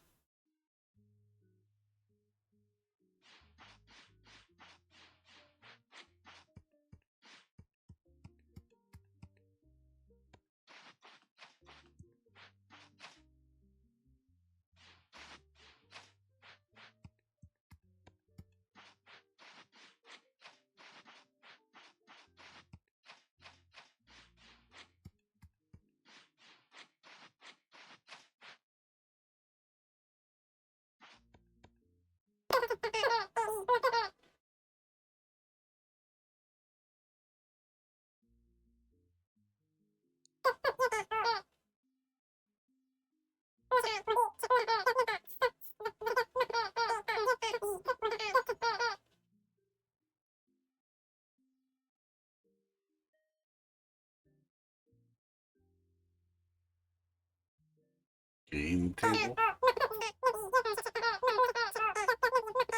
Around, I just can't help it. I think Critter Cove is going to turn into a great place to call home. Back home, but I want you to have it instead.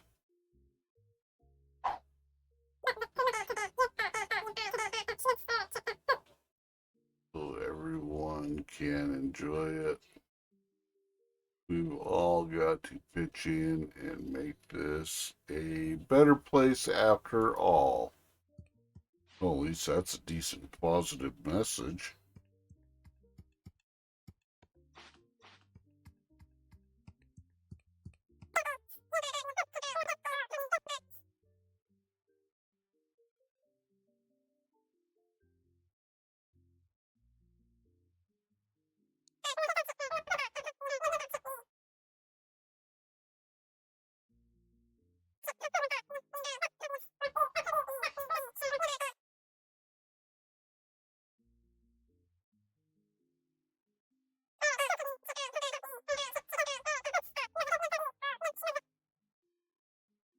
New for a fair price. Remember, at Renards, we don't want to know where you got it, and we don't ask.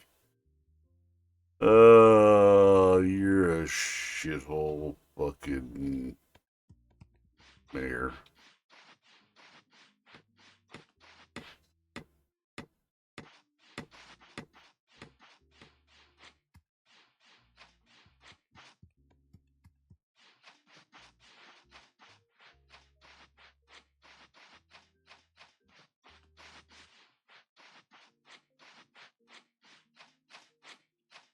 There's a little shitty fucking lizard dude.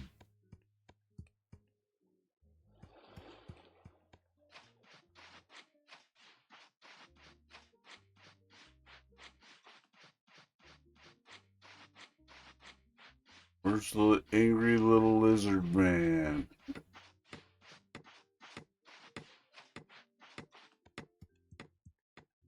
Oh, Captain Dude. Could have swore I left Teddy right here on the dock. What did he fall in the water and drown? Because you know Bears can swim, right?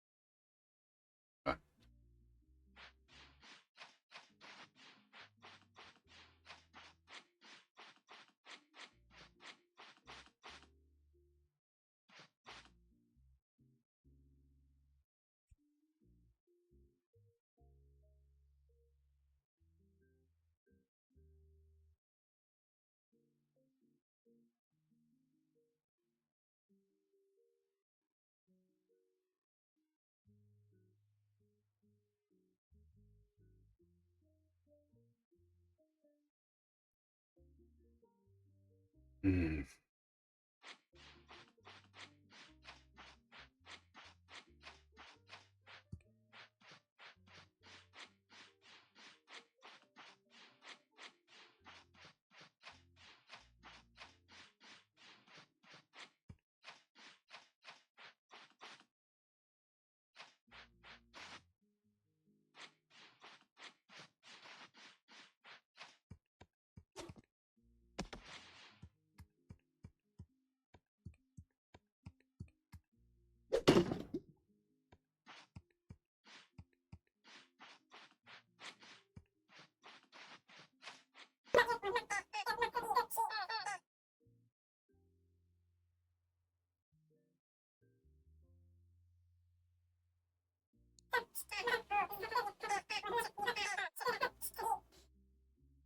Can't have you doing better than me, so I'm off to find myself a house. It's high time Pokey got a slice. Okay.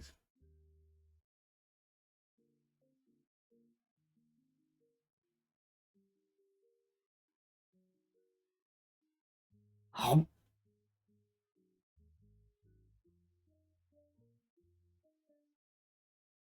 Hum.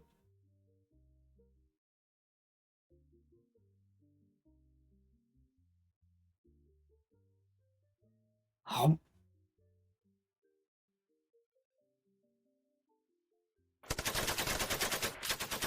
Hi, Jura. Good morning. How are you?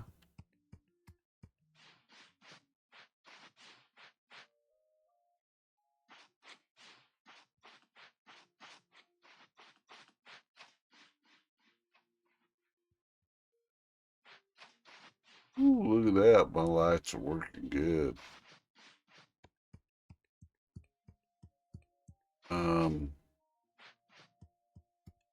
Alright, I'm off this weekend, so there's that. Nice.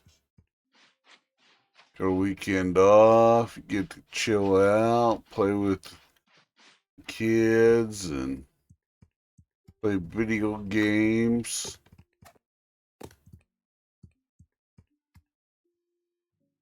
Where's that freaking bear at? I don't know where he went. It's nighttime though. Let's go take a nap.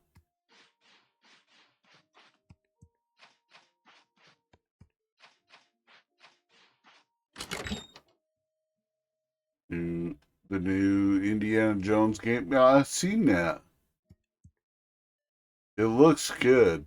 It looks like a fun game. Are you gonna stream that? I don't know if you've been streaming it, but it looks good. I've been seeing the commercial for it, so. And it looks like it covers a lot of indies.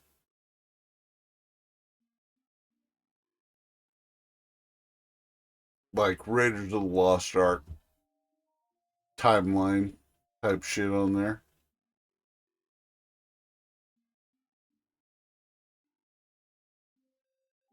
Kind of what it looked like to me. Because it shows a bunch of the stuff from the opening scene from the first movie.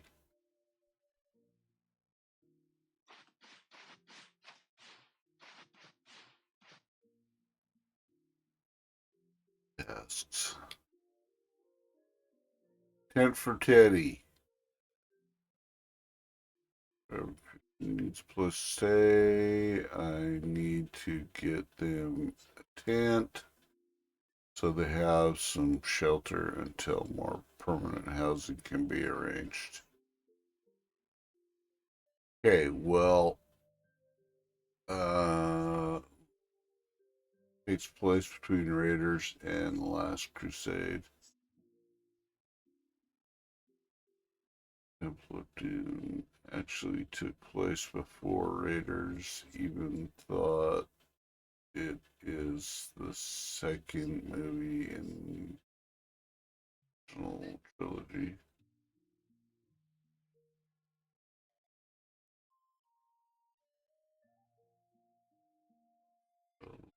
Second movie.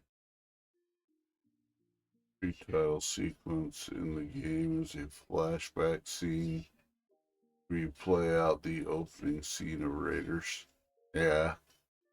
That's kind of a favorite for Indiana Jones fans, is that opening scene in South America. If only you spoke Javitos.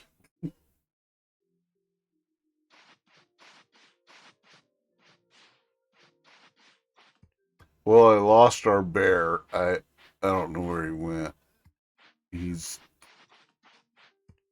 off on a yellowberry binge, I guess. I don't know.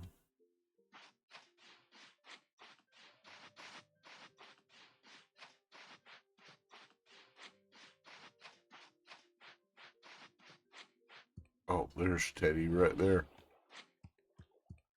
There he is. Back on the dock.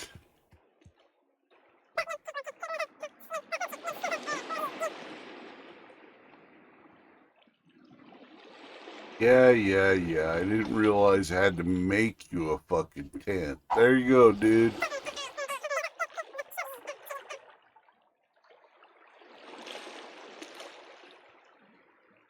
To the limit and beyond. Okay, calm the fuck down, bro. Okay, won't be needing this, so here you go. Oh, another chair. And the perfect place to pitch this kid. Then I can finally get back to my reps. I'm guessing he's gonna open the gym later on. Oh, I have to journey to Shallow Sands. Right? Yeah. Map.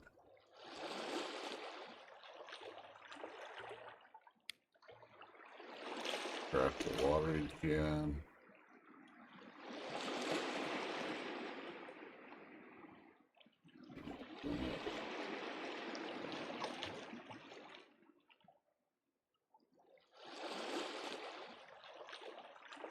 It is so well optimized too. I'm playing with all graphics settings to the highest and in 1440 and still getting 110 to 120 FPS.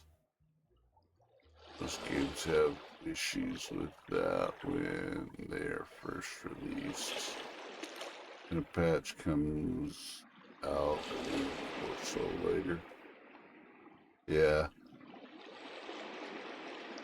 So, you're playing that on PC, right? Is it PC only, or did they put that out on console? I never really did pay attention to see what that was. It looks like a PC game, but...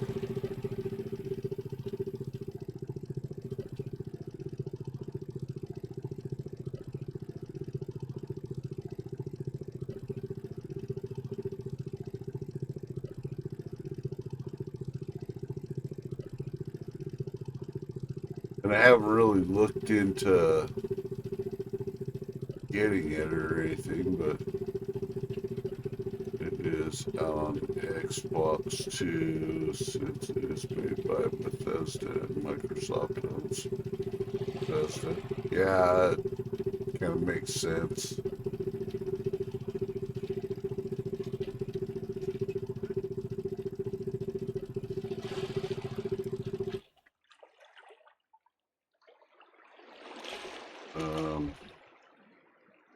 Okay, so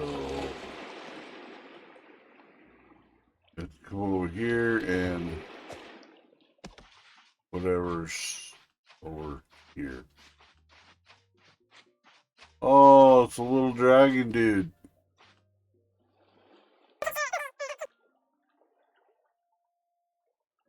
First luck.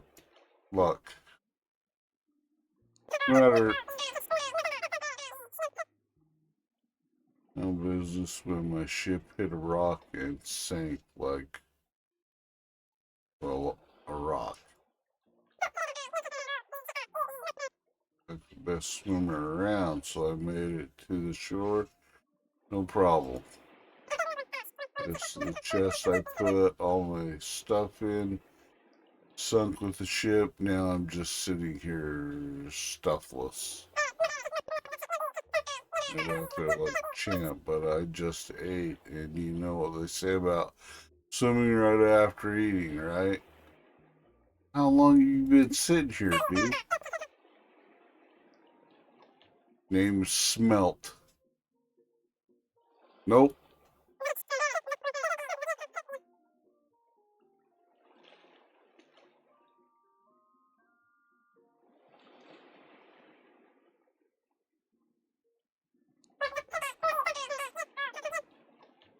Wish we'd have met under better circumstances, though.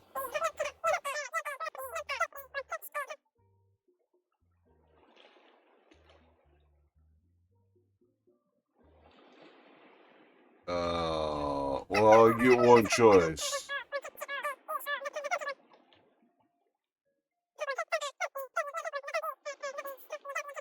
Here, it's not that deep.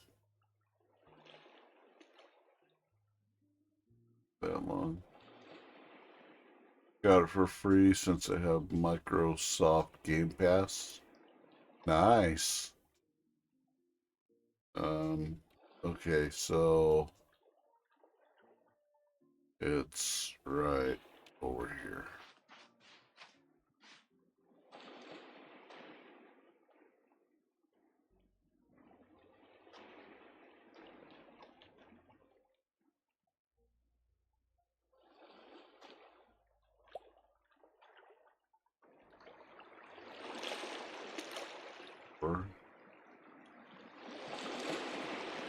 Only since it first came out, I started playing PC games again. I switched Game Pass Ultimate, Xbox, and PC. There are so many games on Game Pass now, and as long as you got the Game Pass subscription, you can download, install, and play all the games in the library. Nice.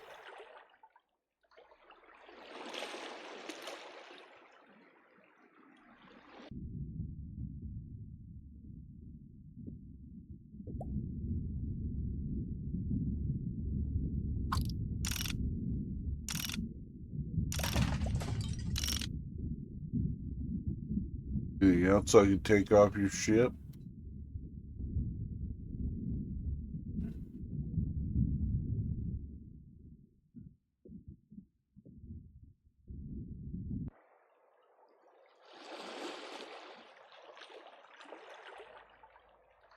Get a refill on coffee. Coffee, coffee, coffee. I should salvage this dude's boat and take it for myself.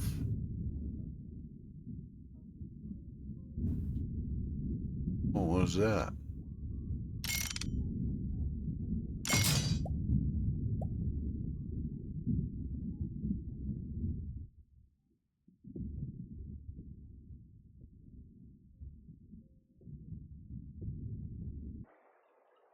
Okay, let's go rescue this guy and get his ass back over onto the island as well.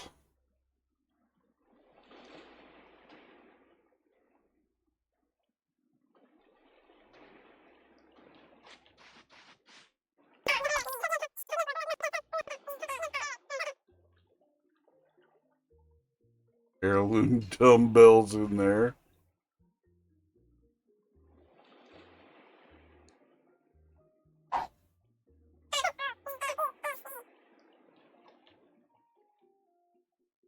I doubt it. What is it? A chair? Oh, it's a couch. So now I got a couch and 2 chairs. Return to looking for a new place to live. Open space and fresh air to get my extreme workouts in. Come live on Critter Cove.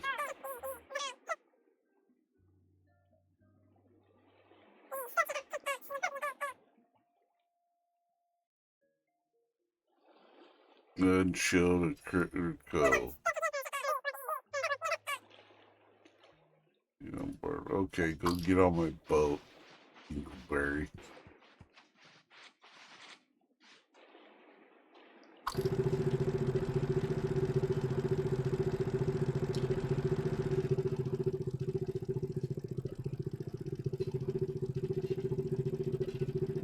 He's a dragon.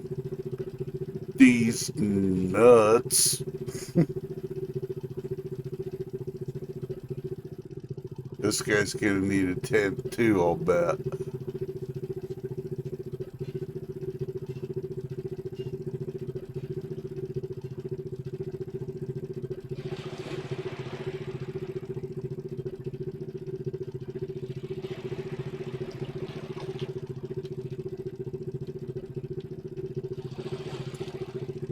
Boat's a little too high powered for this kind of crap. Okay. So now you're here.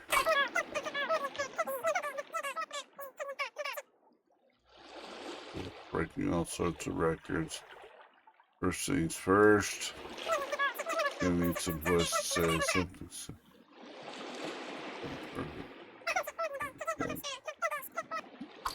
Okay, now that we know, making a tent.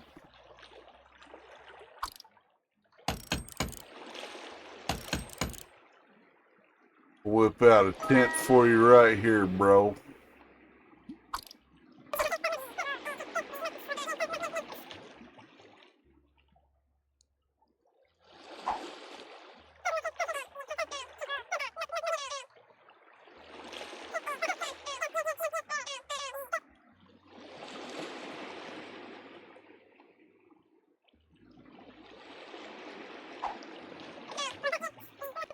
A bird cage. Wow. Just what I need, a tiger with a bird cage.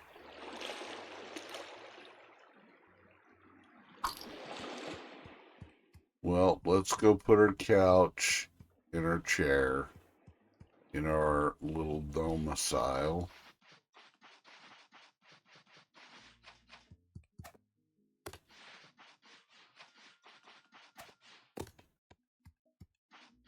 We'll make some more mega meat meal things.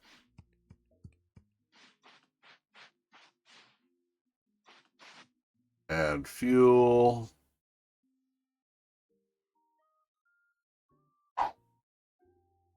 Start cooking. We're gonna do meat.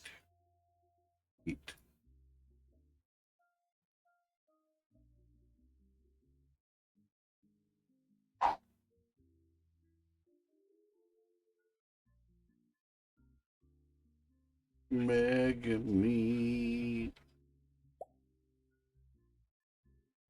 Start cooking. We're gonna make another one of those. Actually, might make like 2 or 3 of those. Whoosh.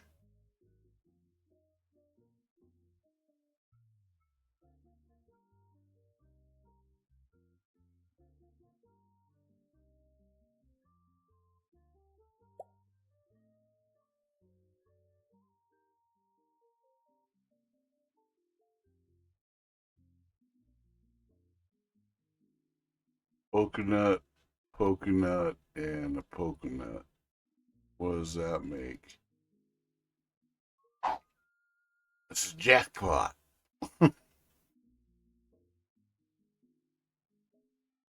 it, it makes slop. Okay. A soothing blueberry and a raspberry. Does that make like a berry jam? That should make a berry jam. Nope, it makes slop. Okay, that's gross. Eesh.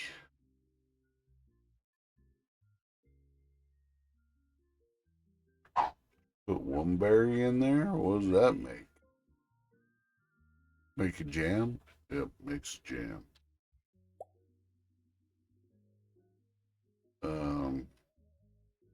E. Strange yellow berry. Let's brew that up, see what that makes. Medication? Oh, it made a jam. Okay. Inventory. Jam and jam.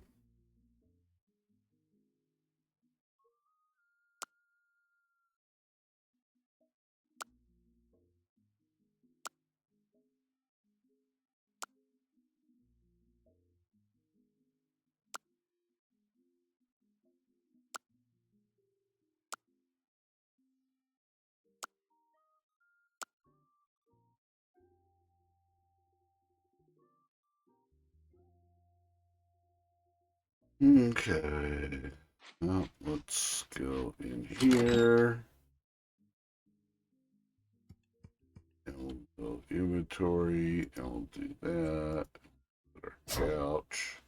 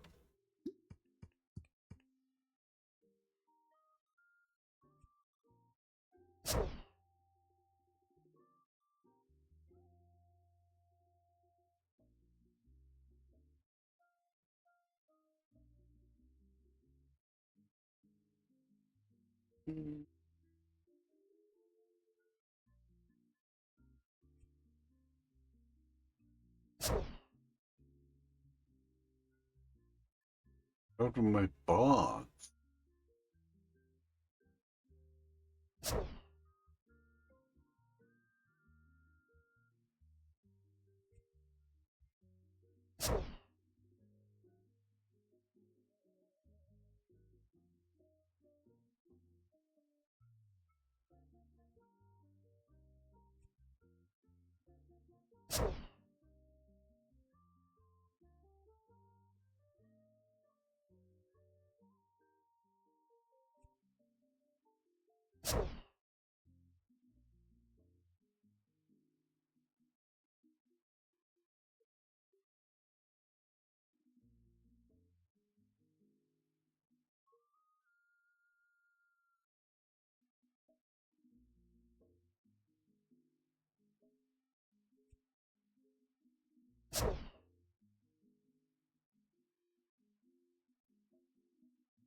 Do, do, do, do, do.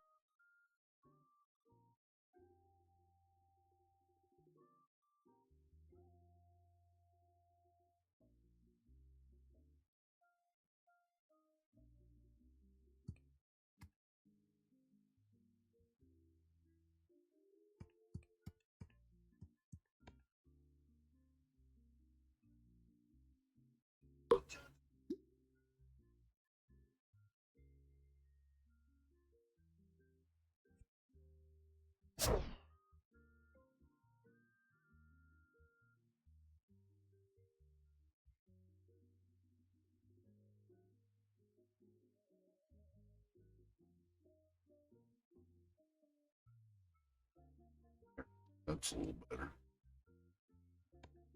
Okay. What else do I have? Oh, I got the bird cage. Why do I have a bird cage with no bird?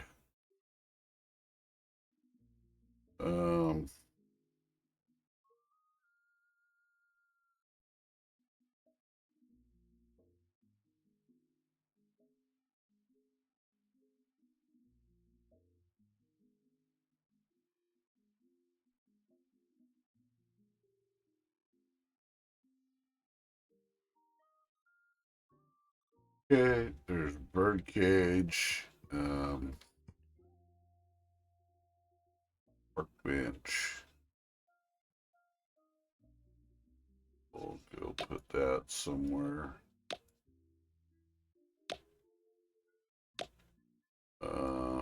Jam.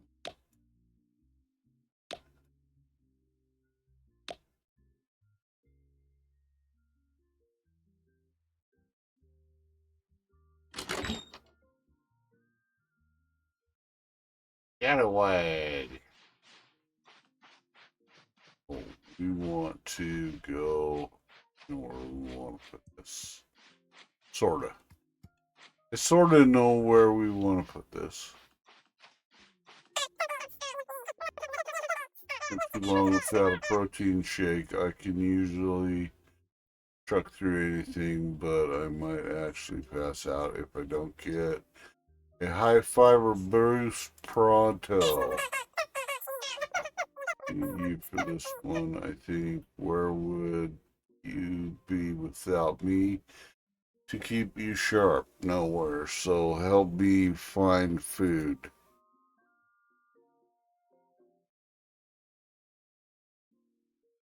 I have something right here.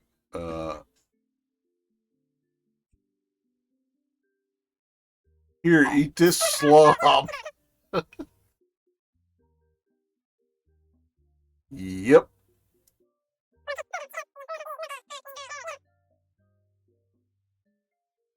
You get me to eat the worst food imaginable.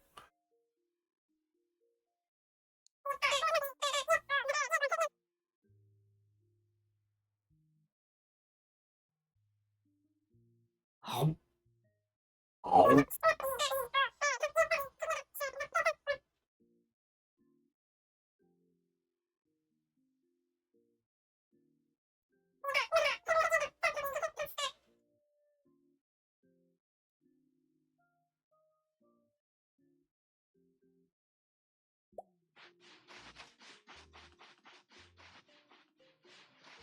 Lazy fuck shit.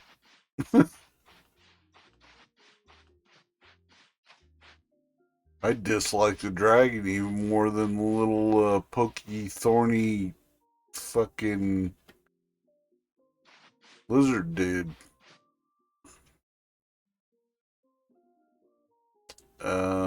Okay, town square. We're gonna put park bench.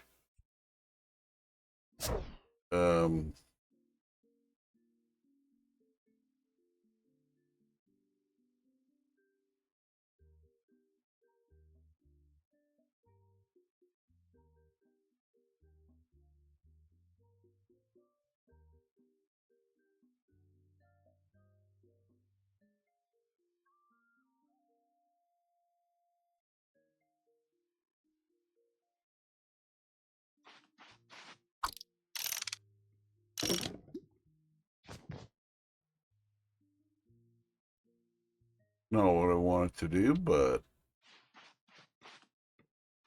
test out the park bench though. Park bench works pretty good. What's our inventory? Talk to Renard.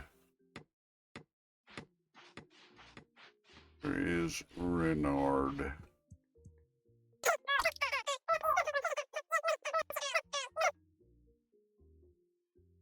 Let's bring a new person to our town. I brought 2, motherfucker. I brought 2.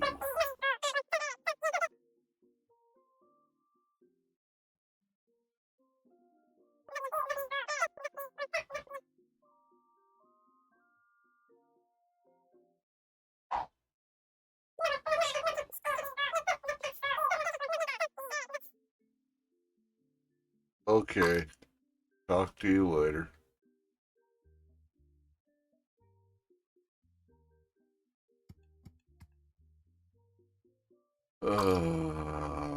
Okay, now back to tasking a light to guide the way.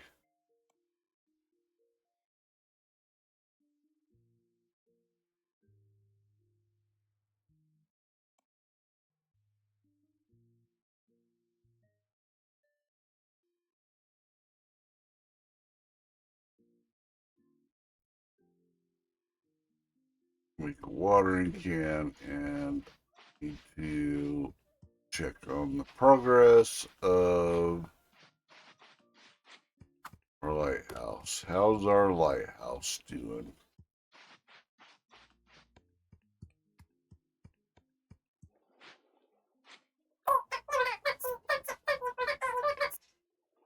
This unit has completed the repairs on the lighthouse. Please stand back while it removes the scaffolding.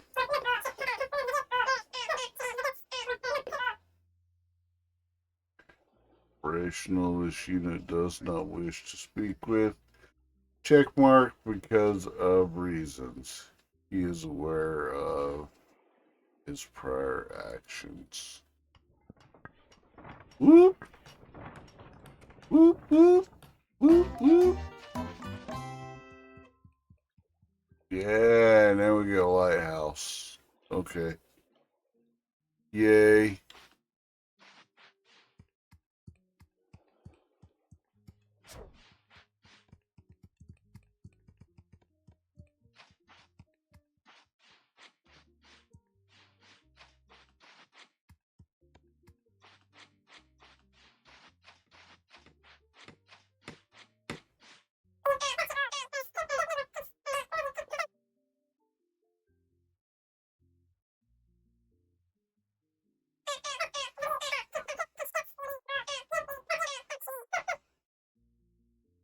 Bit of money. I'm sure you can turn this town into a prime destination. Up here, and we'll have my stand open just a few moments. While I'm doing that, you should go talk to Bernard again and let him know that everything is coming along according to plan. When did I become the goddamn messenger around here? Closed. What the?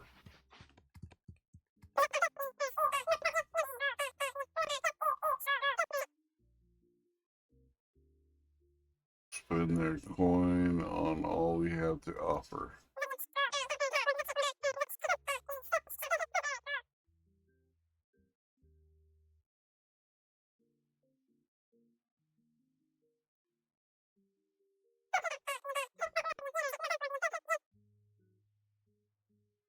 Tourists like around town. These are things tourists will pay for.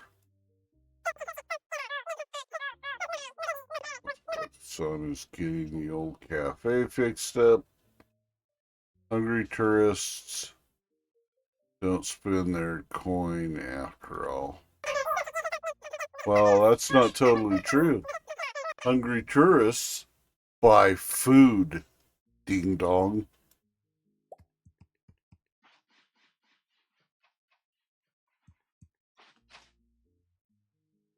Purchase the cafe blueprints.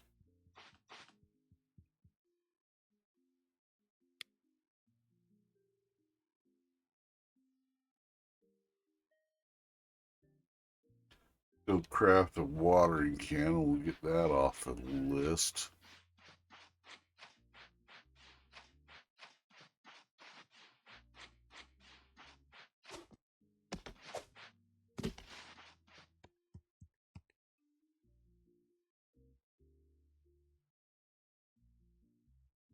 Need a pipe and 2 pipes and 3 metal plates.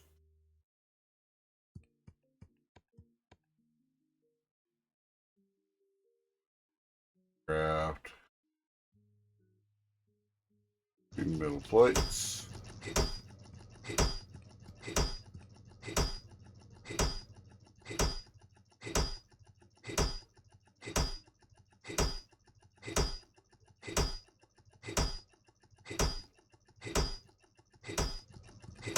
I don't think I can run both at the same time, so.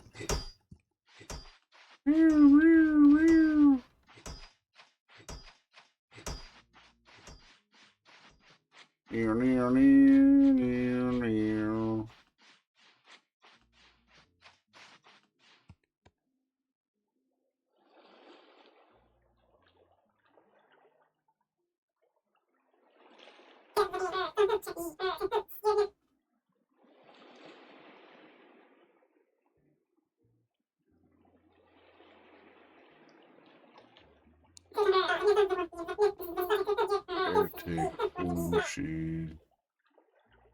Just be taking rusty tank, put them in this machine, and new small air tank comes out. Or at least that's what it's supposed to happen. This machine be more broken than a ship full of holes. You'd be needing to get it working again. If you're ever gonna dive deep enough to get the best salvage. Rubber tire, metal pipe shouldn't be too hard, but that power box is going to be tricky. And when there be an underwater garage not far from here, if in any place nearby has one, it'll be there. Easier for you though. It's needing a whole mess.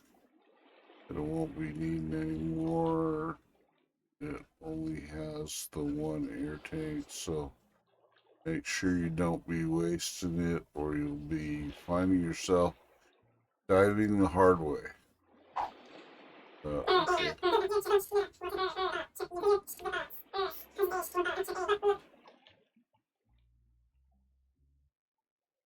Here, when you got it working again, find me and let me know.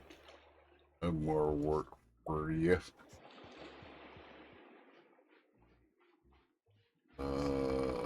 Power box.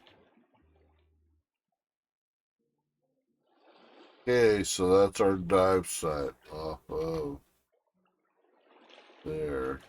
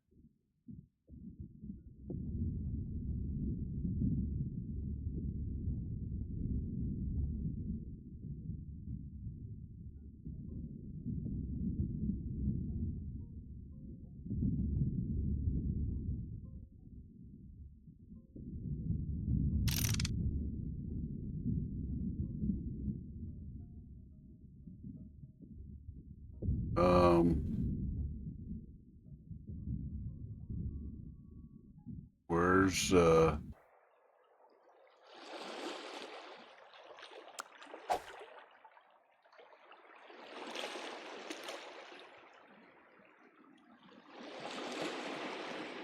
this it? I mean, I'm right there.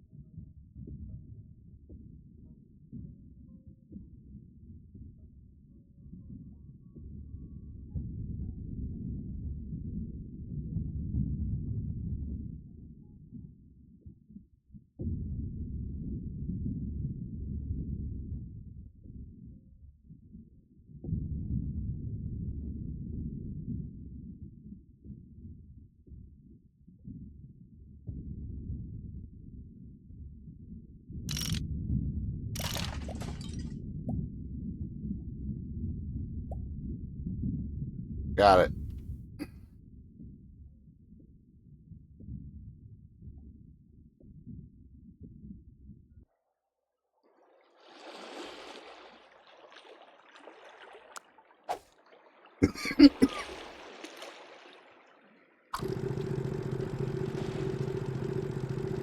Pro diver.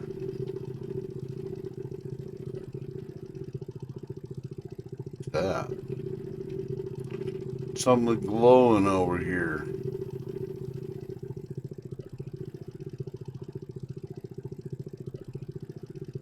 Oh, it's a flower off of one of those little plants. Look at that little lighthouse going. Yeah, I made that happen. Welcome back. Supposed to do exclamation back.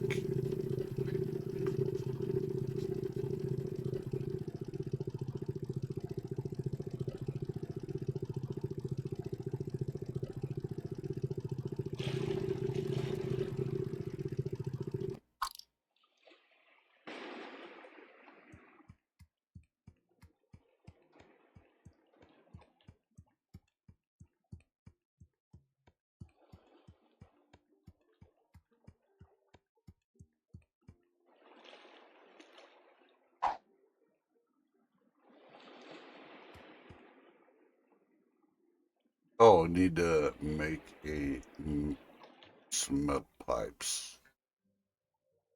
And then I can replace the other parts on it.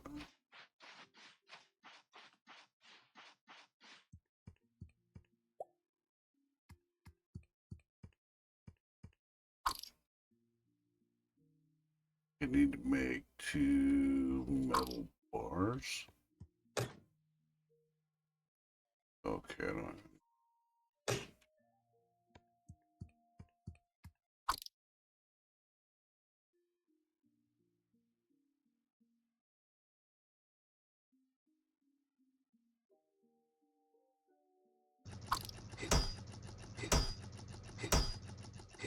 Metal bars, and then we'll be able to craft other stuff. Next up in here. Red rope. Nice.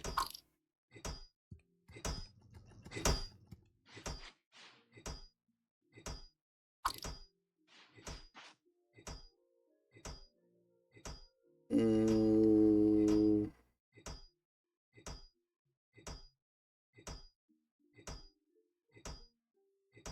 Hump. Hump.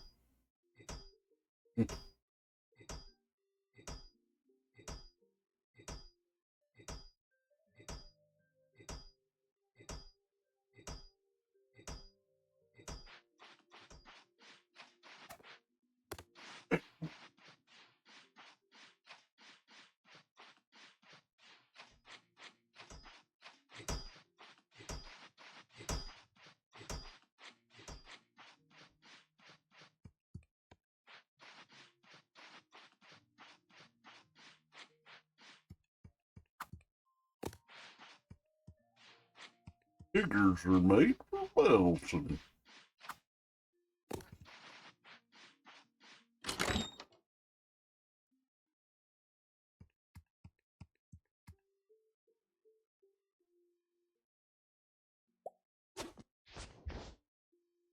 There we go. Yeah. Oh, sleepy, sleepy kitty. Sleepy Tiger Man.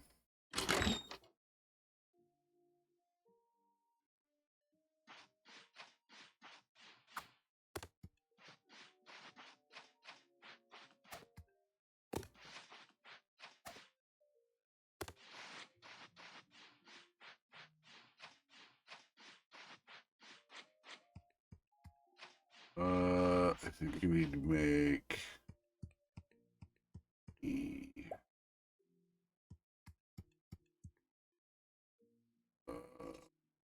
know what I want to do.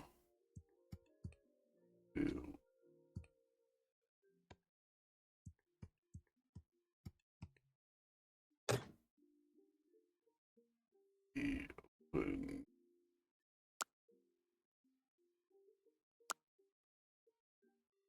Oh, in there.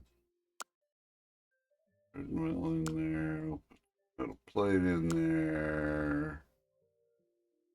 Keep a scuba mask on us. Sticks in there. A broken motor. Need to disassemble. Get Put the furnace in there. I don't need to be carrying that around. Camp parts. Motor. Dismantle the old broken motors. Craft some metal pipe. Craft 3.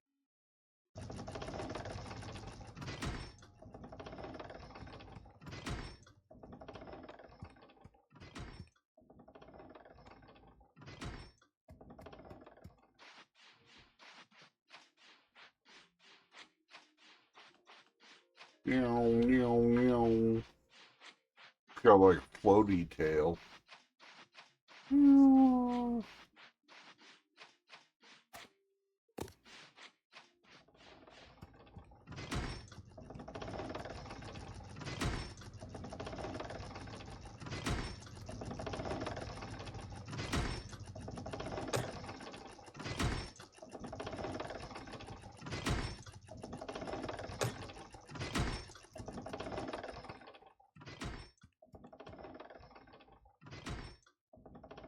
Um,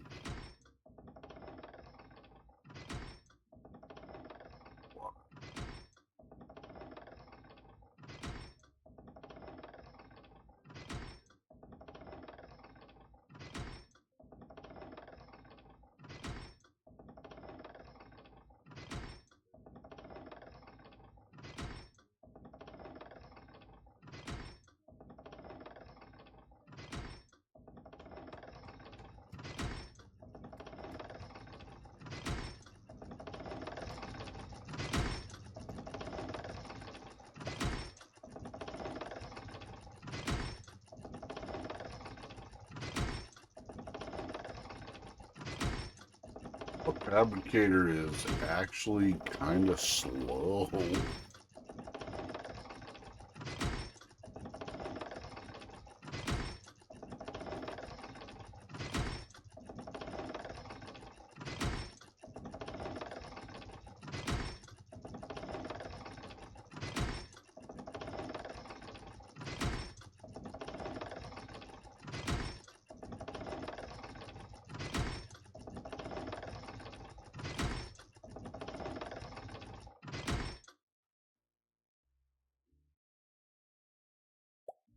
But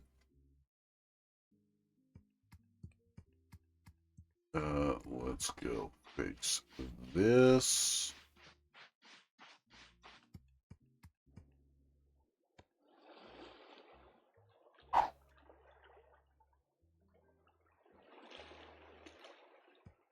Wait, so do I need to have that on me? Maybe I have to have that on me to make that work.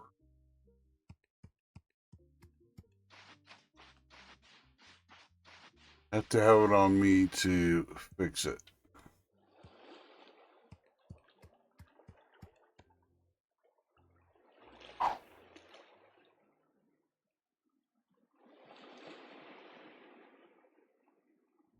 Oh, okay. Small air tank, craft. How many can I make? 3. Okay. Go find Sharky the Shark Boy. Sharky the Shark Boy Captain.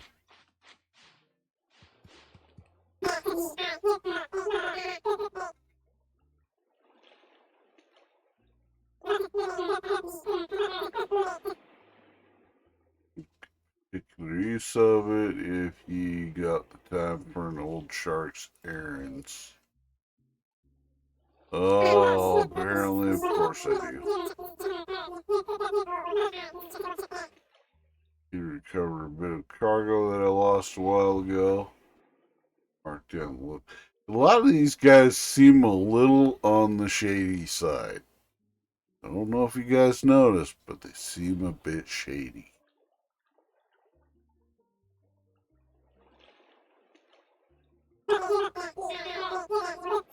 Cargo wrapped in blue paper located inside of a blue cargo container.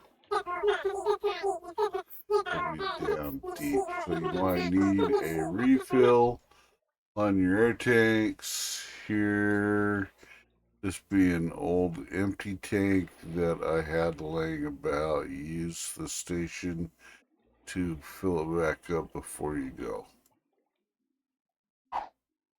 It's rather important to me that it gets here safe and sealed. No peeking. Why? Is it drugs? It's drugs, isn't it? You're selling yellowberry drug stuff, aren't you? You're a shifty fucker. Shifty the shark boy.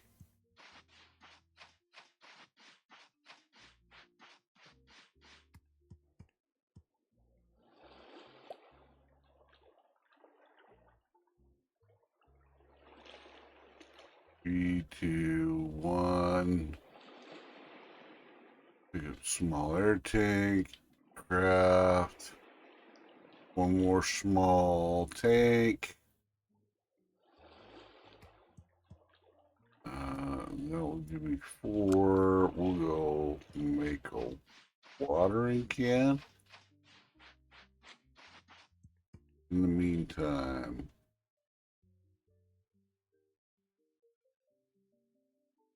I need one more metal pipe.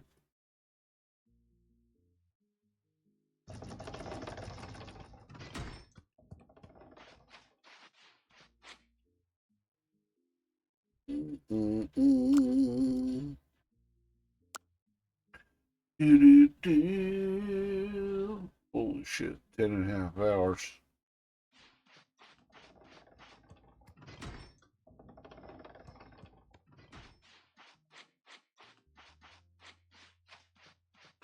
Probably call it at 11 hours because 12 hours is too much. 12 hours makes YouTube freak out on me.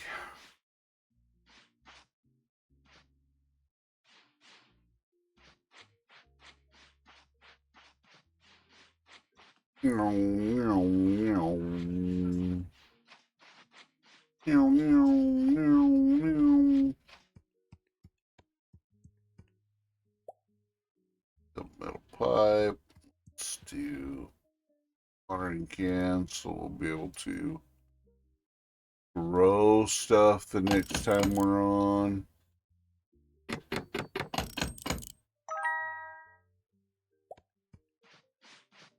Oh, we got flocks of birds coming over here now. Yay, yummy birds. Cats like to eat birds.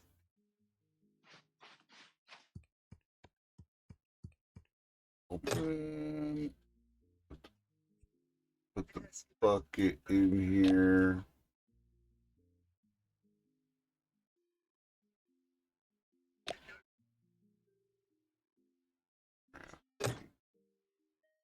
Actually, let's leave that there. There. Okay, we got tire, we got that, that. What is this? Spring horse.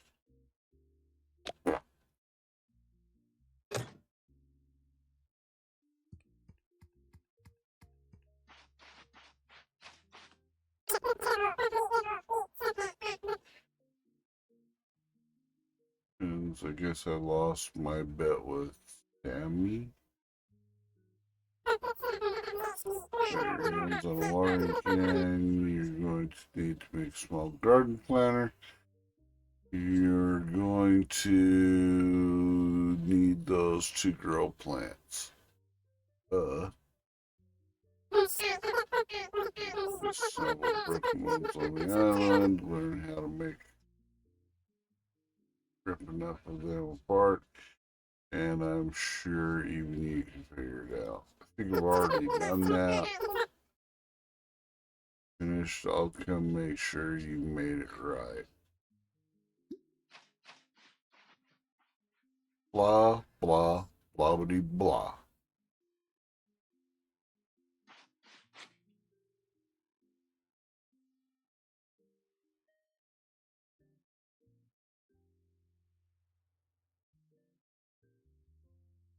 Suck it, homie. Suck it, homie.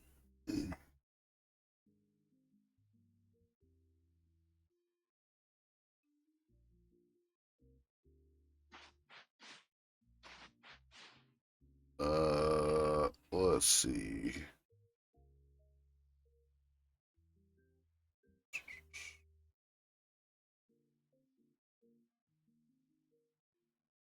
You're just a fat kid.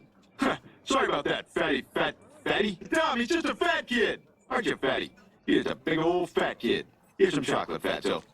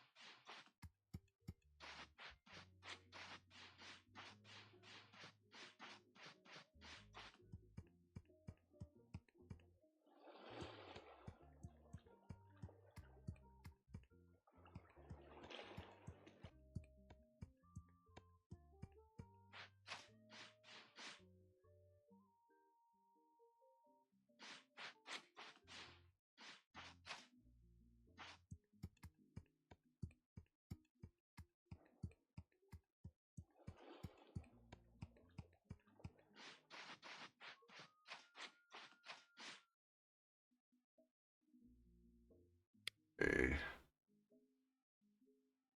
Cafe blueprint. Okay. Where's the beaver dude? Oh, you got new people popping in. Nice. Oh, there's the little beaver dude. Need to purchase some plans.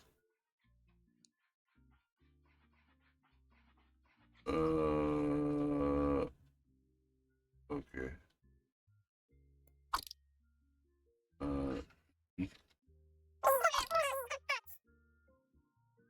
Hawk.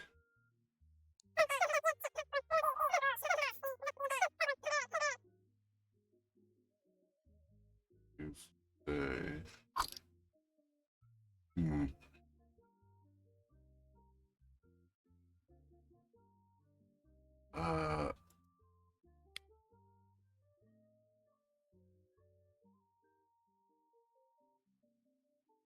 Check mark.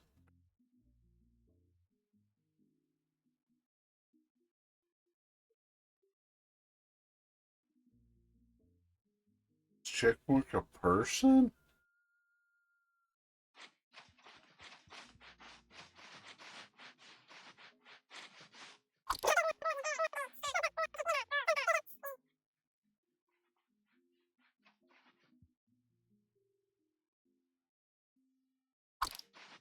Okay, dick.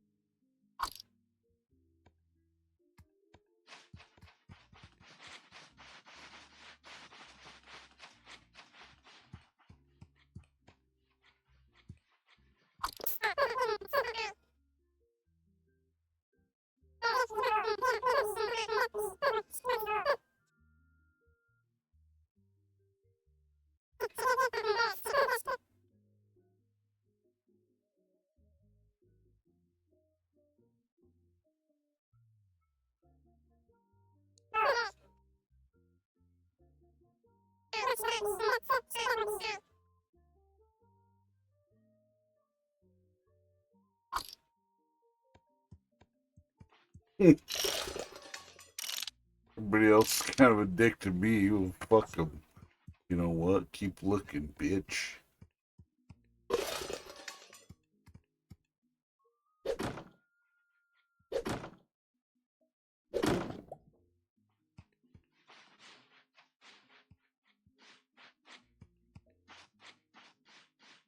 Who's checkmark, though?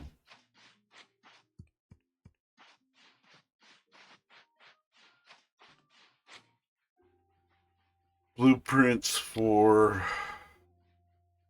Cafe Blueprint.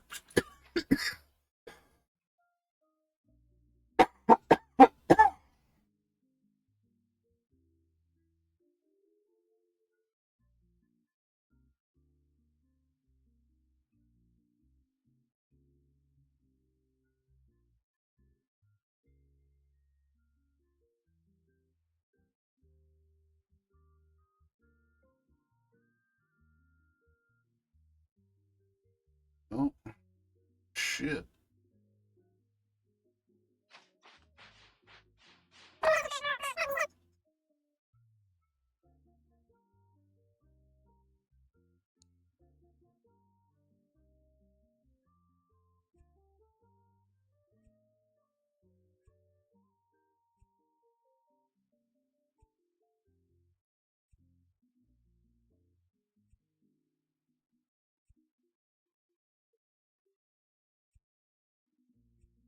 Cafe. Is that what I wanted?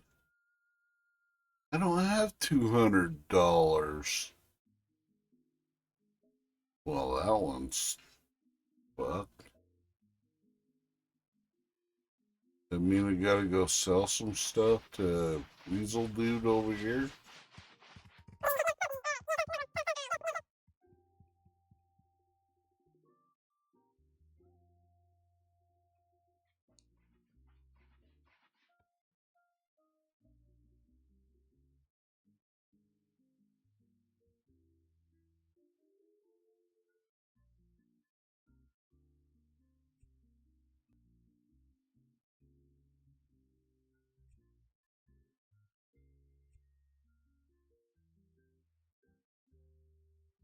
I don't want to buy anything. I want to sell stuff.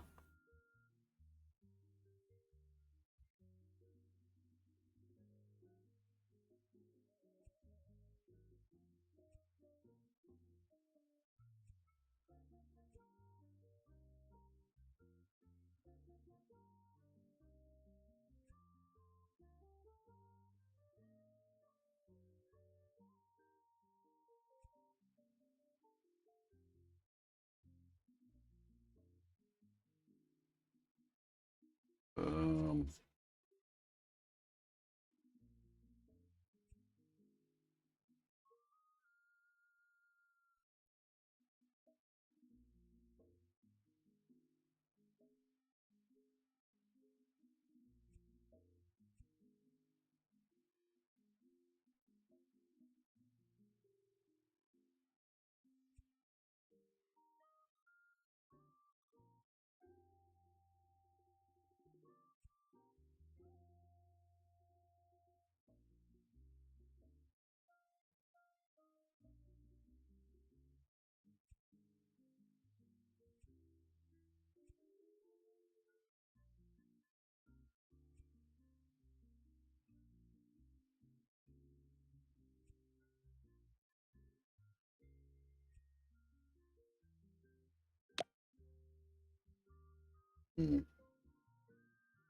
okay, so I can sell junk to him.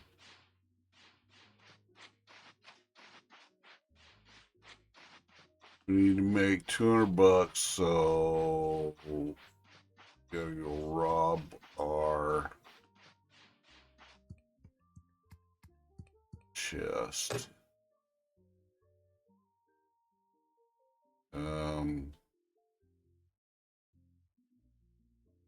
Gold surfboards, we'll sell those.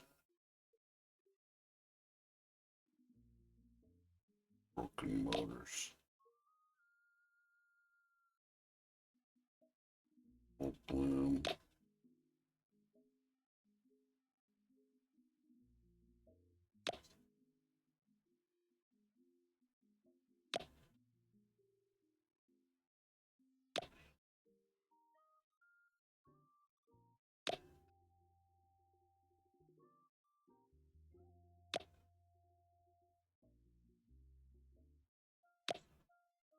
Let's see what the crystals go for.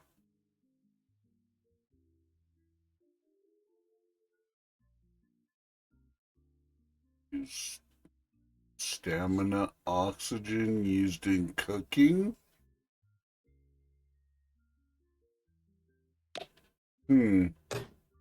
That's interesting.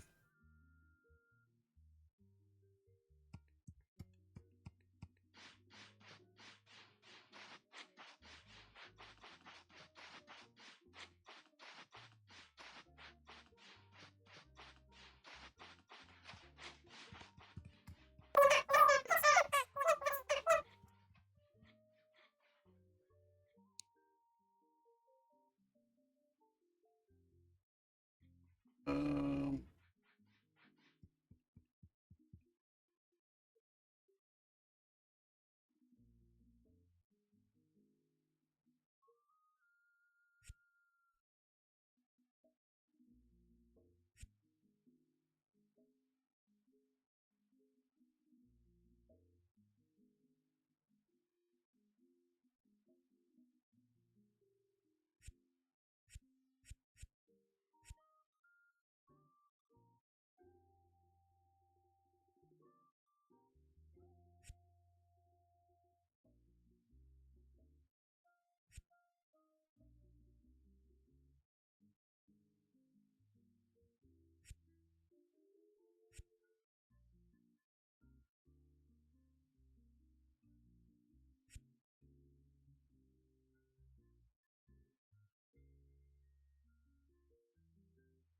okay. Okay, we sold enough. We come over to this dude. Yeah, blah, blah, blah. It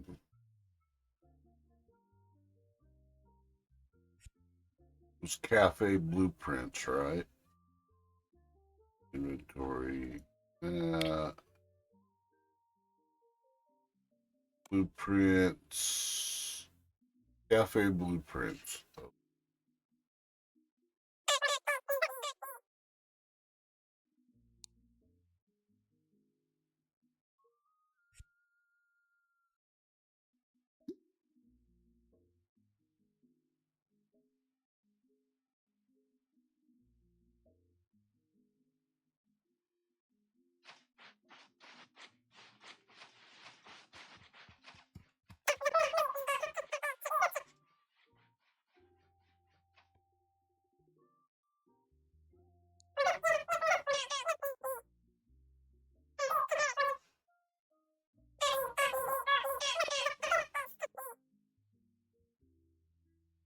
Yeah, you're kind of a dick.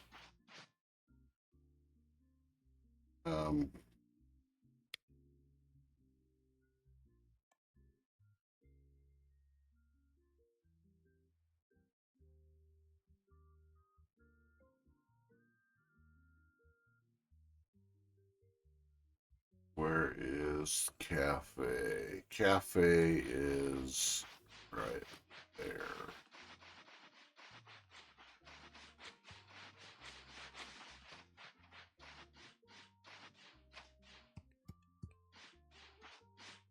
That place?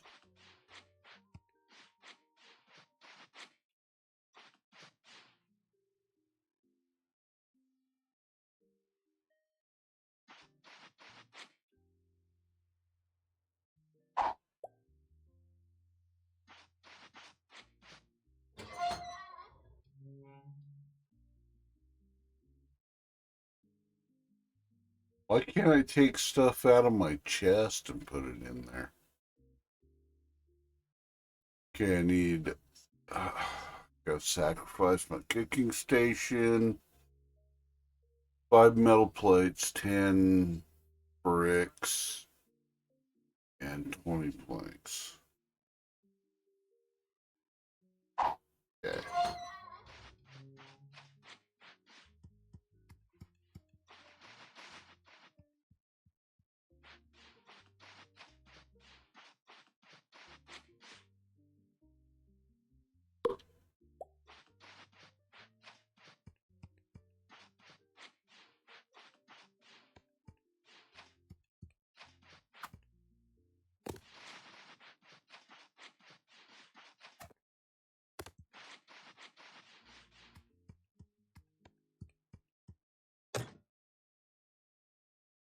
Planks, bricks.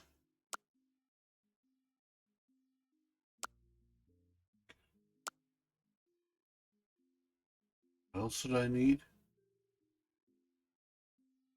Metal plate, metal plate, metal plate.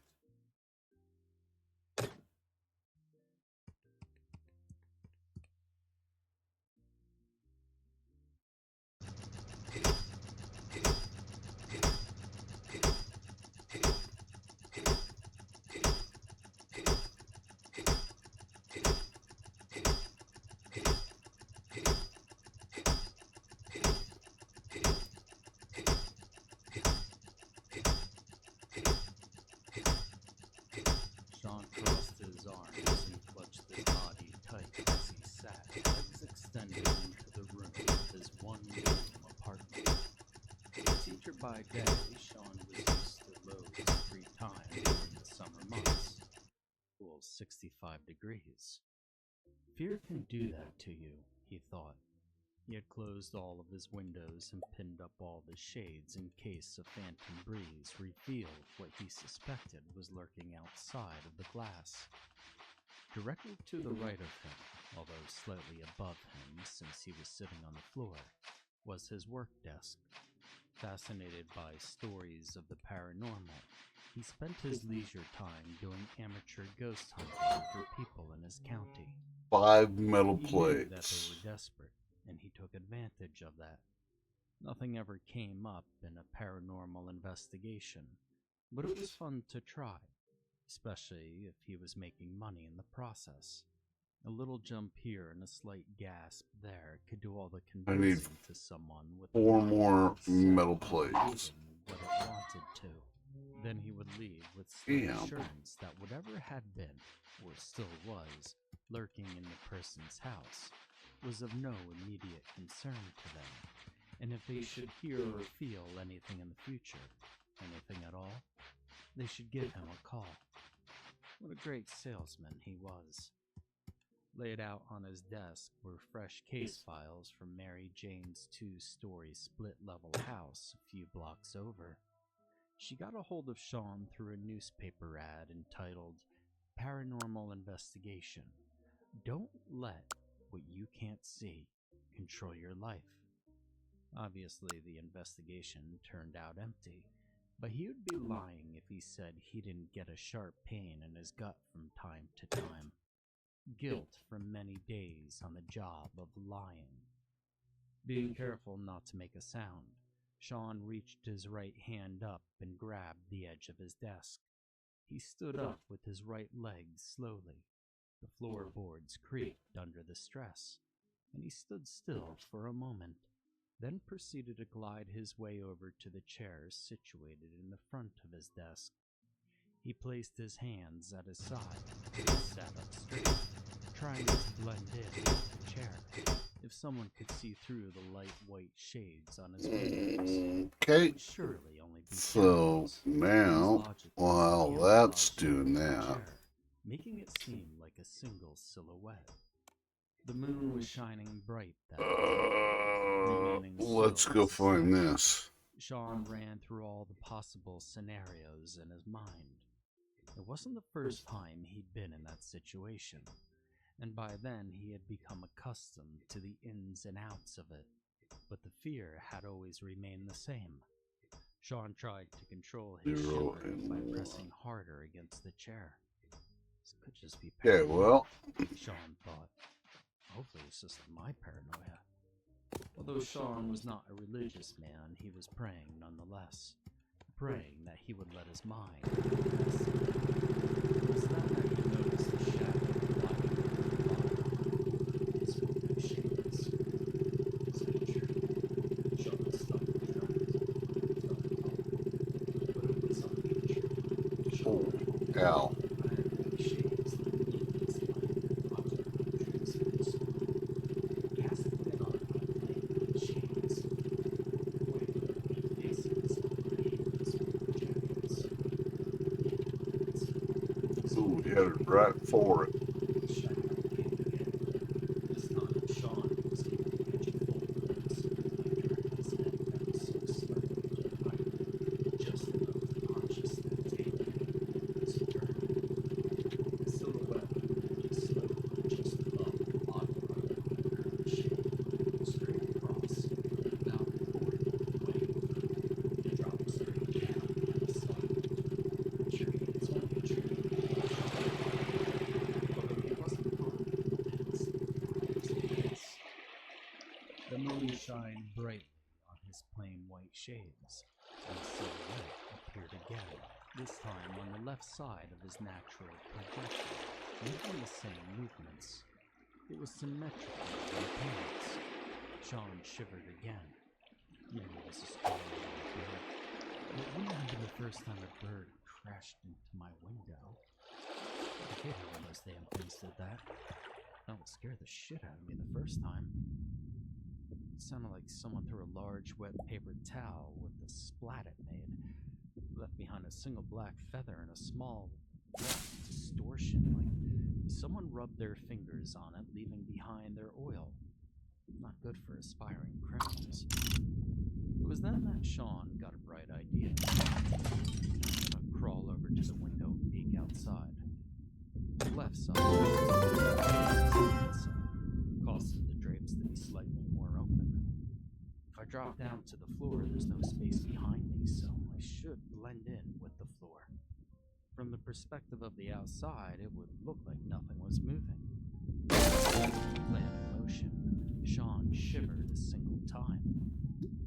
I doubt this would be leaving the chair without making it obvious. The timing was going to be imperative, but when? When should I drop? I have no idea what is going on outside, or even if there is anything there in the first place.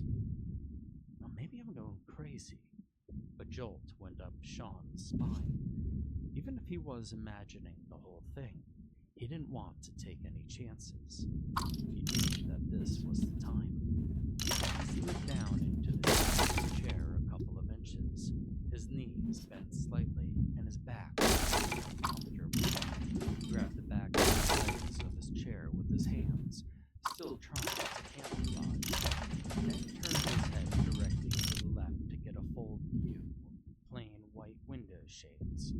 He saw another silhouette. This time it seemed to appear gradually, like something was approaching the window slowly. It was directly in the middle of the shade, and it gradually got darker and darker. It was shaped like a human, although it seemed to be very skinny, almost cartoonish in width and height. Sean's mind froze with fear, but his fight-or-flight instinct kicked in almost unconsciously. He stumbled over the left side of his chair, landing flat on the ground with a thud, and stayed prone like a GI in the maze of barbed wire. Sean looked back up at the curtain, and it was still there. The fear that paralyzed his mind kept him from replaying the action over in his head. It kept him from realizing that what he had done was as obvious as a blind dog. The figure stood still. For a moment, Sean wondered if it was them. He wondered if it could see inside, or if it could even see at all. Sean thought the room had gotten colder, but maybe it was just his imagination.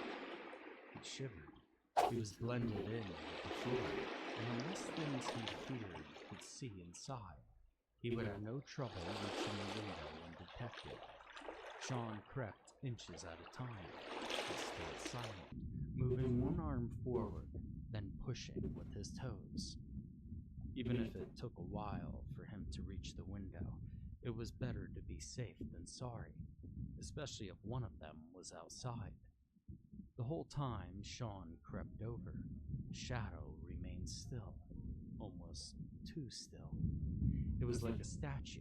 Nothing about it was pulsating or fidgeting.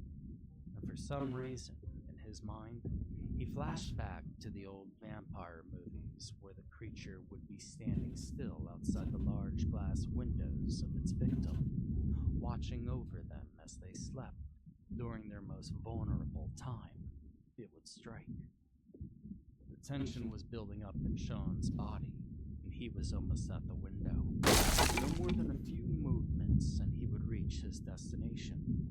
He reached out to test the distance to the wall. It was dark in the corner of the room, the rest of the full moonlight making the black spots even more pronounced, like tunnels in the abyss, like unknown vortexes with unknown destinations calling his name. The figure in the center of his window was still there. Sean shimmied his body over to the wall, and he swore he saw the shadow move. He realized that when people are scared, their bodies become ultra-aware. Even the slightest movements and sounds became amplified 100-fold. Some would say that the great error of the human consciousness, the ability to question everything, to reanalyze past decisions, and to anticipate future endeavors. Those dilemmas became infinite loops in their minds. Once a problem is solved, another one pops up even more pronounced. This leads to another and another until anxiety takes hold.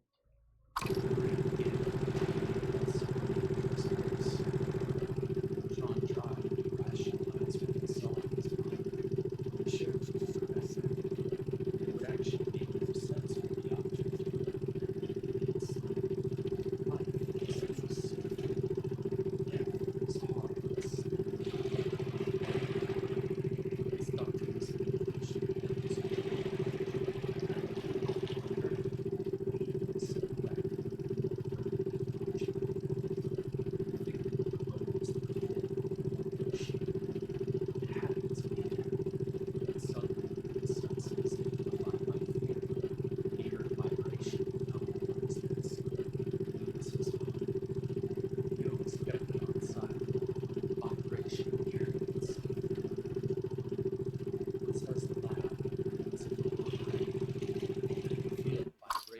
through the desk, through the floor, and into the center of his body.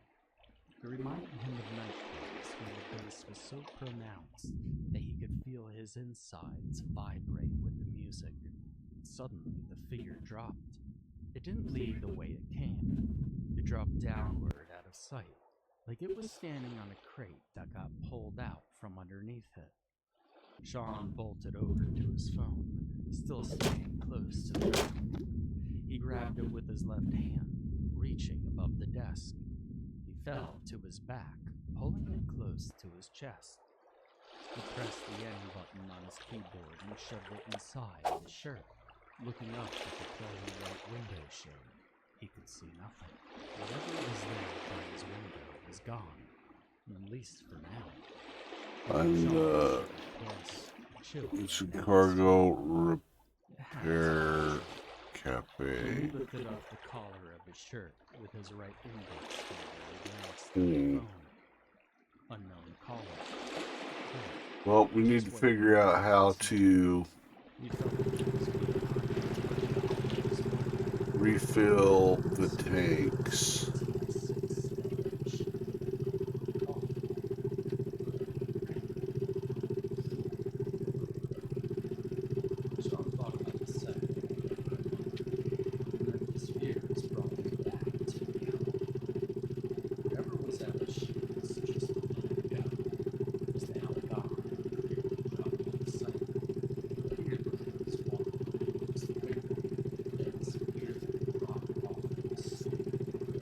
Or wear them.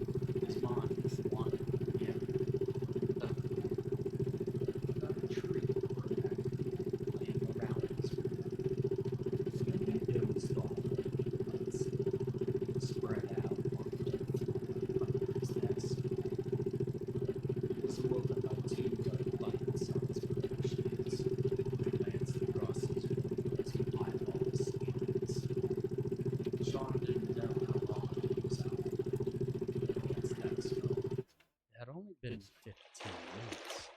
Still in a daze, Sean partially forgot what had happened no more than a half hour ago. He stretched out his arms and leaned over on his right side to stand up. Pushing with his left hand, he got to his knees first, facing his desk. I don't need to make them. I need to. His back to the left, How do I then right, refill them? causing a few cracks. He felt oddly rejuvenated. Tank refill being station. asleep for a few minutes. The lights were still on his shades. They glanced from left to right, and were now situated on the far right side of his window, and only the right light seemed to remain on his shade. Sean suddenly remembered the silhouette and dove to the floor quickly, crawling over to the left side of his window. He gently moved the shades aside with his right index and middle finger, just enough to see outside. He saw a pickup truck shining its high beams ominously at his window. He crept a little closer and rested his chin on the small ledge under his window, where various family portraits were situated. He glanced down at a picture of him and his brother for a second, wondering what he was doing at this very moment, most likely asleep. Sean then looked up and realized that the pickup was on his lawn. It was at least 20 feet away from the street, and he could see the dirt trails it left behind in wake of the rainstorm earlier in the day. The landlord was going to be pissed. The driver remained unseen, though. From the bright beams of the lights in his direction, Oh, we found it. pitch black. Sean thought about the dark corners Yeah. of his room in the night. He thought about the abyss. He glanced out at the street and scanned its environment. It was black, except for the moonlight shining through the trees. Everything seemed normal.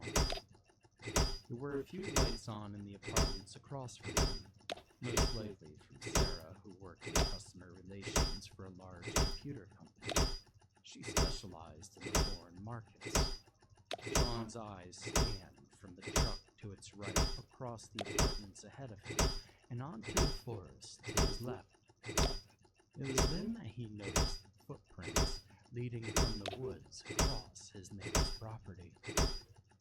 He stared at the woods and followed the footsteps to his lawn, each one more pronounced than the last in his mind.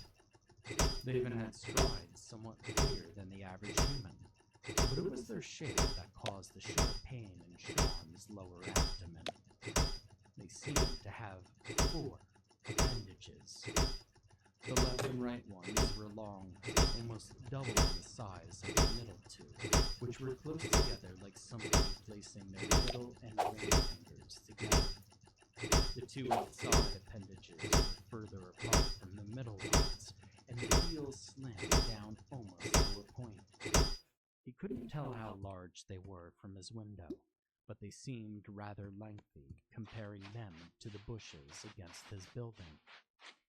Sean gazed slowly at the pattern starting from the woods, then weaving its way over to his window.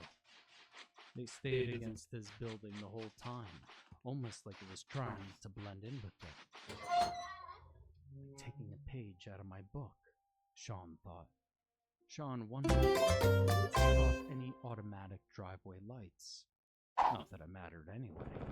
It was close to 4 in the morning. There we go. Sean continued to follow the footsteps as they became larger and larger into his view. They reached his lawn, and it suddenly became hard for him to see from the angle. He glanced back at the truck, and it remained still, vibrating up and down from the motor. A chill jolted down Sean's spine. Sleep until morning. A very odd footprint, unlike anything he had seen before, made its way from the forest to his house, across his neighbor's properties. Almost instinctively, Let's go talk to Sharky. wanting to see where the footprints Shifty led, the Shark. but there were none. Sean's body grew Shifty cold. the Shark. He knew what he was going to do next. Sean pieced everything together like he was solving an open-ended question. Johnny has 6,000 apples, and he gives Shelly 2,000, and Shelly gives Johnny 50 back. How many are left? The tracks started on the left side of his property and continued over to him, but they were not visible on his right. Then what made them either take a different path, or beneath him? Sean suddenly realized he was sweating. His body was shaking uncontrollably. Rah. Paranoia came over him. It was so easy. All he had to do was look down at the ground under his window. He stared straight ahead again, at his neighbor's apartment, the one who worked with foreigners. She wasn't being hunted, he thought. She was calm as a monk. Sean then quickly turned and looked behind him. Okay. Nothing. Just darkness. Just the empty voids of darkness in the corners calling to him, surrounding his moonlit room. He then slowly turned his gaze to the truck, and he A noticed refill that it had station. stopped vibrating, but the lights were still on. Someone's in the car. Gonna make one of those. The thought brought some comfort to him, but only for a moment. He held his breath and slowly tilted his head downwards. His eyes went from the apartment across the street to the street, then slowly over his lawn, spotted with brown, untreated grass. Terror was building up inside of him. He wanted to grab the shade hanging over his head and use it to shield his eyes, like his girlfriends did with pillows when watching scary movies. He finally got to the patch of dirt that started the small garden under his window. Everything was normal. Out of nowhere, the horn on the truck blasted. Sean screamed, jumped up in terror. His heart skipped several beats. He stared at the truck. It was rocking back and forth like a struggle was going on inside of it. He strained to see inside, but the cabin was still shielded with darkness from the light. The horn abruptly stopped, then honked again at random intervals, like the driver was trying to relay something in Morse code. The sudden shock of the moment took his mind off of the building tension he was experiencing. It was then almost absent-mindedly that he looked down. Two large, deep red eyes stared back at him, paralyzing him with fear. The creature, white as a sheet, stood there, mouth wide open, almost in smile, revealing a row of large, disorganized teeth. Its head was oval-shaped, but still surprisingly human. It had no hair, skull almost impossibly pale, covered with large blue veins and random patterns of cracks. I want him to be my neighbor. Hands up towards Sean, very rhythmically. Slow. Hi, Looney. This is what its arms and the skinny. demo that Will suggested. Then the light from the truck went out, and the creature disappeared into the Thank you for the biddies. Appreciate it. Sean let out a helpless scream, closed the blinds with force, and bolted across his room into his bed. He then reached out and grabbed his cell phone from the desk and sat back against the wall, hugging his bent knees. Our with his crabs hands. are The fear surprisingly hung territorial. He still didn't understand what he Wait, just saw. I have to find all the shit for you? What the fuck? Police. He noticed that he only had 5% Bricks and left of planks, his huh? battery life. While The he did dick. clumsily dial 911, he looked back up at his window shade. The light from the truck. This will be my place now. Go get me shit for my place. Well, you build it yourself. What the fuck? How'd that fall on my shoulders all of a sudden? At his window. The lights flashed off and on again. That's not what I want. I want to open this. Each time the light shone the Hey, creature. bricks and planks. More menacing than the last.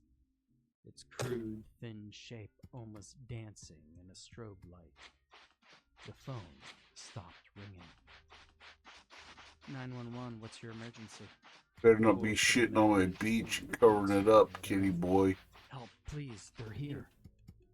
Johnny whispered into the phone. He was shaking uncontrollably, his shirt almost fully drenched in sweat, its color shade darker than intended. Excuse me, sir? What's your emergency? He answered forcefully this time. She could hear the agony in his voice. I need you to send someone over here instantly. It would be impossible for me to explain this to you right now. You wouldn't believe me. Please, send somebody right now. Sir, calm down. She pressed the button next to her control panel, which notified the nearest dispatcher. She would ask for his location, but police stations could trace calls. Luckily, there were 2 patrol vehicles within minutes from Sean's location. Okay, slow down, sir. Tell me what's going on. Help is already on the way. Sean thought he would feel a sense of relief in her last statement, but he didn't. He then put the phone on speakers so he could glance up at the window. No need to be sneaky now, they already knew he was here. They're here, and they know I'm here. One of them is clawing at my window. Sir, you're not making any sense right now. Who are they? Sean thought for a second and answered to the best of his abilities. His words came out hastily. Well, to be honest, I don't know. A couple of buddies and I were investigating this abandoned warehouse in the woods near my house. You see, we do ghost hunting as a hobby. Nothing ever comes up. We just, do it for the rush. It's a fun hobby, Sean imagined the warehouse in his mind. Half of the windows boarded up, the other half as black and empty as the cabin of the truck. As deep and gasping as the eyes of the creature he just saw, he was constantly staring at the window shade. It was white. Anyway, in this warehouse, we were getting strange reading on a device we carry, which it senses like electromagnetic energy or something. It was in the basement, and it seemed to get larger towards the south wall. We became extremely intrigued by this, so much so that we hypothesized that there was something behind the wall, even though it was stone and the foundation was the same as the rest of the building. Sean peeked over the window. The lady on the other end cut in. Okay, and then what happened, sir? Sean started up again, not even acknowledging her response. One day we went back with mallets and we knocked the wall down. Our suspicions were right. We found another room almost as large as the foundation of the building, which meant it continued underground. That far wall of the room was stone and dirt, and the ceiling was complete rock. Like we were The fuck? Do I have to sacrifice my fucking small crate? Like Sean cut off, staring at the shade. He saw the shadow of the creature again. Only this time it came from the right side of the window, and it seemed smaller.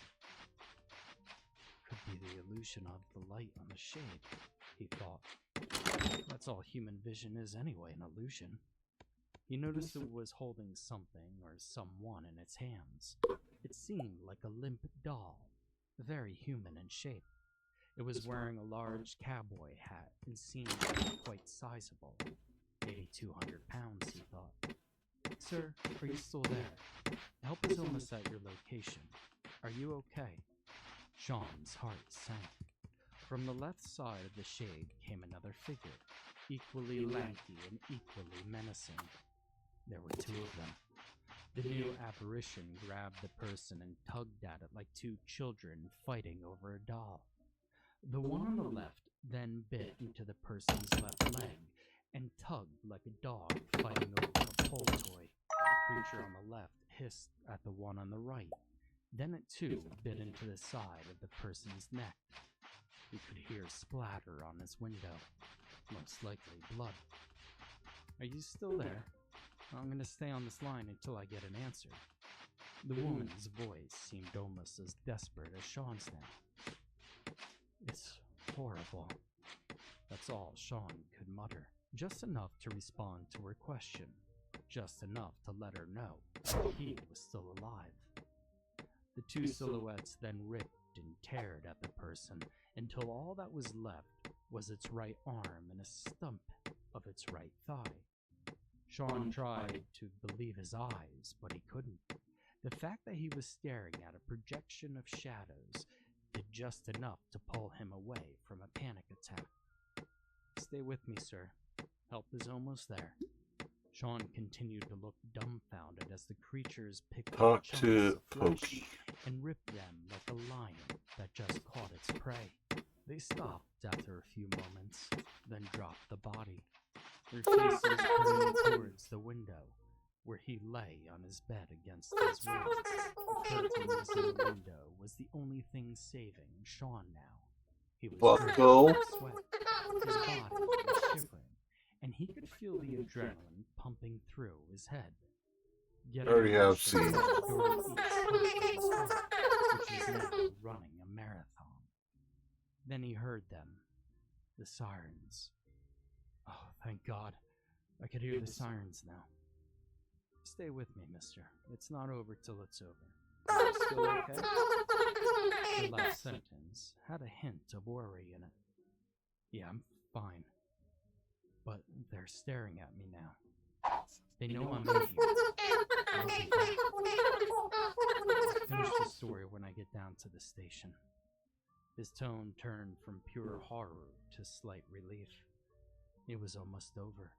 The nightmare was almost done. He could barely see the lights of the police cars driving down his street. They get larger, then pull up to his house, only revealing the shadows that filled his task. The creatures turned around.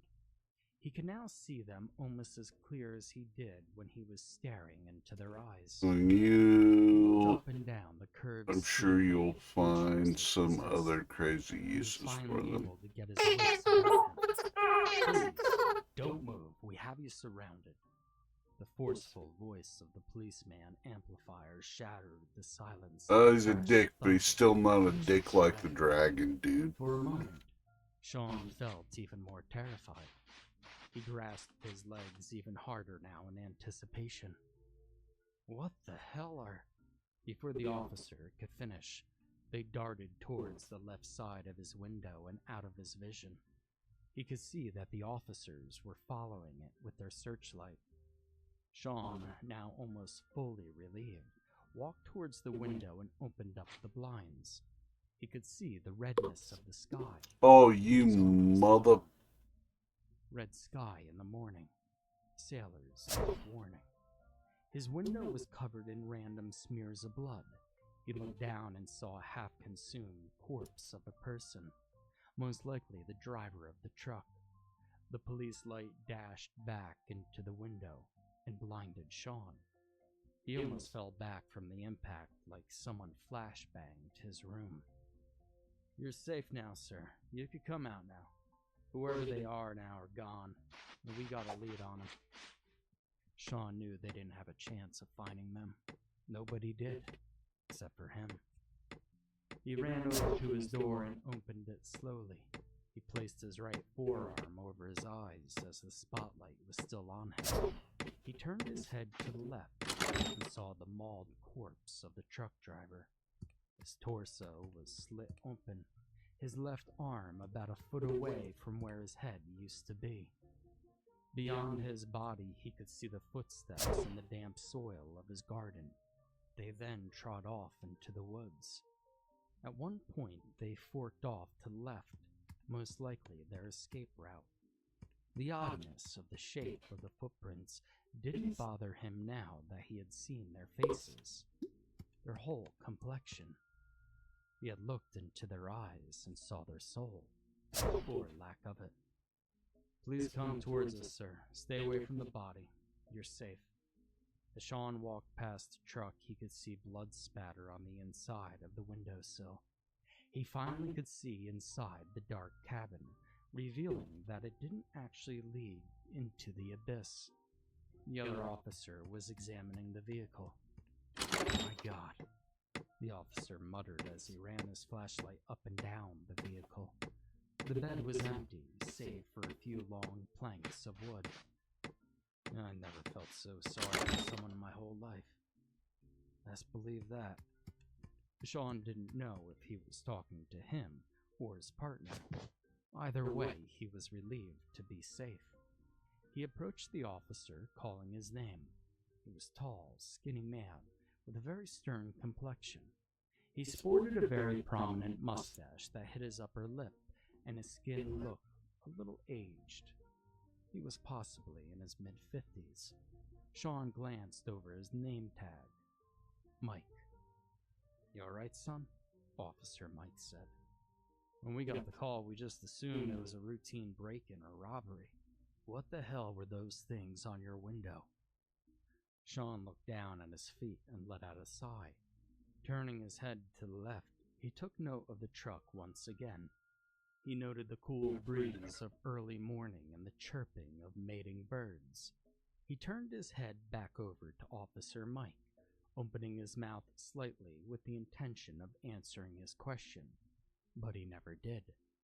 Glancing over at the police car, he noticed a strange shadow emitting from its left tail light. Officer Mike turned his head around quickly. A skinny, pale white hand crept over the light and scraped against the car. Before they could let out a scream, the creature jumped over the trunk, tackling Officer Mike face first into the pavement. It appeared to be sniffing the officer. It then looked up at Sean, still crouched over the unconscious policeman, its meek hands grasping his uniform. It smiled at Sean, now that there were no windows to protect him.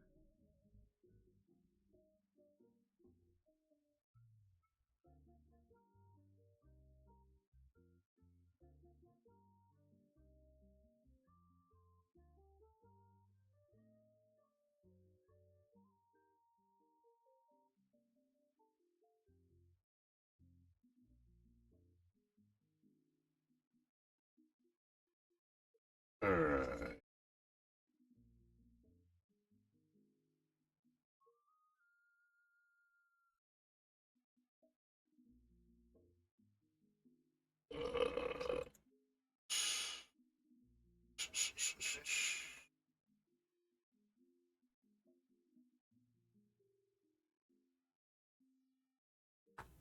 Oh, my back.